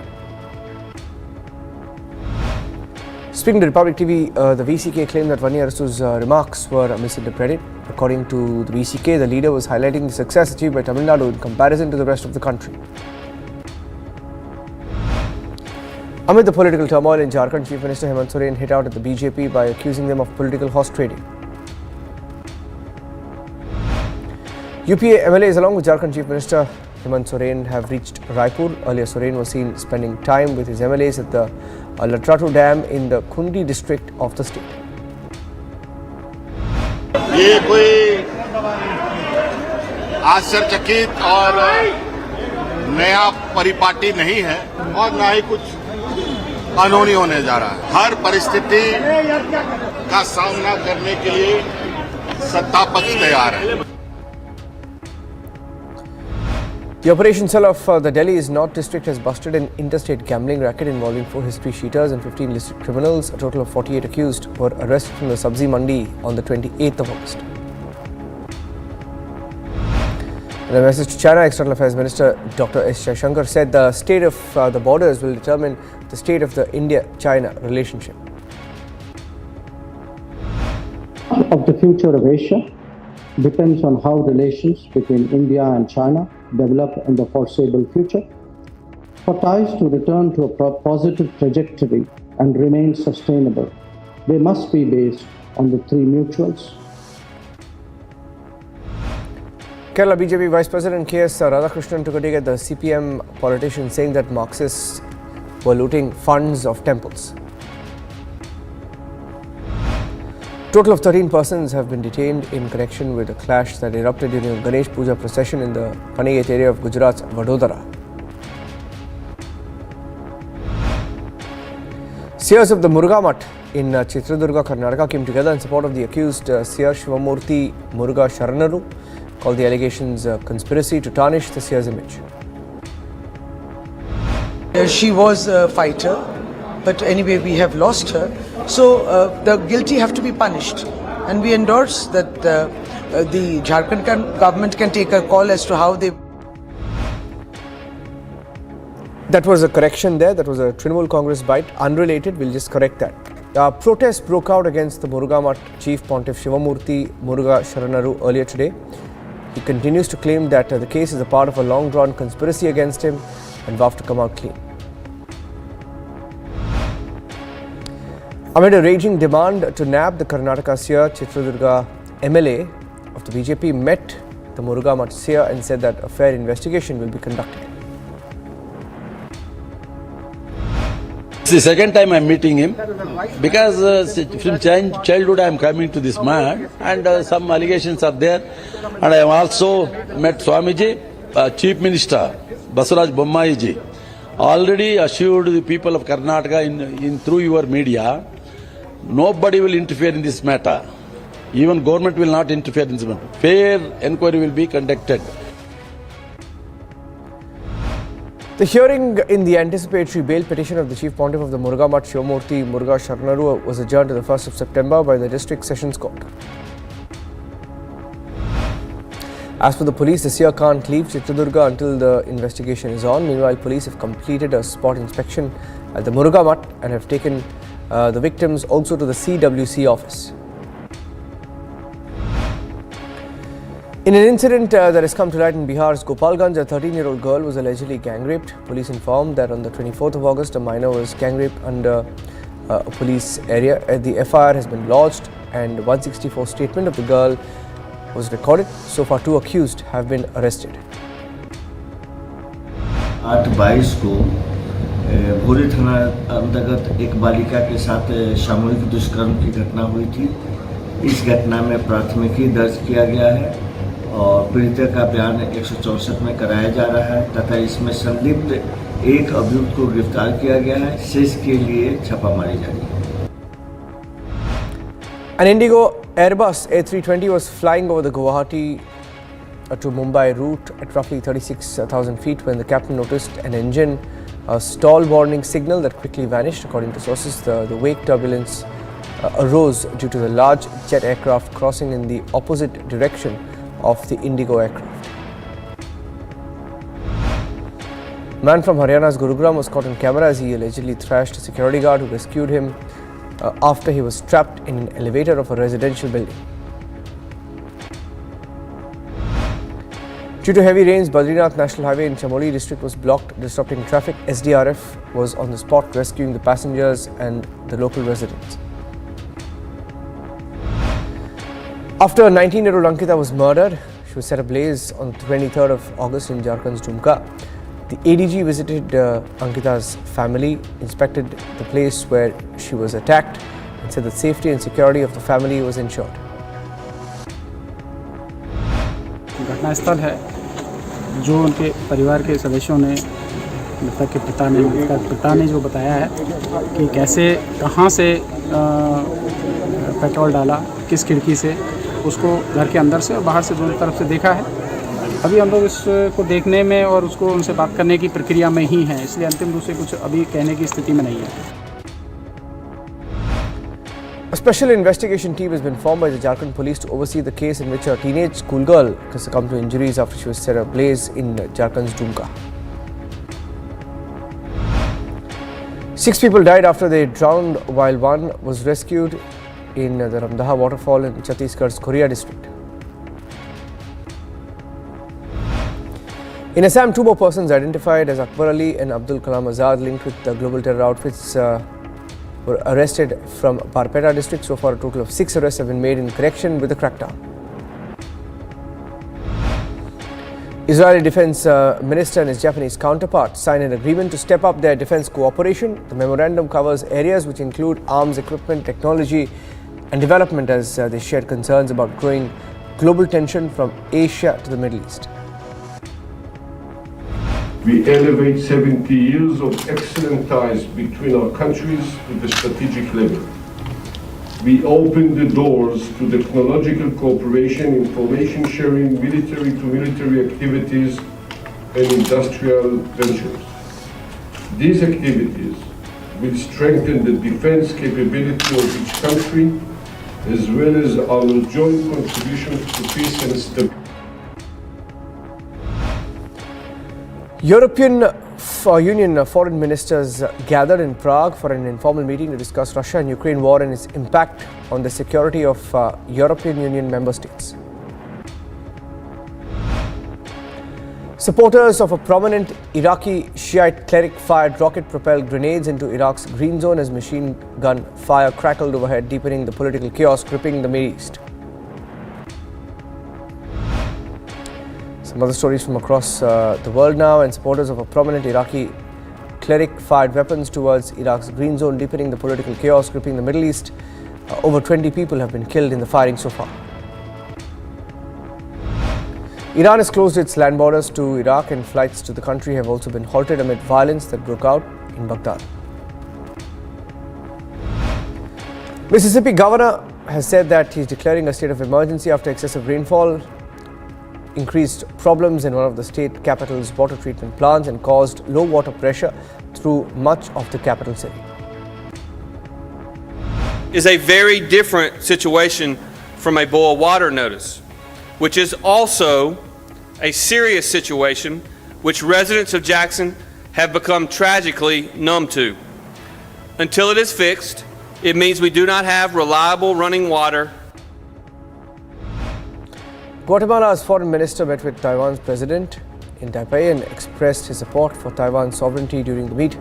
Bukaro's visit comes amid heightened tensions between Taiwan and China. New high-resolution satellite imagery collected by MAXA showed the damage at the Zaporizhia nuclear power plant in Enohodar, Ukraine. The images showed destruction to the roof of a building adjacent to several of the nuclear reactors at Zaporizhia. The Biden administration has urged Russia to allow safe, unfettered access of IAEA inspectors to the Russian-occupied Zaporizhia atomic power plant as the UN nuclear watchdog team set off on its urgent mission to safeguard the plant. Kharkiv, Ukraine's second largest city, was hit with cluster munition as a result of building and the headquarters of the regional administration in the city center were damaged. No casualties were immediately reported. Pounding sounds of explosions were heard in Sloviansk, where several buildings were hit by Russian shells throughout the day. Authorities have urged residents to leave the region, but indomitable civilians say fleeing is not an option for them. Nearly 500,000 people crowded into camps after losing their homes in widespread flooding. Pakistan's climate minister warned that the country is on the front line of the world's unprecedented climate crisis after monsoon rains wreaked havoc across the country since mid-June, killing more than 1,100 people. The annual Notting Hill Carnival has returned to the streets of West London for the first time since 2019, with scores of people taking part in the music spectacular parades, dancing and food offerings at Europe's largest street party. The carnival, which celebrates Caribbean culture, had to take place online for 2 years due to the pandemic.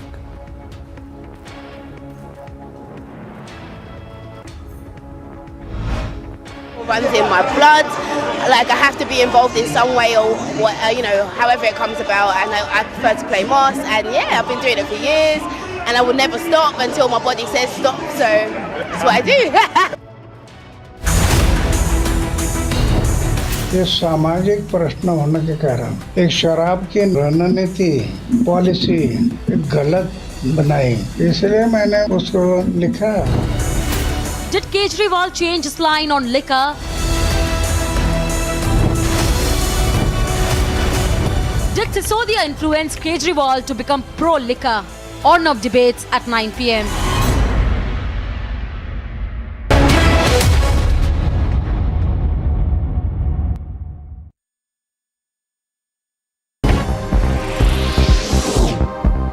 The Aam Aadmi Party and the opposition BJP are both holding protests on the premises of the Delhi Assembly building and are both accusing one another of corruption. The Aam MLA set up beneath the monument of Mahatma Gandhi, while the BJP MLAs began their sit-in near the sculptures of legendary freedom fighters Bhagat Singh, Rajguru and Sukhdev inside the Delhi Assembly grounds.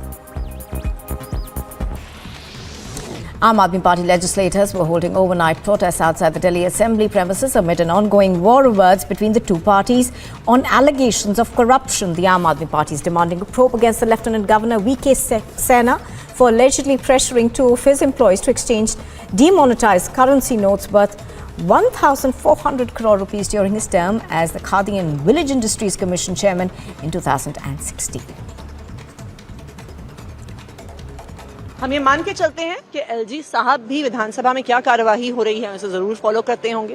मैं मानती हूं कि जिस प्रकार से media में ये पूरी बातचीत चल रही है तो एलजी साहब ने भी जरूर देखी होगी, लेकिन मुझे दुख है इस बात का कि इतने गंभीर आरोप होने के बावजूद और इतने गंभीर तथ्य विधानसभा के पटल पर रखे जाने के बावजूद एलजी साहब ऐसे चुप्पी साध के बैठ गए हैं कि ऐसा लगता है दाल में कुछ काला है। के पास से पता है उसने दिया है उन दोनों को, किसको? तो हेमंत के साथ सुधीर कितने में दिया था? कम 6-7 में लिया रहेगा। एग्जैक्ट रेट तो नहीं मालूम, वो तो नहीं बताएगा हमको। This man who's been caught on camera has made the startling revelation that it is Dutta Prasad and Rama who both have confirmed to him when he was in the police custody. Drug was procured from another mafia operating in Goa.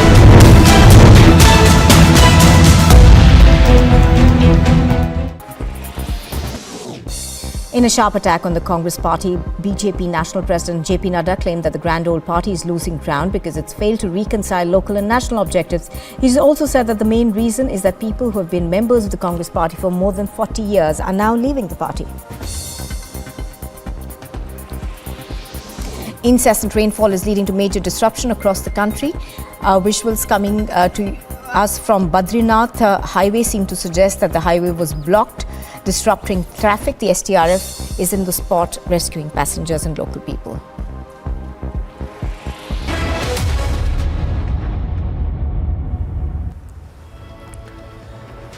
Welcome back. After CBI searched Delhi Deputy Chief Minister Manish Sisodia's bank lockers, Sisodia gave himself a clean chit stating that nothing was found in the investigation. Here's how the stories unfolded since this morning. After the Central Bureau of Investigation searched the bank locker of Delhi Deputy Chief Minister Manish Sisodia in connection with its investigation into alleged irregularities in Delhi's excise policy, Sisodia gave himself a clean chit stating that nothing was found in the CBI probe. बीवी के छोटे से गहने, मतलब अभी मजाक कर रहे थे बाहर निकल के लोग, आज अभी मैं लॉकर से आ रहा हूं। इनको लग रहा था बहुत लॉकर में पता नहीं क्या क्या सामान होगा, क्या क्या सामान होगा। कुल मिला के 70-80 हजार रुपए का, उसमें गोल्ड के भी छोटा मोटा है, उसमें चेन भी है, उसमें बच्चा पैदा हुआ था मेरा 15 साल पहले, उसका झुंझुना भी है। वो सारा मिला के 70-80 हजार रुपए आज की वैल्यू का सामान नहीं निकला। Adding further, Arvind Kejriwal-led Aam Aadmi Party leader claimed that there is not a single rupee under question. Clean chit मिली है मुझको। प्रधानमंत्री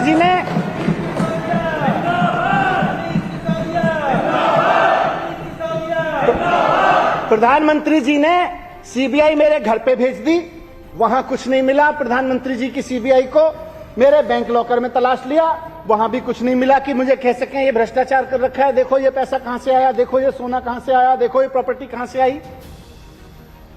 क्लीन चिट है मेरे लिए सीबीआई की, प्रधानमंत्री जी की क्लीन चिट है।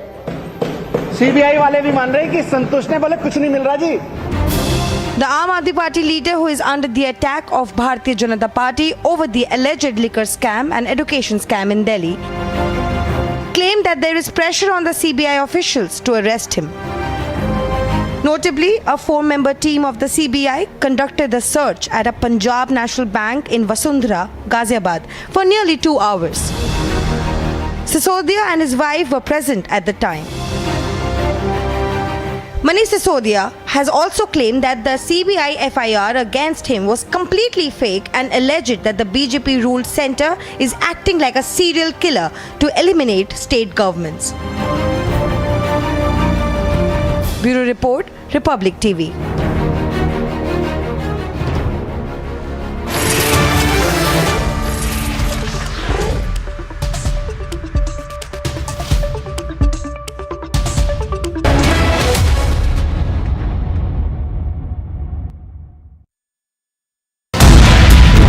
के पास तलाश है, उसने दिया है उन दोनों को।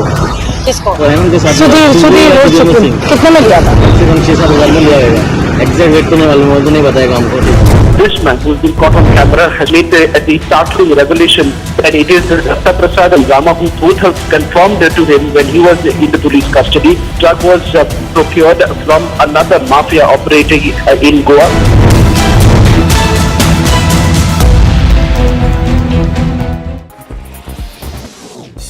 In a sharp attack on the Congress party, BJP National President JP Nadda claimed that the Grand Old Party is losing ground because it's failed to reconcile local and national objectives.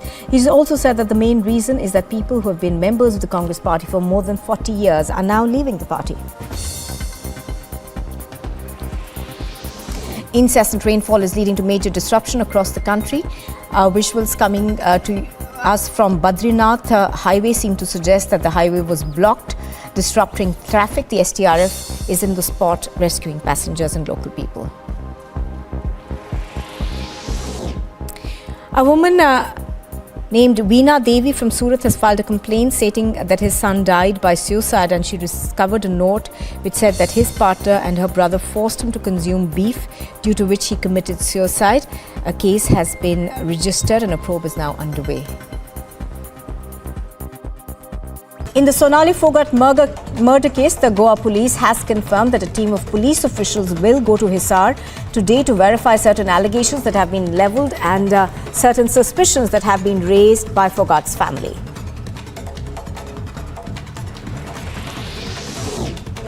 Haryana's Home Minister Anil Vij has said that Sonali Phogat's family has given a letter to the Chief Minister demanding a CBI inquiry into the matter, in which the family has levelled serious allegations that big faces can be involved in this particular murder. Sonali Phogat का परिवार आके मुख्यमंत्री से मिला था और उन्होंने एक पत्र दिया था जिसमें उन्होंने मांग की है कि इसमें कुछ बड़े चेहरे भी शामिल हो सकते हैं इस हत्याकांड के पीछे, इसलिए इसकी सीबीआई से जांच करवाई जाए। तो उसके पत्र के आधार पर हमने गोवा के मुख्यमंत्री को, गोवा सरकार को हमने लिख दिया है कि इसकी हम सीबीआई जांच की स्ट्रांगली रिकमेंड करते हैं कि इसकी सीबीआई जांच करवाई जाए। नहीं, अब उनका पत्र है, उसी आधार पर हमने गोवा की सरकार को लिखा है। The Aam Aadmi Party and the opposition BJP are... The BJP leaders are staging such protests.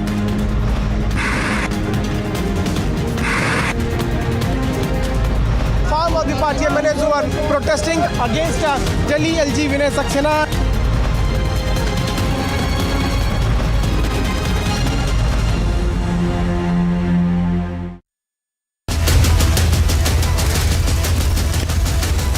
Burning Question, powered by Century Ply and Amrita Hospital, Faridabad.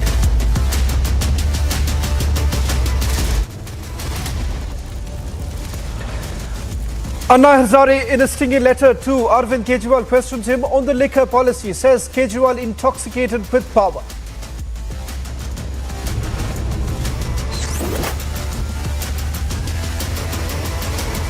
While he gave himself a clean chit, Delhi Chief Minister Ganesh Chaturthi maintained silence over Anna's liquor gate stinger.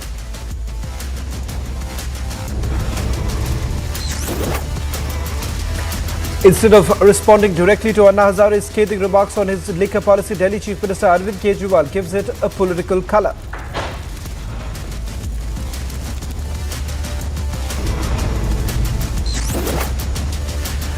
The three-judge bench of a Supreme Court on Tuesday asked to maintain status quo in the Ganesh Chaturthi celebration matter at Eidgah Maidan in Bengaluru.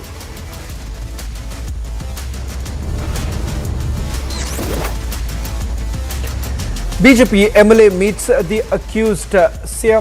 No action yet. Questions raised over go-slow investigation in the case.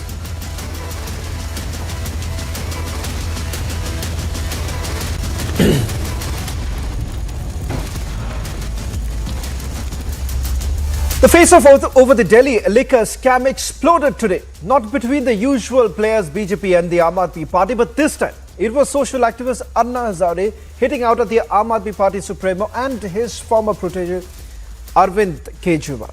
Now, in a letter that has been addressed to Kejriwal, he reminded the Delhi Chief Minister of his stance pertaining to the liquor shops during his India Against Corruption days. The social activist lamented the U-turn that has been taken by the Aam Aadmi Party founder, even saying that Kejriwal was intoxicated on power. And while Kejriwal blamed it on politics, the burning question is, will he reply directly to Anna's remarks? What has essentially happened over the last few weeks is that several allegations have been leveled against the Aam Aadmi Party. Be it the two key issues that they have been touting as the Delhi's model, be it on education or for that matter, even the health model. Both of them are now being questioned by the Bharatiya Janata Party, obviously through the Lieutenant Governor, saying that it's the Lieutenant Governor who is basically carrying out BJP's agenda. But many tonight are still asking, why is it that there isn't a clear rebuttal really coming in from the Aam Aadmi Party when it comes to these issues? And today, what has really happened is that Anna Hazare, with whom Arvind Kejriwal essentially started his career, the fact that the same very person has now raised questions about Arvind Kejriwal and his stand on liquor.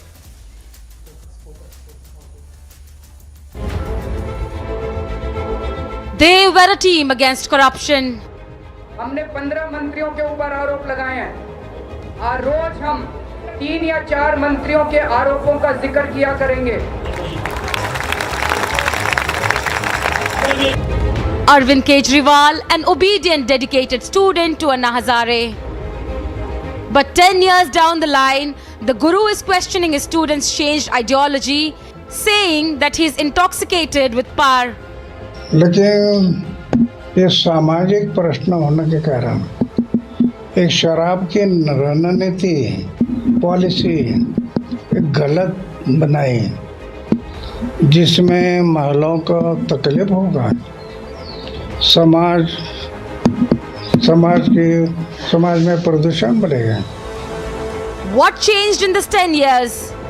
Arvind Kejriwal's foray into active politics, his position strengthening with each election, took him away from his mentor. The scathing remarks by Anna Hazare over liquor gate proves the same. And though Kejriwal dismisses it as yet another political conspiracy, Punjab के चुनाव के पहले इन्होंने कहा केजरीवाल आतंकवादी है, तो जनता हंसने लगी इनकी बातों पे. तो फिर इन्होंने कुमार विश्वास को आगे किया, बोले कुमार विश्वास से कहलवाया. अब इन्होंने शराब नीति में घोटाला हो गया. अब सीबीआई ने कह दिया कोई घोटाला नहीं हुआ. जनता इनकी बात नहीं मान रही. अभी अन्ना हजारे जी के कंधे पे बंदूक रख के चला रहे हैं. तो ये तो ऐसे करते ही रहते हैं, राजनीति है.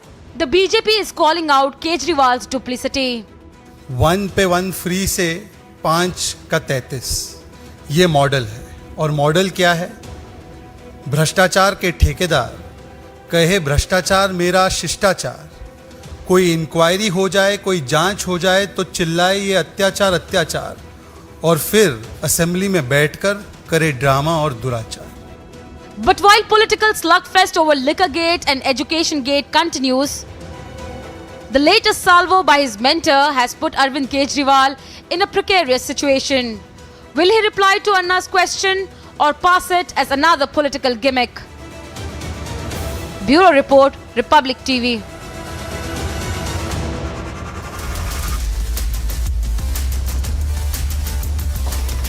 Well, joining us on this broadcast is Shazia Ilmi of the BJP, Binay Singh, political analyst, Karan Verma, political analyst, Akil Khan joining us from the studio, Sumansi Raban, Professor D.K. Giri, Manasvi Ithapur.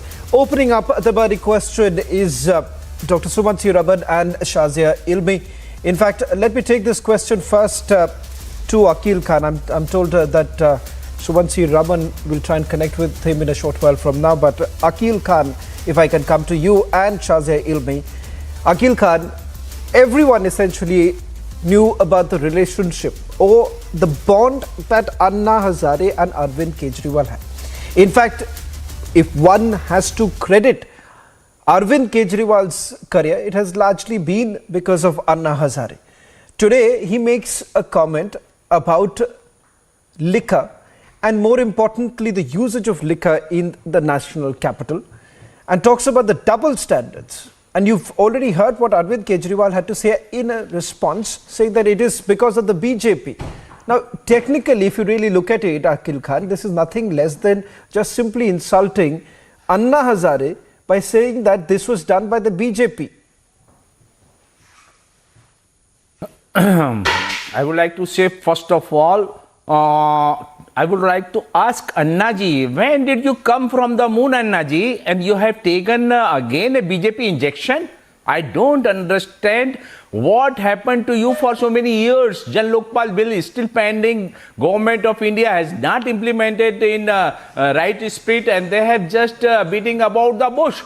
Now, Anna Hazare, has not fulfilled all the promises. 1 minute, let me complete. No, Anna Hazare is not the mentor of Arvind Kejriwal. I have been associated with Arvind ji for so many years, 2010 onwards, and I tell you, Anna Hazare ji was brought to the Jantar Mantar agitation in 2011. Only after APJ Abdul Khan refused, and then Sri Ravi Shankar ji refused, and one more thing, our जो है स्वामी जी जो हरिद्वार में है उन्होंने refuse किया. उसके बाद then Anna Hazare ji was approached, and then he was sitting there and he agreed to come. So Arvind Kejriwal has brought Anna ji, not Anna ji brought Arvind Kejriwal. So you cannot say mentor. Anna Hazare cannot be mentor. And then what happened to Jan Lokpal bill? He is keeping silence for so many years, and Modi ji has not implemented, has not allowed the implementation of Lokpal bill in Delhi. Also, it is still pending with the LG. But Akil Khan, now it's fantastic now that now that you have tasted power. You can actually make this kind of a comment that it is not Anna Hazare who was brought into the India Against Corruption campaign. Yeah. It was Arvind Kejriwal who should have been largely credited for everything, and forgetting about the fact that there are several others. The architect of all those agitation. Why don't you? It's akin. It's akin to when when Arvind Kejriwal says that today Manish Sisodia should be awarded Bharat Ratna. It's pretty much similar. If you can make those kind of sweeping comments, I think so it's not going to be very surprising if you say that, okay, we really don't care now that we don't need Anna Hazare, we can make whatever comments we want. I don't remember you making those comments in the past, but Shazia Ilmi, I want you to come in also right now. The allegation against you and your party essentially being that you are the one who's provoking Anna Hazare. Is that true? So first of all, I would like to speak not as somebody who is in the BJP, because I joined BJP much later, 1 year after I left Aam Aadmi Party when they were in the peak. And I saw the entire, and I joined the Anna Hazare movement when it was a very small movement, when it had not become and had reached a massive stature. So I think I know a little something about it. And I don't know the wild stuff that I just heard. So whatever Arvind Kejriwal and his lackeys are saying right now, they must know the fact that they owe everything that they have, the ill-begotten wealth notwithstanding, the political clout that they have today, the CM-ship and all their spokespersons, that they owe everything to this man called Anna Hazare, that octogenarian who nearly died. And they were nobodies. Nobody had heard of them. The very fact that they have become who they are, and now that they backstab Anna Hazare, I think it's a matter of great shame, because nobody knew a thing about them. It was Anna and only Anna Hazare, because of whom these people are there. They are activists and activists. People have written this act and that act and asked for this bill and the other. But it was Anna Hazare and his fasting which went not just all over, became big news in the country, but all over the world, which brought the parliament to its knees. So let us not forget, I was there every minute of it. So I think all the wild vile stuff which some people just utter because they just hate Modi and BJP, and they have a limited spectrum because they are so intellectually bankrupt and challenged, poor things, that they can't see beyond Modi hatred. But if they were to be honest, they would know that Arvind was just a pygmy intellectually and otherwise, popularity wise, and he had no credibility. Nobody knew who on earth he was. And all of them owe everything to Anna Hazare.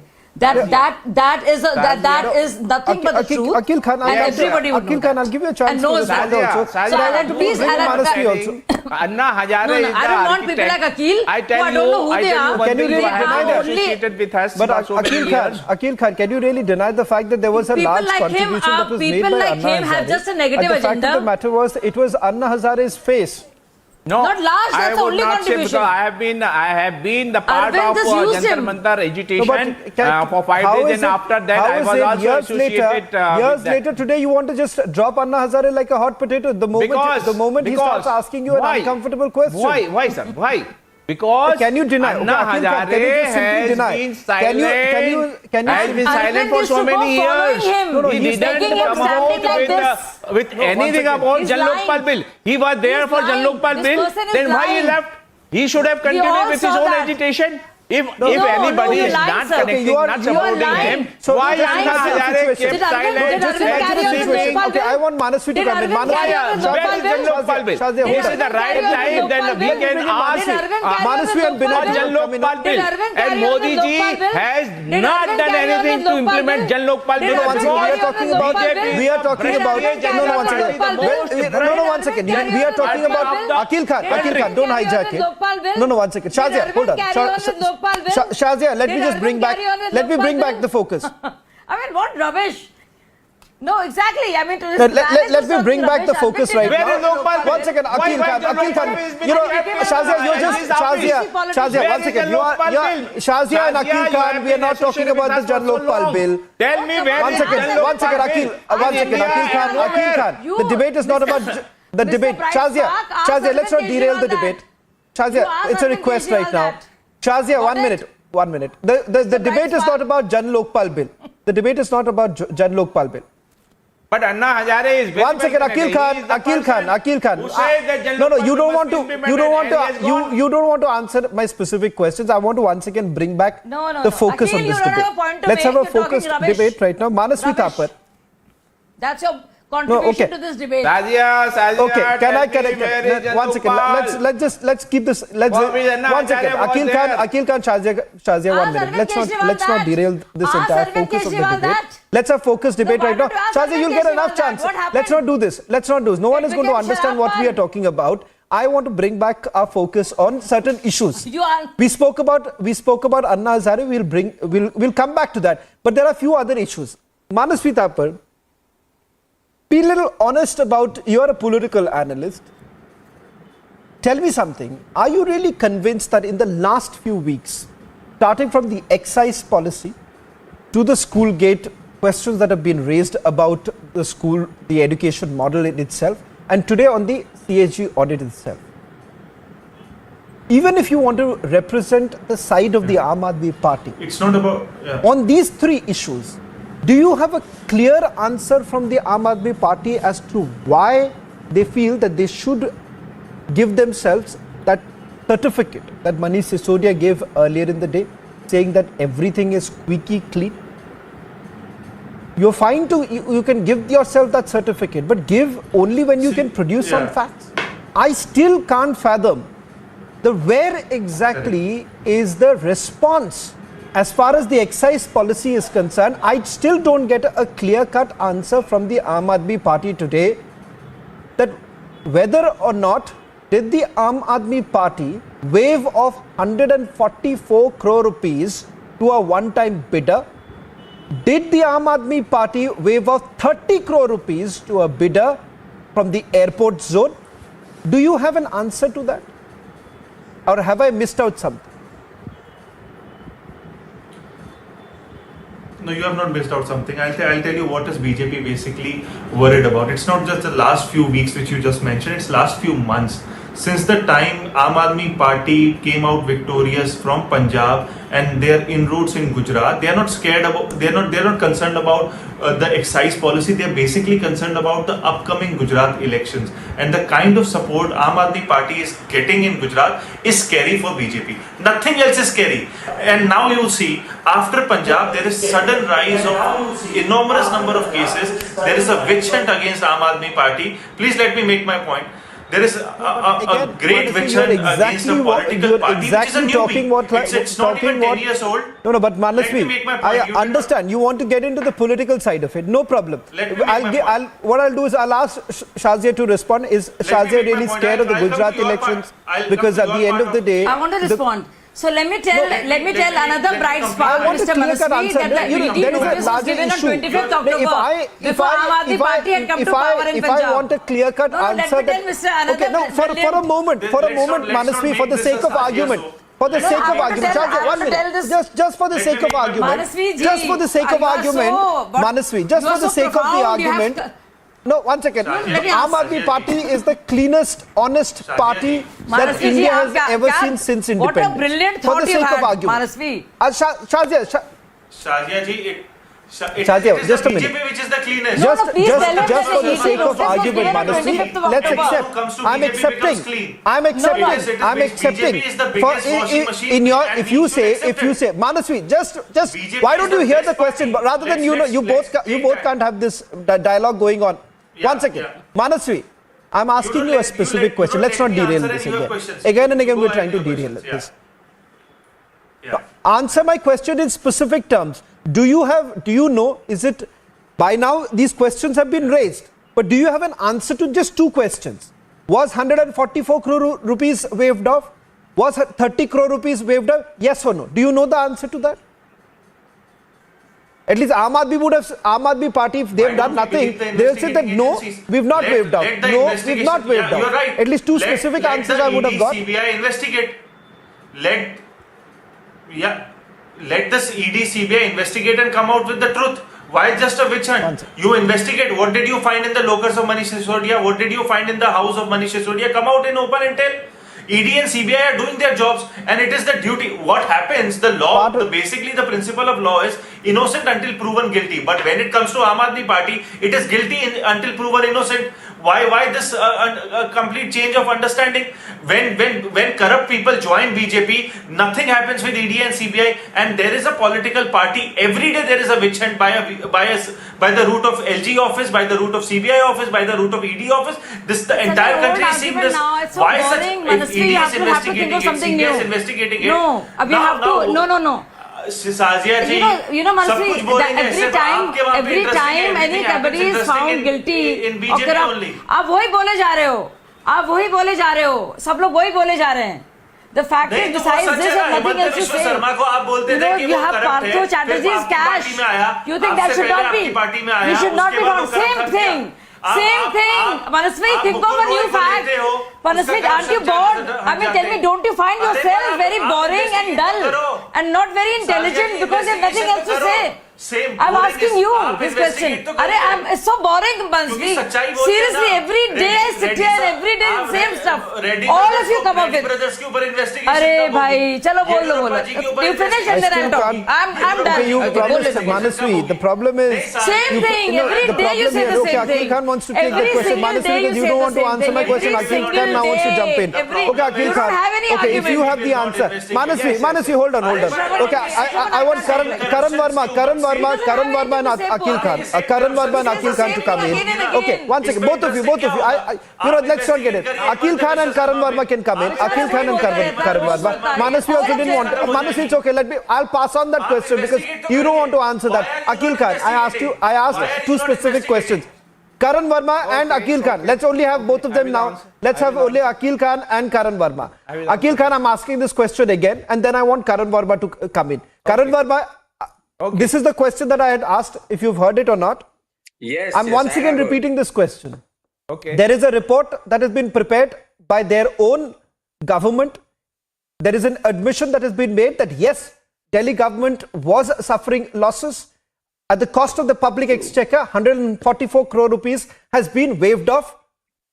30 crore rupees has been waived off. Let's keep politics aside. We're tired of hearing these political answers. All that I'm asking, that if the Aam Aadmi Party believes that they have done nothing wrong, why don't you come out in the open and put out proof saying that, look here, we have done nothing wrong, no such waiver was actually given? Yes. It's as simple as it can get.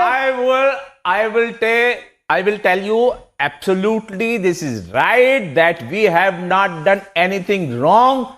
Manish Sisodia has not done anything wrong. Have you or have you not? Have you or have you not? I'm asking once again. I'm asking specific questions. Just listen. You don't want to answer CBI that. is the most powerful, the most competent authority to investigate this. Let them come out. But you please tell me. Please tell me yes or no. Yes or no. No, this cannot be the answer. Why cannot be that? No, one second. I will tell you why. You can come out and say that nothing was wrong. No, okay. Just imagine this situation. First of all, just imagine you are not allowing me to tell, sir. Why you are not allowing me to answer? Why don't you answer? You are yourself is questioning, yourself is answering. You are not giving me any time to answer. I am saying these are specific allegations level again. Give me a minute to answer your question. Why don't you simply say this? And all your misinformation. I will tell you. First of all, CBI is the most competent authority to decide, and they have decided only 1 crore. They were knowing everything about 144 crore BJP's claim, and then 30 crores, and then outside 144 crore, whatever it is. CBI has done after their investigation, total investigation. Okay, Karan, respond. 1 crore was the only amount which was they have come to know that there is 1 crore myth, and that if the Delhi government, this 1 crore myth. Can I speak now? 1 crore myth. Exchange 1 second. 1 crore myth. Can I speak?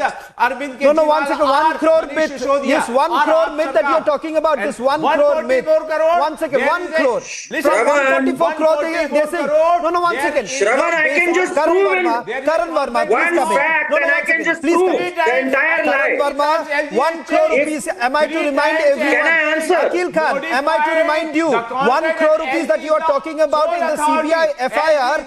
No, 1 second. No, you can keep misleading. Now, will you ask him to keep quiet so that I can answer? Is LG, and he has will you ask him to please keep quiet? He's just blabbering without any facts. And then he has Let me just speak a few facts here. Has been started implementing. Get Karan Verma. Allow me. Karan Verma. Do you have an answer? I have an answer. You have to allow him to keep. You have to tell him to keep quiet so that I can answer. Not refunded. Please do not lie. Delhi government. LG must face CBI inquiry. He must be. Will you please keep quiet rather than talking rubbish on a debate? Answer all this question. Why he has changed 3 times? Delhi government, Shravan, if they had an answer to this, and then again this new LG has come.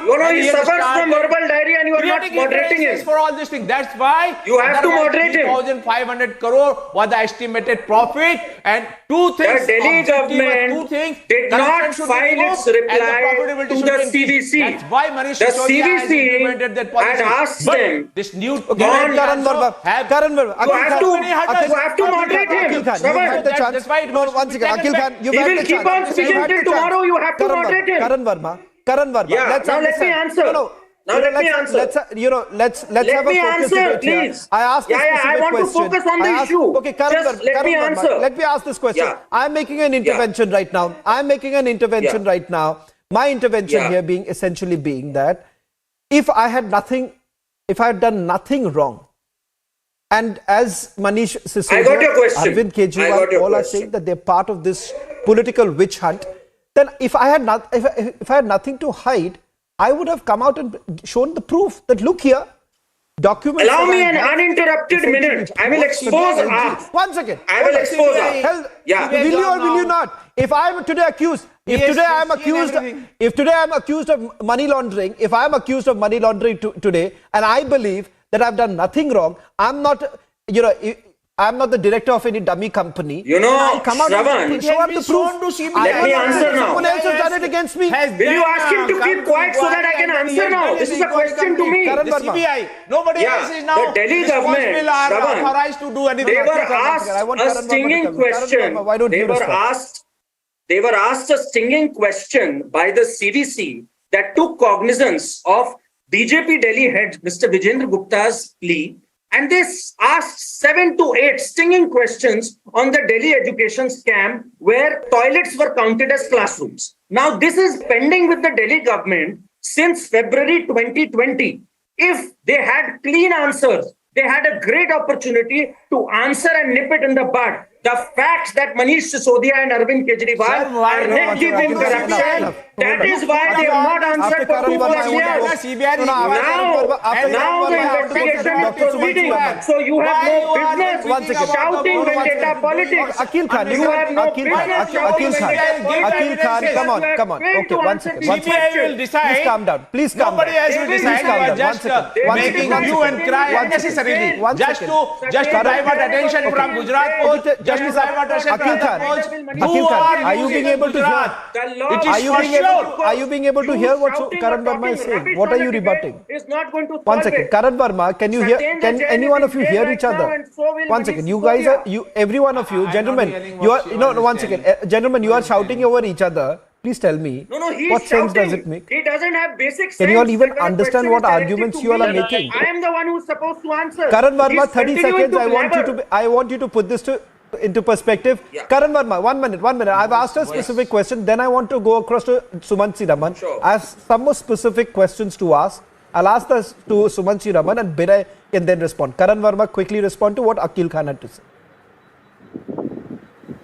If they were squeaky clean, they would have answered why that letter is pending with the Vigilance Department of the Delhi government and why they've not replied to the CVC for 2+ years. Why have they not come clean and gone against their own excise policy, which had recommended that no manufacturers will enter into the retail segment?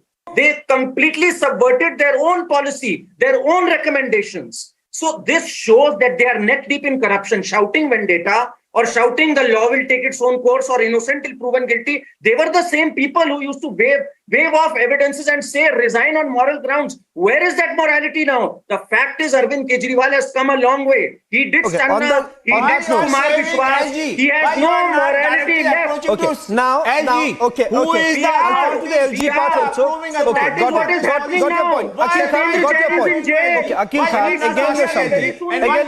Akil Khan, Karan Verma, silence now. 1 second. Akil Khan and Karan Verma, you made your point. Just beating about those unnecessary argument, which has got no basis, nothing. And I tell you, your argument is argument. The other one is baseless. No, 1 second. has not objected. Akil Khan, can you please respect? Akil Khan, please respect the fact. Akil Khan, please respect the fact that there are other panelists also. There are other panelists also. No, 1 second. There are other panelists also. Please respect the fact that there are other members also. Binay Singh and Dr. Sumansi Raman. They can come in right now. Sumansi Raman, I want to get into some more specifics of it. I'm not too sure whether you heard my specific questions that I had asked earlier in the day. We hold you in high regard, Sumansi Raman, and I'm hoping that you will give the specific response, not from the political side, but just someone who's been following this allegations aside, what BJP has to say, what Aam Aadmi Party has to say, keep that aside. Keep the politics aside for a minute. Just for a minute, we'll come to the politics again. I'm coming back to a specific question with regards to the excise policy. Now, the question is this. When you bring in an excise policy, and in the policy explicitly you make a mention that that your turnover over a period of time should be 150 crore rupees, and there is a ceiling, a capping that is basically done, which would essentially mean that the smaller players are eliminated. In response, what happens is that there are two companies that make windfall profits. Question number one is that, how do you really come to an understanding that 150 crore rupees should be the ceiling, number one? Number two is, again, I'm going back to the same question. If you have not done anything wrong, then please come out and say that we have not given any waivers. The money which should have been forfeited was not waived off. Why don't you simply come and answer this question that no, it's absolutely wrong. No such money was waived off. Here is the proof. Finished. Okay. Then you can keep alleging that CBI is a political tool. Yeah, let me answer each of these questions in turn. And the first question is that everything that you said so far are policy decisions that a government takes. A government makes policy decisions and changes those policy decisions periodically based upon the government's feedback on existing policy decisions. Certain exigencies, for instance, the pandemic would have caused certain decisions to be changed, and a variety of reasons. Now, this does not mean that every change in policy is a scam. By that same token, every time excise is cut by the union government, it is going to benefit some group of industrialists. You don't keep saying every time excise is cut, it's a scam. These are policy decisions. Therefore, there is no question of imputing a scam merely on the basis of policy decisions where the government lost some revenue. Second, very important, this whole argument that the Aam Aadmi Party must somehow establish their innocence is absurd. The center has all the agencies under its command. It's day in and day out using those agencies on a daily basis. It is for them to establish the guilt of the Delhi government. It is not for the Aam Aadmi Party to prove their innocence. So it is how does one prove that no bribe was taken? It is for the agencies to prove that a bribe was given and taken. So I think this is an absurd argument. First of all, the credibility of Mr. Anna Hazare today is zero. Let's be very clear on it. There is a tremendous amount of anger in this country against this man for the way he deceived the people of India in the run-up to 2014 with the India Against Corruption movement and all that, and quietly went silent as soon as the election results came in. So I think that his credibility is zilch. And if you ask people to choose between Anna Hazare and Mr. Kejriwal, it's a no contest. People will choose Kejriwal, as the Delhi people have already chosen Mr. Kejriwal repeatedly. So I think that first of all, a scam has to be proven with evidence that money was paid to somebody. Right now, there is no evidence that any of the Aam Aadmi Party ministers received any money. Right? Second, very importantly, policy decisions do not equal a scam. There is a world of difference between a policy decision. Every single policy decision of the government, there will be winners and there will be losers. So there is no question of saying, and very often the government itself chooses to forego revenue for a variety of reasons. So there is no question of saying, because the government gave up 140 crore of revenue, this must be a massive scam. So I think that it's juvenile. On that, if I can, I'm not cherry picking. Yeah. I'm not cherry picking Sumansi Raman's argument here. I'm not cherry picking what Sumansi Raman's argument here is, but Sumansi Raman is pointing out, Binay Singh, that there are various occasions when a government basically decides that they are willing to forego certain revenue because of certain issue. Now that's an important argument and it has happened. It's happened in the past also. Binay Singh, once again Sumansi Raman is saying that a policy decision is not equivalent to a scam. And if there is enough proof, let the investigation get over. Do you think that the BJP is now jumping the gun? That even before the investigative agency is saying anything, the BJP will do a press conference every evening by saying that, look here, there are 5 things that we have found out and these are the allegations and this is why they are a corrupt party. The CBI has made no such statement till date.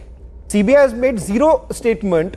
They have only put out an FIR as per their procedure. They have not called anyone. Even Manish Sisodia till date has not been called in for questioning by the Central Bureau of Investigation.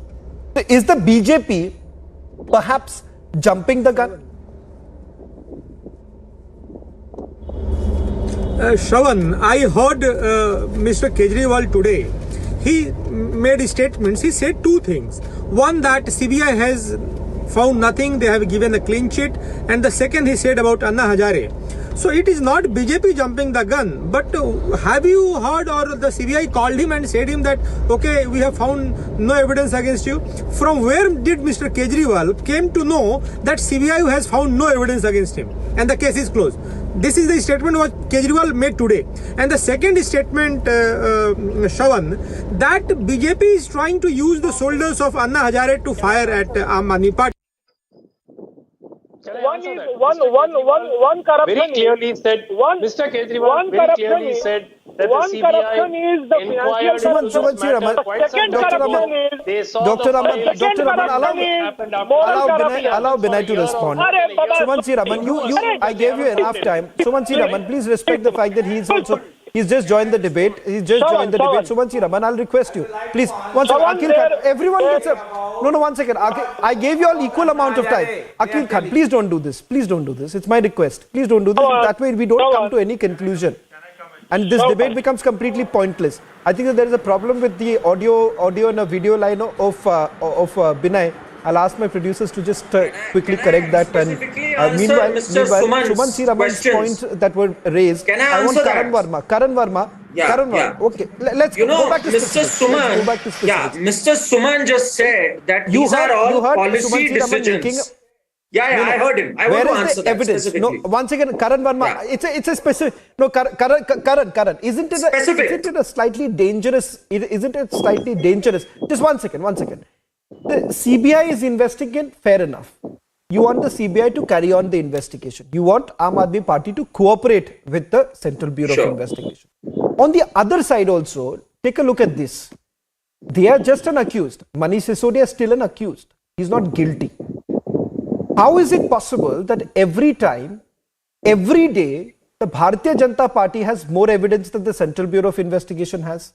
And they basically make those allegations? You know, Shravan, a specific thing that Mr. Suman just raised, and I'll also answer what you said, is that these are all policy decisions. Now, where does corruption come from? Every time there is a misuse of a government office to frame a policy that illegally benefits a few, that is the textbook definition of corruption, Mr. Suman. Here the government has clearly, and the papers don't lie, they have clearly violated their own policies. They have given licenses to manufacturers. They have forfeited 30 crores of amount, clear cut. There are no ifs and buts in this. An EMD amount is to be credited in the government's exchequer. How was it forfeited and returned back? This is clear violation, Shravan. How is it that for the sanctioned amount, 500 more crores are spent on classrooms and we end up with 1,500 less classrooms? These are serious questions, Shravan. Even if the investigation is carrying out, at least some crime and data. As far as the classroom issue is concerned, I think the gentleman actually understands what a policy Karan is saying, Karan has highlighted certain data. The data pertaining to the education almost policy. Every single government project in this country is a scam. No. You are talking about. You cannot spend 50% more.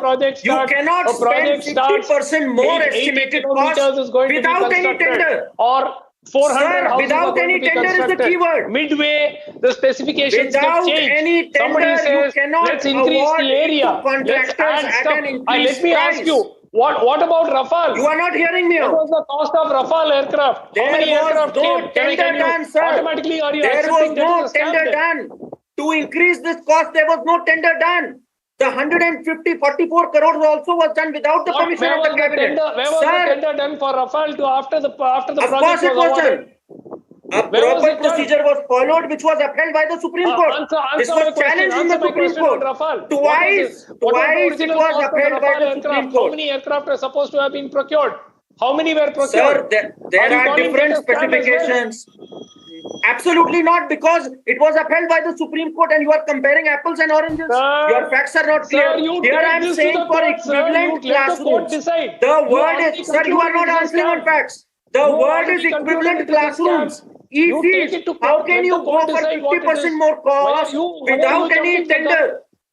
That is violation of general finance rules. That is violation of CPWD rules. I am giving you specifics.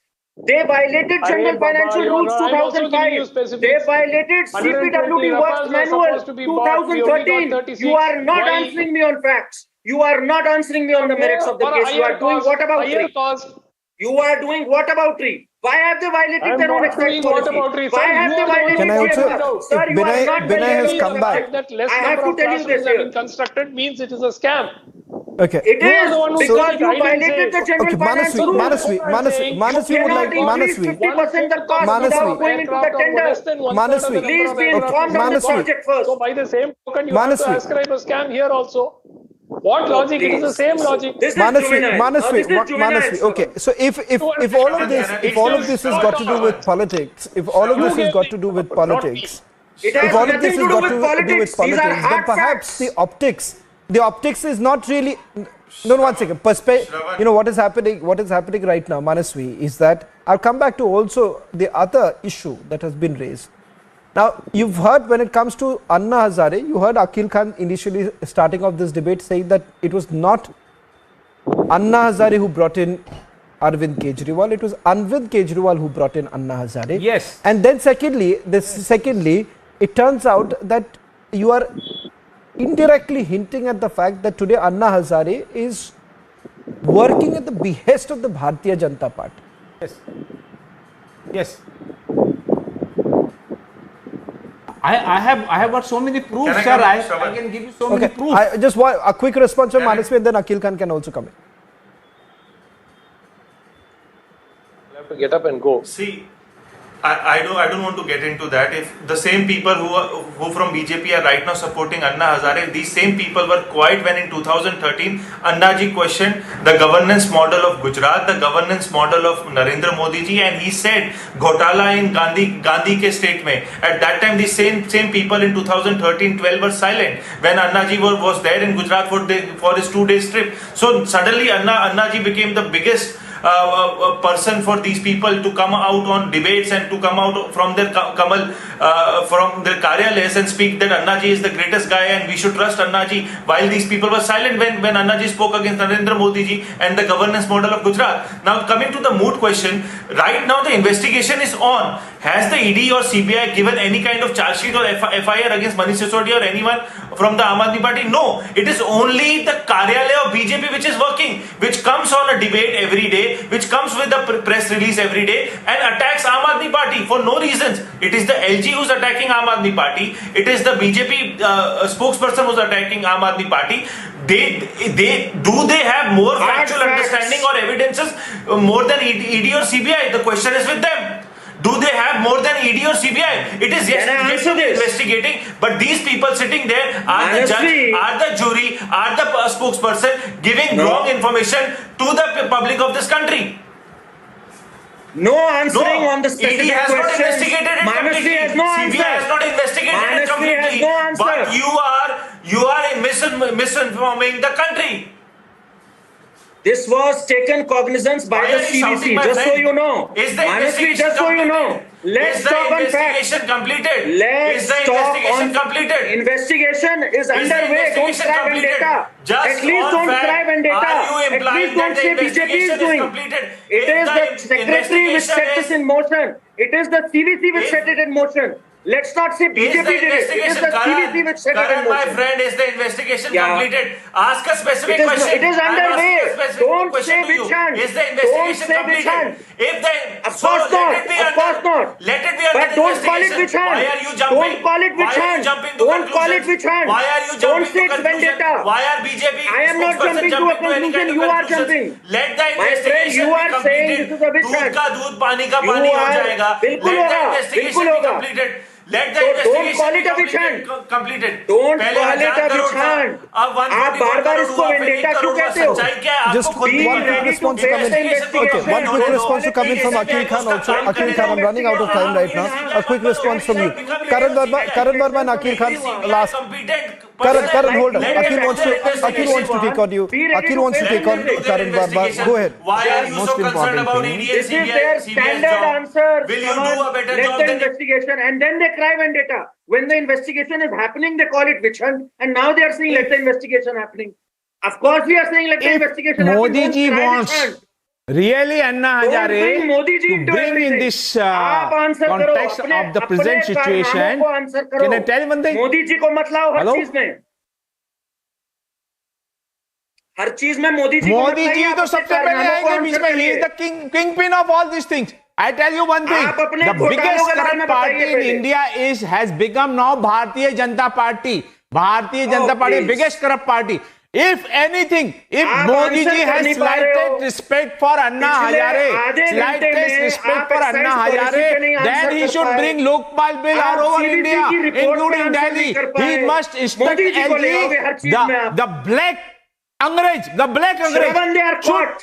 They are release caught. Lokpal bill for Delhi. Why you are not doing? As if you are Bhagwant really Mann, against as corruption, Bhagwant Mann, which you are not, as Bhagwant you are Mann not made the bringing Lokayukt in Punjab. Lokpal bill in Today Delhi. he has the government you are not allowing, has asked you are created not the bringing Lokayukt and lobbied Lokpal for. bill in India. If you are Why don't you bring really a interested Lokayukt to in eradicate Punjab? corruption, you The will kind bring. you had said But we you want to will bring in not Delhi. bring, because Why don't you bring it in have Punjab? got the biggest corrupt party title of Why India. don't you see, bring you the don't want to do Lokayukt anything in against it. Punjab? And then I tell you, I guarantee you, Anna Thank you Hazare very much. doesn't Okay, know Akhil about Khan this got it. Aapka Akhil, policy. He was just asked to give something in writing and he has given. He doesn't know anything. Okay. Thank you very much, policy. Akhil Khan. I'm running short of time. I'm getting in some more breaking news right now. Akhil Khan, I'll have to cut you short. I'm running out of time. I have some breaking news coming in.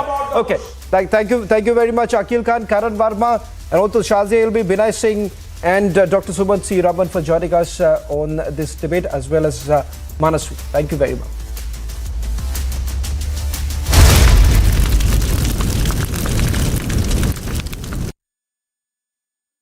Amity University in London, accredited by Quality Assurance Agency UK and licensed by the Government of UK, offers MBA and BBA degrees at its central London campus. Embark on a global career with a globally recognized UK university degree. To apply, visit amity.edu/London. In the Sonali Phogat murder case, the Goa police has confirmed that a team of police officials will go to Hazare today to verify certain allegations that have been levelled and certain suspicions that have been raised by Phogat's family.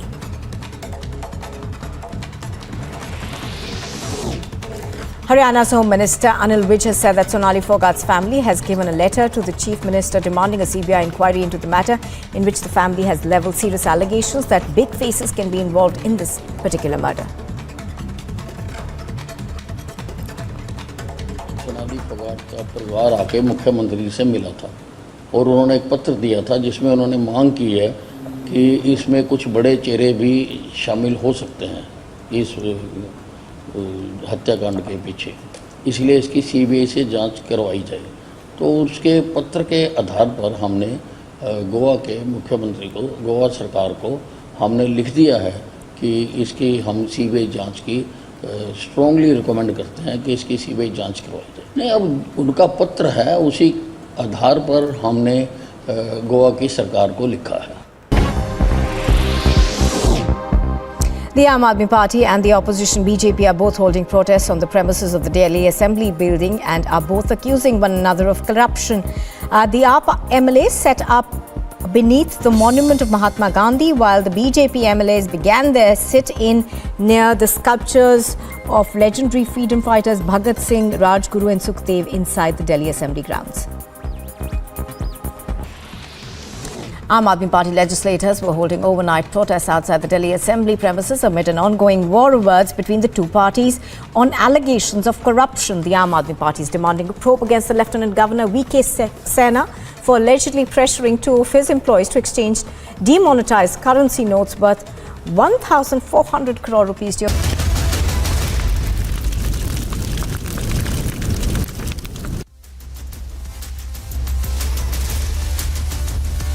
Well, we're getting in some breaking news right now. In fact, the Bharatiya Janata Party has now suspended its Jharkhand leader, Seema Patra, over allegations of torturing her domestic help. Brutally beaten woman had to be admitted to the hospital. She's alleged that Patra used to abuse and torture her. Her domestic help has made sensational allegations against her. She said she was kept in a room, leaving her to be hungry and thirsty for several days put together, and also broke her teeth with an iron rod. The suspended leader has been alleged to have assaulted the domestic help with a hot pan, which left behind marks on her body. Meanwhile, NCW has taken cognizance of the reports. The party has also taken cognizance of it and has suspended the leader. But having said that, questions still being asked as to why exactly hasn't she been arrested. Listen into some of the reactions that are coming in.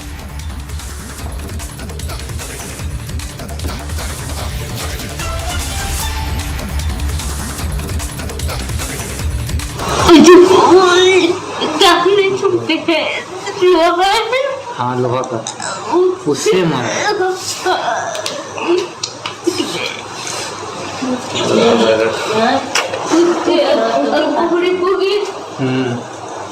और police है पूरा उठना ठीक थे जानते भैया उसी की वजह से मैं जिंदा हूँ। आसमान रे की वजह से ना हमको पता है आसमान रे हमको बोलते थे। हाँ जानते हैं जब पकाने गई ना तब वो जो बेल्ट है ना उसको मारती थी हमको उसका बेल्ट से ना। हाँ और इजू होटल करती थी हमको कलछी से मारी है। वही मारी मैडम। हाँ सीमा पता है। हाँ और जानते हैं भैया जो गर्म तवा चला मारी। Let me bring in my colleague and our senior editor, Prakash, who's joining us on this broadcast. Prakash, undoubtedly a shocking report now coming in. But the bigger question is that why hasn't the leader been arrested as yet?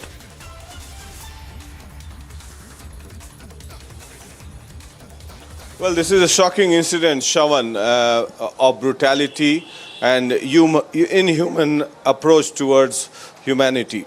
So, Sunita Kumari was allegedly tortured and assaulted to the extent that she was made to spit and lick urine of the floor, and she was also made to assaulted with rods and hot tawas. That's what we get to know. She's been admitted to the local hospital in Ranchi, RIMS hospital. A case has been registered under the SC/ST Act in Argora police station in Ranchi. And this incident came to light after Sunita Kumari somehow managed to send a WhatsApp message to one person called Vivek Baxi, and thereafter the police team reached Seema Patra's residence on 22nd August, and thereafter she was rescued, and she narrated the entire story. She has been working as a domestic help for the past 8 years with the family of Seema Patra. Now, Seema Patra, who's been a BJP member and an ambassador for the Beti Padhao, Beti Bachao, and look at what she has done. So we get to know that the BJP state president Deepak Prakash has also suspended her from the party, but she's still not been arrested yet. That's what we hear, because there's been political turmoil in Jharkhand. Everybody is busy with the political crisis, but this is an important incident that has taken place, and a shocking one, but she's not been arrested yet. Well, just in terms of the action that has now been taken by the party, many also saying that this is a delayed response really coming in. But once again, just a quick recap of what we know so far. How did the incident really come to light, and for how long perhaps she was hidden? It turns out there are some reports that are doing the rounds that she was locked up for several days put together. Well, that's what she has been narrating. Once the investigations are out, then only everything will be clear. But as a matter of fact, prima facie, it appears that she's been tortured for quite some time, as she's been alleging. And the text message she sent, because there are injury marks on her body, that's what we get to know prima facie. And she's been admitted to the local hospital. Several politicians have also met her. And on investigation, since the FIR has been lodged under the SC/ST Act in Argora police station, she's a tribal woman. She also was sent to Delhi to work with Seema Patra's daughter to begin with initially. And then when her daughter returned back to Ranchi, then Sunita also came back. And the prima facie information that we get, the initial information we get, is that she's been tortured. We spoke to the police officials also. They have registered a case under the SC/ST case of harassment, brutality, and SC/ST Act. So, but meanwhile, the police has not arrested her yet. She's undergoing treatment in the local hospital in RIMS Ranchi, Rajendra Institute of Medical Sciences, where she's undergoing treatment.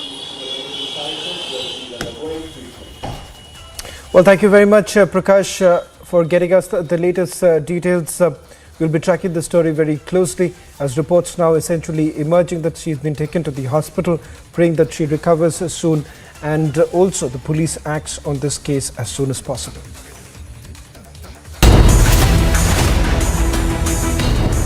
ये सामाजिक प्रश्न होने के कारण एक शराब की रणनीति पॉलिसी गलत बनाई, इसलिए मैंने उसको लिखा. Did Kejriwal change his line on liquor?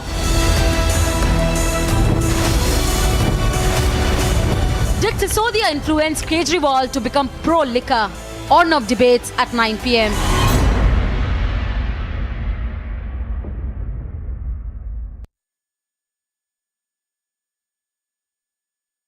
आग को फैलने से रोकना मुश्किल है, पर नामुमकिन नहीं। अब फायरवॉल टेक्नोलॉजी के साथ सेंचुरी प्लाई क्लब प्राइम आग से बचाए। Amity University in London, accredited by Quality Assurance Agency UK and licensed by the Government of UK, offers MBA and BBA degrees at its central London campus. Embark on a global career with a globally recognized UK university degree. To apply, visit amity.edu/London. Aam Aadmi Party legislators were holding overnight protests outside the Delhi Assembly premises amid an ongoing war of words between the two parties on allegations of corruption. The Aam Aadmi Party is demanding a probe against the Lieutenant Governor V.K. Sena for allegedly pressuring two of his employees to exchange demonetized currency notes worth 1,400 crore rupees during his term as the Khadi and Village Industries Commission chairman in 2016. हम ये मान के चलते हैं कि LG साहब भी विधानसभा में क्या कार्यवाही हो रही है उसे जरूर फॉलो करते होंगे. मैं मानती हूं कि जिस प्रकार से मीडिया में ये पूरी बातचीत चल रही है तो एलजी साहब ने भी जरूर देखी होगी. लेकिन मुझे दुख है इस बात का कि इतने गंभीर आरोप होने के बावजूद और इतने गंभीर तथ्य विधानसभा के पटल पर रखे जाने के बावजूद एलजी साहब ऐसे चुप्पी साध के बैठ गए हैं कि ऐसा लगता है दाल में कुछ काला है. के पास है उसने दिया है उन दोनों को. किसको? के साथ कितने में लिया था? कम से कम 6-7 में लिया है. एग्जैक्ट रेट तो नहीं मालूम, वो तो नहीं बताएगा हमको. This man who's been caught on camera has made the startling revelation that it is Dr. Prasad and Rama who both have confirmed to him when he was in the police custody. Drug was procured from another mafia operating in Goa.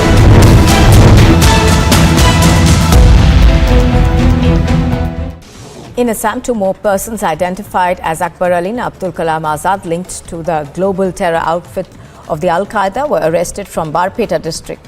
A total of 6 people so far have been arrested in connection with the crackdown in the state. Telangana's chief minister. The BJP leaders are staging such protests.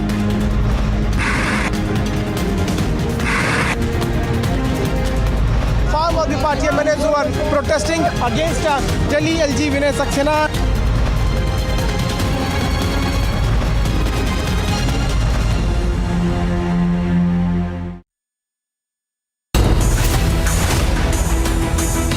Just I went inside and just sat about 10-15 minutes and then came back. After inquiry, if they are really guilty, we will never meet you. Protesters demand arrest, but accused Seer remains free. Is there ghost law enacting against the rape accused? On-off debates at 10:30 p.m.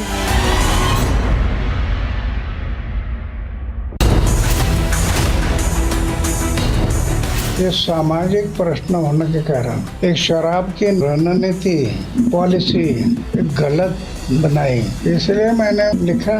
देखो, जब भी ये कुछ कहते हैं और जब जनता इनकी सुनती नहीं है तो फिर ये किसी को सामने लाते हैं. अभी अन्ना हजारे जी के कंधे पे बंदूक रख के चला रहे हैं. Did Sisodia influence Kejriwal to become pro-liquor? On-off debates at 9 p.m.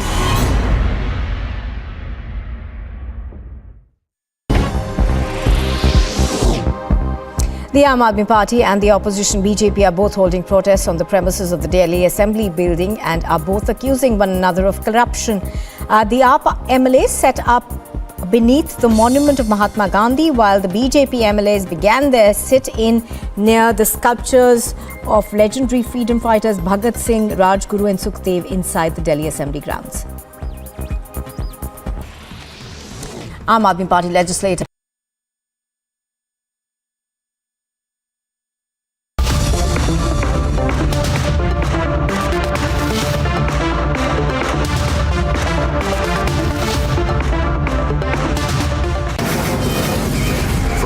Mumbai studios of Republic TV, it's time for Arnab Goswami on the debate.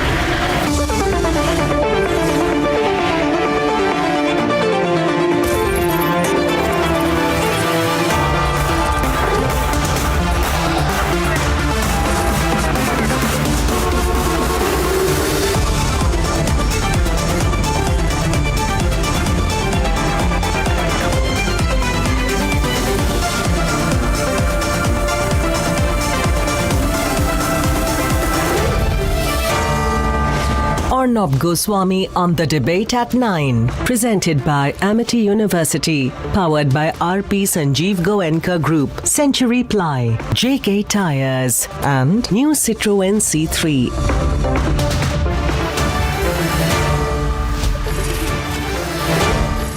Good evening, viewers. Seema Patra should have been arrested by now. But Seema Patra has not been arrested. And I want to tell the BJP that if the BJP believes in what it claims, then it should have sent central teams, because it is the ruling party of India. It should have sent central teams to arrest Seema Patra by now.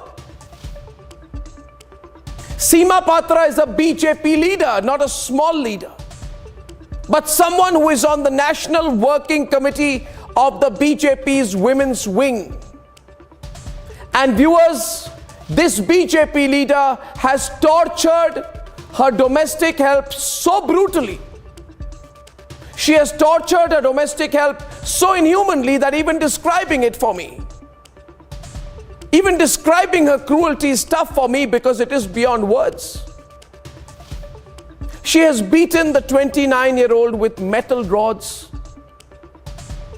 This BJP leader has put hot iron tawas to brand and torture her. And this BJP leader has made her lick urine from the floor. Viewers, before I move any further, I want you to hear in the victim's own words and see how she has reacted after being rescued. I have a small clip.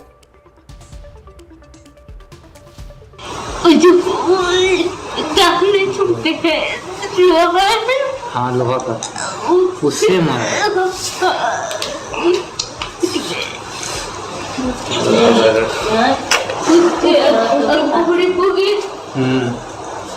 अरे अच्छा हाथ से पेट के फिर बार police है पूरा उठना ठीक थे जानते भी है उसी की वजह से मैं जिंदा हूँ आसमान भैया की वजह से ना हमको पता है आसमान भैया हमको बोलते थे हाँ जानते हैं जब कहानी गई ना तब वो जो बेल्ट है ना उसको मारती थी हमको उसका बेल्ट से ना हाँ और इजू फोटो करती थी हमको कलछी से मारी है वही मारी मैडम सीमा पता है और जानते हैं भी जो गरम तवा चला तुम्हारी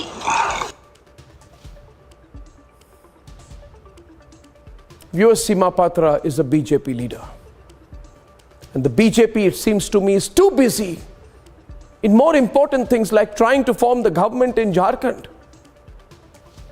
And the Chief Minister of Jharkhand too, where this has happened, Hemant Soren, is too busy also defending his chair. They're all playing politics. The BJP leader, Seema Patra, has merely been suspended for a while, but she has not been arrested. Why would she be arrested? She's a powerful woman. She's in the BJP, top level. Her husband is a top IAS officer with connections. So presumably, top connections are being used to stop this BJP leader, Seema Patra, from being arrested.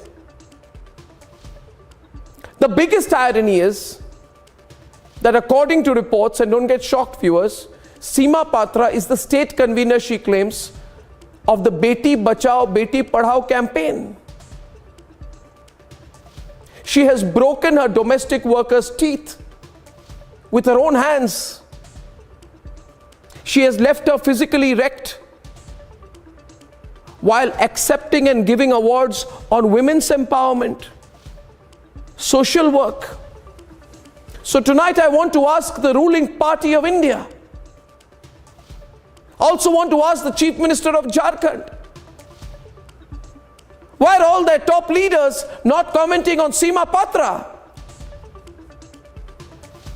When the accused is from the BJP, does it become a small local issue? Does it become a national issue if the accused were from some other party? Or is her plight just not enough to move them all, these politicians? Is her condition not worthy of a national condemnation? Why is this a small issue in our country? If it is not worthy of a national condemnation, I ask then why not? Yes, the nation wants to know, ladies and gentlemen. We need to say it loudly. The nation needs to know, ladies and gentlemen. And that is debate number 2 tonight. A young girl beaten with iron rods, locked up, thrashed. Unspeakable cruelty by a BJP leader. Why is there no arrest yet? That's debate number 2. And debate number 1 this evening. Kejriwal, once anti-liquor, becomes pro-liquor. And he must be angry today because his own mentor, Anna Hazare, who he used to swear by and who he said is in his heart, has told him that you've completely done a U-turn. That's at 9 o'clock, ladies and gentlemen. And debate number 3 at 10:30. All political parties go meek on the Shiva Murthy controversy. They don't have the guts to ask the straight questions. But we do. And here are the headlines this Tuesday evening on the debate tonight. एक शराब की रणनीति policy गलत बनाई, इसलिए मैंने उसको लिखा. Kejriwal's original mentor fires a hard-hitting letter to Kejriwal on Liquorgate, says you have been intoxicated by power. अब इन्होंने शराब नीति में घोटाला हो गया. अब सीबीआई ने कह दिया कोई घोटाला नहीं हुआ. जनता इनकी बात नहीं मान रही. अभी अन्ना हजारे जी के कंधे पे बंदूक रख के चला रहे हैं. तो ये तो ऐसे करते ही रहते हैं, राजनीति है. Kejriwal says the BJP is using Anna Hazare now. So is Kejriwal now questioning his mentor directly, who's asked him why he has changed his stand on liquor. हमें लगता है कि हफ्ते 10 दिन के अंदर गिरफ्तार तो करेंगे ये लोग, लेकिन वो करते रहे, लेकिन एक तरह से कुछ नहीं मिला. सीबीआई ने इनफॉर्मली कह दिया भाई हम संतुष्ट हैं और हमें कुछ भी नहीं मिला मनीष सिसोदिया जी को. Scam allegation after scam allegation against the Delhi government, but Kejriwal gives his party a clean sheet. हमको कलछी से मारी है. वही मारी मैडम. सीमा पता. Embarrassed BJP forced to suspend its leader as her domestic help reveals how she was brutally tortured. While the BJP suspends its leader, merely suspends its leader, Seema Patra, BJP leader, has not been arrested yet. And there is no action from the Jharkhand government either. And day after Yediyurappa backs the Seer, another BJP MLA meets him. Even he has not been arrested. And the obvious question is whether he is getting political protection.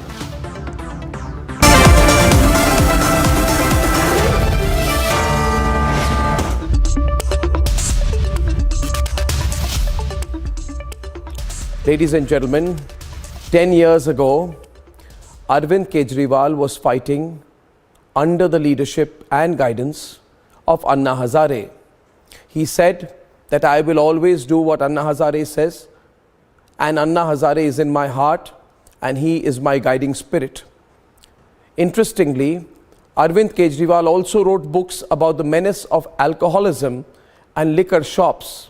He said in his book, I Want Them Gone. He said unless 90% of women in a local area actually say they want a liquor shop, there can be no liquor shop.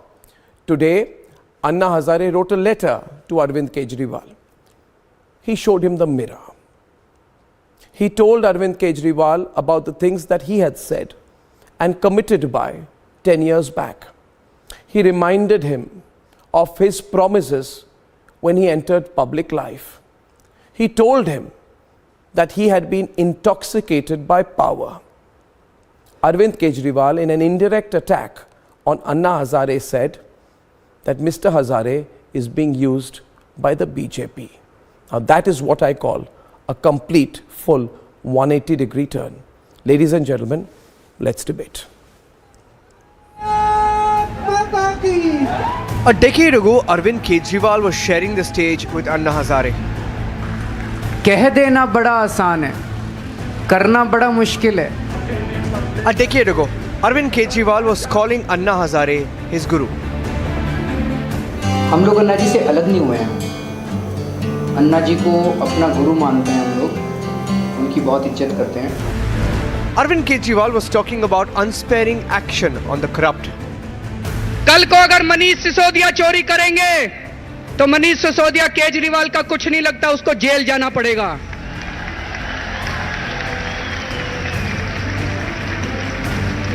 कल को अगर कोई हमारा मंत्री चोरी करेगा, ये मेरे कोई सगे नहीं लगता, इनको जेल जाना पड़ेगा.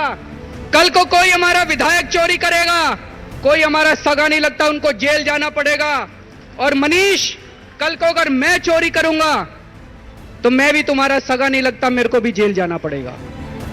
And Arvind Kejriwal was taking a hard anti-liquor stand, even writing books about it. शराब की दुकानें होती हैं जहाँ पे बाहर लोग खड़े होकर शराब पीते हैं, वो वहाँ पे लोकल लॉ एंड ऑर्डर की व्यवस्था के लिए दूभर हो जाता है लोगों के लिए. उनके घर की लड़कियों को घर से बाहर निकलना मुश्किल हो जाता है और बहुत सारी कंप्लेंट्स आती हैं. But 3 terms in, all these commitments seem to be waning, and Kejriwal seems to have done a 180-degree. Sir, Delhi के मुख्यमंत्री ने वायदा किया था साफ पानी देने का, मगर आज दिल्ली का मुख्यमंत्री शराब दे रहा है दिल्ली की जनता को. Fact is, when liquor consumption in Delhi reached alarming levels and became the cause of 20% OPD cases. Public drinking को कम करने के लिए हमने एक स्पेशल ड्राइव की थी आउटर डिस्ट्रिक्ट में. इसमें हमने 619 लोगों को बुक किया है पब्लिक ड्रिंकिंग में, क्योंकि यही जो पब्लिक ड्रिंक करते हैं फिर बाद में घर जाके ये लड़ाई करते हैं और अपनी वाइफ या अपने फैमिली मेम्बर से को मारते हैं, लड़ाई करते हैं और क्राइम करते हैं. तो इसलिए हमने 619 लोगों को इसमें बुक किया है. The policy of the Kejriwal government has flooded Delhi with liquor. CBI की रेड होने के बाद नहीं किया. 1 अगस्त को किया था. उसका कारण है 850 दुकानें खुलनी थी दिल्ली के अंदर. एक करके 350 दुकानें खुल पाई, 500 दुकानें नहीं खुल पाई. Even his mentor, Anna Hazare, has said Kejriwal seems intoxicated with power. जैसे शराब के नशा होते हैं, मुझे महसूस हो रहा है. और उस टाइम ये अरविंद क्या क्या बोल रहा, और आज सब तक पैसे के नशा चले गए. And the Delhi Chief Minister is dismissing it all. अब इन्होंने शराब नीति में घोटाला हो गया. अब सीबीआई ने कह दिया कोई घोटाला नहीं हुआ. जनता इनकी बात नहीं मान रही. अभी अन्ना हजारे जी के कंधे पे बंदूक रख के चला रहे हैं. तो ये तो ऐसे करते ही रहते हैं, राजनीति है. But the BJP is calling out this hypocrisy. जिन गुरु अन्ना हजारे की आंदोलन से उन्होंने पार्टी बनाई और उन्होंने सत्ता हासिल की, वही अन्ना हजारे जी आज उनको पत्र लिखकर कह रहे हैं कि आप ही हमारे आंदोलन में आए थे और गांव में भी आए थे और ये कह रहे थे कि शराब बंदी करनी चाहिए, नशाबंदी होनी चाहिए. तो सवाल अन्ना हजारे जी ने जो भी किए हैं वो बिल्कुल उचित है. Tonight, one thing is clear. Kejriwal's own position on liquor has come back to haunt him. Let's debate.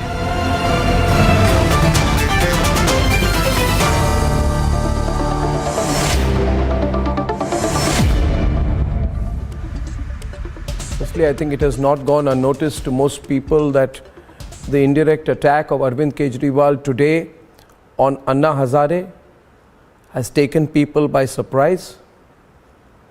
After all, Arvind Kejriwal owes Anna Hazare everything. Arvind Kejriwal was brought into public life by Anna Hazare. There were certain values that were spoken out about at that point of time, which were the center of a promise to the people. It was equally a fight against corruption as it was about restoring values in public life. And the center of all of this was the anti-liquor policy. Now, I don't know, I was taken aback completely today, Saurabh, when I saw Mr. Kejriwal indirectly attack his own mentor, his guru, and say the BJP is using him as a puppet. I felt this was unnecessary. After all, I don't think Anna Hazare is here to be used. It was trying to insinuate on a person he called a guru at one point of time. And I don't know how people who would be followers of India against corruption would react to this. What do you think, Saurabh? Arnab, I have the greatest regard for Anna Hazare ji. I think he has been somebody who embodied the fight against corruption, and Mr. Kejriwal should not be making this statement, because that was precisely the agitation which got him prominence. It was Mr. Anna Hazare ji who was a prominent figure at that time. Mr. Kejriwal was not even known nationally.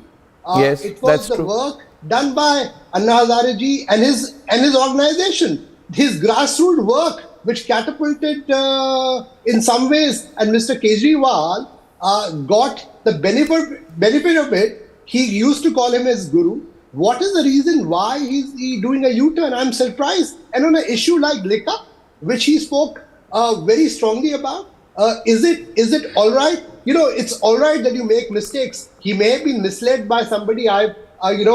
Let's give him benefit of doubt. But for now, his statement certainly does not imply that, because Delhi does not need liquor shops. Delhi needs infrastructure. Delhi needs, making sure that people get proper water. People get civic amenities. So, Saurabh, if I may, there are two things, you see.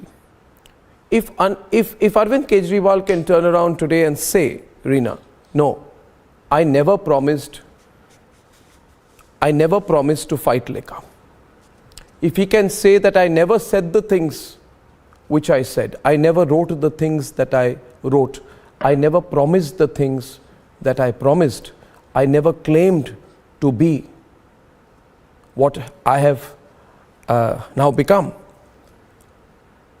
Did he or did he not say that I will fight alcoholism, I will fight the consumption of alcohol, and I will oppose the opening of alcohol shops?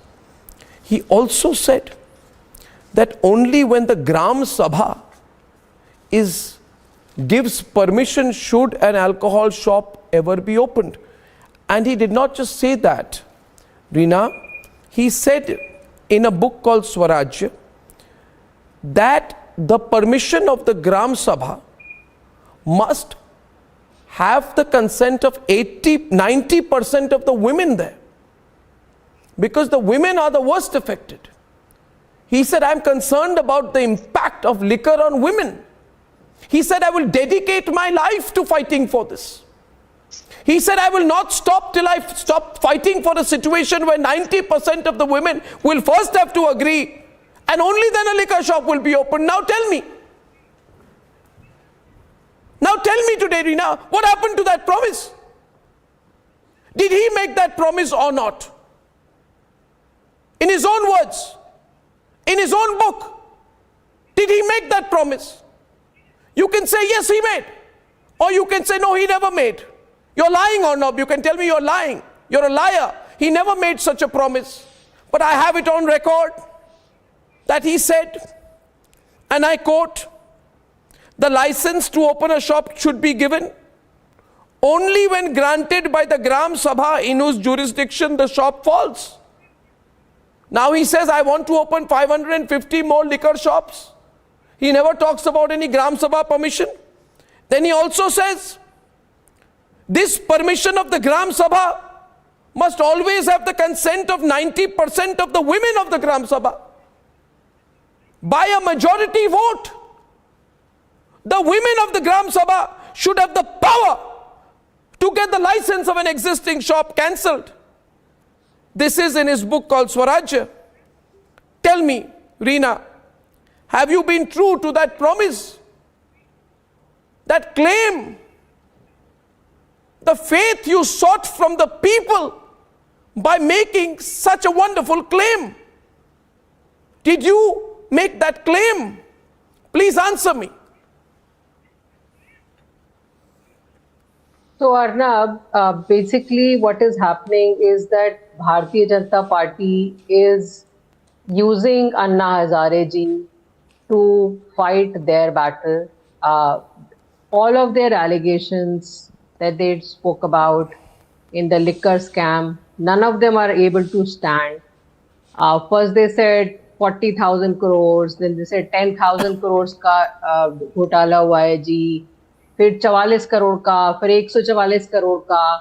Now the CBI FIR actually talks about 1 crore, and that 1 crore also one liquor vendor transferred to another liquor vendor.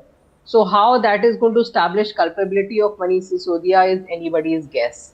So what is happening is that, nothing is sticking. So every day they come out with one new lie to hide, to basically hide the previous lie. Is this a lie? I did not ask. I just asked you, did Arvind Kejriwal, Reena, say that you cannot open liquor shops like this? He said, I will fight all my life against this policy, because he says, only reason I will enter public life and I will never enter politics, he said. By the way, he also said to me, I will never take a position. I will never take a political office. I will never enter politics. Leave that as it may. He said, and I quote Arvind Kejriwal of 2012 to you, Reena, please listen. In present time, liquor for opening a liquor shop license is given by governments on the recommendations of political leaders. These political leaders normally accept bribes for giving that permission to liquor shops. Because they take bribes, serious problems come up because of these liquor shops. We must stop this together. After all, many families have been totally destroyed in the habit of alcoholism. The irony is that no one takes the opinion of people whose lives are affected in the vicinity of the shop. This shop is thrust on the people by the political leaders, whether they want it or not. It ruins the lives of women, which is why 90% of women must first give permission before a liquor shop is opened. Now listen, Reena. I am quoting Arvind Kejriwal. I am quoting, listen to me, don't speak over me. People are observing everything. Did Arvind Kejriwal make this promise? Today, Anna Hazare wrote to Arvind Kejriwal that you made this promise. Did he make this promise? Is there any validity of this promise? Subrashta is on, you are there, Sanju Verma is there. I'm asking Sanju Verma, and then before that, one more chance I'm giving you, Reena. Did Arvind Kejriwal say this, write this? And do you have any comments on what he promised the people? Arnab, the book that you are quoting from, that is basically a book which talks about decentralization of power. So it talks about a lot of things. It talks about the fact that people in a vicinity should decide whether a road should be built there, where should the school be built, where should the parking be built. And this, all of this we tried to do when we came out with the bill of Mohalla Sabha. So no, Arvind Kejriwal did not move away from his promise. We tried to implement all of these things when we wanted to bring the Swaraj bill in Delhi, the Mohalla Sabha bill in Delhi, which would have given all of these powers to the people of Delhi.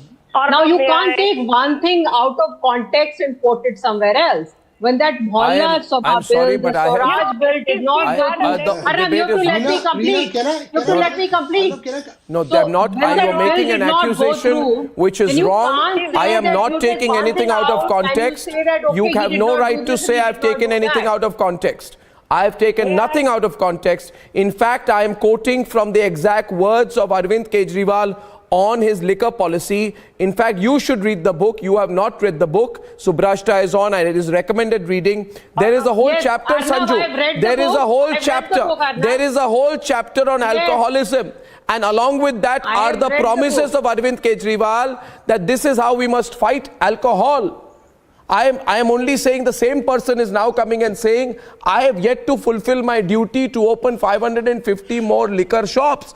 And I think Arvind Kejriwal is being shown the mirror by his guru. Now Sanju is on the debate. Viewers, this is a very clear debate tonight. I'm not discussing scam, which is another debate. I'm discussing the promise of 2012. Sanju is responding. The debate is on. Nari, I see your hand go up. Debate will move fast now. Sanju.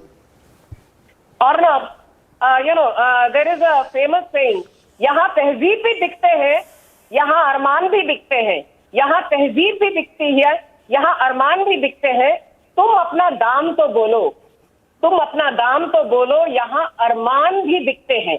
And I think Arvind Kejriwal, the fact that he has not stood up to his promises, he said, women, Gram Panchayat, residents associations, these need to be consulted before a sharab ka theka is given a license.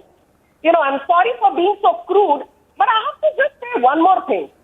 Reena Gupta has been reinforcing one thing, that BJP ka to bas yahi haal hai, the charges are not sticking, and Arvind Kejriwal today has been going around tom-tomming saying, अरे ये तो राजनीति है, CBI को कुछ नहीं मिला, मनीष सिसोदिया के लॉकर से कुछ नहीं मिला. संजू वर्मा, फिर गुजरात में क्या हो रहा है? वहाँ तो नशाबंदी है. Let her complete, Reena, because the first 15 minutes she heard you and did not intervene. So let us hear her response. No, let her complete her point, because she let you complete your entire point for the first 15 minutes. Please, and she did not intervene, to be fair to her. So please let her complete. Thank you. Why is alcohol being let her complete her point. You can ask her yourself. You can ask her yourself after she completes her point. But do let her complete her point. Thank you. Thank you, Arnab. I did not know. I barely started speaking and Reena Gupta started getting so itchy and rattled. But good to see that. You need to get rattled. I want to say one very important thing before I move ahead. I will not allow the Aam Aadmi Party spokesperson to sit here and say that, the entire CBI raid was just a flimsy exercise driven by political vendetta. Excuse me, no. There was no political vendetta, and I'll tell you why. I think the most important thing in any probe, especially when it is the CBI that is involved, is that there have to be concrete witnesses. And let me tell you, picture abhi baki hai. And picture abhi baki kyun hai? Because there is one important gentleman, please? After she finishes, yes, Reena. After she finishes, though. After she finishes, this is a really hot debate. We need to let everyone finish. And believe me, so far, there are 3 panelists who have not spoken. So I request you all to be very patient. Tempers are running very high. I know that tonight. Because the issue is like that. But let her complete. Syed, be patient. But Sanju, please complete your point fast. Thank you. Yes, I will need a minute. Because, she took a lengthy 15-minute monologue, making no sense whatsoever. I spoke for 60 seconds. Arnab, I want to ask one thing. There is a gentleman called Vijay Nair. He's neither a bureaucrat nor is he associated in any manner with the liquor industry. And the CBI has prima facie established that Vijay Nair was the man who took money from Sameer Mahendru. Sameer Mahendru is the Karta Dharta of Indo Spirits, which is a blacklisted company. And Vijay Nair then gave close to 4 crores in cash to Manish Sisodia. I say this with a lot of responsibility. Vijay Nair is accused number 5 in the CBI FIR, along with Manish Sisodia, who is accused number 1. And the moment the media asked Manish Sisodia about Vijay Nair, Manish Sisodia ran away. आपके मनीष सिसोदिया वहां से भाग गए. Where is he run away? Where is he run away? Vijay Nair. Mehul Choksey and Neerav Modi have run away. Manish Sisodia is very much in Delhi. What is the connection? He has not gone anywhere. Sisodia, Arvind Kejriwal, and Vijay Nair. What Can is you the please relationship of Mehul Choksi and Nirav Modi with the Prime please on Minister Vijay Modi? Nair. Debate today is on Vijay Nair. Debate is on Manish Sisodia. Debate is on Where is Mehul Choksi and Nirav Modi? What is their relationship with the Prime Minister Modi? Okay, now I have a further question on this. I would request everyone to be on screen, but give me a moment to intervene. Sanju, you've had a long intervention. You've had a long intervention. I will allow you, but I need to say something. I need to say something here. I will allow both of you to come into the BJP and AAP spokespersons. You will both be allowed your turn. Presently, 3 out of 7 panelists have spoken, and I will be accused of being unfair. Now, I request you, please, kindly now, be kind, Sanju, be kind, please, Sanju, and please be kind. Thank you. I know you wanted to be a TV anchor and couldn't, but I won't let you be the anchor of this program. Thank you very much, Sanju. Kindly cooperate. I have a point to make. Kindly. Thank you. Now, I have an important point to make. And the point is this. In the 2013 election manifesto, when Ravi Srivastava and others were part of India Against Corruption and they said, we'll change the country, they said, we will never enter politics. Then they said, we have been compelled to enter politics, we didn't want to, but we'll dedicate ourselves to public service. And then they came up with an election manifesto. Nari, please pay attention. Ravi, relax. Your BP is shooting up. In the 2013 election manifesto, the Aam Aadmi Party made the solemn promise. The decision to establish or shut down an alcohol store in any locality will only and only be taken by the Mohalla Sabha. This is page number 2, point number 3, point 7, devolving power directly to the people. Now, I want to know which Mohalla Sabha was asked to give special treatment to foreign liquor, discounts to beer crates, particular kinds of beer were given particular attention. Which Mohalla Sabha decided it? Tell me, Ravi, don't look left or right. Subrashta is waiting to debate with you. Tell me, is this a betrayal of the people or not? Arnab, this is only the BJP's agenda. And first of all, I want to ask the BJP person sitting here in Bangalore, there is a liquor shop on every 2,000 people. They are swanky shops, big ones. And all women, men, everybody can walk inside, buy it, consume it, taste it. And there did I not read out the BJP's manifesto or the AAP's manifesto to you? Did I read out the BJP's manifesto or the AAP's manifesto? The AAP said, if you don't want to answer, then I'm moving on to Syed. Syed, your turn. Syed, replace Ravi. Syed, this was the AAP's promise. This was the AAP promise, 3.7, the decision to establish a alcohol store in any locality will be taken by the Mohalla Sabha with 90% vote of the women in the area. Come, Syed, tell me. Certainly, Arnab, if you allow me. Thank you, Arnab. Firstly, Arnab, I shall answer you in just 5 seconds. पहले संजू वर्मा जी, मैं तो आपकी शायरी का बहुत बड़ा fan हूँ. आपकी शायरी को एक छोटा सा 5 अल्फाज में रिप्लाई करना चाहूंगा. हम आ भी करते हैं तो हो जाते हैं बदनाम. आप कत्ल करते हैं और चर्चे नहीं होते.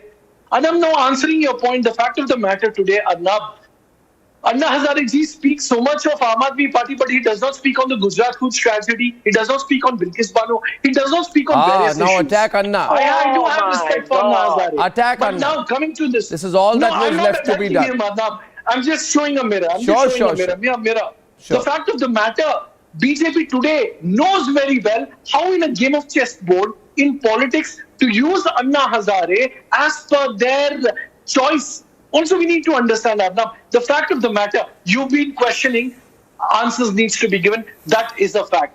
The fact of the matter we need to understand here is, to me, I've been a viewer of a republic before a panelist. To me, I understand if questions are asked, answer must be given. The same reason why I urged tall leaders of the same party to come and answer you. But here we need to reflect accordingly. I don't know what you are saying. When did Kejriwal I know say that you opposition? are. I know that your mental and physical faculties are perfectly all right. I think you are completely capable of listening and understanding my question. Subrashta is on the debate. My question was simply this: did the AAP say that the women, 90% women, and then the Mohalla Sabha will decide whether to allow alcohol shops? This was a promise. That's all I asked. Did he answer my question, Subrashta? I don't think so. Absolutely, Arnab. I answered you. No, you did not. No, you did not. No, you did not. You did not answer my question. Allow me 10 seconds. No, I'm You will be asking happy with the Subrashta answer, to take Arnab. you Allow on me 10 seconds. because you are trying to be a slippery eel and get out of my question. I'm not going to let you slip away. Subrashta is here. Subrashta. Arnab, you'll be happy No, you with my don't. No, you don't. You lost your turn. You, like Ravi, are running away from the question. I think No. I'm asking Subrashta to enter the debate now. Subrashta, please do. Arnab, the fact of the matter, in your founding channel, when you have the Arvind question Kejriwal is the question that answering you have been several asking. I don't know why is he questions. speaking in Likewise, the I want background, that to yeah? be Why can't he shut on up? your own channel, He just on the gave away his Republic TV. opportunity. Go ahead, Subrashta ji. I made my point. Go ahead. Is he done? For the time being, yes. Yeah, thank you. Arnab, I think this question on this question on liquor policy, the pointed question that you have asked, nobody in the Aam Aadmi Party or Aam Aadmi supporter is going to answer you that question. For the simple reason that they don't have any. And even if they do, it will be very difficult for them to accept in the public domain that what they practice and what they preach are absolutely different. Now, let us look at the larger picture. Let's zoom out of Delhi and see with which political parties is Aam Aadmi Party actually liaising with. In Bihar, it is liaising with people like Nitish Kumar and Lalu Prasad Yadav. Nitish Kumar as a person banned alcohol in Bihar. Now, why did Nitish Kumar ban alcohol? Precisely for the same reason that Arvind mentioned. What is wrong with Subrashta? Reena, please ask your party. Reena, please ask your party. Your party has had multiple. You don't understand. So if you are a part of the party, then you should bloody well know that your leaders are meeting. Your leaders are meeting people in RJD and JDU. Arnab, I'm sorry, I don't want to participate. Okay, 1 minute. Don't lose. Nobody loses their cool. I'm coming into it once again. Okay, now Reena, after she finishes, because this is the most fair debate on television, I will allow you your full turn to respond. But however biting, sarcastic or aggressive she is, you can be equally sarcastic and biting and aggressive in turn, but after she finishes. Thank you. Lari, I see your hand go up and I shall come to you too as well. Subrashta. I can share photographs. What photographs? Yeah, like Aam Aadmi Party never furnishes any proof, but I can furnish proof of how, Nitish Kumar's war room in 2015 had so many AAP leaders who are now members of, legislative assemblies. One of them being Raghav Chadha. We have had conversations with him. Raghav negotiating deals. So please don't understand, Reena. Please get your... Yeah, Raghav Chadha was in conversation with, the whole Mahagathbandhan thing in 2015. What are you talking about? Of course, it's true. And if you don't, then I can share pictures with you over WhatsApp to any of the investigative journalism. It's out all there in the public domain. Reena might be new to Aam Aadmi Party. I am not. I'm a founding member. And I have been a journalist in the past, Reena. Even if I'm a founding member, sweetheart. Yeah, you might. So whatever it is, and then you clearly don't know. Then you clearly don't know what's happening in your party. Get a grip over it. And you seem to know everything that's happening in my party. Aam Aadmi Party should actually take the reins and start talking. Whether I know it or not, I have proof. Like you, Reena, I can utter many nonsense things. Like, some of you offered me some crores rupees to keep my mouth shut, but I won't do that. I am giving you conversations that I know I've been a part of, and of pictures that I have. So if you have the guts and gumption, tell me on national television. Let us have a one-on-one, and I'll tell you the kind of conversations. She's challenging her now. But coming back to liquor policy, I know that this lady will derail me, but let me get back to the liquor policy. Okay, let me get back to the. I'll post it on Twitter. Please follow me on Twitter. I'll post it there. Arnab. Okay. Return to the subject, please. Now, this is return to the subject, please, Subrashta. Please return to the subject. You diverted it there. Please. Exactly. Yes. Yes. Yeah. We are coming to the subject, Ravi. Stop trying to co-anchor the program. You're a bad co-anchor. Yeah. Yes. So too many people vying for your job now, tonight. I want to ask Arvind Kejriwal, how many women did Arvind Kejriwal consult when he brought in the liquor policy? And how many women protested when he took back the liquor policy and then he brought it back again? So they have taken many flip-flops on that. That's a fair point. I want to rebut point on number that. One. Point that's number a very, two. No, you have another point. Yeah. Okay. Quickly, second Sure. point. Sure, no, go ahead. Let Okay, so I want to rebut on that. I want to rebut on that. Once, Sanju, I see your hand go up, but it's fair for me to get a rebut on that, then I come back. So the question being, and the question squarely to Aap, question also raised by Sanju Verma earlier, how many women did the party consult before deciding to open these liquor shops? How many women were being planned to consult? Was the consultation of women and the certification and approval of women, 90% of women in a locality, not the promise of the Aap? Please give a specific reply. Please do. Floor is yours. After that, Lari, and then Sanju. Go on, please. Please tell, how many women did you consult? And how many women were protesting against it, by the way? She claims some women were protesting against the liquor policy. So, Arnab, I will expose all of these lies and double standards of Bharatiya Janata Party. First of all, they're talking about, Nasha Bandi. There is Nasha Bandi in Gujarat. What happens in Gujarat? Illegal alcohol, people dying of drinking serious liquor. Let us speak. Now, Sanju and Subrashta, I would say the same to you now. But please, now, you see, such a fantastic debate. No, but I understand, Sanju, but you know, Sanju, we'll have a smooth debate today. Please. There's a lot of viewership tonight. You want to check out? We're 15 times the viewership of any other channel at this point of time. So let this wonderful debate continue. Please make your point. Yes. Arnab, second lie that they keep going around selling everywhere, trying to sell, is that the drinking age in Delhi has been brought down. The drinking age in Delhi is still the highest. In 5 of the BJP states, the drinking age is 18. In the rest of the BJP states, the drinking age is 21. In Delhi, the drinking age is still 25. It hasn't changed. Point number 3, they say कि हर गली मोहल्ले पे ठेके खोल दिए जी. Delhi has one vent for 23,000. Gurgaon has one vent for 4,000. Noida has one vent for 1,400.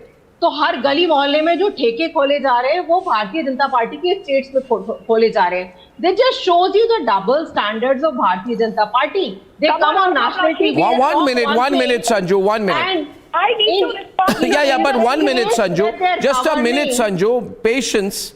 Thank you. And in the states that they are governing, they go and do something else. So this is just posturing and nothing else. I wish that they, they walk the talk. If they are so concerned about alcohol, why don't they, right now they are ruling in at least.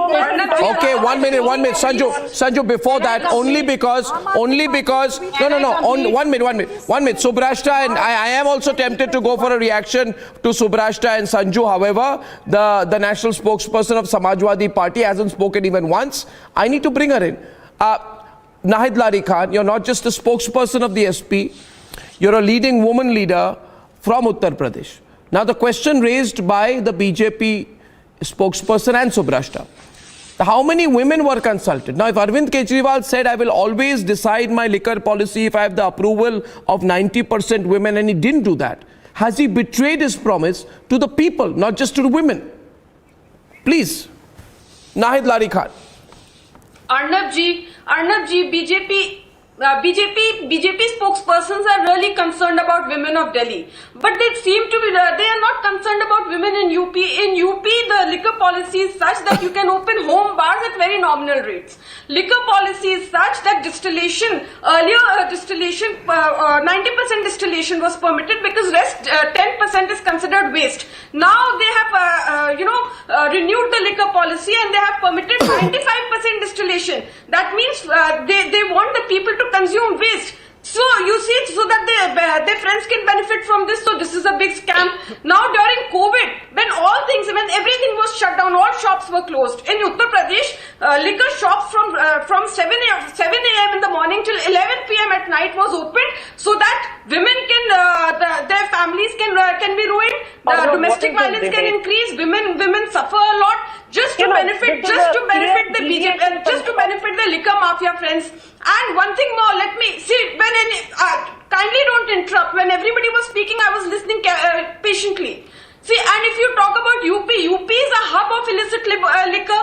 The BJP leader, Rishi Sharma in Aligarh, because of his liquor, more than 100 people died. So many cases have taken place in UP, be it in Lucknow, Prayagraj, Bagpat, Kanpur, Chitrakoot, Firozabad, Pratapgarh, Saharanpur, Meerut, Muzaffarnagar, Bulandshahr, Bijnor, to name a few. No, the question so is, many people have died because of illicit liquor. I get your point. I get your point. Now Sanju, allow me. No. Please. Yes. I got your point now. What she has crossed all limits of cruelty. What about the promises of BJP? They said 2 crore jobs will be offered to everybody. 22 crore. One minute.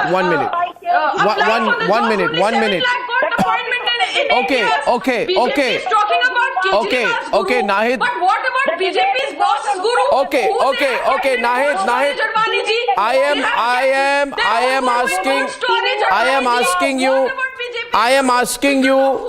I am asking you, please, Nahid, I understand your question. I understand your question. Now, Sanju, before you respond, I would like to add something, and then you respond for a comprehensive answer. See, Sanju, I have a high moral ground on this issue. Right? I have a very high moral ground on this issue because I am not a manufacturer of liquor. I am not a licensee of liquor. I am not a government that issues licenses. But my question is to you. What AAP and Samajwadi Party are saying, that even if we are doing something wrong, you don't have a right to ask, because the Haryana government is subsidizing liquor. Import duty on wine was slashed from 7 rupees to 2 per bulk liter. Madhya Pradesh, you have allowed the sale of liquor at airports, supermarkets, home bar licenses. You have slashed the retail rates of liquor by 20%. In Uttar Pradesh, 74% increase in the revenue under the government. Gujarat government surprisingly earns 20 crores through liquor in a state where I am told liquor is only allowed for medical use. Okay, only medical use. No, how many people are so sick that they need to have liquor to feel better is the standing joke. People go and say to their doctor, doctor, I am so unwell, please give me some first, single malt. You know, that's the kind of, and doctor says, okay, don't worry, here's your license. Question is, 42 people did die from drinking spurious liquor there. Question is here. No, I haven't finished my question. I'm completing the question in a moment. I'm only coming into form now. You see, my question is a bit long. My question is this, Sanju, and please listen to my question. Do you have the moral right to ask the BJP up the questions? Anna Hazare has the right. But do you have the right? Yes, please. Arnab ji in Gorakhpur. Now calm down. She's answering my question, Nari. She's answering my question and yours. Large number of women, they came on roads. Okay, she's answering both sides now. Let her answer. But nobody listened. Let her answer. But let her answer, Nari. He didn't pay any heed. Nahid Lari, let her answer. Arnab, this is not done. Let me have my say. Okay. Now let me be very clear with you. You know, so if you talk about women... Oh, Nahid Lari, she's just starting to answer again. Again you are coming in. Nahid, please. I'm requesting you, Nahid. It's difficult, you know, I don't have an easy job. Please listen. Please let her answer. Nahid, let her answer. I heard you, Baba, please. We have limited time. What's going on here? Yes, Nahid, please, she's answering. She's answering, Nahid ji. Nahid, she's answering. Thank you, Baba. Thank you. You do not lower the status of others. You do Continue. Yes, and I don't want to be heckled now. Is the sale of liquor, is it legal? Yes. Are you a VIP here? Is flashing import duty in Gujarat, is it legal? Yes. Aap and BJP, please, right now. Aap versus BJP only. Is the sale of liquor in Gujarat May I legal? please? Okay, now let her complete. No, please, Reena, sorry, don't heckle. Ravi, don't heckle. Ravi, don't heckle. Ravi, stop. Please, debate is on, ladies and gentlemen. I'm requesting control of all the panelists right now. Ravi, pull back right now. Let us speak. I'll come to you right after that, all right? More than 100 people have died in I Gujarat. refuse to Do you speak respond if you to that? cannot Will you moderate do the a debate. CBI inquiry there? You ask question to everybody, but you don't Arnab respond to it. Goswami, may I Thank you, Ravi. Answering right now. It's going to be Sanju versus Reena. Thank you. No, I need my time because Reena. Let Sanju complete. Yeah. Yes. The point is, what is wrong with Delhi's excise policy? Now, there is a stated Delhi Excise Act of 2009. Did Manish Sisodia violate the Delhi Excise Act of 2009? Yes. Did Manish Sisodia violate the Delhi Excise rules of 2010? Who says that he violated that? Let her. 30 seconds. Please, Reena, patience. The CBI Please, does not say he violated that. Okay. There's Reena. nothing like that written in the CBI FIR. Arnab, what kind of a debate are you conducting? This woman is going blabbering on and on. Can you shut up, Reena? I did not No. We don't need to go there, please. We don't need to go there. I want to ask one thing. I will go back to the simple Arnab, she question. definitely wants your job. Who is Vijay Nair? Who is accused? Who is Mehul Choksi? Who is Nirav Modi? I have no idea who is Nirav Modi. Who is Sanju Vijay Garg, can you Nair? answer who is Nirav Why was Modi? Manish Who is Mehul Sisodia Choksi? I will tell you who is Mehul Choksi. Mehul Choksi is the biggest faithful defaulter. Mehul Choksi's photographs were there with the Prime Minister of this country. Sanju, 1 minute. Now, please. That is illegal. When you are flouting the Excise Act of 2009, it is illegal. When you are flouting the Delhi Excise Rules of 2010, it is illegal. When you are taking cash of 4 crores from Vijay Nair, that is illegal, madam. Vijay Nair का नाम सुनते ही आपके केजरीवाल के होश उड़ गए. विजय नायर का नाम सुनते ही Manish But having said that, होश उड़ गए.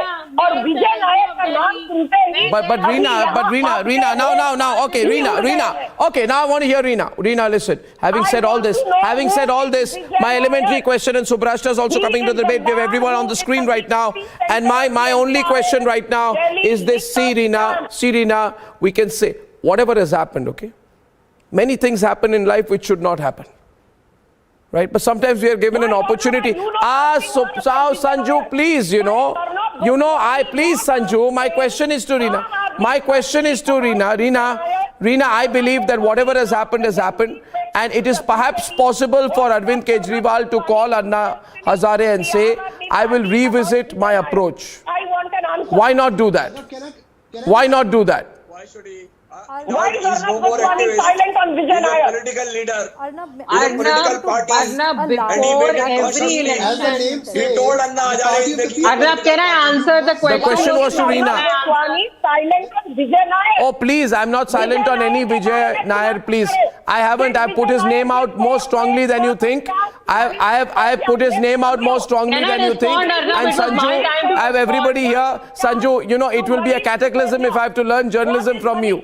It will be a cataclysm. Everyone's on screen. Don't. It's not necessary. Reena, why doesn't Arvind Kejriwal follow Anna Hazare's instructions? Arnab, you will see before every major election, Bharatiya Janata Party will find somebody who's not part of Aam Aadmi Party anymore, be it Kumar Vishwas, be it somebody else who left the party, and they will ask them to say something. Right before the Punjab elections, they got Kumar Vishwas to say something. But the people of country are watching. Anna Hazare is not someone. Subrashta, I give 10 seconds. Anna Hazare, Subrashta, 10 seconds. Subrashta, 10 Anna Hazare is not just someone. He's not just someone. Please. I have two Subrashta. I also have two questions, Arnab. the question, people who have left the Aam Aadmi Party, whether it is Kumar Vishwas or Yogendra Yadav, with whose views I don't agree with at all, Aam Aadmi Party should do a rethink as to why. Okay, now whether the APTA will do that rethink, I don't know, but I would say, viewers, Anna Hazare's views do matter to a lot of people even today, because Anna Hazare showed the ability to enter public life but not use it for political advantage or position. And on the other side, viewers, why has Seema Patra not been arrested so far? Who is Seema Patra? Is she from the BJP?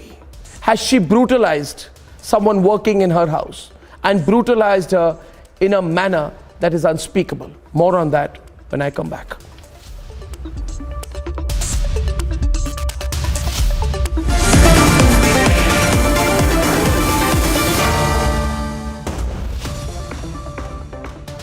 आग को फैलने से रोकना मुश्किल है, पर नामुमकिन नहीं। अब फायरवॉल टेक्नोलॉजी के साथ सेंचुरी प्लाई क्लब प्राइम आग से बचाए। Amity University in London, accredited by Quality Assurance Agency UK and licensed by the Government of UK, offers MBA and BBA degrees at its central London campus. Embark on a global career with a globally recognized UK university degree. To apply, visit amity.edu/London. आग को फैलने से रोकना मुश्किल है, पर नामुमकिन नहीं। अब फायरवॉल टेक्नोलॉजी के साथ सेंचुरी प्लाई क्लब प्राइम आग से बचाए। Enroll in any of REVA's wide range of courses designed to take on an evolving education and an expanding future. REVA University. के पास है, उसने दिया है हम दोनों को। किसको? सुधीर कितने में लिया था? कम से कम 6-7 हज़ार में लिया है। एग्जैक्ट रेट तो नहीं मालूम, वो तो नहीं बताएगा हमको। This man, who's been caught on camera, has made the startling revelation that it is Datta Prasad and Rama who both have confirmed to him when he was in the police custody.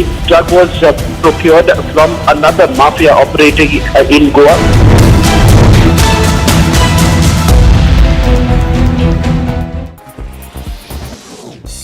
In a sharp attack on the Congress party, BJP National President JP Nadda claimed that the grand old party is losing ground because it's failed to reconcile local and national objectives. He's also said that the main reason is that people who have been members of the Congress party for more than 40 years are now leaving the party. Incessant rainfall is leading to major disruption across the country. Visuals coming to us from Badrinath highway seem to suggest that the highway was blocked, disrupting traffic. The STRF is in the spot rescuing passengers and local people. A woman named Veena Devi from Surat has filed a complaint stating that his son died by suicide, and she discovered a note which said that his partner and her brother forced him to consume beef, due to which he committed suicide. A case has been registered and a probe is now underway. In the Sonali Phogat murder case, the Goa police has confirmed that a team of police officials will go to Hazare today to verify certain allegations that have been levelled and certain suspicions that have been raised by Phogat's family.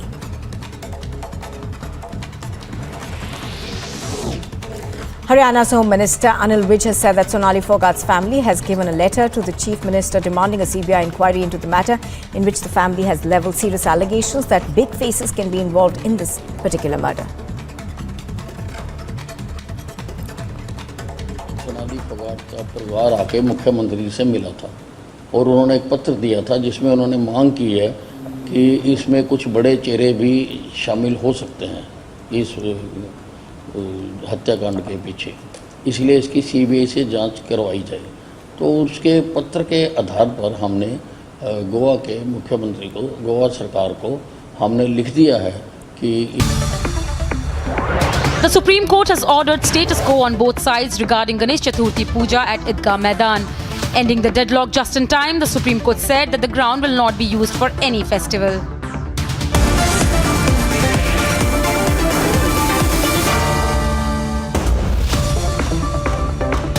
आग को फैलने से रोकना मुश्किल है, पर नामुमकिन नहीं। अब फायरवॉल टेक्नोलॉजी के साथ सेंचुरी प्लाई क्लब प्राइम आग से बचाए।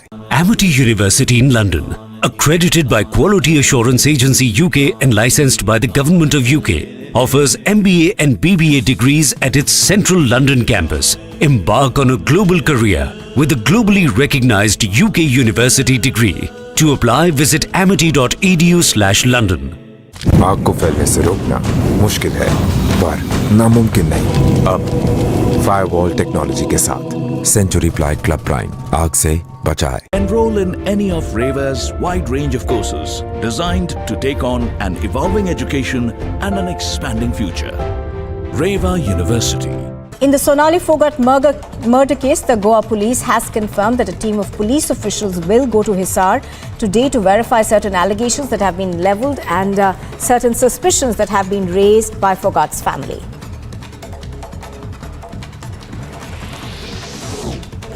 Haryana's Home Minister Anil Vij has said that Sonali Phogat's family has given a letter to the Chief Minister demanding a CBI inquiry into the matter, in which the family has levelled serious allegations that big faces can be involved in this particular murder.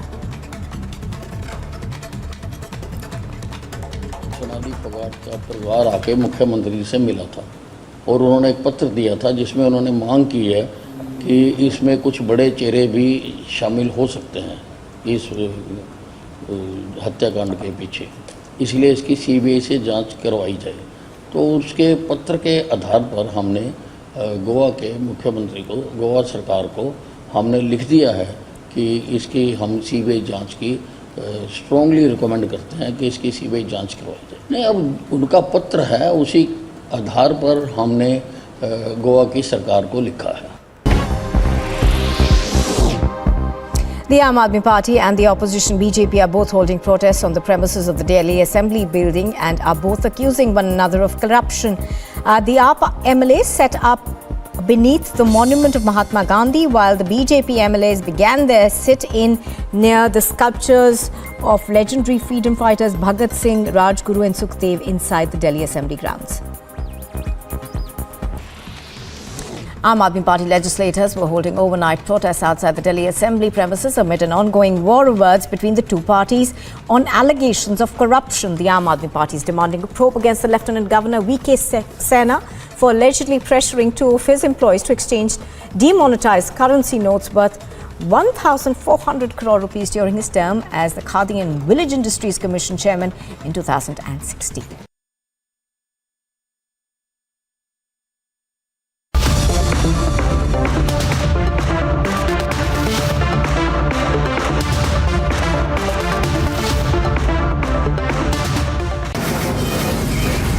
Mumbai studios of Republic TV, it's time for Arnab Goswami on The Debate.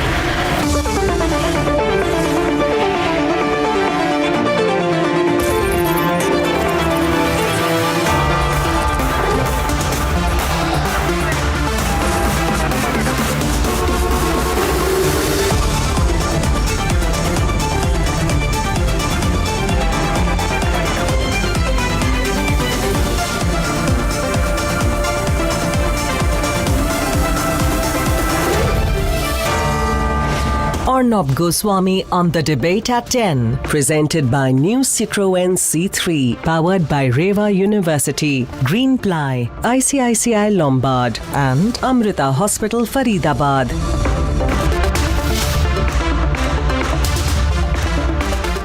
Welcome back, viewers, to The Debate. A 29-year-old was working as a domestic help in the house of BJP leader Seema Patra.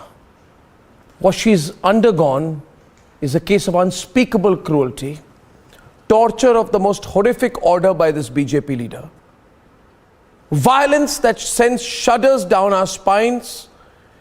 As of today, she's fighting to recover her strength in a hospital, but she's been completely brutalized. And Seema Patra, who's a top BJP leader in a state where the BJP is now trying to come to power, Jharkhand, and whose husband is a retired influential IAS officer, has not even been arrested yet. Sunita deserves justice and Seema Patra deserves jail. But politicians, as usual, are dragging their feet. the BJP cannot hope to play this down. Tonight, arrest Seema Patra is a national demand. It should continue to be a national trend till it happens. Ladies and gentlemen, here is what has happened, and then we shall debate. In Jharkhand, the ruling party is too busy playing resort politics. The BJP is busy trying to form the government. And a young 29-year-old Sunita Kumari's unspeakable torture is going unpunished.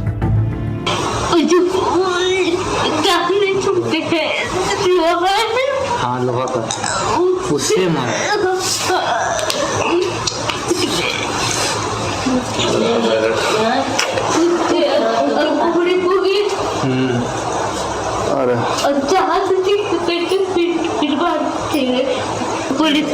पूरा उठना ठीक थे अब जानते भी है उसी की वजह से मैं जिंदा हूँ। आसमान रेख वजह से ना हमको पता है आसमान रेख हमको बोलते थे। हाँ जानते हैं जब पकाने गई ना तब से वो जो बेल्ट है ना उसको मारती थी। आपको उसका बेल्ट है ना। हाँ और इजू ना उठाव करती थी ना। आपको कलछी से मारी है। वही मारी मैडम। हाँ सीमा पता। हाँ और जानते हैं भी जो गर्म तवा चला तुम्हारी। In a horrific incident in Ranchi, a 29-year-old domestic worker named Sunita Kumari was brutally assaulted and tortured by a lady called Seema Patra, who is the wife of a retired IS officer. Sunita Kumari was also made to lick urine off the floor. She was assaulted with hot tawa and rods. And there are visible injury marks on her body as she's been admitted into the RIMS hospital in Ranchi, and also her teeth are smashed out. Sunita alleges that she was not allowed even to have proper food, but only after intervention of Seema Patra's son, she was allowed to have food.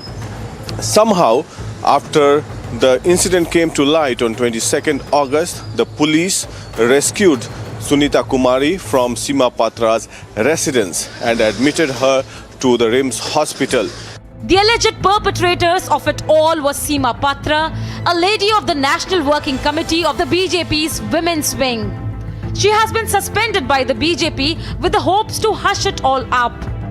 देखिए, Bharatiya Janata party की महिला मोर्चा की कार्यकर्ता के बारे में अखबारों में और अन्य स्रोतों से जो जानकारी आई है, इसलिए प्रारंभिक अवस्था में हमने संज्ञान लिया।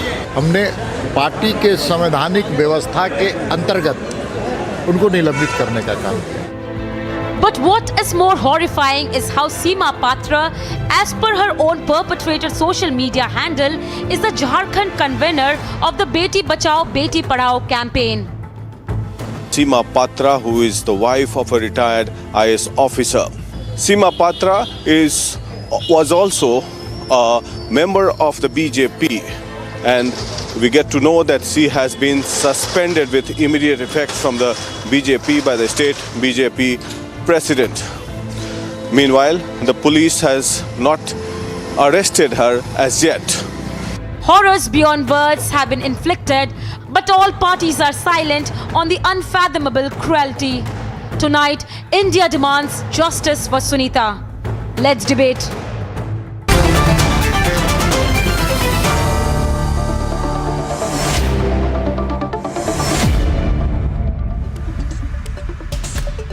I would say that the media should also be ashamed of itself for focusing entirely on the politics of Jharkhand and not talking about this case.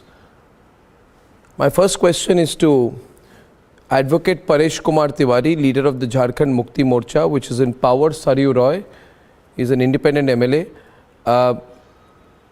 आप सरकार में हैं, परेश कुमार तिवारी जी, सीमा पात्रा को अभी तक गिरफ्तार क्यों नहीं किया गया है? हाँ नमस्कार प्रणव जी। सरकार में हैं, सरकार चल रही है और पुलिस अपना काम कर रही है।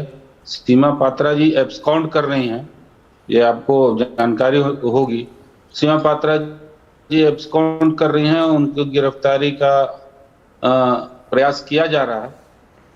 आप कह रहे हैं वो भाग गई हैं? हाँ, एब्सकॉन्ड कर रही हैं वो कुणाल सारंगी बीजेपी के प्रवक्ता है झारखंड में। कुणाल सारंगी, सीमा पात्रा आपकी लीडर एब्सकॉन्ड कर रही है, भाग गई है, कुछ कहना है आपको? आपकी लीडर जो भाग गई हैं, आपकी वरिष्ठ नेता सीमा पात्रा। अर्नब, यहाँ तो सरकार भाग रही है। The government is running away from its responsibilities and they are saying that Seema Patra is on the run. It is the government machinery, it is the Jharkhand police, it is their responsibility to find her, and whatever allegations are there, our state president has set the record straight.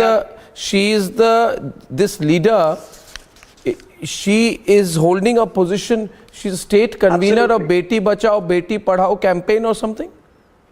It is an unfortunate coincidence. I must share this. It is an unfortunate coincidence.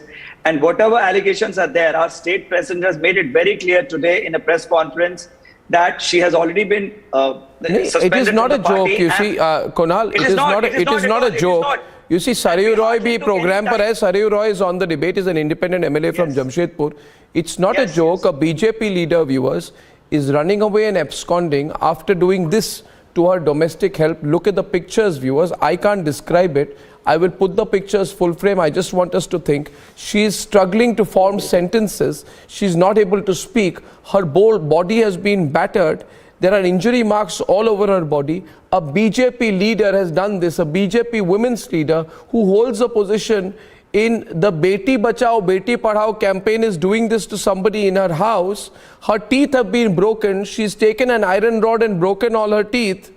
And she's in this condition today. She's saying garam tawa jalakar marti thi, yani ki she's taken iron stove, iron pan, and she used to heat it up on a stove, and when it was red hot, she used to use that to beat her. And this lady is on the run today, viewers. भाग चुकी है. ये किस तरह का explanation Saryu जी? BJP कह रही, सरकार कह रही है वो भाग गई है, अब्सकॉन्ड कर रही है. आपका क्या कहना है? बीजेपी कह रही है हमारी जिम्मेदारी नहीं है. जाएगी, भाग कर कहां जाएगी? सरयू जी, हीनस क्राइम, भाग कर कहां जाएंगे? इन्होंने तो हीनस क्राइम किया है, ऐसा अपराध किया है जिसकी सजा तय करनी पड़ेगी. अरे मानवीयता अमानवीयता की हद को पार कर गई है. ये देखने में सब हैं, सुसंस्कृत हैं, आईएएस की पत्नी हैं, आकर्षक व्यक्तित्व है, अच्छे लिबास में रहती हैं, और इनके पीछे ऐसा घृणित आचरण इनका है, कोई सोच नहीं सकता है. और अभी दीपक प्रकाश जी ने कहा कि उनको हमने सस्पेंड कर दिया है. दीपक जी से मैं आग्रह करूंगा कि इनको डिसमिस कर देना चाहिए, और डिसमिस करके अगर जानकारी हो पुलिस को सौंपना चाहिए. इस तरह के कृत्य की कोई माफी नहीं है. सुनकर रोंगटे सिहर जाते हैं. कैसा दृश्य इन्होंने प्रदर्शित किया है. बेटी बचाओ और बेटी पढ़ाओ की कन्वेनर हैं, ये अपनी जगह है. भारतीय जनता पार्टी ने जिस समय चयन किया उस समय इनका चेहरा सामने नहीं होगा, मगर जिस तरह का रूप प्रदर्शित किया है अविश्वसनीय है. हम लोग भी उनको नजदीक से जानते रहे. कोई सोच नहीं सकता है कि ऐसा इस तरह का कृत्य दुष्कृत्य ये महिला करेगी साहब. मगर ये मुझे लग रहा है कि अभी जो वहां पे इतनी अप एंड डाउन पॉलिटिक्स हो रही है, I think Vinay Singh and Mamata Kale, I don't think anybody is concerned about it in Jharkhand. They are more busy about saving the government and forming the government. There is no attention on this. That's why Binay, the BJP thinks that a mere suspension is enough. They should have thrown her out by now. We have made it very clear. No, Binay.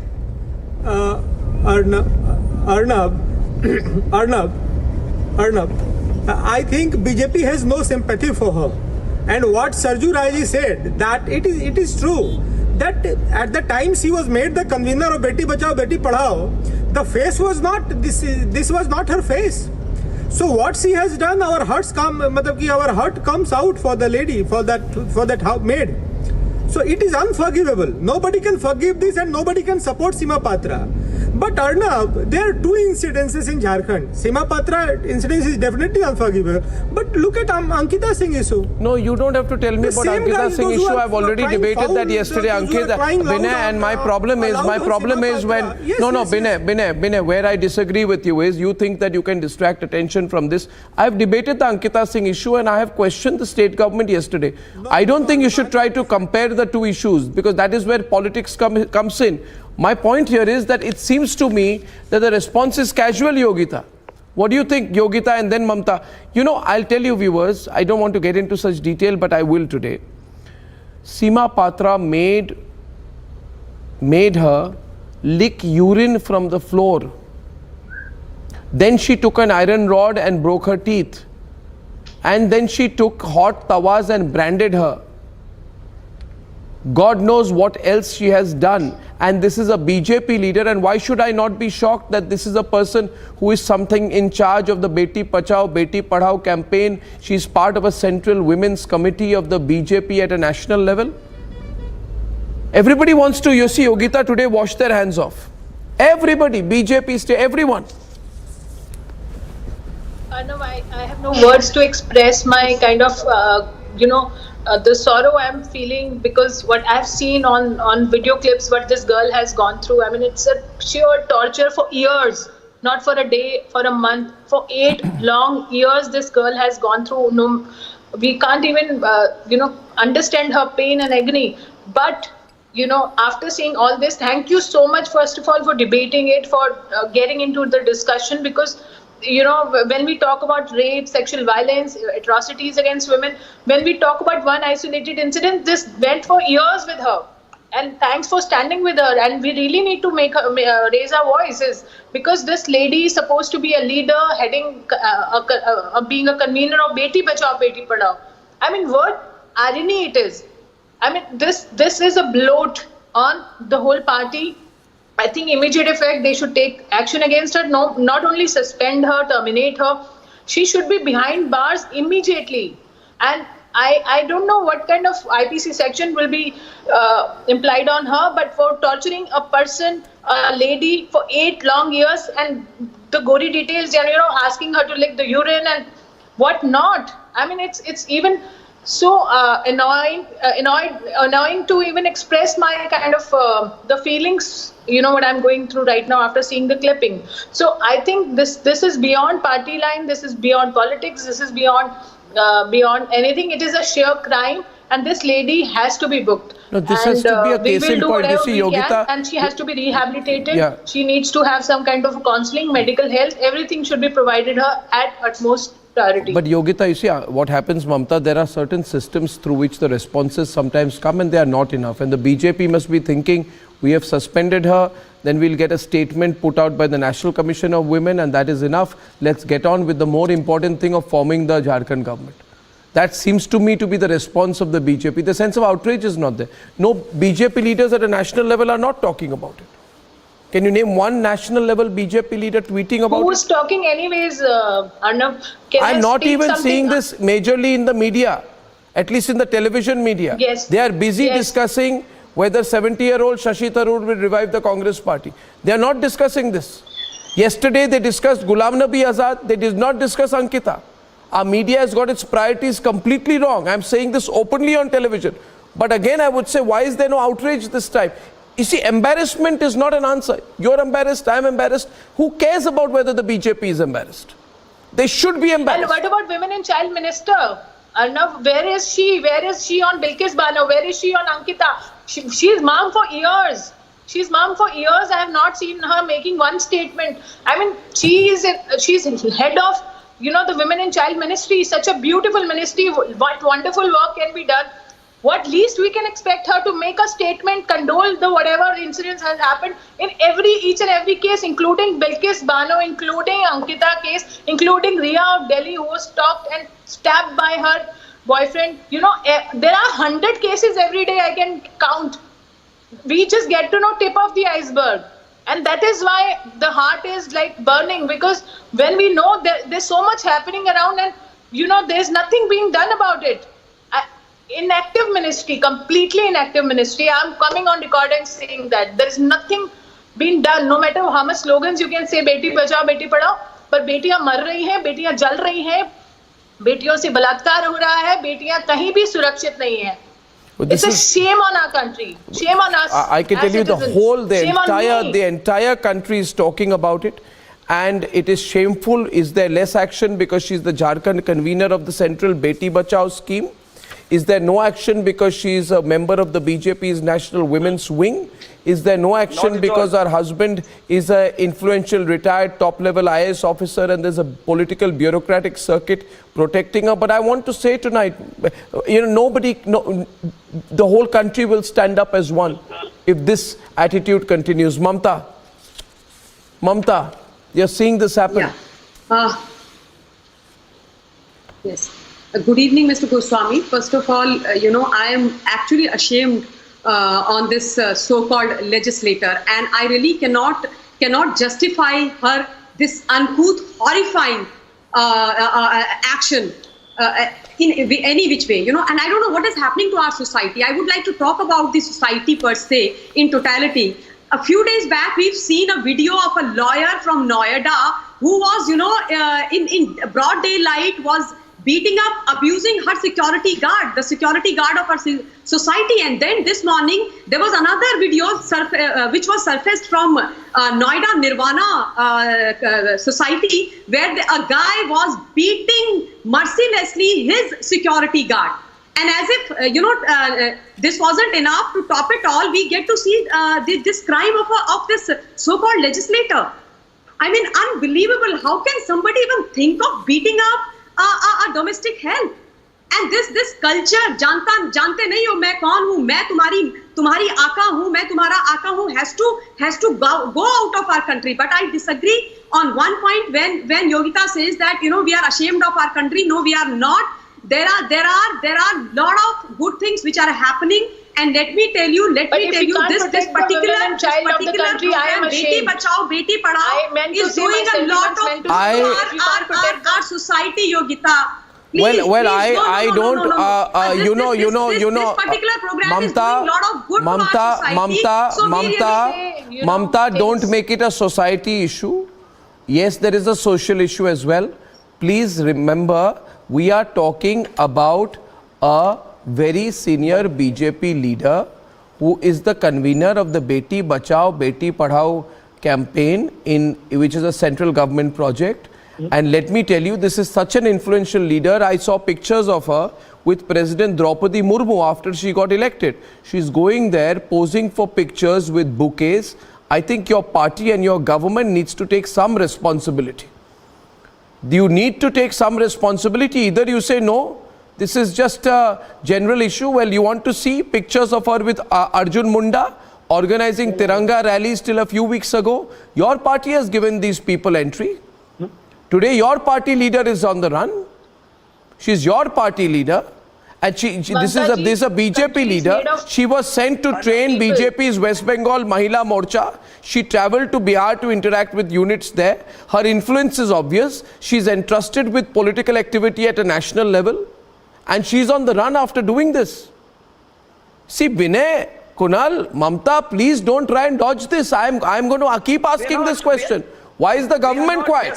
Why is the central government quiet on this? Why is the central government quiet on this? Why are women and child minister is I am not supporting this MLA. I am not justifying her action. You can't dodge this issue to NCW. No. And Kunal, you can't divert this attention. Okay, let NCW handle it. Issue a statement, send a team. Does not matter, Kunal. Don't try that. Don't try that, Kunal. Let's push this to NCW. It's a national issue. It will be a national issue. There is culpability. There has to be political ownership for what has happened. We have taken the ownership. It's not acceptable to any one of us. We have taken the ownership very clearly. Our state, the president has made it very clear. Why is this a state level issue? Tomorrow you'll make it a district level issue. I say it's a national issue. Advocate Paresh Kumar Tiwari is on the debate. It's a national issue. Oh, let the state unit handle it. Let NCW handle it. Why? Not at all. Why? Not at all. Of course, yes. You think I can't see through it? जो नेतागण हैं, advocate Paresh Kumar Tiwari सवाल पूछ रहे हैं आपको जी। तिवारी जी बोलिए। अपना समय लगा रहे हैं। क्या बोल रहे हैं आप? किसी तरह का कोई इशू हो, स्टेट इशू हो, नेशनल इशू हो, इस पर इनका कोई ध्यान नहीं है। भाजपा के किसी भी नेताओं का, किसी भी व्यक्ति का कोई ट्वीट ना आया, ना कोई स्टेटमेंट आया है। केंद्रीय लीडरशिप भी साइलेंट है। इनका एकमात्र काम रह गया है किसी न किसी तरह येन केन प्रकरण किसी स्टेट गवर्नमेंट को अपने कब्जे में ले लें। जो state government advocate Tiwari ji मैं कुछ अपने कब्जे में ले लें। मैं कुछ कहना चाहूंगा। First of all viewers, I am asking you, do you agree with me that we must not rest till Seema Patra is arrested? Second, central government must speak up on it. और मुझे और एक बात कहनी है, and I hope this message goes to the President of India.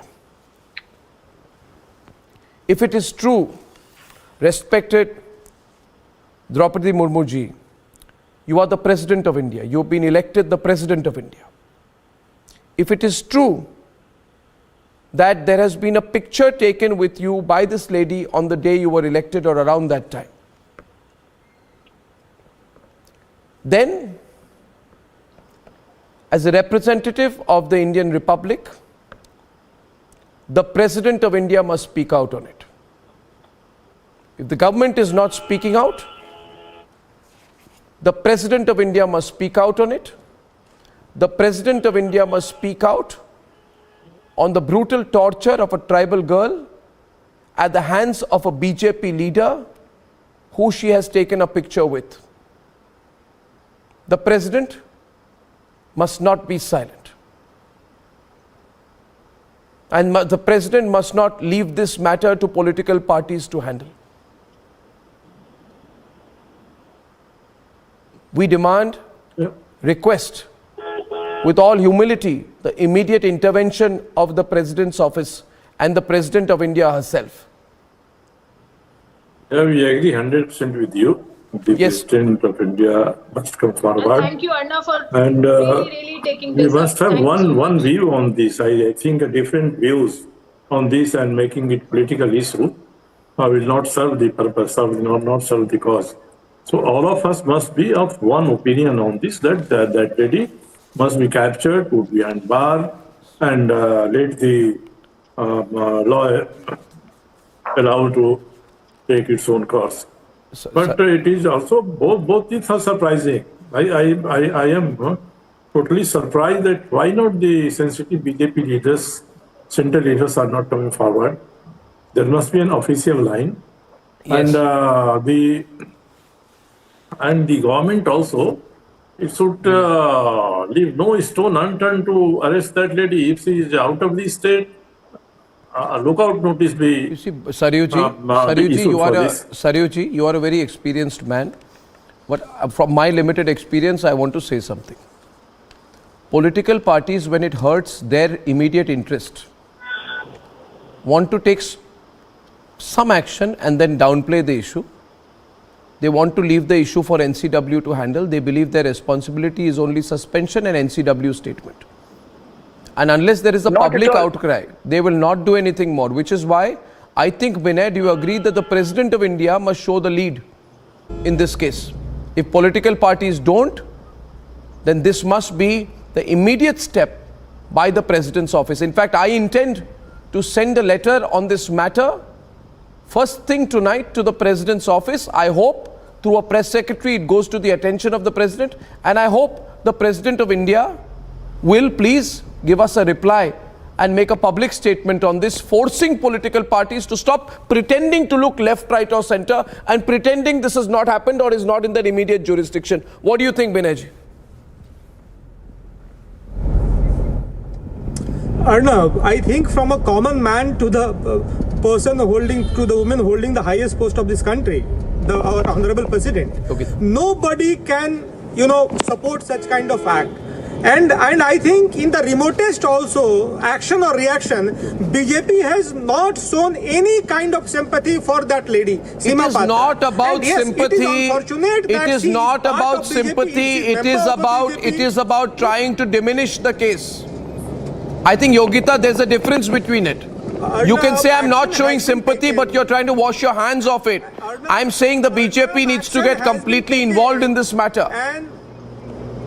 I wish they do, and thank you for writing before dismissal, suspension is a stage. And really she is taking going it to up be so dismissed. Yogita wants to say something. Yogita.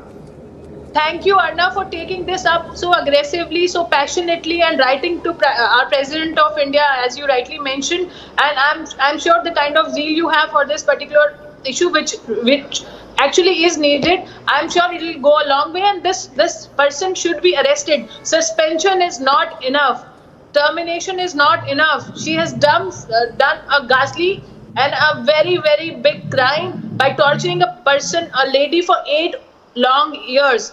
She deserves to be in jail within few minutes, within few hours. If it is not done, I'm sure you are not going to leave this. You are going to take this up. Yeah. Because I can see that. I will. Like, I will. You really will. I will. I truly. Sure. And thank you so I much. will, and I truly don't care because I believe top leaders must step in right now. They must step out of their narrow partisan ivory towers and think that these are local issues. Because Yogita, I'm of a view that if these matters become local issues and things like what Ghulam Nabi Azad's views on life are become national issues, we have got our priorities wrong.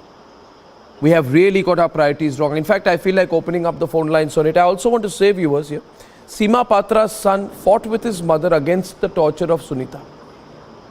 He was admitted to hospital. I'm told some reports were he's still in hospital. And I think he also deserves, the gratitude of this nation for standing in and actually standing by his own conscience. Because this is a big matter. Mamta, this is a big matter. I'm getting phone calls into the newsroom now. Somewhere the anger is spilling out on this. It's spilling out. I think politicians need to step in and show some responsibility now, Mamta. They need to. I agree with you, Arnav, and this is not acceptable. Nobody, no matter who the person is, can get down to this level and start beating up a woman so brutally. This is unacceptable. This cannot be accepted at any given circumstances. And as you correctly mentioned, hats off to Seema Patra's son, and kudos to him. I want to send him blessings that he decided to support and stand by the domestic help against his mother, knowing fully well that his mother is a very powerful woman. He happens to be an ex-IAS officer's son. But hats off to this young boy who decided to support this female, and Sunita deserves justice. I really cannot say anything else other than this, that Sunita deserves justice, Arnav, and that I will stand with this cause no matter what. Yes, absolutely, I will, and I'm going to take 1 or 2 phone calls because there's too much pressure building in from all our viewers who are calling in from all over today. Many people did not know about this. The tragedy is, and this is the problem with news channels today. I think the media should really think. They want to discuss how many seats, who's got whom, whether the JMM Congress MLAs have gone to a resort in Chhattisgarh. The media will report on every detail, but they won't report on this. I'll take maybe just a couple of phone calls, viewers, on this story because really, and I want to tell you this to Kunal Sarangi, that ये बोल के फायदा नहीं है कि वो भाग गई है. आप कितनी बार बोलेंगे वो भाग गई है? I'm not saying वो भाग गई है. वो भाग गई है. वो बोल रहा है. अरे मैं नहीं बोल रहा हूँ. ये सरकार के लोग बोल रहे हैं भाग गई है. पकड़ना भी उनका काम है. पुलिस का काम है जो वो नहीं कर रही है. All that we are trying to say, we have already. करती तो बात ही क्या थी ना? In this exactly, we have already suspended her, and she will be dismissed. Sir ये मैटर surely be dismissed. का नहीं है. बिल्कुल. और siege absconding, at present siege absconding, sir. ये अभी भाग गई और नहीं भागी, इसका मैटर नहीं है. आपकी इच्छा शक्ति नहीं है पकड़ने की. इच्छा शक्ति नहीं है. What is stopping you from arresting her? इच्छा शक्ति है गवर्नमेंट की, इसी कारण से सबसे पहले तो विवेक बास्की साहब को सरकार उनको शुक्रिया करते इन्होंने कंप्लेन किया, तत्काल सरकार ने तत्काल पुलिस ने रेस्क्यू किया उनको, तो गवर्नमेंट की इच्छा शक्ति है। It's an excuse. If you want, she'll be अचानक only if you want. इच्छा शक्ति की बात और वो बहुत जल्दी पकड़ी जाएंगी, इसकी भी गारंटी है। हमारे यहाँ झारखंड सरकार में 3 महीने में रेप के विक्टिम को 12 विक्टिम को 3 महीने में सजा। ये एक्शन कौन सी सरकार लेगी? आपकी सरकार तो भाग चुकी है, आपकी सरकार भाग चुकी है, आपकी खुद की सरकार झारखंड की सरकार भाग चुकी है और छत्तीसगढ़ के किसी 5 स्टार होटल में आपके सारे विधायक बैठे हुए हैं। आप कहां सरकार चलाएंगे? Our first caller is Raghavan. Mr. Raghavan is from Bengaluru. Mr. Raghavan, I'll take just 2 calls tonight. Mr. Raghavan. Arnab, how are you? Long time. I'm very well, sir. Thank you, sir. Thank you. So this incident is horrific. First of all, my compliments to Republic for taking up this issue. Unlike many other news channels, I thought we left slavery long back, but unfortunately, this particular incident is very terrible to see, very terrible to watch, and I don't know why BJP is wishy-washy. I think gradually Modi is going to lose support of the entire population the way things are being handled the last about 5 to 6 months. It is not enough. Speaking from the rampart of the Red Fort, I'm very sorry to say Prime Minister Modi is not pushing his point of view down the line. You can't just suspend and say things are over. How can this happen? We're all very annoyed with BJP, and this is spreading gradually across the country. BJP is not doing its job.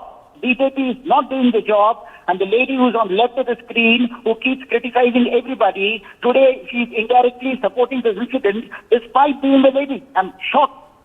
I'm shocked that the lady used to talk so much about Bombay incident and about you getting arrested. This lady, with respect, I don't know her name. Today she is not taking a strong stand against the BJP. She wants to respond to you, Mr. Raghavan. She wants to respond to you, Mr. Raghavan. Should I allow her? Yeah, please. Okay. Yeah, definitely. Mr. Raghavan, good evening. Good evening, Mr. Raghavan. My name is Mamta Kale. Yeah, good. Okay, my name is Mamta Kale, and sir, I don't think so. You have heard me correctly. I have taken the right stand. And I believe in taking in right stand, sir. I stand with Sunita, and I have said that this lawmaker has to be punished. I think you have not heard me, sir. You have not heard me. I'm sorry. I will not take this, sir. I'm sorry. I'm sorry, sir. Mr. Raghavan. Okay. Mamta, he's speaking again. Mamta, he's speaking again. Mamta, he's responding to you now. He wants to respond to you. Mamta, he wants to respond to you. Thank you. Yes, Mr. Raghavan, you want to say something? If you have taken up the stand strongly, I'm all for you. But there is no question of a strong action being taken against this lady. She should be put under arrest. The lady who was tortured the servant maid in the house, just because she is a wife of an IAS officer, doesn't mean she gets scot-free. How can she abscond? What are the police doing? You are correct, Mr. Raghavan. You see, you're absolutely correct. Thank you, Arnab. You're absolutely correct. See, Mr. Raghavan, we are one on this. And you know, Mr. Raghavan, the problem is with political parties, they look at short-term political convenience. And they think people are dispensable. And I say to political parties, the people are not dispensable. Political parties and politicians are dispensable. They must understand that. And this is one of those occasions when we need to remind them, Mr. Raghavan. I wish I could take more calls. So many calls coming in, viewers, on this. I promise you tonight, we'll investigate this. We're going to put our reporters on the ground. We build pressure. And right after the program, I'm personally sending a letter to Rashtrapati Bhavan. Let me see. And then I'll follow it up with a phone call also to Rashtrapati Bhavan tomorrow, viewers. Let me see if they take my call. Arnab, I'd like to mention one thing. Just 5 seconds. No. I'm run short of time. This is not a time for statements. No, it's a time for action. No, she has been. The Honorable President has been kind enough to give me an appointment day after tomorrow. The country does not wait till day after tomorrow, sir. No, I'm not saying that. I will also personally convey this to her what kind of a seriousness this particular Let's incident see. deserves. We are asking I the promise president. you that I'm with you. I'm 100% with you, Arnab, on The this. people of the country are with us. We are with the people of the country. And we want Seema Patra behind bars. And we want statements from the highest levels of this country's political firmament. Thank you so much. And Thank you. finally, ladies and gentlemen, Shivamurthy faces rape and POSCO allegations. These are grave allegations. And yet there is no action yet. The political circuit is completely silent. There is no Congress raising questions. The BJP MLAs are meeting the accused. The Chief Minister still promises action. Would anyone else who faces such charges of sexual abuse and rape get such a long rope? Ladies and gentlemen, today's developments, and then we debate. On 26th of August, two minor girls aged 15 and 16 had deposed before the Child Welfare Committee in Mysore, stating that they have been sexually abused for many years by the pontiff of the Muruga Mutt, and they were actually abused for 1.5 years and 3.5 years by the pontiff Shivamurthy Muruga Sharnaru. ಪರಂಪರೆ 12ನೇ ಶತಮಾನದ ಬಸವಣ್ಣನವರ ಕಲ್ಪನೆಯಿಂದ ಬಂದಿರುವಂಥ ಮಠ. ಹಾಗಾಗಿ ಈ ಮಠಕ್ಕೆ ಒಂದು ಬಹುದೊಡ್ಡ ಇತಿಹಾಸ ಇದೆ. ಇಂಥ ಇತಿಹಾಸ ಮತ್ತು ಪರಂಪರೆಯನ್ನು ಹೊಂದಿರುವಂಥ ಪರಂಪರೆ ಮತ್ತು ಮಠ ಜೊತೆಗೆ ನಾವು ಇಲ್ಲಿ ಇರ್ತೀವಿ ಅನ್ನುವಂಥ ಮಾತು ಹೇಳ್ತೀನಿ. ಅಂದರೆ ನಾವು ಅವರ ಶಿಷ್ಯರು, ಅವ್ರ ಶಿಷ್ಯರಾಗಿರೋದ್ರಿಂದ ಅವರ ಸಮಕಾಲೀನವಾಗಿ ಕೂತ್ಕೊಂಡು ಇದನ್ನೆಲ್ಲ ನಾವು ಮಾತಾಡೋದು ನಮಗೆ ಕಷ್ಟ ಆಗುತ್ತೆ. ಹಂಗಾಗಿ ಮಠದಲ್ಲಿ ನಾವು ಬೆಳೆದಿರೋ ಶಿಷ್ಯರಾಗಿರೋದ್ರಿಂದ ಮಠದ ಜೊತೆಗೆ ಇರಬೇಕಾಗಿರುವಂಥದ್ದು, ಒಂದು ಪರಂಪರೆಯ ಜೊತೆಗೆ ಇರಬೇಕಾಗಿರುವಂಥದ್ದು ನಮ್ಮ ಜವಾಬ್ದಾರಿ ಅಂತೇಳಿ ತಿಳ್ಕೊಂಡು ನಿಮ್ಮ ಹತ್ರ ಹೇಳ್ತಿದ್ದೀನಿ. The complaint also stated that the girls were called into the mud under different pretexts and they have been subject to abuse for many years. The Nazarabad police had registered an FIR on the same day under the POXO section, and on 27th of August, this case was transferred to Chitradurga. Here, the same complaint has been registered and FIR has been sent to the concerned Sessions Judges Court, where the case is pending, and the matter has been being inquired with the concerned police. We have also applied for anticipatory bail before the concerned Sessions Judges Court. 4 days after an FIR has been filed, will the judiciary now come in? That too during the time when elected representatives are visiting the alleged accused in this case, giving support to the alleged accused. And will the judiciary now step in and ensure justice for those who have survived this ordeal of sexual assault? See, our government, our Chief Minister, our leader, Chief Minister Basuraj Bommai, and our Home Minister, and our leader, my ex-Chief Minister Yediyurappa ji already assured through your media, nobody will interfere in this case.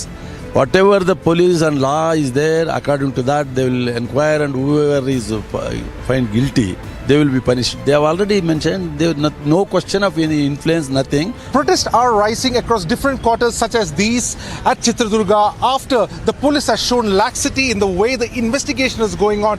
Despite that complaint has been made for last 4 days, no arrest has been made so far. Now protests are rising in different quarters in the district of Chitradurga and also outside the Muruga Mutt in Chitradurga.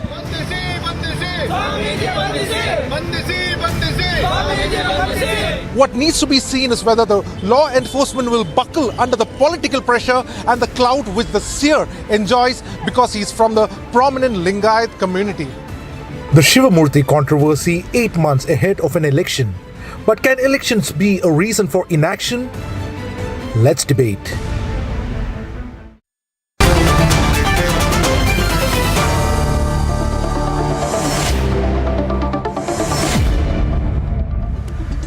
Nisargi is back on the debate, and we have with us Lalita Kumaramangalam. She's been former head of NCW. She's a well-known political personality.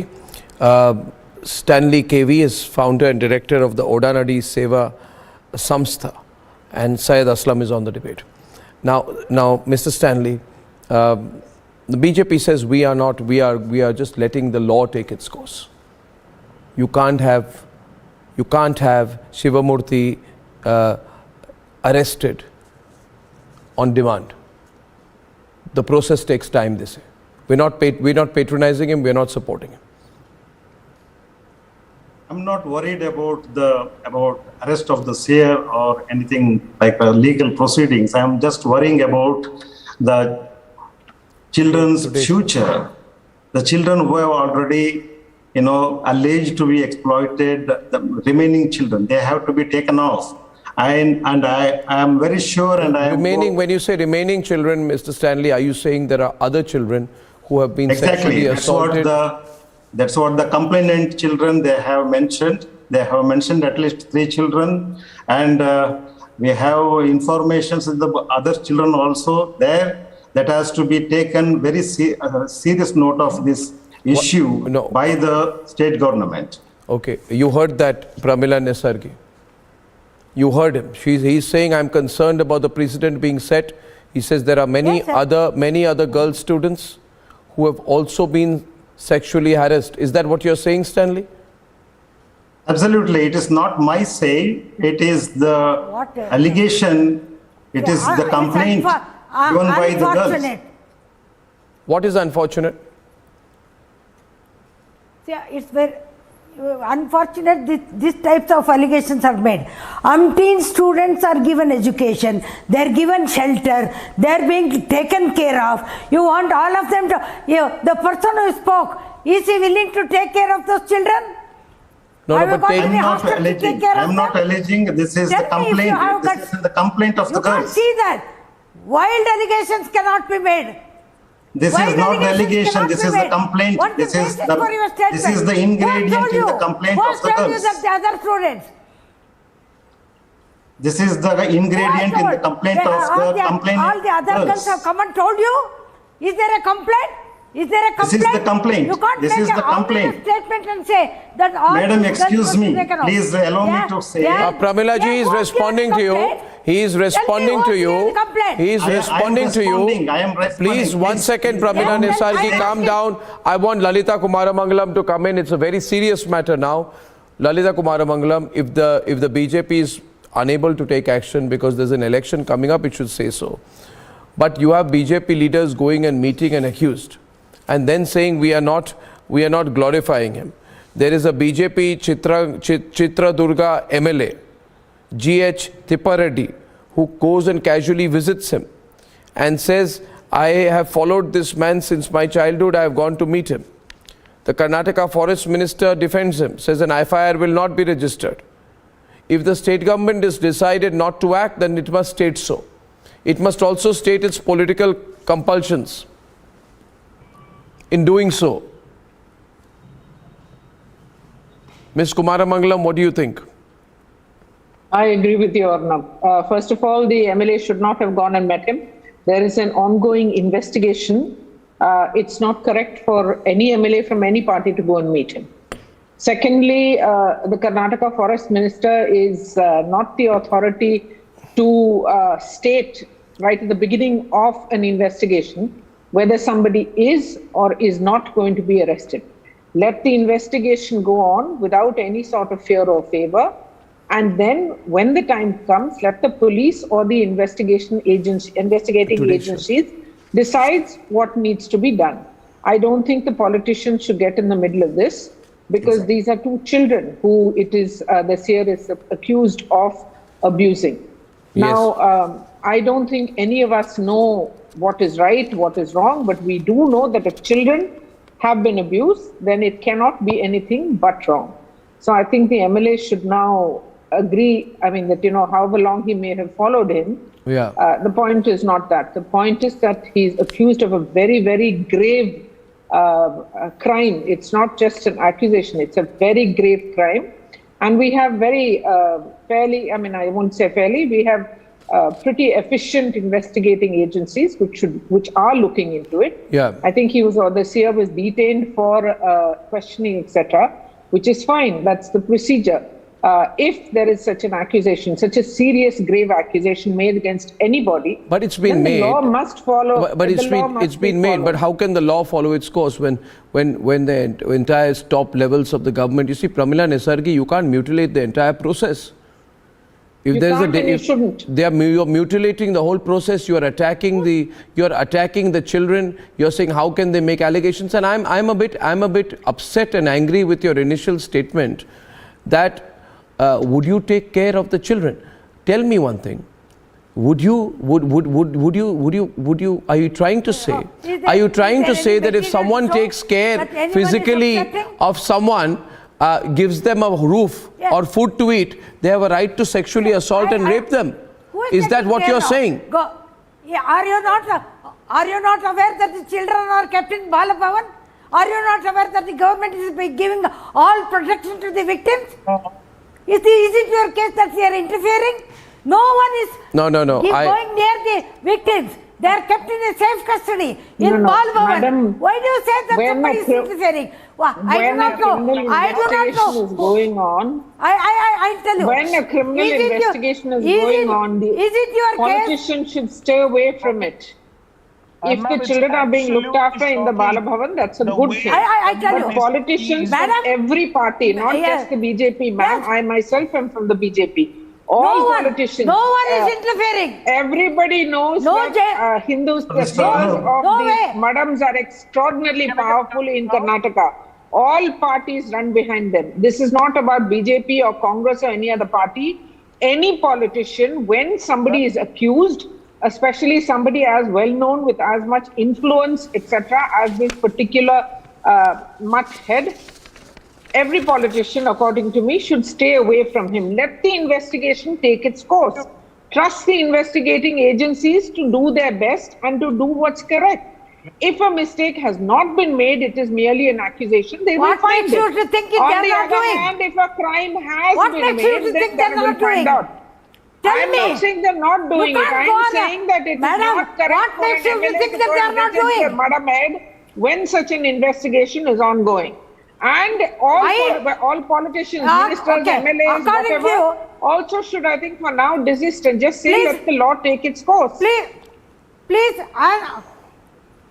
Pramila ji, let me tell you. Somebody accuses something against you. Do you mean to say that no one must come and talk to you? Is there a prohibition to talk to an accused?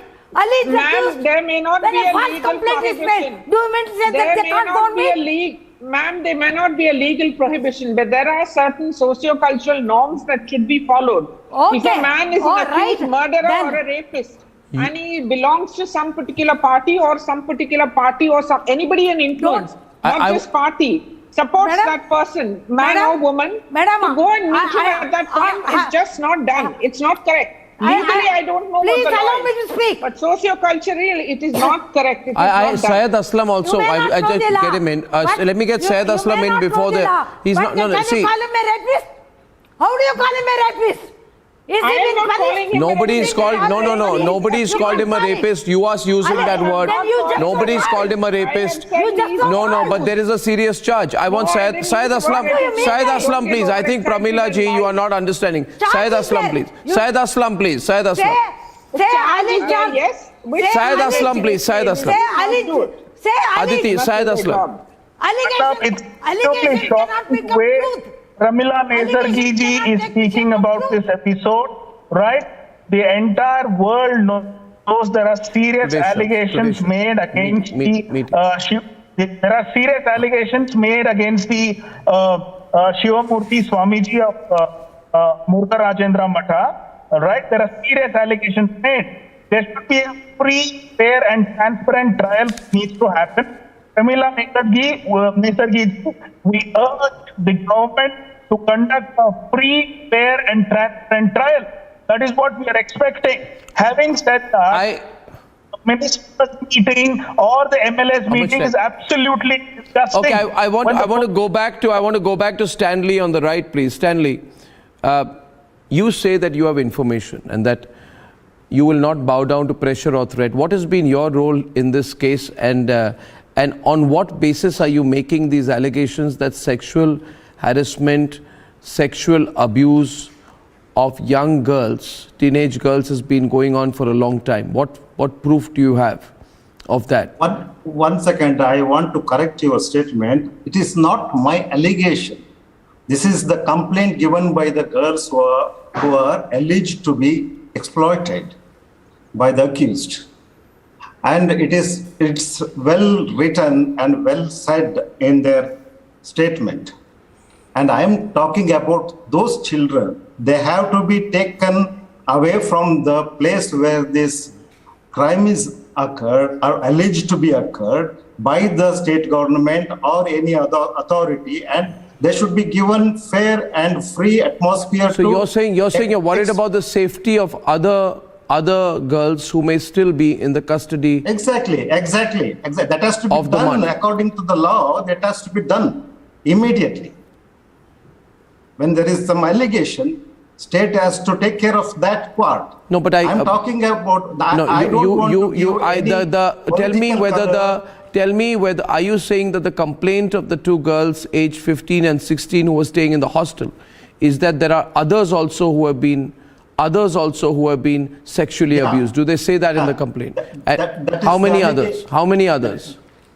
There are, according to them, there are other 3 girls there. 3 girls. Pramila ji, you heard that. He's saying there are 3 other girls whose safety he's concerned about. I heard that. Will you allow me to speak? Yes. If you give me 2 minutes, I will just tell you. Who is the person who is giving complaint? This Varanadi institution, have you seen the background of this institution? Same person has given a complaint against the then minister, which Deshmukh, Mrs. Deshmukh, a false complaint against the lady minister in Karnataka. This is I had fought the case. Madam, excuse me, the whole nation is. People are watching for you. The whole nation is observing it. This institution Law and order is observing it. You are giving a false, very false statement. You are giving a false statement.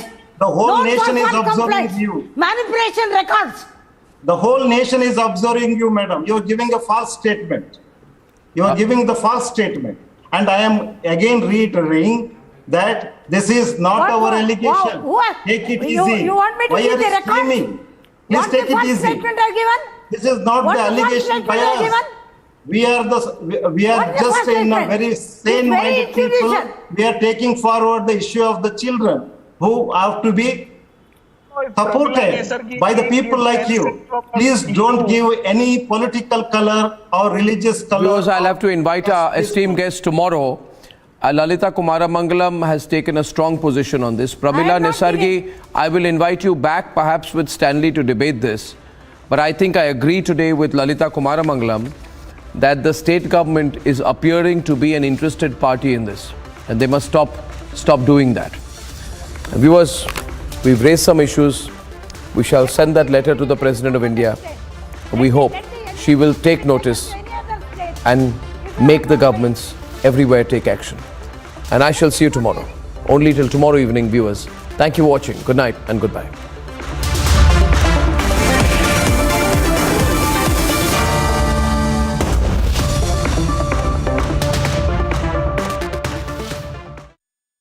Amity University in London, accredited by Quality Assurance Agency UK and licensed by the Government of UK, offers MBA and BBA degrees at its central London campus. Embark on a global career with a globally recognized UK university degree. To apply, visit amity.edu/London. आग को फैलने से रोकना मुश्किल है, पर नामुमकिन नहीं। अब फायरवॉल टेक्नोलॉजी के साथ सेंचुरी प्लाई क्लब प्राइम आग से बचाए। Aam Aadmi Party legislators were holding overnight protests outside the Delhi Assembly premises amid an ongoing war of words between the two parties on allegations of corruption. The Aam Aadmi Party is demanding a probe against the Lieutenant Governor V.K. Sena for allegedly pressuring 2 of his employees to exchange demonetized currency notes worth 1,400 crore rupees during his term as the Khadi and Village Industries Commission chairman in 2016. हम ये मान के चलते हैं कि LG साहब भी विधानसभा में क्या कार्यवाही हो रही है उसे जरूर फॉलो करते होंगे। मैं मानती हूं कि जिस प्रकार से मीडिया में ये पूरी बातचीत चल रही है तो एलजी साहब ने भी जरूर देखी होगी, लेकिन मुझे दुख है इस बात का कि इतने गंभीर आरोप होने के बावजूद और इतने गंभीर तथ्य विधानसभा के पटल पर रखे जाने के बावजूद एलजी साहब ऐसे चुप्पी साध के बैठ गए हैं कि ऐसा लगता है दाल में कुछ काला है। के पास उसने दिया है उन दोनों को। किसको? सुधीर रोड सुप्रीम कितने में लिया था? कम से कम 6-7 हज़ार में लिया होगा। एग्जैक्ट रेट तो नहीं मालूम, वो तो नहीं बताएगा हमको। This man who's been caught on camera has made the startling revelation that it is Dr. Prasad and Rama who both have confirmed to him when he was in the police custody. Drug was procured from.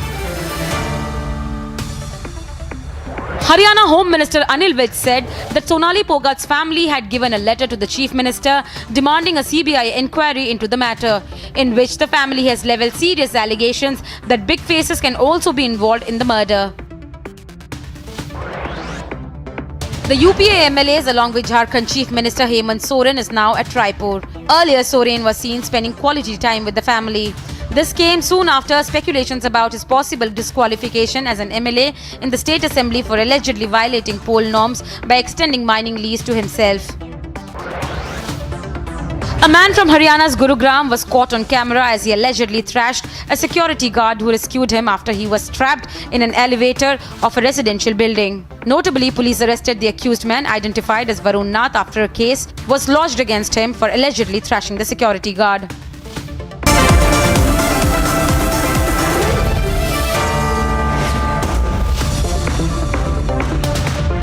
Amity University in London, accredited by Quality Assurance Agency UK and licensed by the Government of UK, offers MBA and BBA degrees at its central London campus. Embark on a global career with a globally recognized UK university degree. To apply, visit amity.edu/London. In Assam, 2 more persons identified as Akbar Ali and Abdul Kalam Azad linked to the global terror outfit of the Al-Qaeda were arrested from Barpeta district. A total of 6 people so far have been arrested in connection with the crackdown in the state. Telangana's Chief Minister K. Chandrasekhar Rao tore into the NDA government at the centre, saying people should take a pledge to make a BJP Mukta Bharat in 2024, and further said that a government of farmers will be coming at the national level in the future soon. After the tragic demise of 19-year-old Ankita, who was set on fire on the 23rd of August in Jharkhand's Dumka, the ADG ML Meena visited the deceased family. He inspected the place of occurrence of the crime and said that safety and security for the family has been ensured. 2 accused have been arrested so far in the case. और ये इमारत जो है ये धराशायी हो चुकी है, ये भ्रष्टाचार की इमारत जमींदोज हो चुकी है।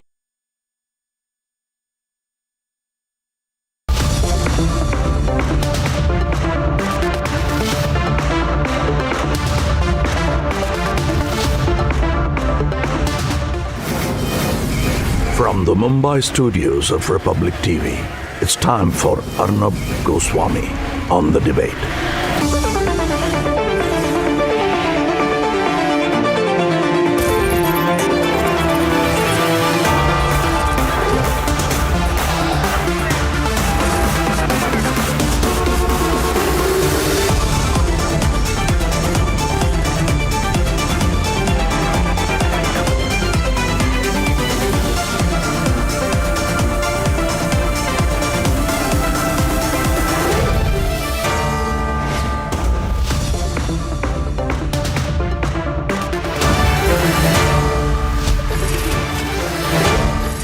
Good evening, viewers. Viewers, Seema Patra should have been arrested by now. But Seema Patra has not been arrested. And I want to tell the BJP that if the BJP believes in what it claims, then it should have sent central teams, because it is the ruling party of India. It should have sent central teams to arrest Seema Patra by now.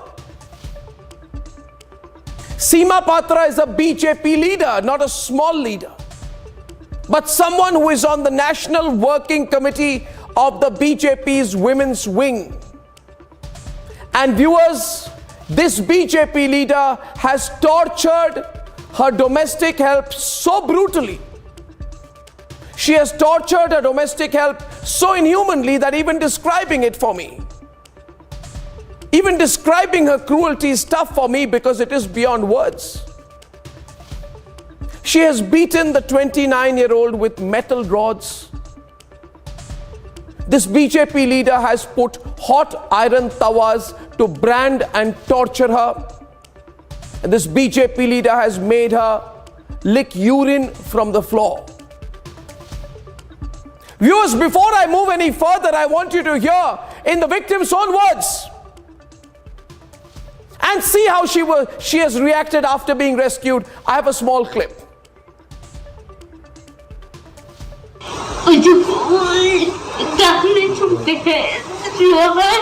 हाँ लोहा का उससे मारा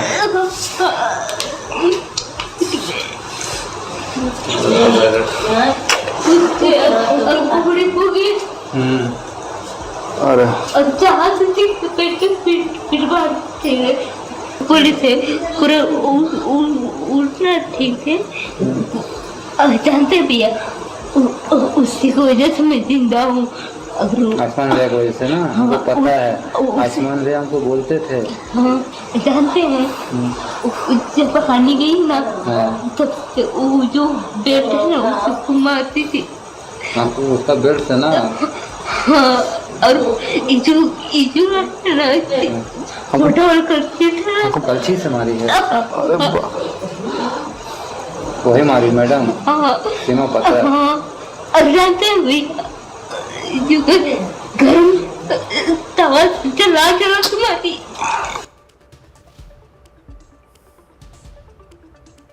Viewer, Seema Patra is a BJP leader. And the BJP, it seems to me, is too busy in more important things like trying to form the government in Jharkhand. And the Chief Minister of Jharkhand too, where this has happened, Hemant Soren, is too busy also defending his chair. They're all playing politics. The BJP leader Seema Patra has merely been suspended for a while, but she has not been arrested. Why would she be arrested? She's a powerful woman. She's in the BJP, top level. Her husband is a top IAS officer with connections. So presumably, top connections are being used to stop this BJP leader, Seema Patra, from being arrested. The biggest irony is that according to reports, and don't get shocked viewers, Seema Patra is the state convener, she claims, of the Beti Bachao, Beti Padhao campaign. She has broken her domestic workers' teeth with her own hands. She has left her physically wrecked while accepting and giving awards on women's empowerment, social work. So tonight I want to ask the ruling party of India. Also want to ask the Chief Minister of Jharkhand. Why are all their top leaders not commenting on Seema Patra? When the accused is from the BJP, does it become a small local issue? Does it become a national issue if the accused were from some other party? Or is her plight just not enough to move them all, these politicians? Is her condition not worthy of a national condemnation? Why is this a small issue in our country? If it is not worthy of a national condemnation, I ask then why not? Yes, the nation wants to know, ladies and gentlemen. We need to say it loudly. The nation needs to know, ladies and gentlemen. And that is debate number 2 tonight. A young girl beaten with iron rods, locked up, thrashed. Unspeakable cruelty by a BJP leader. Why is there no arrest yet? That's debate number 2. And debate number 1 this evening. Kejriwal, once anti-liquor, becomes pro-liquor. And he must be angry today because his own mentor, Anna Hazare, who he used to swear by and who he said is in his heart, has told him that you've completely done a U-turn. That's at 9 o'clock, ladies and gentlemen. And debate number 3 at 10:30. All political parties go meek on the Shiva Murthy controversy. They don't have the guts to ask the straight questions. But we do. And here are the headlines this Tuesday evening on the debate tonight. एक शराब की रणनीति policy गलत बनाई, इसलिए मैंने उसको लिखा। Kejriwal's original mentor fires a hard-hitting letter to Kejriwal on Liquorgate, says you have been intoxicated by power. अब इन्होंने शराब नीति में घोटाला हो गया, अब सीबीआई ने कह दिया कोई घोटाला नहीं हुआ। जनता इनकी बात नहीं मान रही। अभी अन्ना हजारे जी के कंधे पे बंदूक रख के चला रहे हैं। तो ये तो ऐसे करते ही रहते हैं, राजनीति है। Kejriwal says the BJP is using Anna Hazare now. So is Kejriwal now questioning his mentor directly, who's asked him why he has changed his stand on liquor. हमें लगता है कि हफ्ते 10 दिन के अंदर गिरफ्तार तो करेंगे ये लोग, लेकिन वो करते रहे, लेकिन एक तरह से कुछ नहीं मिला। सीबीआई ने इनफॉर्मली कह दिया भाई हम संतुष्ट हैं और हमें कुछ भी नहीं मिला मनीष सिसोदिया जी को। Scam allegation after scam allegation against the Delhi government, but Kejriwal gives his party a clean sheet. हमको कलछी से मारी है, वही मारी मैडम, सीमा पता। Embarrassed BJP forced to suspend its leader as her domestic help reveals how she was brutally tortured. While the BJP suspends its leader, merely suspends its leader, Seema Patra, BJP leader, has not been arrested yet. And there is no action from the Jharkhand government either. And day after Yediyurappa backs the Seer, another BJP MLA meets him. Even he has not been arrested. And the obvious question is whether he's getting political protection.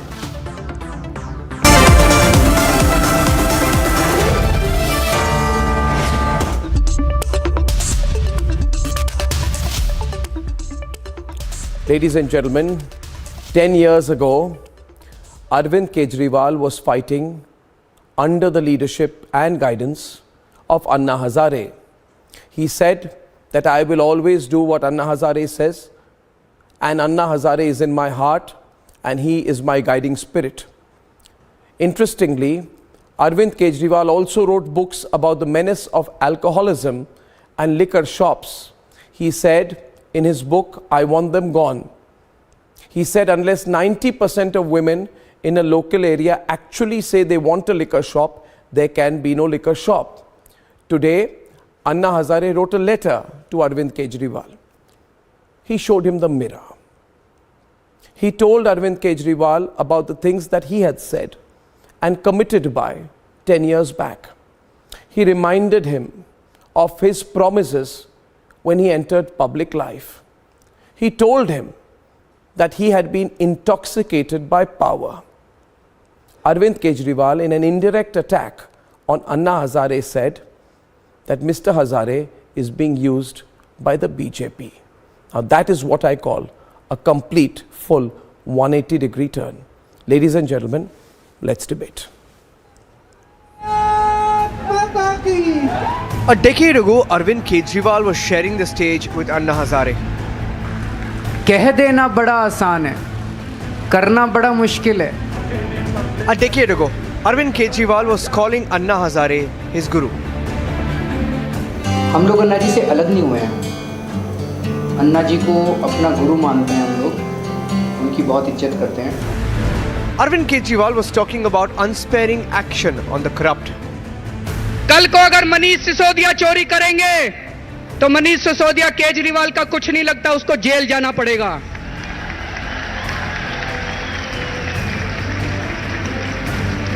कल को अगर कोई हमारा मंत्री चोरी करेगा, ये मेरे कोई सगे नहीं लगता, इनको जेल जाना पड़ेगा। कल को कोई हमारा विधायक चोरी करेगा, कोई हमारा सगा नहीं लगता, उनको जेल जाना पड़ेगा। और मनीष, कल को अगर मैं चोरी करूंगा तो मैं भी तुम्हारा सगा नहीं लगता, मेरे को भी जेल जाना पड़ेगा। And Arvind Kejriwal was taking a hard anti-liquor stand, even writing books about it. शराब की दुकानें होती हैं जहाँ पे बाहर लोग खड़े होकर शराब पीते हैं, वो वहाँ पे लोकल लॉ एंड ऑर्डर की व्यवस्था के लिए दूभर हो जाता है लोगों के लिए, उनके घर की लड़कियों को घर से बाहर निकलना मुश्किल हो जाता है और बहुत सारी कंप्लेंट्स आती हैं। But 3 terms in, all these commitments seem to be waning, and Kejriwal seems to have done a 180 degree. Sir, Delhi के मुख्यमंत्री ने वायदा किया था साफ पानी देने का, मगर आज दिल्ली का मुख्यमंत्री शराब दे रहा है दिल्ली की जनता को। Fact is, when liquor consumption in Delhi reached alarming levels and became the cause of 20% OPD cases. Public drinking को कम करने के लिए हमने एक स्पेशल ड्राइव की थी आउटर डिस्ट्रिक्ट में। इसमें हमने 619 लोगों को बुक किया है पब्लिक ड्रिंकिंग में, क्योंकि यही जो पब्लिक ड्रिंक करते हैं फिर बाद में घर जाके ये लड़ाई करते हैं और अपनी वाइफ या अपने फैमिली मेम्बर से को मारते हैं, लड़ाई करते हैं और क्राइम करते हैं। तो इसलिए हमने 619 लोगों को इसमें बुक किया है। The policy of the Kejriwal government has flooded Delhi with liquor. CBI की रेड होने के बाद नहीं किया।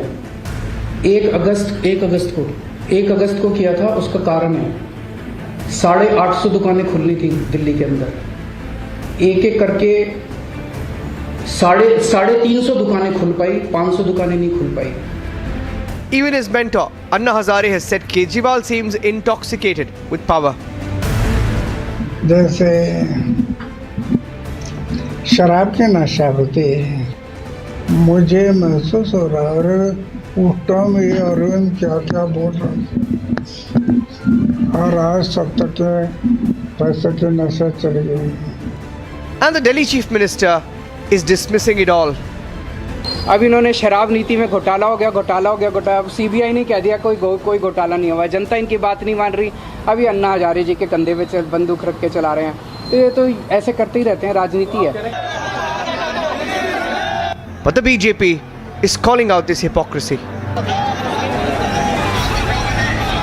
जिन गुरु अन्ना हजारे की आंदोलन से उन्होंने पार्टी बनाई और उन्होंने सत्ता हासिल की, वही अन्ना हजारे जी आज उनको पत्र लिखकर कह रहे हैं कि आप ही हमारे आंदोलन में आए थे और गांव में भी आए थे और ये कह रहे थे कि शराब बंदी करनी चाहिए, नशा बंदी होनी चाहिए। तो सवाल अन्ना हजारे जी ने जो भी किए हैं वो बिल्कुल उचित है।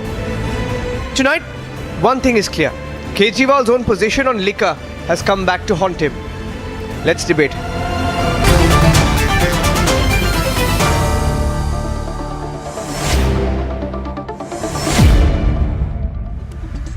Firstly, I think it has not gone unnoticed to most people that the indirect attack of Arvind Kejriwal today on Anna Hazare has taken people by surprise. After all, Arvind Kejriwal owes Anna Hazare everything. Arvind Kejriwal was brought into public life by Anna Hazare. There were certain values that were spoken out about at that point of time, which were the center of a promise to the people. It was equally a fight against corruption as it was about restoring values in public life. And the center of all of this was the anti-liquor policy. Now, I don't know, I was taken aback completely today, Saurabh, when I saw Mr. Kejriwal indirectly attack his own mentor, his guru, and say the BJP is using him as a puppet. I felt this was unnecessary. After all, I don't think Anna Hazare is here to be used.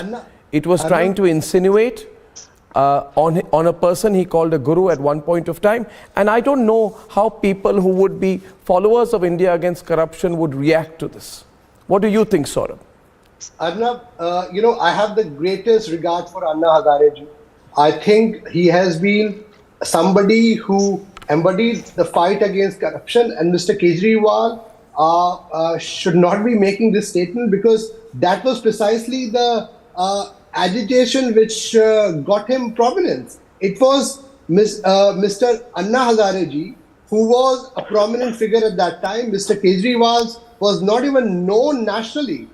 Yes, it was the work done by Anna Hazare ji and his organization, his grassroots work, which catapulted in some ways, and Mr. Kejriwal got the benefit of it. He used to call him as guru.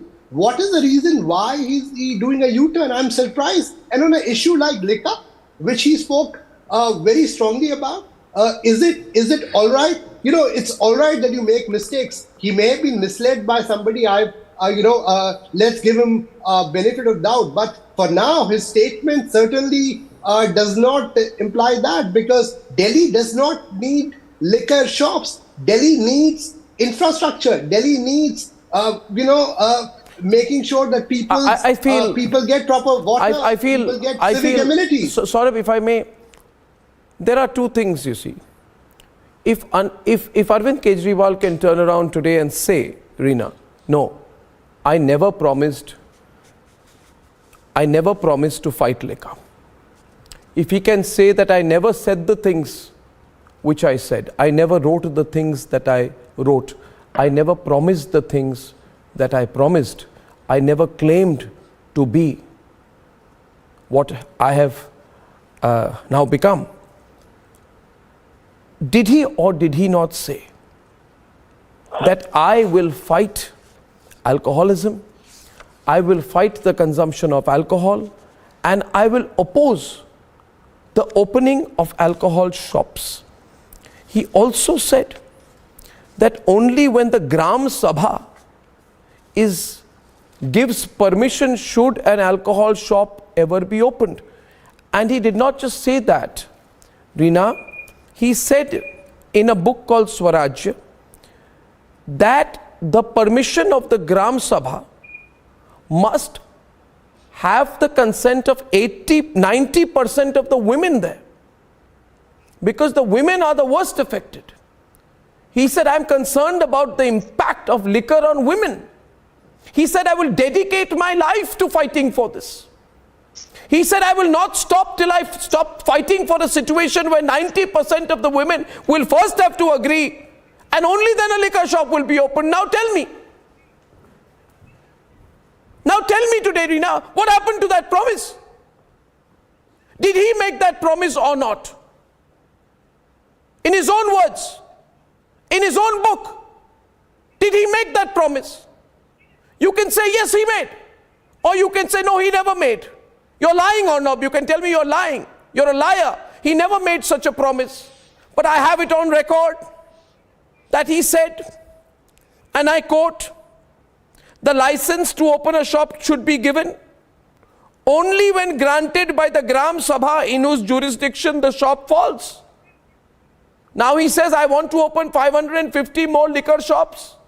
He never talks about any Gram Sabha permission. Then he also says, this permission of the Gram Sabha must always have the consent of 90% of the women of the Gram Sabha. By a majority vote, the women of the Gram Sabha should have the power to get the license of an existing shop cancelled. This is in his book called Swaraj. Tell me, Reena, have you been true to that promise, that claim, the faith you sought from the people by making such a wonderful claim? Did you make that claim? Please answer me. So Arnab, basically what is happening is that Bharatiya Janata Party is using Anna Hazare ji to fight their battle. All of their allegations that they spoke about in the liquor scam, none of them are able to stand. First they said 40,000 crores, then they said 10,000 crores ka घोटाला हुआ है जी, फिर 44 करोड़ का, फिर 144 करोड़ का. Now the CBI FIR actually talks about 1 crore, and that 1 crore also one liquor vendor transferred to another liquor vendor. So how that is going to establish culpability of Manish Sisodia is anybody's guess. So what is happening is that, nothing is sticking. So every day they come out with one new lie to hide, to basically hide the previous lie. Is this a lie? I did not ask. I just asked you, did Arvind Kejriwal, Reena, say that you cannot open liquor shops like this? He said, I will fight all my life against this policy, because he says, only reason I will enter public life and I will never enter politics, he said, by the way. He also said to me, I will never take a position I will never take a political office. I will never enter politics. Leave that as it may. He said, and I quote Arvind Kejriwal of 2012 to you, Reena, please listen. In present time, liquor for opening a liquor shop license is given by governments on the recommendations of political leaders. These political leaders normally accept bribes for giving that permission to liquor shops. Because they take bribes, serious problems come up because of these liquor shops. We must stop this together. After all, many families have been totally destroyed in the habit of alcoholism. The irony is that no one takes the opinion of people whose lives are affected in the vicinity of the shop. This shop is thrust on the people by the political leaders, whether they want it or not. It ruins the lives of women, which is why 90% of women must first give permission before a liquor shop is opened. Now listen, Reena. I am quoting Arvind Kejriwal. I am quoting, listen to me, don't speak over me. People are observing everything. Did Arvind Kejriwal make this promise? Today, Anna Hazare wrote to Arvind Kejriwal that you made this promise. Did he make this promise? Is there any validity of this promise?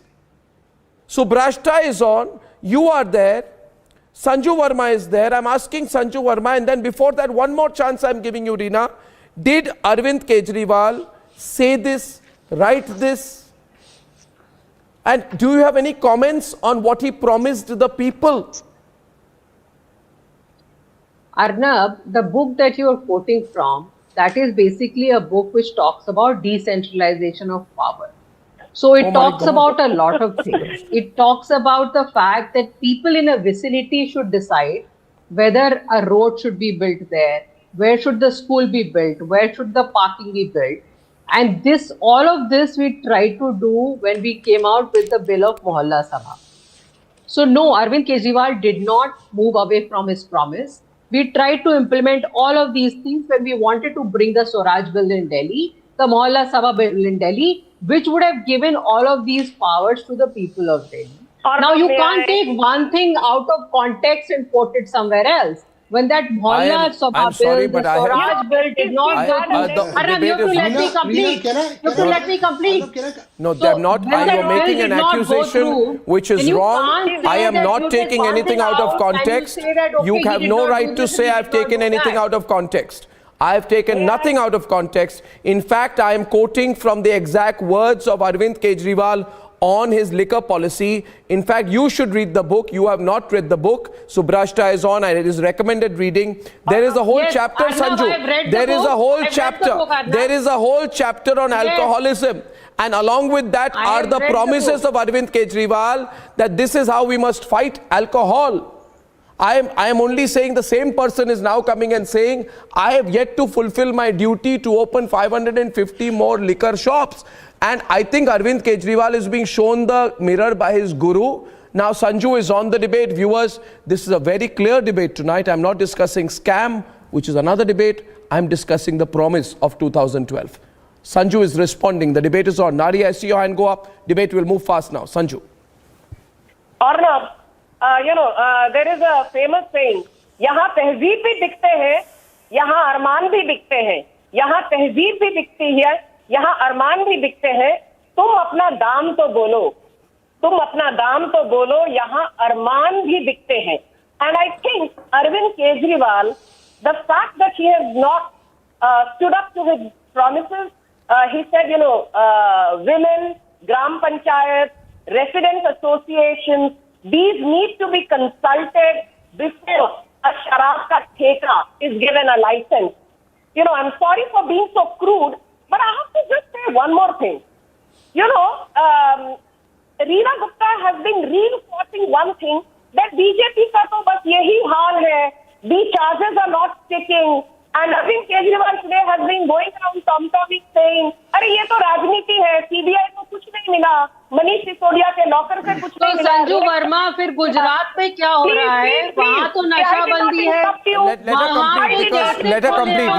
Reena, because the first 15 minutes she heard you and did not intervene. So let us hear her response.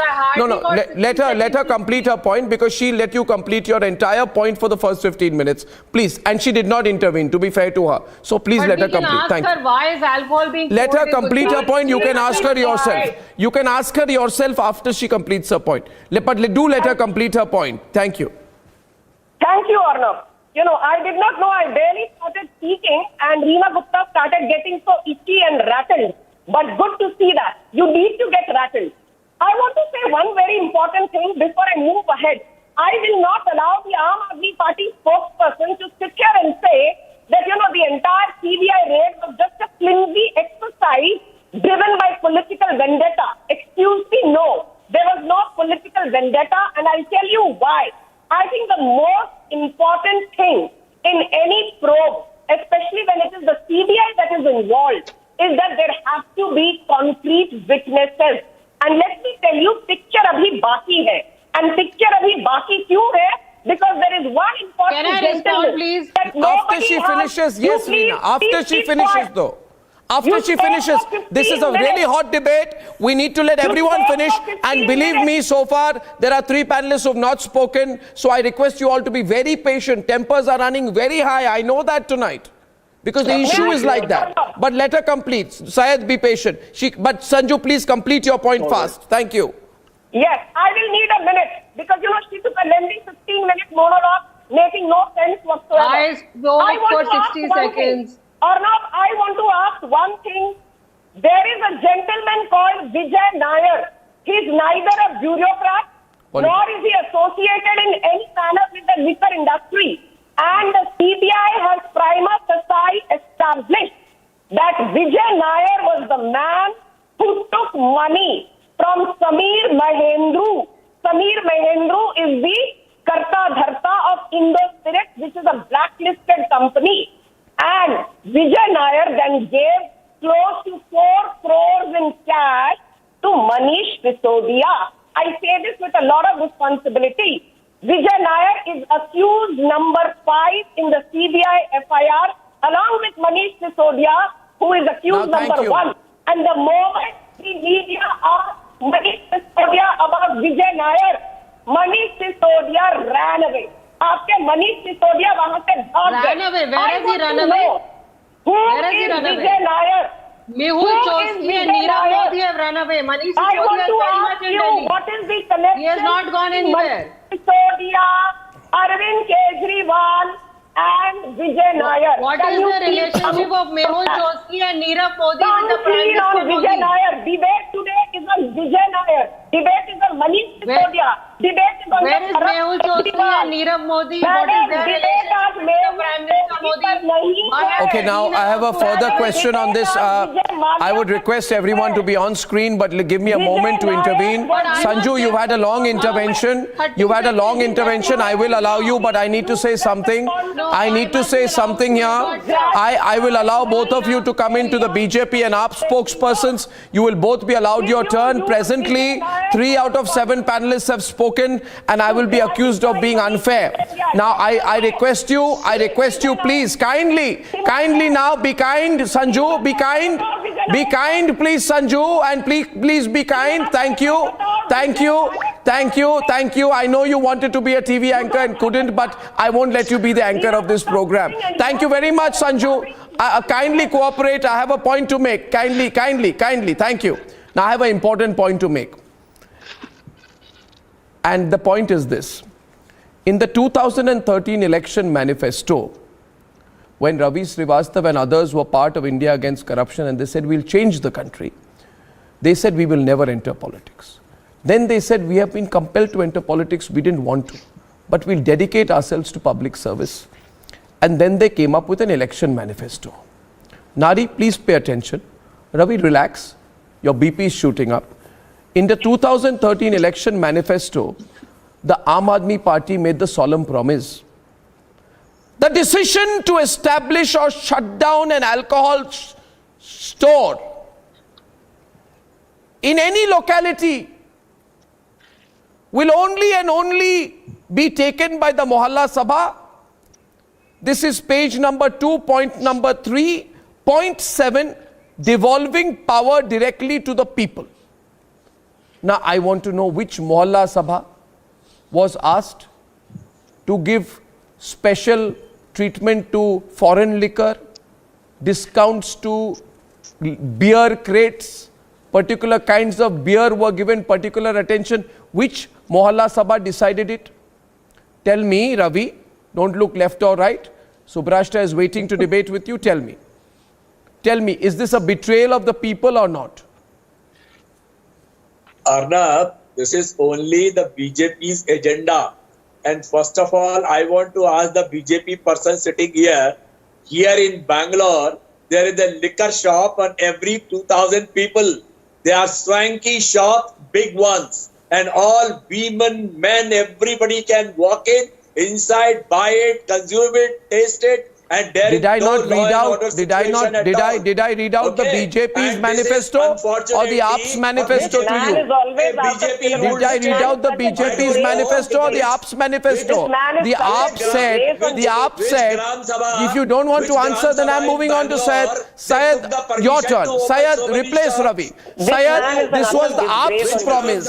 This was the AAP promise, 3.7. The decision to establish a alcohol store in any locality will be taken by the Mohalla Sabha with 90% vote of the women in the area. Come, Syed, tell me. Certainly, Arnab, if you allow me. Thank you, Arnab. Firstly, Arnab, I shall answer you in just 5 seconds. पहले संजू वर्मा जी, मैं तो आपकी शायरी का बहुत बड़ा fan हूँ. आपकी शायरी को एक छोटा सा 5 अल्फाज में रिप्लाई करना चाहूंगा. हम आ भी करते हैं तो हो जाते हैं बदनाम. आप कत्ल करते हैं और चर्चे नहीं होते. And I'm now answering your point. The fact of the matter today, Arnab, Anna Hazare ji speaks so much of Aam Aadmi Party, but he does not speak on the Gujarat Foods tragedy. He does not speak on Bilkis Bano. He does not speak on various now issues. Attack Anna. I do have respect for Anna Hazare. Attack but Anna. Now coming to this. This is all that was left to be done. Him, I'm just showing a mirror. Sure. The fact of the matter, BJP today knows very well how in a game of chessboard, in politics, to use Anna Hazare as per their choice. Also, we need to understand that. Now, the fact of the matter, you've been questioning, answers needs to be given. That is a fact. The fact of the matter we need to understand here is, to me, I've been a viewer of a republic before a panelist. To me, I understand if questions are asked, answer must be given. The same reason why I urged tall leaders of the same party to come and answer you. But here we need to reflect accordingly. I don't know what you are saying. I know that you are. I know that your mental and physical faculties are perfectly all right. I think you are completely capable of listening and understanding my question. Subrashta is on the debate. My question was simply this: did the AAP say that the women, 90% women, and then the Mohalla Sabha will decide whether to allow alcohol shops? This was a promise. That's all I asked. Did he answer my question, Subrashta? I don't think so. Absolutely, Arnab. I answered you. No, you did not. No, you did not. No, you did not. You did not answer my question. Allow me 10 seconds. No, I'm asking Subrashta to take you on because you are trying to be a slippery eel and get out of my question. I'm not going to let you slip away. Subrashta is here. Subrashta. No, you don't. No, you don't. You lost your turn. You, like Ravi, are running away from the question. No. I'm asking Subrashta to enter the debate now. Subrashta, please do.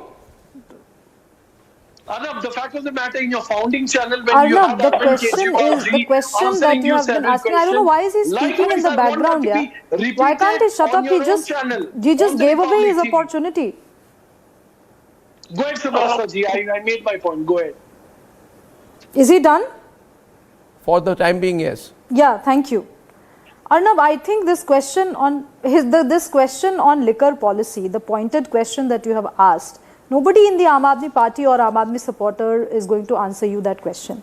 For the simple reason that they don't have any. And even if they do, it will be very difficult for them to accept in the public domain that what they practice and what they preach are absolutely different. Now, let us look at the larger picture. Let's zoom out of Delhi and see with which political parties is Aam Aadmi Party actually liaising with. In Bihar, it is liaising with people like Nitish Kumar and Lalu Prasad Yadav.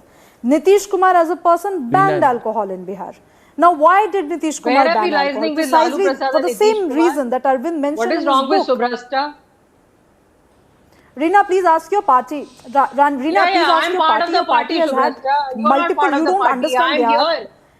So if you are a part of the party, then you should bloody well know that your leaders are meeting. Your leaders are meeting people in RJD and JDU. Arnab, I'm sorry, I don't want to participate. Okay, 1 minute. Don't lose. Nobody loses their cool. I'm coming into it once again. Okay, now Reena, after she finishes, because this is the most fair debate on television, I will allow you your full turn to respond. But however biting, sarcastic or aggressive she is, you can be equally sarcastic and biting and aggressive in turn, but after she finishes. Thank you. Lari, I see your hand go up and I shall come to you too as well. Suprashta. I can share photographs. What photographs? Yeah, like Aam Aadmi Party never furnishes any proof, but I can furnish proof of how, Nitish Kumar's war room in 2015 had so many AAP leaders who are now members of, legislative assemblies. One of them being Raghav Chadha. We have had conversations with him, negotiating deals. So please don't understand, Reena. Please get your... Yeah, Raghav Chadha was in conversation with, the whole Mahagathbandhan thing in 2015. What are you talking about? Of course, it's true. And if you don't, then I can share pictures with you over WhatsApp to any of the investigative journalism. It's out all there in the public domain. Reena might be new to Aam Aadmi Party. I am not. I'm a founding member. And I have been a journalist in the past, Reena. Even if I'm a founding member, sweetheart. Yeah, you might. So whatever it is, then you clearly don't know. Then you clearly don't know what's happening in your party. Get a grip over it. And you seem to know everything that's happening in my party. Aam Aadmi Party should actually take the reins and start talking. Whether I know it or not, I have proof. Like you, Reena, I can utter many nonsense things. Like, some of you offered me some crores rupees to keep my mouth shut, but I won't do that. I am giving you conversations that I know I've been a part of, and of pictures that I have. So if you have the guts and gumption, tell me on national television. Let us have a one-on-one, and I'll tell you the kind of conversations. She's challenging her now. I challenge coming you. back to liquor policy, now, I know that this lady will derail me, but let me get back to the liquor policy. Okay, let me get back to the. I'll post it on Twitter. Please follow me on Twitter. I'll post it there. Arnab. Okay. Return to the subject, please. Now, this is return to the subject, please, Subrashta. Please return to the subject. You diverted it there. Please. Exactly. Yes. Yes. Yeah. We are coming to the subject, Ravi. Stop trying to co-anchor the program. You're a bad co-anchor. Yeah. Yes. So too many people vying for a job now, tonight. I want to ask Arvind Kejriwal, how many women did Arvind Kejriwal consult when he brought in the liquor policy, and how many women protested when he took back the liquor policy and then he brought it back again? So they have taken many flip-flops on that. That's a fair point. I want to rebut on that. Point number one. Point number two. You have another point. Okay. Quickly, second point. Sure, no, go ahead. Okay, so I want to rebut on that. I want to rebut on that. Sanju, I see your hand go up, but it's fair for me to get a rebut on that, then I come back. So the question being, and the question squarely to AAP, question also raised by Sanju Verma earlier, how many women did the party consult before deciding to open these liquor shops? How many women were being planned to consult? Was the consultation of women and the certification and approval of women, 90% of women in a locality, not the promise of the AAP? Please give a specific reply. Please do. Floor is yours. After that, Lari, and then Sanju. Go on, please. Please tell, how many women did you consult? And how many women were protesting against it, by the way? She claims some women were protesting against the liquor policy. So, Arnab, I will expose all of these lies and double standards of Bharatiya Janata Party. First of all, they're talking about, Nashabandi. There is Nashabandi in Gujarat. What happens in Gujarat? Illegal alcohol, people dying of drinking serious liquor. Let her speak. Now, Sanju and Subrashta, I would say the same to you now. But please, now, you see, such a fantastic debate. No, but I understand, Sanju, but Sanju, we'll have a smooth debate today. Please.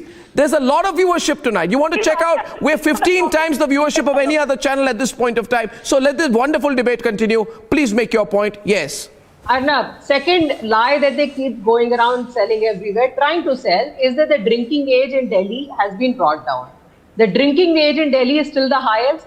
In 5 of the BJP states, the drinking age is 18. In the rest of the BJP states, the drinking age is 21. In Delhi, the drinking age is still 25. It hasn't changed. Point number 3, they say कि हर गली मोहल्ले पे ठेके खोल दिए जी. Delhi has one vent for 23,000. Gurgaon has one vent for 4,000. Noida has one vent for 1,400. तो हर गली मोहल्ले में जो ठेके खोले जा रहे हैं वो भारतीय जनता पार्टी के स्टेट्स में खोले जा रहे हैं. They just shows you the double standards of Bharatiya Janata Party. They come on national TV. One minute, Sanju. 1 minute. And I need to respond. Yeah, but 1 minute, Sanju. Just a minute, Sanju. Patience. Thank you. And in the states that they are governing, they go and do something else. So this is just posturing and nothing else. I wish that they, they walk the talk. If they are so concerned about alcohol, why don't they, right now they are ruling in at least... Okay, 1 minute. Sanju, before that, only because, no, 1 minute. Subrashta, and I am also tempted to go for a reaction to Subrashta and Sanju. However, the national spokesperson of Samajwadi Party hasn't spoken even once. I need to bring her in. Nahid Lari Khan, you're not just a spokesperson of the SP, you're a leading woman leader from Uttar Pradesh. Now, the question raised by the BJP spokesperson and Subrashta, how many women were consulted? Now, if Arvind Kejriwal said, I will always decide my liquor policy if I have the approval of 90% women, and he didn't do that, has he betrayed his promise to the people, not just to the women? Please, Nahid Lari Khan. Arnab ji, BJP spokespersons are really concerned about women of Delhi, but they seem to be, they are not concerned about women in UP. In UP, the liquor policy is such that you can open home bars at very nominal rates. Liquor policy is such that distillation, earlier 90% distillation was permitted because rest 10% is considered waste. Now they have, renewed the liquor policy and they have permitted 95% distillation. That means they want the people to consume waste. So you see, so that their friends can benefit from this. So this is a big scam. Now during COVID, when everything was shut down, all shops were closed. In Uttar Pradesh, liquor shops from 7 a.m. in the morning till 11 p.m. at night was opened, so that women can, their families can be ruined. Domestic violence can increase. Women suffer a lot. Just to benefit the BJP, just to benefit the liquor mafia friends. And one thing more, let me see, kindly don't interrupt. When everybody was speaking, I was listening patiently. See, and if you talk about UP is a hub of illicit liquor. The BJP leader, Rishi Sharma in Aligarh, because of his liquor, more than 100 people died. So many cases have taken place in UP, be it in Lucknow, Prayagraj, Bagpat, Kanpur, Chitrakoot, Firozabad, Pratapgarh, Saharanpur, Meerut, Muzaffarnagar, Bulandshahr, Bijnor, to name a few. The question is, people have died because of illicit liquor. I get your point. I get your point. Now Sanju,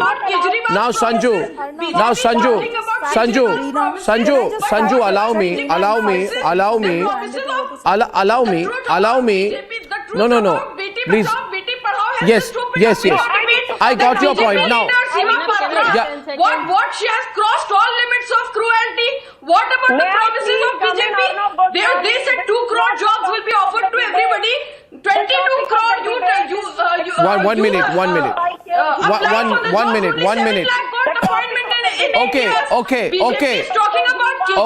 Okay, Nahid. But what about BJP's boss, Guru? Okay, Nahid.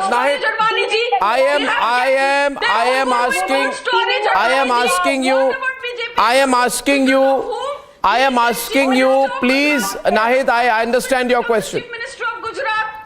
I understand your question. Now, Sanju, before you respond, I would like to add something, and then you respond for a comprehensive answer. See, Sanju, I have a high moral ground on this issue. Right? I have a very high moral ground on this issue because I am not a manufacturer of liquor. I am not a licensee of liquor. I am not a government that issues licenses. But my question is to you. What AAP and Samajwadi Party are saying, that even if we are doing something wrong, you don't have a right to ask because the Haryana government is subsidizing liquor. Import duty on wine was slashed from 7 rupees to 2 per bulk liter.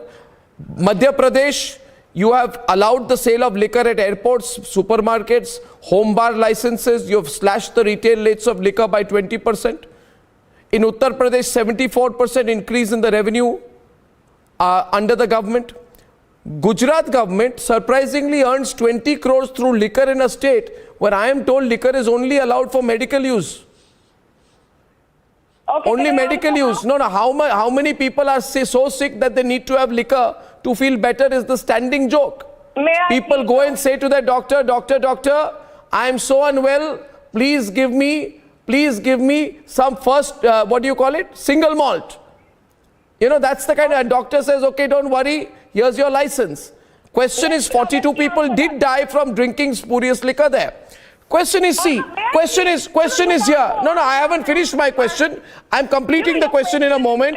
I'm only coming into form now. You see, my question is a bit long. My question is this, Sanju, and please listen to my question. Do you have the moral right to ask the BJP the questions? Anna Hazare has the right. But do you have the right? Yes, please. Arnab ji in Gorakhpur, Now calm down. She's answering my question, Nari. She's answering my question and yours. Large number of women, they came on roads. Okay, she's answering both sides now. Let her answer.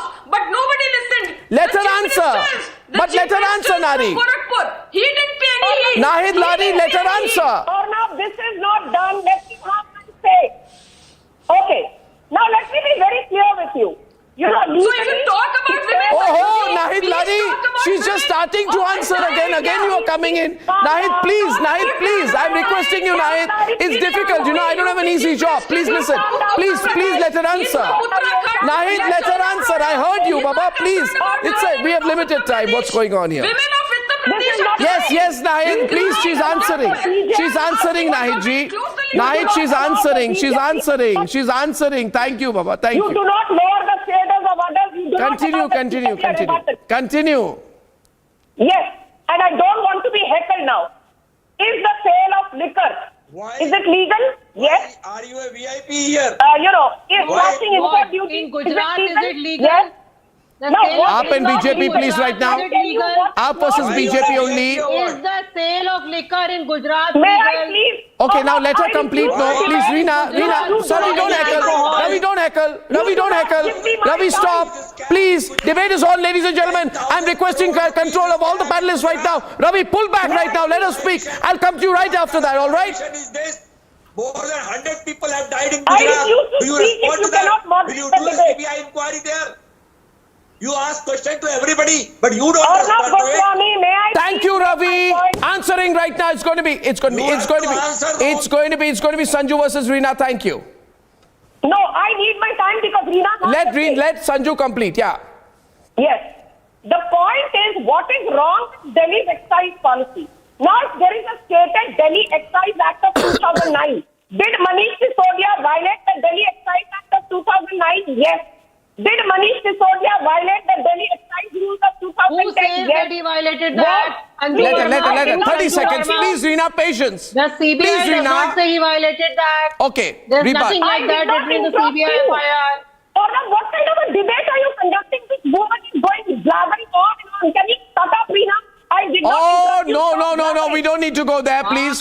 We don't need to go there. I want to ask one thing. I will go back to the simple Arnab, she question. definitely wants your job. Who is Vijay Nair? Who is accused? Who is Mehul Choksi? Who is Nirav Modi? I have no idea who is Nirav Modi. Who is Sanju Bhatta, can you answer who is Nirav Modi? Who is Mehul Choksi? I will tell you who is Mehul Choksi. Mehul Choksi is the biggest painful defaulter. Mehul Choksi's photograph was there with the Prime Minister of this country. Sanju, 1 minute. Now, please. That is illegal. When you are flouting the Excise Act of 2009, it is illegal. When you are flouting the Delhi Excise Rules of 2010, it is illegal. When you are taking cash of 4 crores from Vijay Nair, that is illegal, madam. Vijay Nair का नाम सुनते ही आपके केजरीवाल के होश उड़ गए. Vijay Nair का नाम सुनते ही Manish But having said that, और विजय नायर का नाम सुनते ही But Reena, now, okay, Reena, okay, now I want to hear Reena, listen, having said all this, my elementary question, and Subrashta is also coming to the debate, we have everyone on the screen right now, and my only question right now is this, see Reena, we can say, whatever has happened, okay, many things happen in life which should not happen. Right, but sometimes we are given an opportunity. Sanju, please, please, Sanju. My question is to Reena. Reena, I believe that whatever has happened, and it is perhaps possible for Arvind Kejriwal to call Anna Hazare and say, I will revisit my approach. Why not do that? Why not do that? Why should he? Why is Arnab Goswami silent on Vijay Nair? He's a political leader. Arnab, before every election, he told Anna Hazare is making. Arnab, can I answer the question? The question was to Reena. Silent on Vijay Nair. Oh, please, I'm not silent on any Vijay Nair, please. I've put his name out more strongly than you think. I have put his name out more strongly than you think. And Sanju, I have everybody here. Sanju, it will be a cataclysm if I have to learn journalism from you. It will be a cataclysm. Everyone's on screen. Don't. It's not necessary. Reena, why doesn't Arvind Kejriwal follow Anna Hazare's instructions? Arnab, you will see before every major election, Bharatiya Janata Party will find somebody who's not part of Aam Aadmi Party anymore, beat Kumar Vishwas, beat somebody else who left the party, and they will ask them to say something. Right before the Punjab elections, they got Kumar Vishwas to say something. But the people of country are watching. Anna Hazare is not someone. Subrashta, I give 10 seconds. Anna Hazare, Subrashta, 10 seconds. Subrashta, 10 seconds. Anna Hazare is not just someone. He's not just someone. Please. I have two First of all, this spokesperson, people who have left the Aam Aadmi Party, whether it is Kumar Vishwas or Yogendra Yadav, with whose views I don't agree with at all, Aam Aadmi Party should do a rethink as to why. Okay, now whether the APTA will do that rethink, I don't know. But I would say, viewers, Anna Hazare's views do matter to a lot of people even today. Because Anna Hazare showed the ability to enter public life, but not use it for political advantage or position. And on the other side, viewers, why has Seema Patra not been arrested so far? Who is Seema Patra? Is she from the BJP? Has she brutalized someone working in her house and brutalized her in a manner that is unspeakable? More on that when I come back.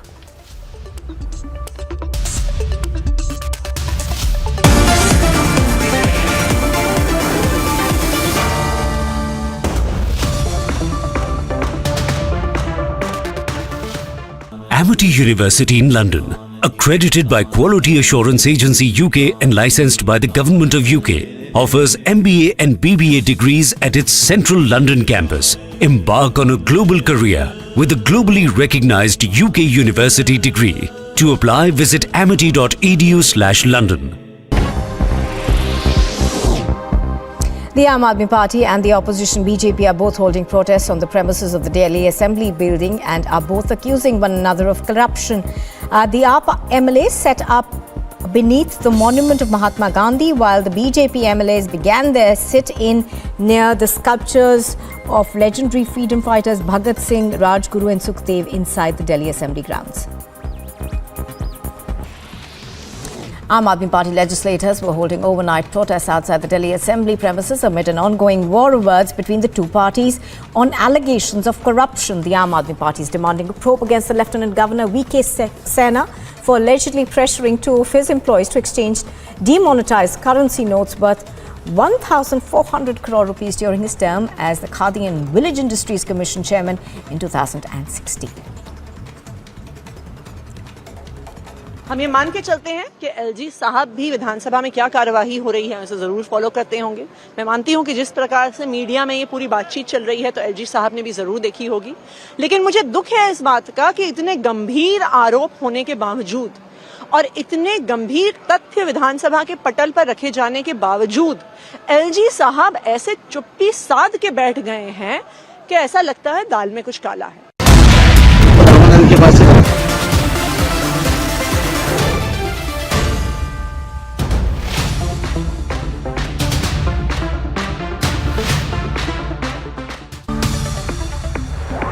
The Supreme Court has ordered status quo on both sides regarding Ganesh Chaturthi Puja at Idgah Maidan. Ending the deadlock just in time, the Supreme Court said that the ground will not be used for any festival.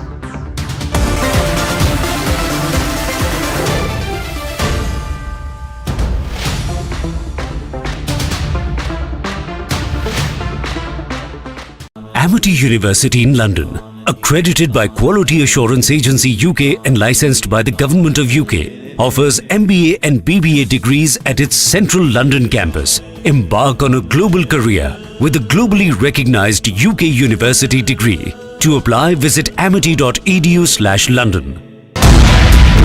के पास से तलाश है, उसने दिया है उन दोनों को। किसको? हेमंत के साथ। सुधीर कितने में लिया था? करीबन 6-7 में लिया होगा। एग्जैक्ट रेट तो नहीं मालूम, वो तो नहीं बताएगा हमको। This man, who's been caught on camera, has made the startling revelation that it is Dr. Prasad and Rama who both have confirmed to him when he was in the police custody. Drug was procured from another mafia operating in Goa.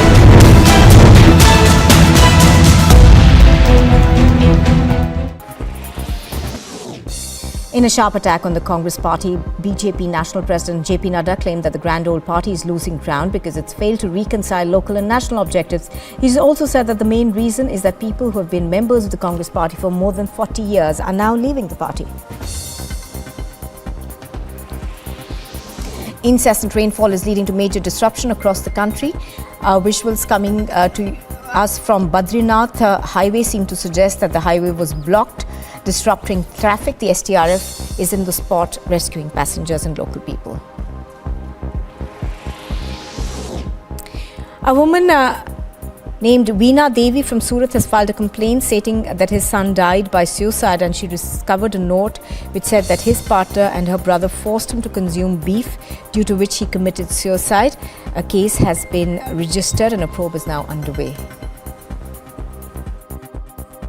In the Sonali Phogat murder case, the Goa police has confirmed that a team of police officials will go to Hazare today to verify certain allegations that have been levelled and certain suspicions that have been raised by Phogat's family.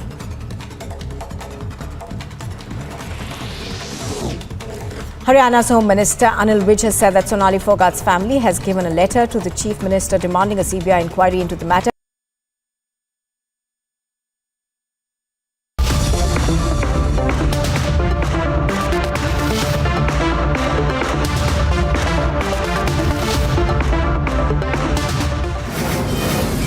From the Mumbai studios of Republic TV, it's time for Arnab Goswami on The Debate.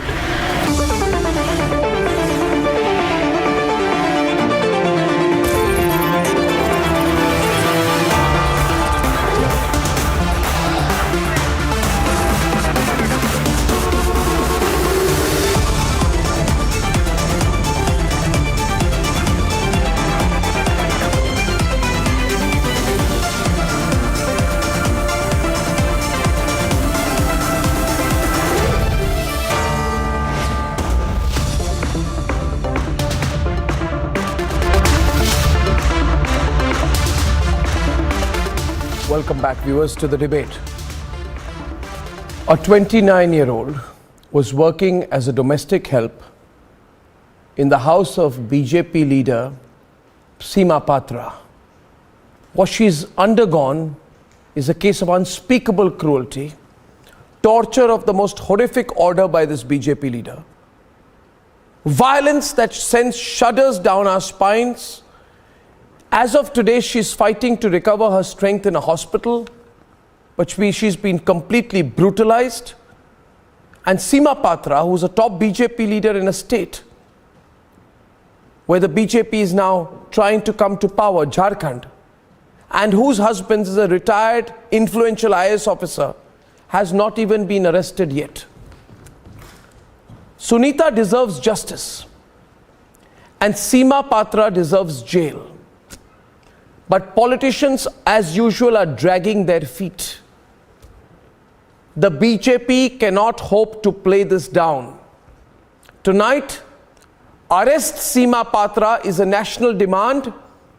It should continue to be a national trend till it happens. Ladies and gentlemen, here is what has happened, and then we shall debate. In Jharkhand, the ruling party is too busy playing resort politics. The BJP is busy trying to form the government. And a young 29-year-old Sunita Kumari's unspeakable torture is going unpunished.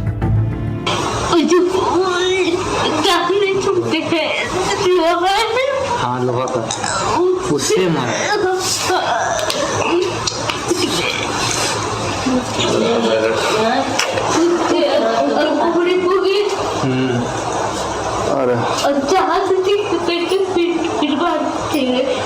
Police है पूरा उल्टा ठीक थे जानते भी है उसी की वजह से मैं जिंदा हूँ आसमान रेया की वजह से ना हमको पता है आसमान रेया हमको बोलते थे हाँ जानते हैं जब पकाने गई ना तब से वो जो बेल्ट है ना उसको मारती थी आपको उसका बेल्ट था ना हाँ और इजू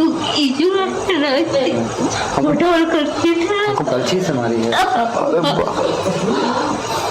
वही मारी मैडम सीमा पता हाँ और जानते हैं भी जो गरम तवा चला तुम्हारी.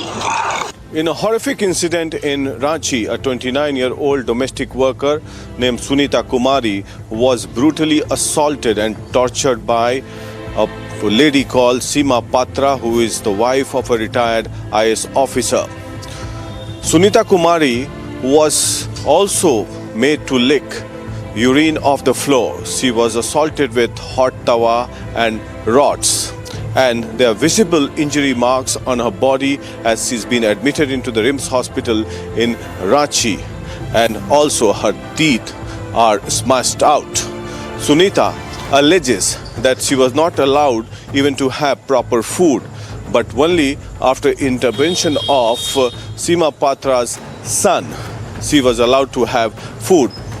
Somehow, after the incident came to light on 22nd August, the police rescued Sunita Kumari from Seema Patra's residence and admitted her to the RIMS hospital.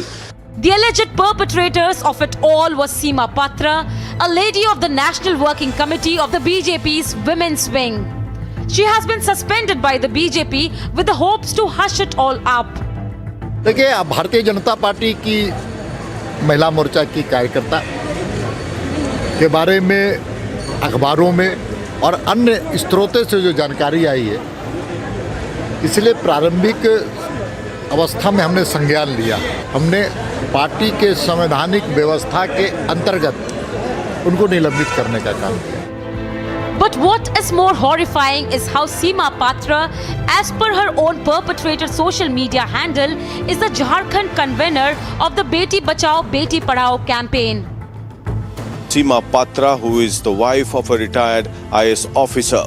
Seema Patra was also a member of the BJP, and we get to know that she has been suspended with immediate effect from the BJP by the state BJP president. Meanwhile, the police has not arrested her as yet.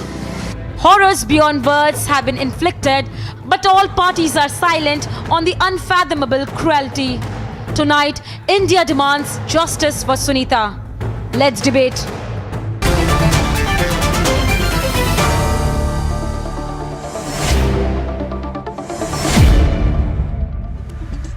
I would say that the media should also be ashamed of itself for focusing entirely on the politics of Jharkhand and not talking about this case.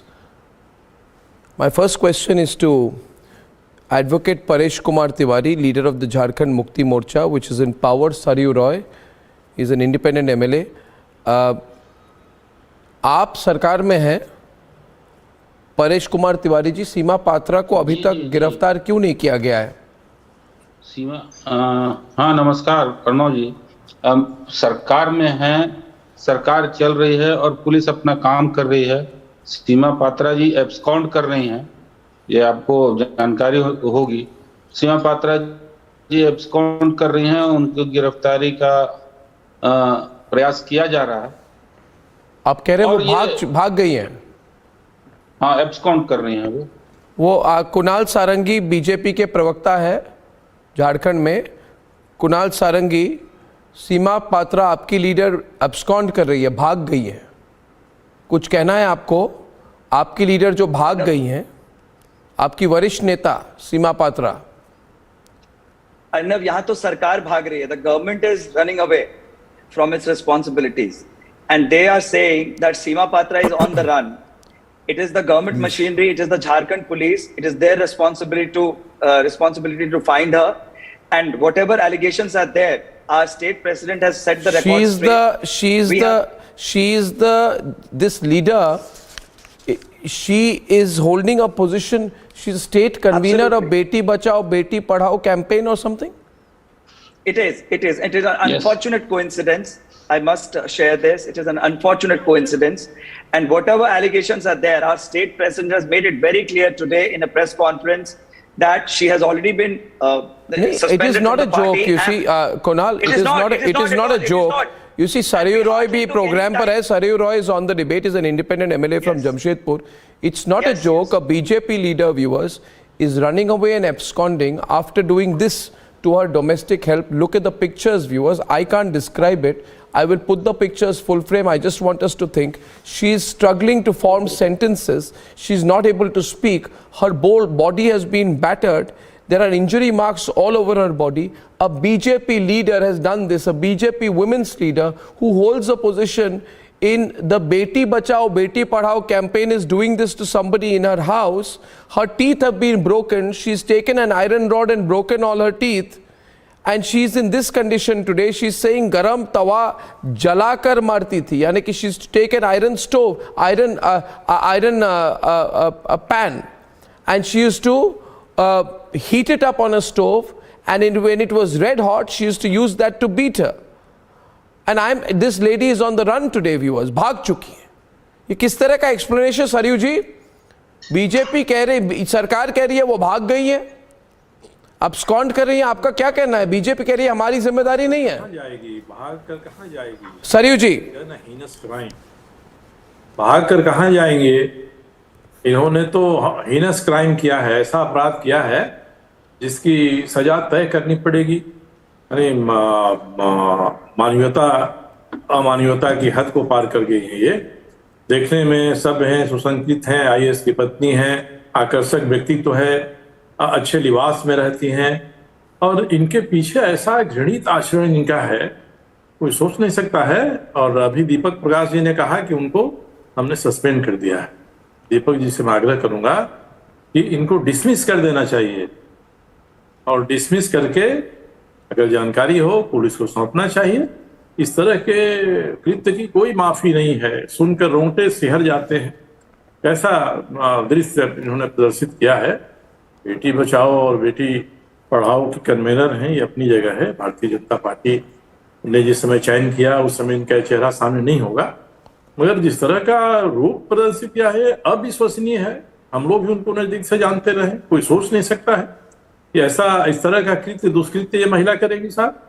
मगर ये मुझे लग रहा है कि अभी जो वहां पे इतनी अप एंड डाउन पॉलिटिक्स हो रही है, I think Vinay Singh and Mamata Kale, I don't think anybody is concerned about it in Jharkhand. They are more busy about saving the government and forming the government. There is no attention on this.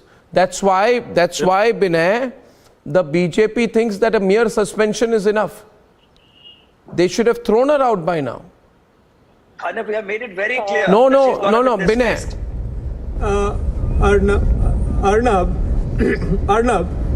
Arnab, I think BJP has no sympathy for her. And what Sarju Raji said, that it is true that at the time she was made the convener of Beti Bachao Beti Padhao, the face was not this was not her face. So what she has done, our heart comes out for the lady, for that maid. So it is unforgivable. Nobody can forgive this and nobody can support Seema Patra. But Arnab, there are two incidences in Jharkhand. Seema Patra incident is definitely unforgivable. But look at Ankita Singh issue. No, you don't have to tell me about Ankita Singh issue. I've already debated that yesterday. Ankita, Binay, and my problem is when Binay, where I disagree with you is you think that you can distract attention from this. I've debated the Ankita Singh issue and I have questioned the state government yesterday. I don't think you should try to compare the two issues because that is where politics comes in. My point here is that it seems to me that the response is casual, Yogita. What do you think, Yogita and then Mamta? You know, I'll tell you viewers, I don't want to get into such detail, but I will today. Seema Patra made her lick urine from the floor. Then she took an iron rod and broke her teeth. And then she took hot tawas and branded her. God knows what else she has done. And this is a BJP leader. And why should I not be shocked that this is a person who is something in charge of the Beti Pachao, Beti Padhao campaign? She's part of a central women's committee of the BJP at a national level. Everybody wants to, you see, Yogita today wash their hands off. Everybody, BJP, everyone. No, I have no words to express my kind of, the sorrow I'm feeling because what I've seen on video clips, what this girl has gone through. I mean, it's a sheer torture for years, not for a day, for a month, for 8 long years. This girl has gone through. No, we can't even, understand her pain and agony. But after seeing all this, thank you so much, first of all, for debating it, for getting into the discussion because. When we talk about rape, sexual violence, atrocities against women, when we talk about one isolated incident, this went for years with her. And thanks for standing with her. And we really need to make her, raise our voices because this lady is supposed to be a leader, heading, being a convener of Beti Bachao, Beti Padhao. I mean, what irony it is. I mean, this is a bloat on the whole party. I think immediate effect, they should take action against her. No, not only suspend her, terminate her. She should be behind bars immediately. And I don't know what kind of IPC section will be implied on her, but for torturing a person, a lady for 8 long years and the gory details, asking her to lick the urine and what not. I mean, it's even so annoying to even express my kind of the feelings, what I'm going through right now after seeing the clipping. So I think this is beyond party line, this is beyond politics, this is beyond anything. It is a sheer crime and this lady has to be booked. No, this has to be a case in point. You see, Yogita, and she has to be rehabilitated. Yeah. She needs to have some kind of counseling, medical health, everything should be provided her at utmost priority. But Yogita, you see what happens, Mamta, there are certain systems through which the responses sometimes come and they are not enough. And the BJP must be thinking, we have suspended her, then we'll get a statement put out by the National Commission of Women and that is enough. Let's get on with the more important thing of forming the Jharkhand government. That seems to me to be the response of the BJP. The sense of outrage is not there. No BJP leaders at a national level are not talking about it. Can you name one national level BJP leader tweeting about it? Who's talking anyways, Arnab? I'm not even seeing this majorly in the media, at least in the television media. Yes. They are busy discussing whether 70-year-old Shashi Tharoor will revive the Congress party. They are not discussing this. Yesterday they discussed Ghulam Nabi Azad, they did not discuss Ankita. Our media has got its priorities completely wrong. I'm saying this openly on television. But again, I would say, why is there no outrage this time? You see, embarrassment is not an answer. You're embarrassed, I'm embarrassed. Who cares about whether the BJP is embarrassed? They should be embarrassed. And what about Women and Child Minister? Arnav, where is she? Where is she on Bilkis Bano? Where is she on Ankita? She's mum for years. She's mum for years. I have not seen her making one statement. I mean, she's head of, the Women and Child Ministry. Such a beautiful ministry. What wonderful work can be done. What least we can expect her to make a statement, condole the whatever incidents has happened in each and every case, including Bilkis Bano, including Ankita case, including Riya of Delhi, who was stalked and stabbed by her boyfriend. There are 100 cases every day I can count. We just get to know tip of the iceberg. And that is why the heart is like burning, because when we know there's so much happening around and, there's nothing being done about it. Inactive ministry, completely inactive ministry. I'm coming on record and saying that there is nothing been done. No matter how much slogans you can say, Beti Bachao Beti Padhao, पर बेटियां मर रही हैं, बेटियां जल रही हैं, बेटियों से बलात्कार हो रहा है, बेटियां कहीं भी सुरक्षित नहीं है.